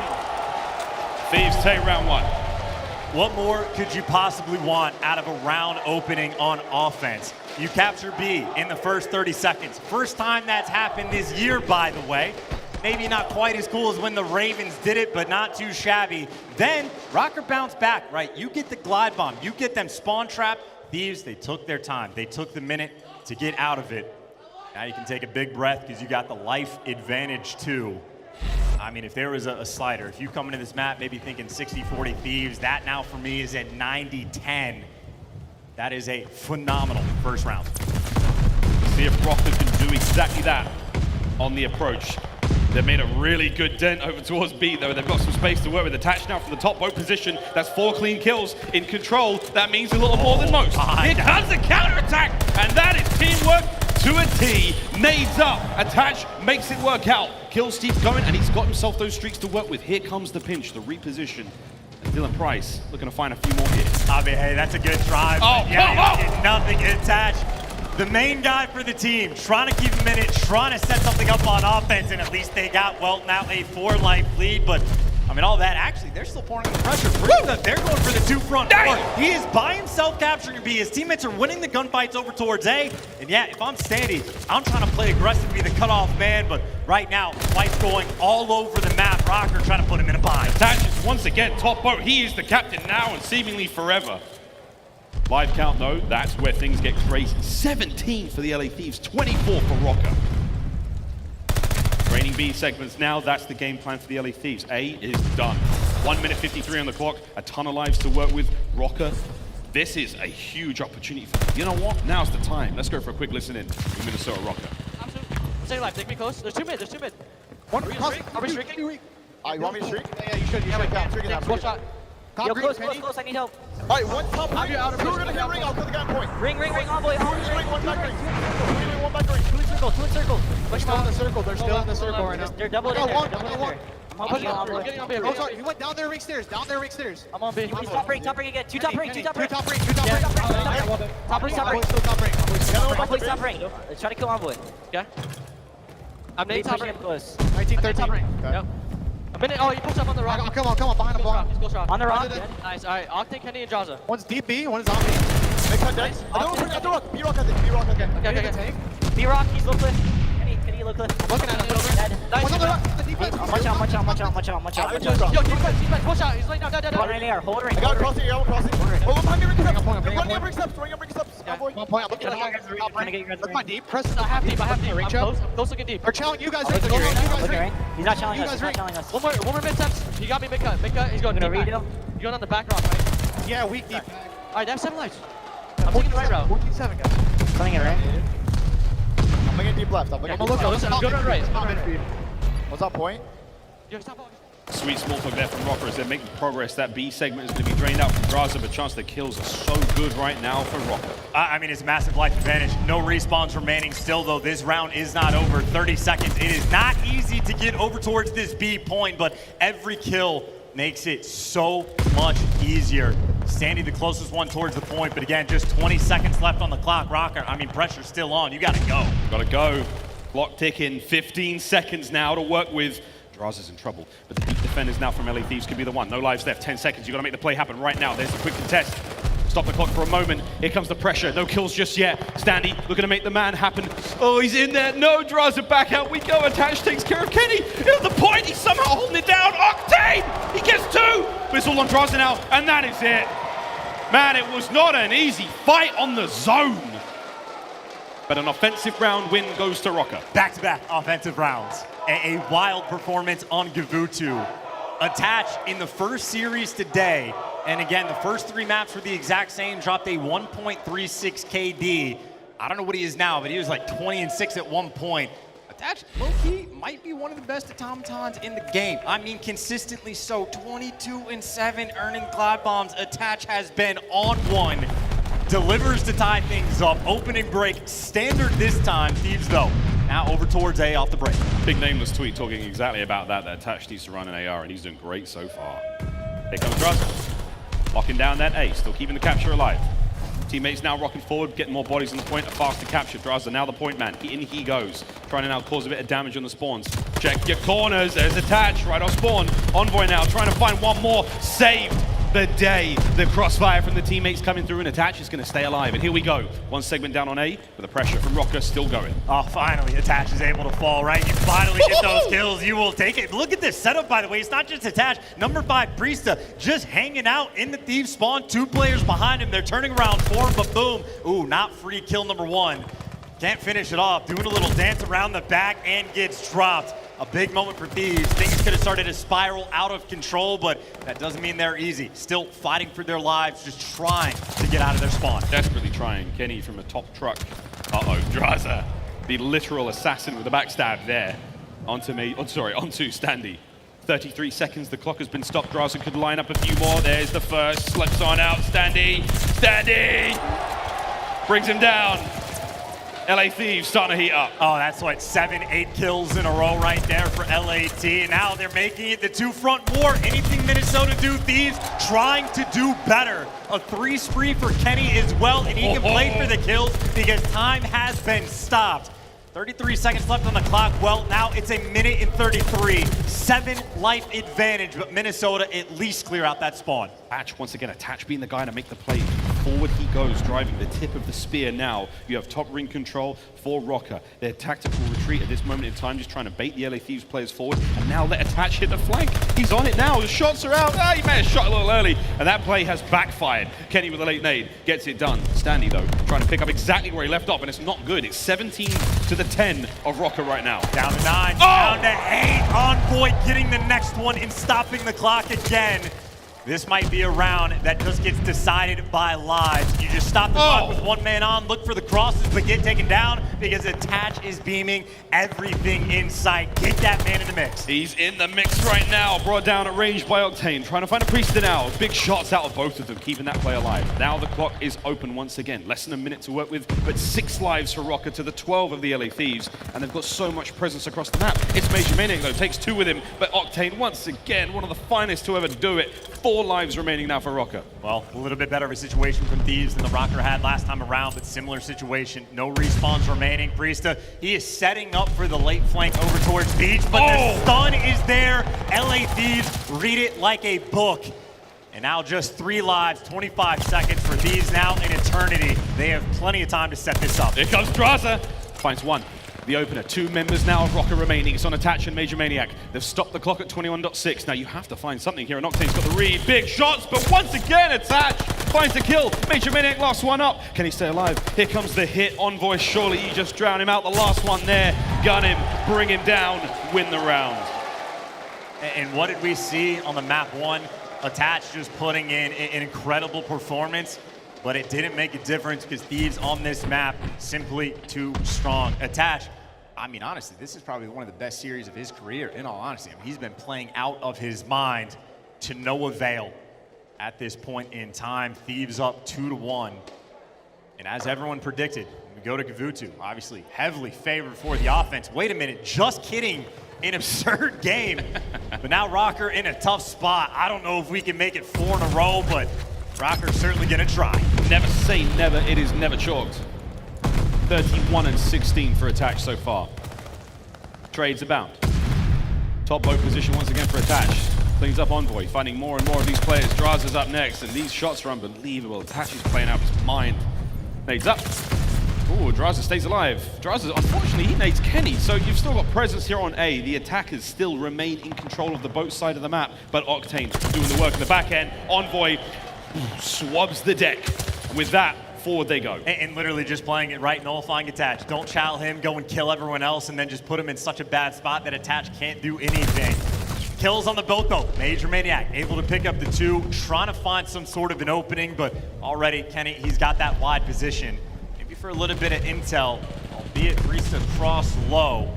But now he's got this flank timeout. He is the guy for Thieves to make the play. If he makes this one work out, this could be huge. There's one on the flank now. Forward he goes. Ooh, cut down. Priestahh, good shots out of him. Now back onto the point again. 33 seconds remaining. How long can he stay alive? Not long enough. You've now got an open clock. 30 seconds now ticking away. Thieves retake that ship. Here comes the counterattack now from Røkkr. This has got to be a good one. You're running out of time, boys.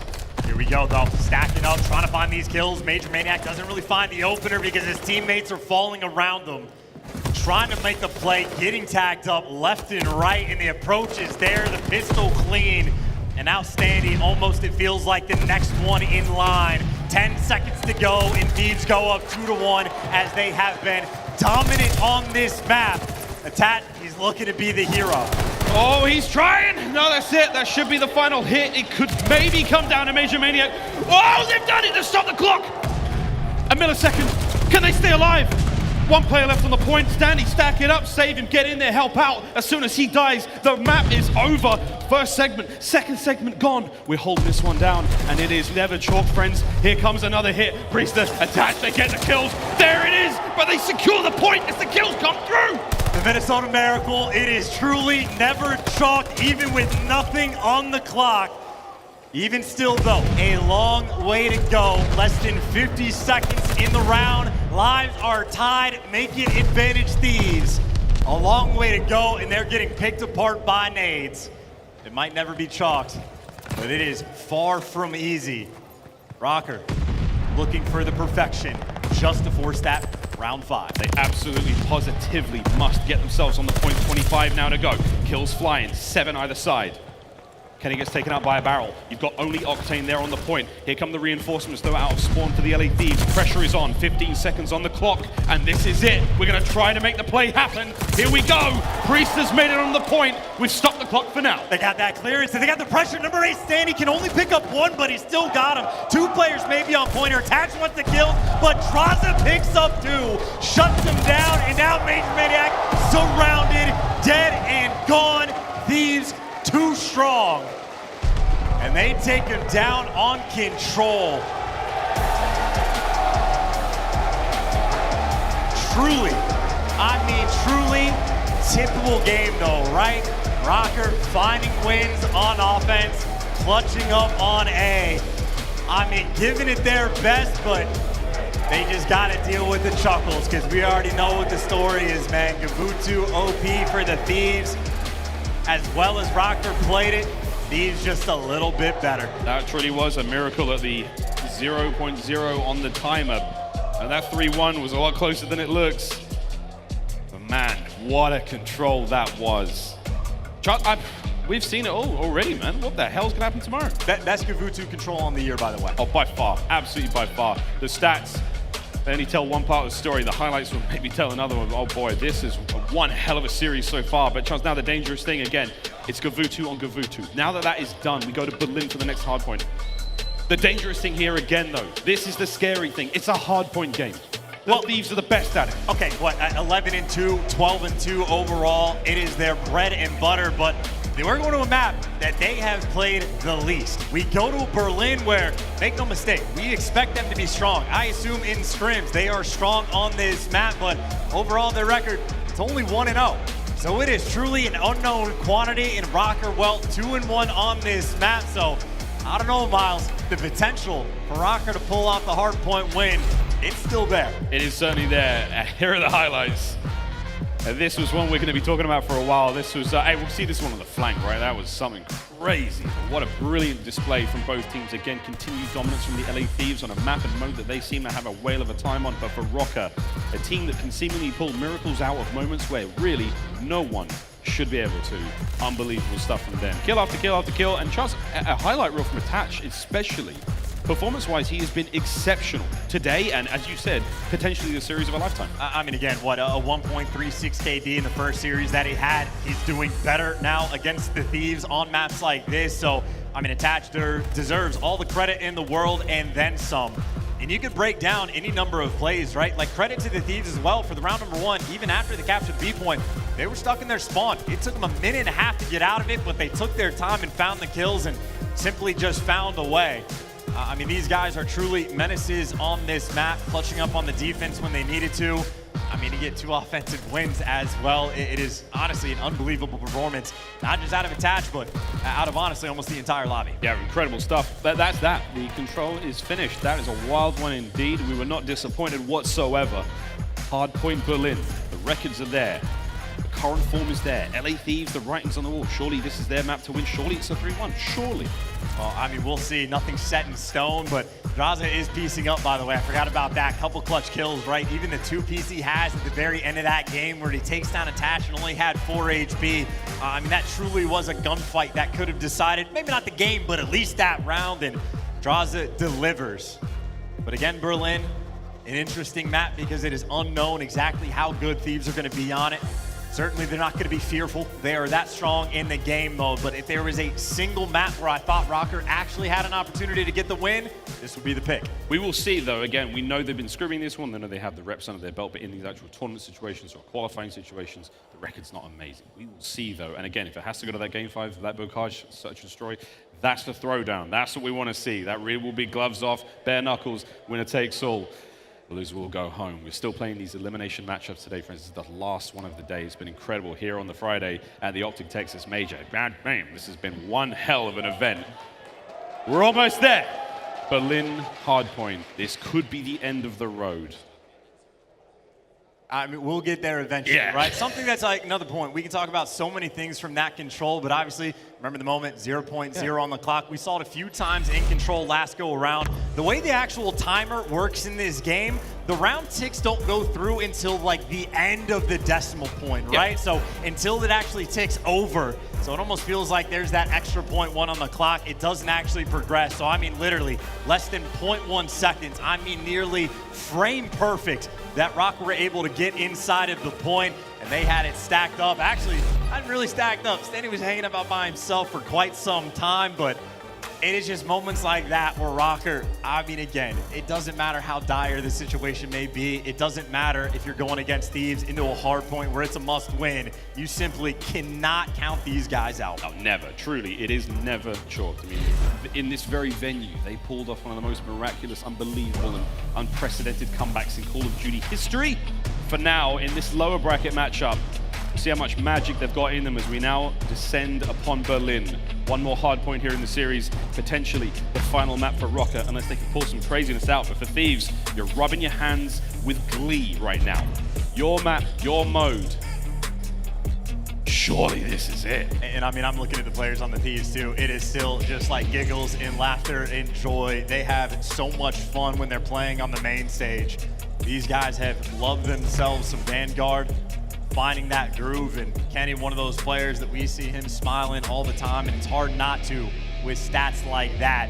Been on point this match, and I mean, honestly, I gotta say, 1.11 KD when he's shooting, or like going against Attach, that's not bad, because Attach has been a menace, but that is what is required right now. Everyone in this lobby has to kick it up an extra notch. It's time to kick some ass in this hard point. Flying forward into the carnage we go, and it's the LA Thieves, and the kills are theirs for the time being. Drazah finds a nice peach there on the Priestahh, headshots on a Standy, you name it. Hard point Thieves for now. Time ticking away, and Kenny's all over those spawns already like a rat, like a rack.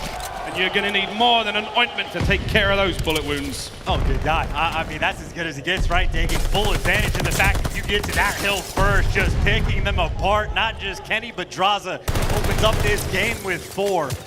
They get to put Octane in his home, and that is inside the hill, soaking up all that time. And this is as good as it gets as far as P1 goes. That is efficient and clean work from the Thieves. Thinking about the rotation, and Kenny Johnny on the spot, 3 kills to his name, cut through P5, and he's got a couple teammates leading the charge. I mean, leaving the first hard point with 50 seconds, only shot, well, 51, there we go, the final tick comes through. That ain't a bad start whatsoever for the LA Thieves. Again, 6-2 for Drazah, 3-0 there for Kenny right off the rip. We go now over to the mail room, P2, and Attach is trying to make that mid-map a little safer. That 1 kill's gonna help out. He's got a few more to deal with. Oh, my word, he nearly got Kenny as well.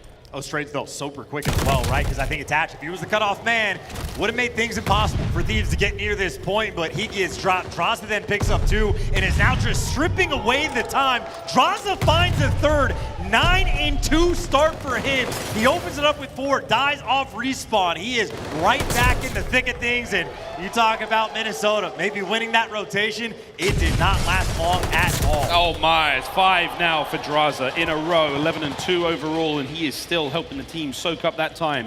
Hill Kittens be purring. Looking towards that rotation as well. Røkkr in the position now for next.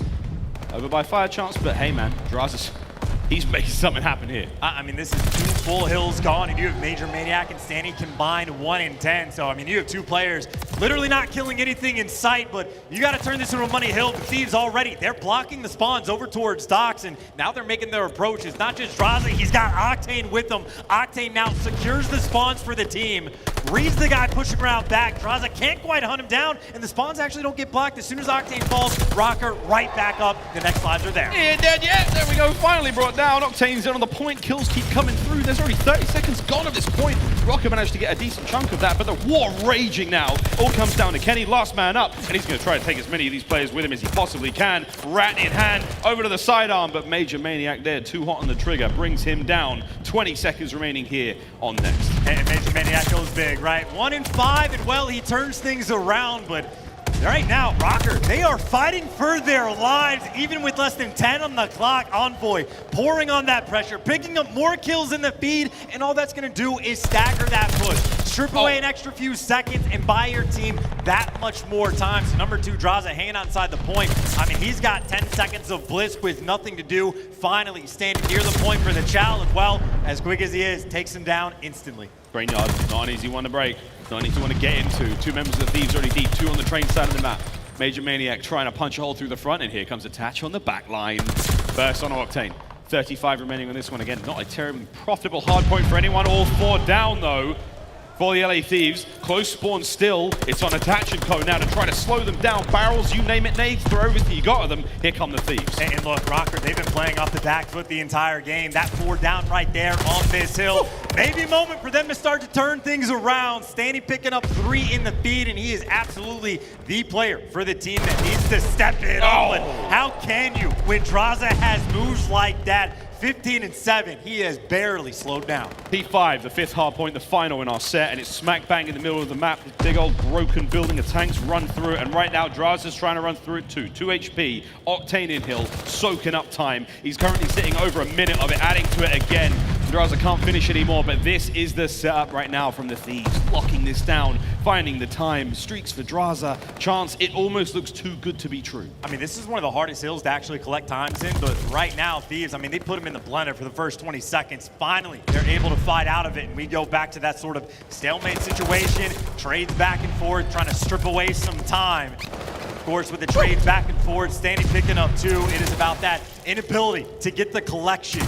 But if we're thinking long-term, Thieves, they still have those preferred spawns. They are going to be set up for new. Oh, and Octane just running around that central rock, and he's going to find a few kills to go with it. Standy now trying to make that approach towards hardpoint. Over towards next, though. Back into our second set, we go back up to P1. That is all LA Thieves now, setting themselves up for greatness. They walked away with 51 seconds on the opening hardpoint, and they're looking to do it again.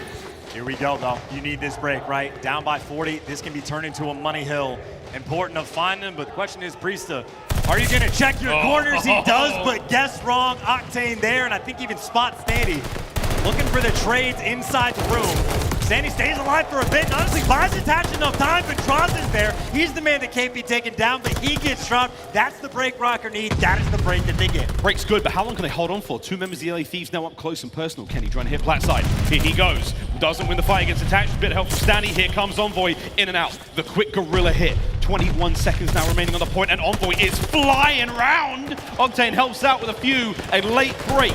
Standy goes down. Røkkr are wiped out. That's hard point. 10 seconds now for the Thieves. All about that rotation, though. Funnily enough, Røkkr, they get some interesting spawns, and it looks like Thieves are reading it. Drazah paying attention. The gunfight's in the actual hill, though. Well, Envoy's going to fall. Drazah might read these spawns, but that doesn't make it easy, so they're trying to fight just through fire. Drazah gets to the next one because he is 20-9, unstoppable, and he might be that first man in. Well, he's going to try, and he will do it. 21-9 on a 3 spree right now, looking to find non-stop kills. Drazah, and this is pure magic right now from the LA Thieves. Your boy is frying. I mean, he's looking to double up on the glide bomb, right? He hasn't had a moment to breathe because he's too busy killing things. Still though, Røkkr, we have always say it, never chalk. Standy from the top row, finds the break for the point, but only for a second. Kenny there picking up 3. Thieves hanging on, but over towards B3 we go. This can be, again, a money hill. Last go around, Thieves though, they fought it. They fought through docks, blocked those spawns for a moment, and at least made things mixy. Same situation for Thieves. They might need to do the same thing all over again. They're certainly strangling Røkkr right now, not able to get any time out of these hard points. Again, the rotation's going down. Envoy's got a present for them. Here it comes. And Drazah, this is certainly going to make an impact. MajorManiak right at the back of the map, gone. Standy, he's going to spawn, but Attach is going to remain there. So that gives the spawn still, but here comes Envoy. Oh, baby, the cleanup crew is there. That is huge. And they read the spawns, too. They know they're still spawning on the back. Thieves are on point with these calls. Kenny can't take one, but the team kill's there. Ready for the fight in the back is Envoy. Can't get the 5th, but still you invest the glide bomb to put yourself at a near 100-point lead. They have played this map to perfection, always aware and dominant in hardpoint. Thieves do the victory lap. It's a victory lap indeed. Here we go, final 20 seconds here. As a moment of reprieve somewhat for Røkkr, but back into the hardpoint we go, and this is it. It is starting to look nearly impossible. Røkkr are being brought out here by the LA Thieves on Berlin. They may not have the map record, but they certainly have the chops. We've still got ourselves a hard point now in the hands of Røkkr over to the train line. How long can they hold it? I mean, this is not an easy hill. This is honestly one of the most difficult hills in the game to hold, right? You're gonna have to deal with nades, flanks, pushing through. Train and Attach can't even win the one. Kenny ready for the corner, trying to hold on. Desperation, MajorManiak able to pick up 2, but this is where the flanks come through. Drazah, you know he's winning at least 1, but still Røkkr, they do hold on. They stave off that first push. Their lives still alive. Røkkr hold the line. 30 seconds remaining here on train. Envoy through front, can't get anything done. Here comes the mid-map hit. Octane making his way forward. It's trades on trades on trades. Now to Attach, last player up in the hill, trying to find at least 1 or 2 more. There is 20 seconds to be had here. This is huge time indeed. Røkkr still need a fight over this, and you still have to worry about P5, which is just next door. MajorManiak, on you go, son, flying forward, trying to, again, just keep the Thieves out the hill, and it is so damn hard. And if there's any hope of Røkkr winning this game, they're gonna have to try to flip those P1 spawns, get top third control, and start forcing Thieves on this hill to spawn out over towards the top right by train. But look at number 2, Drazah. I mean, he's the safety measure for the squad. And if he's playing over towards fire, all you have to do is dive bomb this hill. Thieves only 10 points to go. Here we go, into the point, and it looks to be good. 10 seconds now for the win.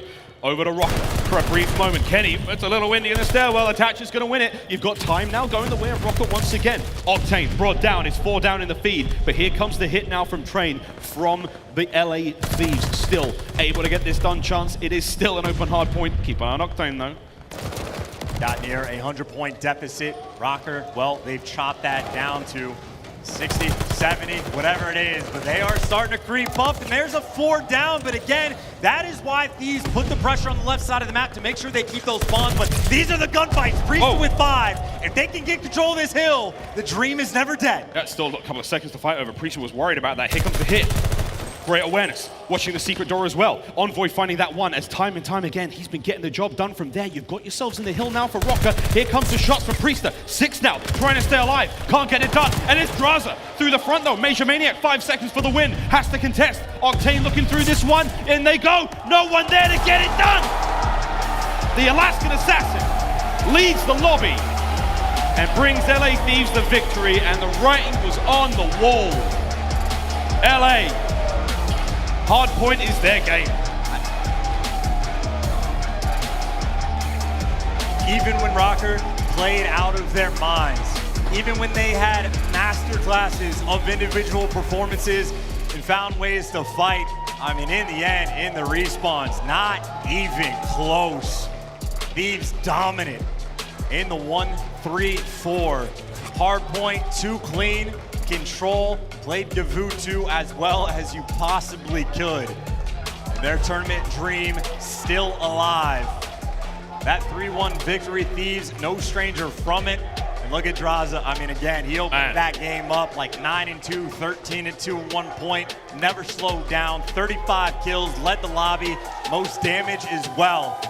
I mean, credit for Octane to hang out inside the hill because that was the only thing he needed to do when his team is slaying like that. And that truly is a masterclass across every map here in the hardpoint rotation. The LA Thieves showing everyone how it's done. And man alive, these highlights.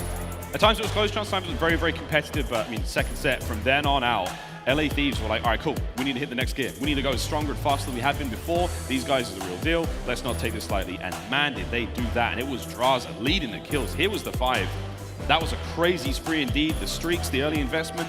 You hit the back, you play every hard point nearly perfect. Yeah, Drazah obviously found his groove throughout that map, but Thieves as a whole, right? I mean, you're getting glide bombs, you're getting breaks over towards B3. Even when they didn't have the glide bombs for the break, they're simply able to just bully teams. And it was a similar story on Gavutu. Even to some of these money hills, when they're not getting spawns, they just find ways to either make it mixy or just straight up dominate from a tough spot. Thieves, again, arguably, if not outright, best hardpoint team in the game. Tournament still alive for them. Right now, they're just trying to take as many scalps as possible. They've made it to Saturday. A strong one there for a 6-2, the only win we could see Minnesota Røkkr get, and it was a heartfelt battle from start to finish. But today, the LA Thieves were just too strong. And again, for Røkkr, I mean, a lot of takeaways there. They looked amazing. The Tatch's AR was incredible. As far as the search and destroy goes, that's still a fantastic game mode for them. Something the LA Thieves still have definitely got working, because if you want to win the tournament, boys, you've got a couple of search and destroys to get on your belt for sure. But either way, commiserations to Røkkr again. Congratulations to the LA Thieves. We'll be seeing more of them. But for what has been another crazy day, that felt like the most normal thing that happened. As far as like predictions were quite on point. And then Paris starts winning, and then things like this. I mean, it truly is. It's only Friday. We got 2 more days to go. This was just like the losers matches that we had today, and they were incredible. So I know tomorrow's going to be even more exciting. And I know, at least for the match we just saw, Thieves as a team, many people had predicted potentially to be in that grand final as well. Maybe they are on their way. They may well indeed be. Well, ladies and gentlemen, you can see it over my shoulder. Our Game Fuel Victory Spotlight. We've got Maven on stage with Octane. Clint, take it away. Incredible stuff, gentlemen. All right, so listen. The search is getting there. But in the respawns, Gavutu, you guys are playing out of your minds. What's working for you in the respawns right now? Teams just don't know what to ban. I don't know what it is. If we're going to keep playing the map, we're just going to keep winning it. So I'm not quite sure, to be honest with you. As soon as we heard you had that 1 and 3, we were like, okay. Yeah, I mean, like again, if you're not going to ban it, we're just going to keep playing it. Yeah, no, it's working for you, but obviously still some hiccups happening in the search and destroy.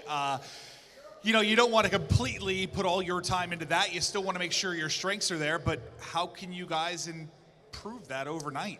It's funny. A lot of people worry about us taking S&Ds, but teams got to worry about taking hard points. So if we can do that, I guess. It's this. We steal one of 3 maps, we can win the series. It seems That's to true. Be the it's case. like you have to win a 2, 3, or a 5, right? Like we got 3 chances. Yeah. The odds are in our favor. That's true. That's true. But you get a dominant win. You're playing. Like what makes this team special? What are you loving about it right now?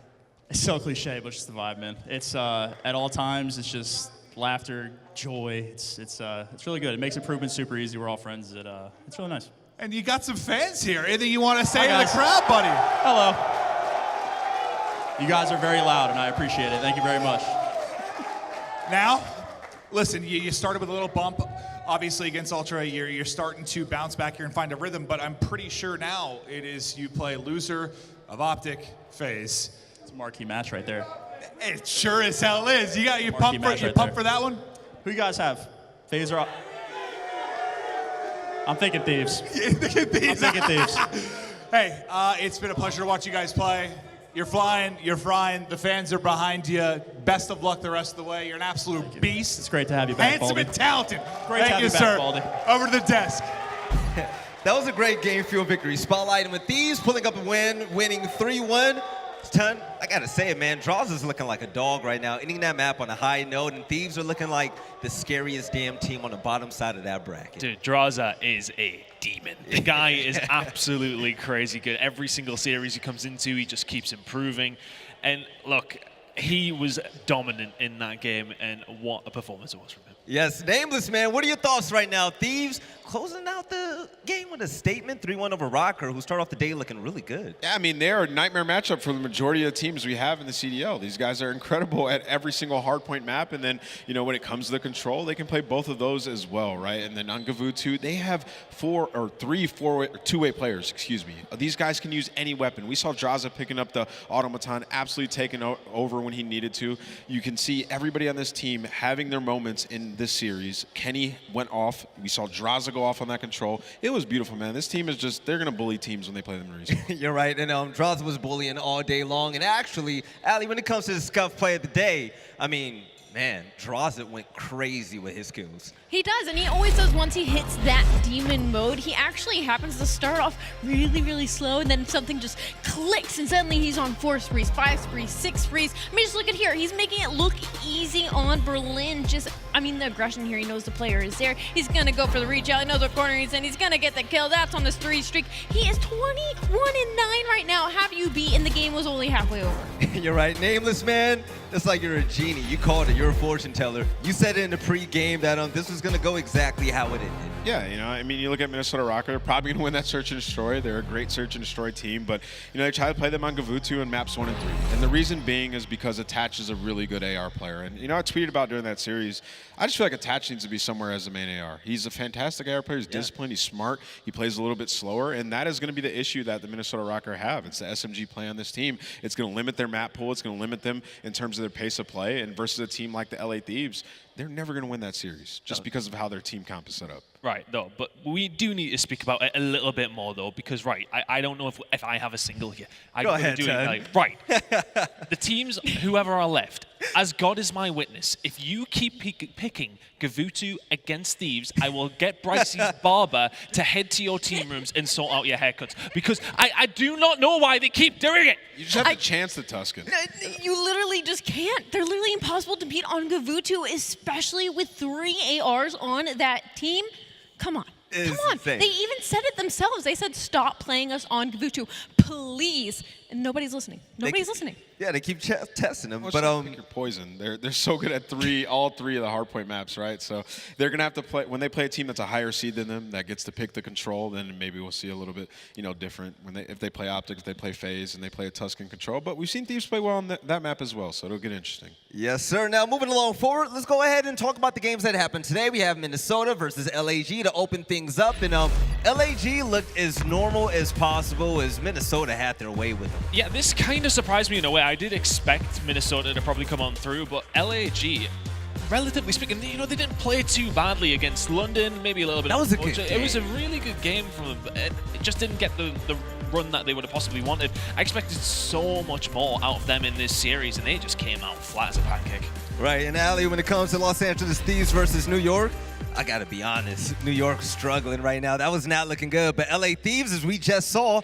they were steaming. I mean, LA Thieves is literally on fire right now. When you go up against them in respawn, it is an uphill battle the entire way through. But you know what? New York, at least in the first one, I think they are the only team to push LA Thieves as far as they did in the Gavutu hardpoint. And I think that's a light at the end of the tunnel. New York Subliners have been struggling across the board. They are the first team to make a roster change. They bring up Royalty, drop Neptune, and Royalty, even though not that many stats, it's dropping the exact same, and they are just struggling to get their foothold. And Nameless, when I was watching Boston versus Florida, it was kind of like an emotional roller coaster. I didn't know which way that game was gonna go, man.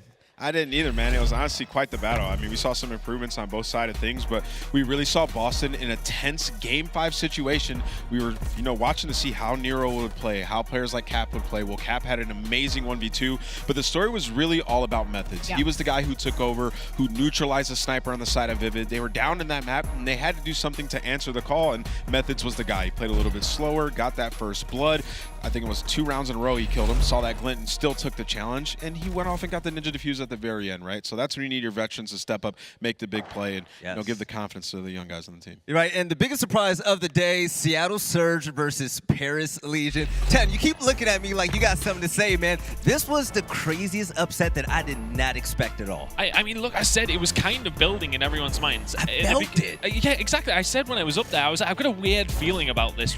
We've kind of all been at the beginning of the week like, yeah, they probably will get smoked. And then it just through the week, everyone's kind of like, actually, you know, is Gravity going to improve it that much? And the most perfect opponents for them were Surge, who were just like in free fall mode in how their form has been. And it's just the perfect storm for Paris Legion. It's like, new guy, honeymoon period, let's go up against a team that hasn't won a map in about 30 weeks or something like that, and like it's just the perfect storm for them. It was funny, we were all in the back room. I was looking at aLLeY and I was like, yo, I'm feeling Paris Legion. She looked at me, she was like, yeah, you know, there's something going on right now. But let's go ahead and take a look at the bracket to see what happened and what's to come.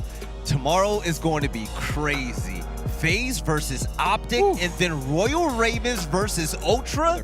Nameless. Saturday is going to be nuts. I mean, this was losers round 1, right? And then we got to see one losers round 2 match, and it was epic. So I can't wait for winners round 2. Those matches are going to be absolutely nutty, Billy. Yeah, so let's take a look at the schedule as well to see how things will unfold throughout the day. We're going to kick things off with Boston Breach versus Paris Legion. But with all these names and all these teams, aLLeY, which one are you most excited for? I don't even think you can pick one at this point. I mean, Atlanta FaZe versus Texas OpTic obviously is the giant one. They haven't played each other on LAN in a very long time. This is a rivalry in the making, the protagonist versus the antagonist. But man, the EU boys going at it as well. We couldn't ask for a better bracket. Right, 10. Take a look at the bottom with me right now. Los Angeles Thieves are sitting pretty for that 9 o'clock game. They're going to play the loser of ATL or OpTic Texas. All day long, we're getting banger after banger. That's a scary, scary game for one of the losers. Whoever comes out of that game into the losers bracket, that is terrifying. You drop down and it was like, well, it could have been like Boston or Paris, but you go in against Thieves instead. It's like, okay, great. Which side of the bracket would you rather be on? Of course, you would rather be on the other side. Dropping in against a Thieves team who are frying at the moment. Dude.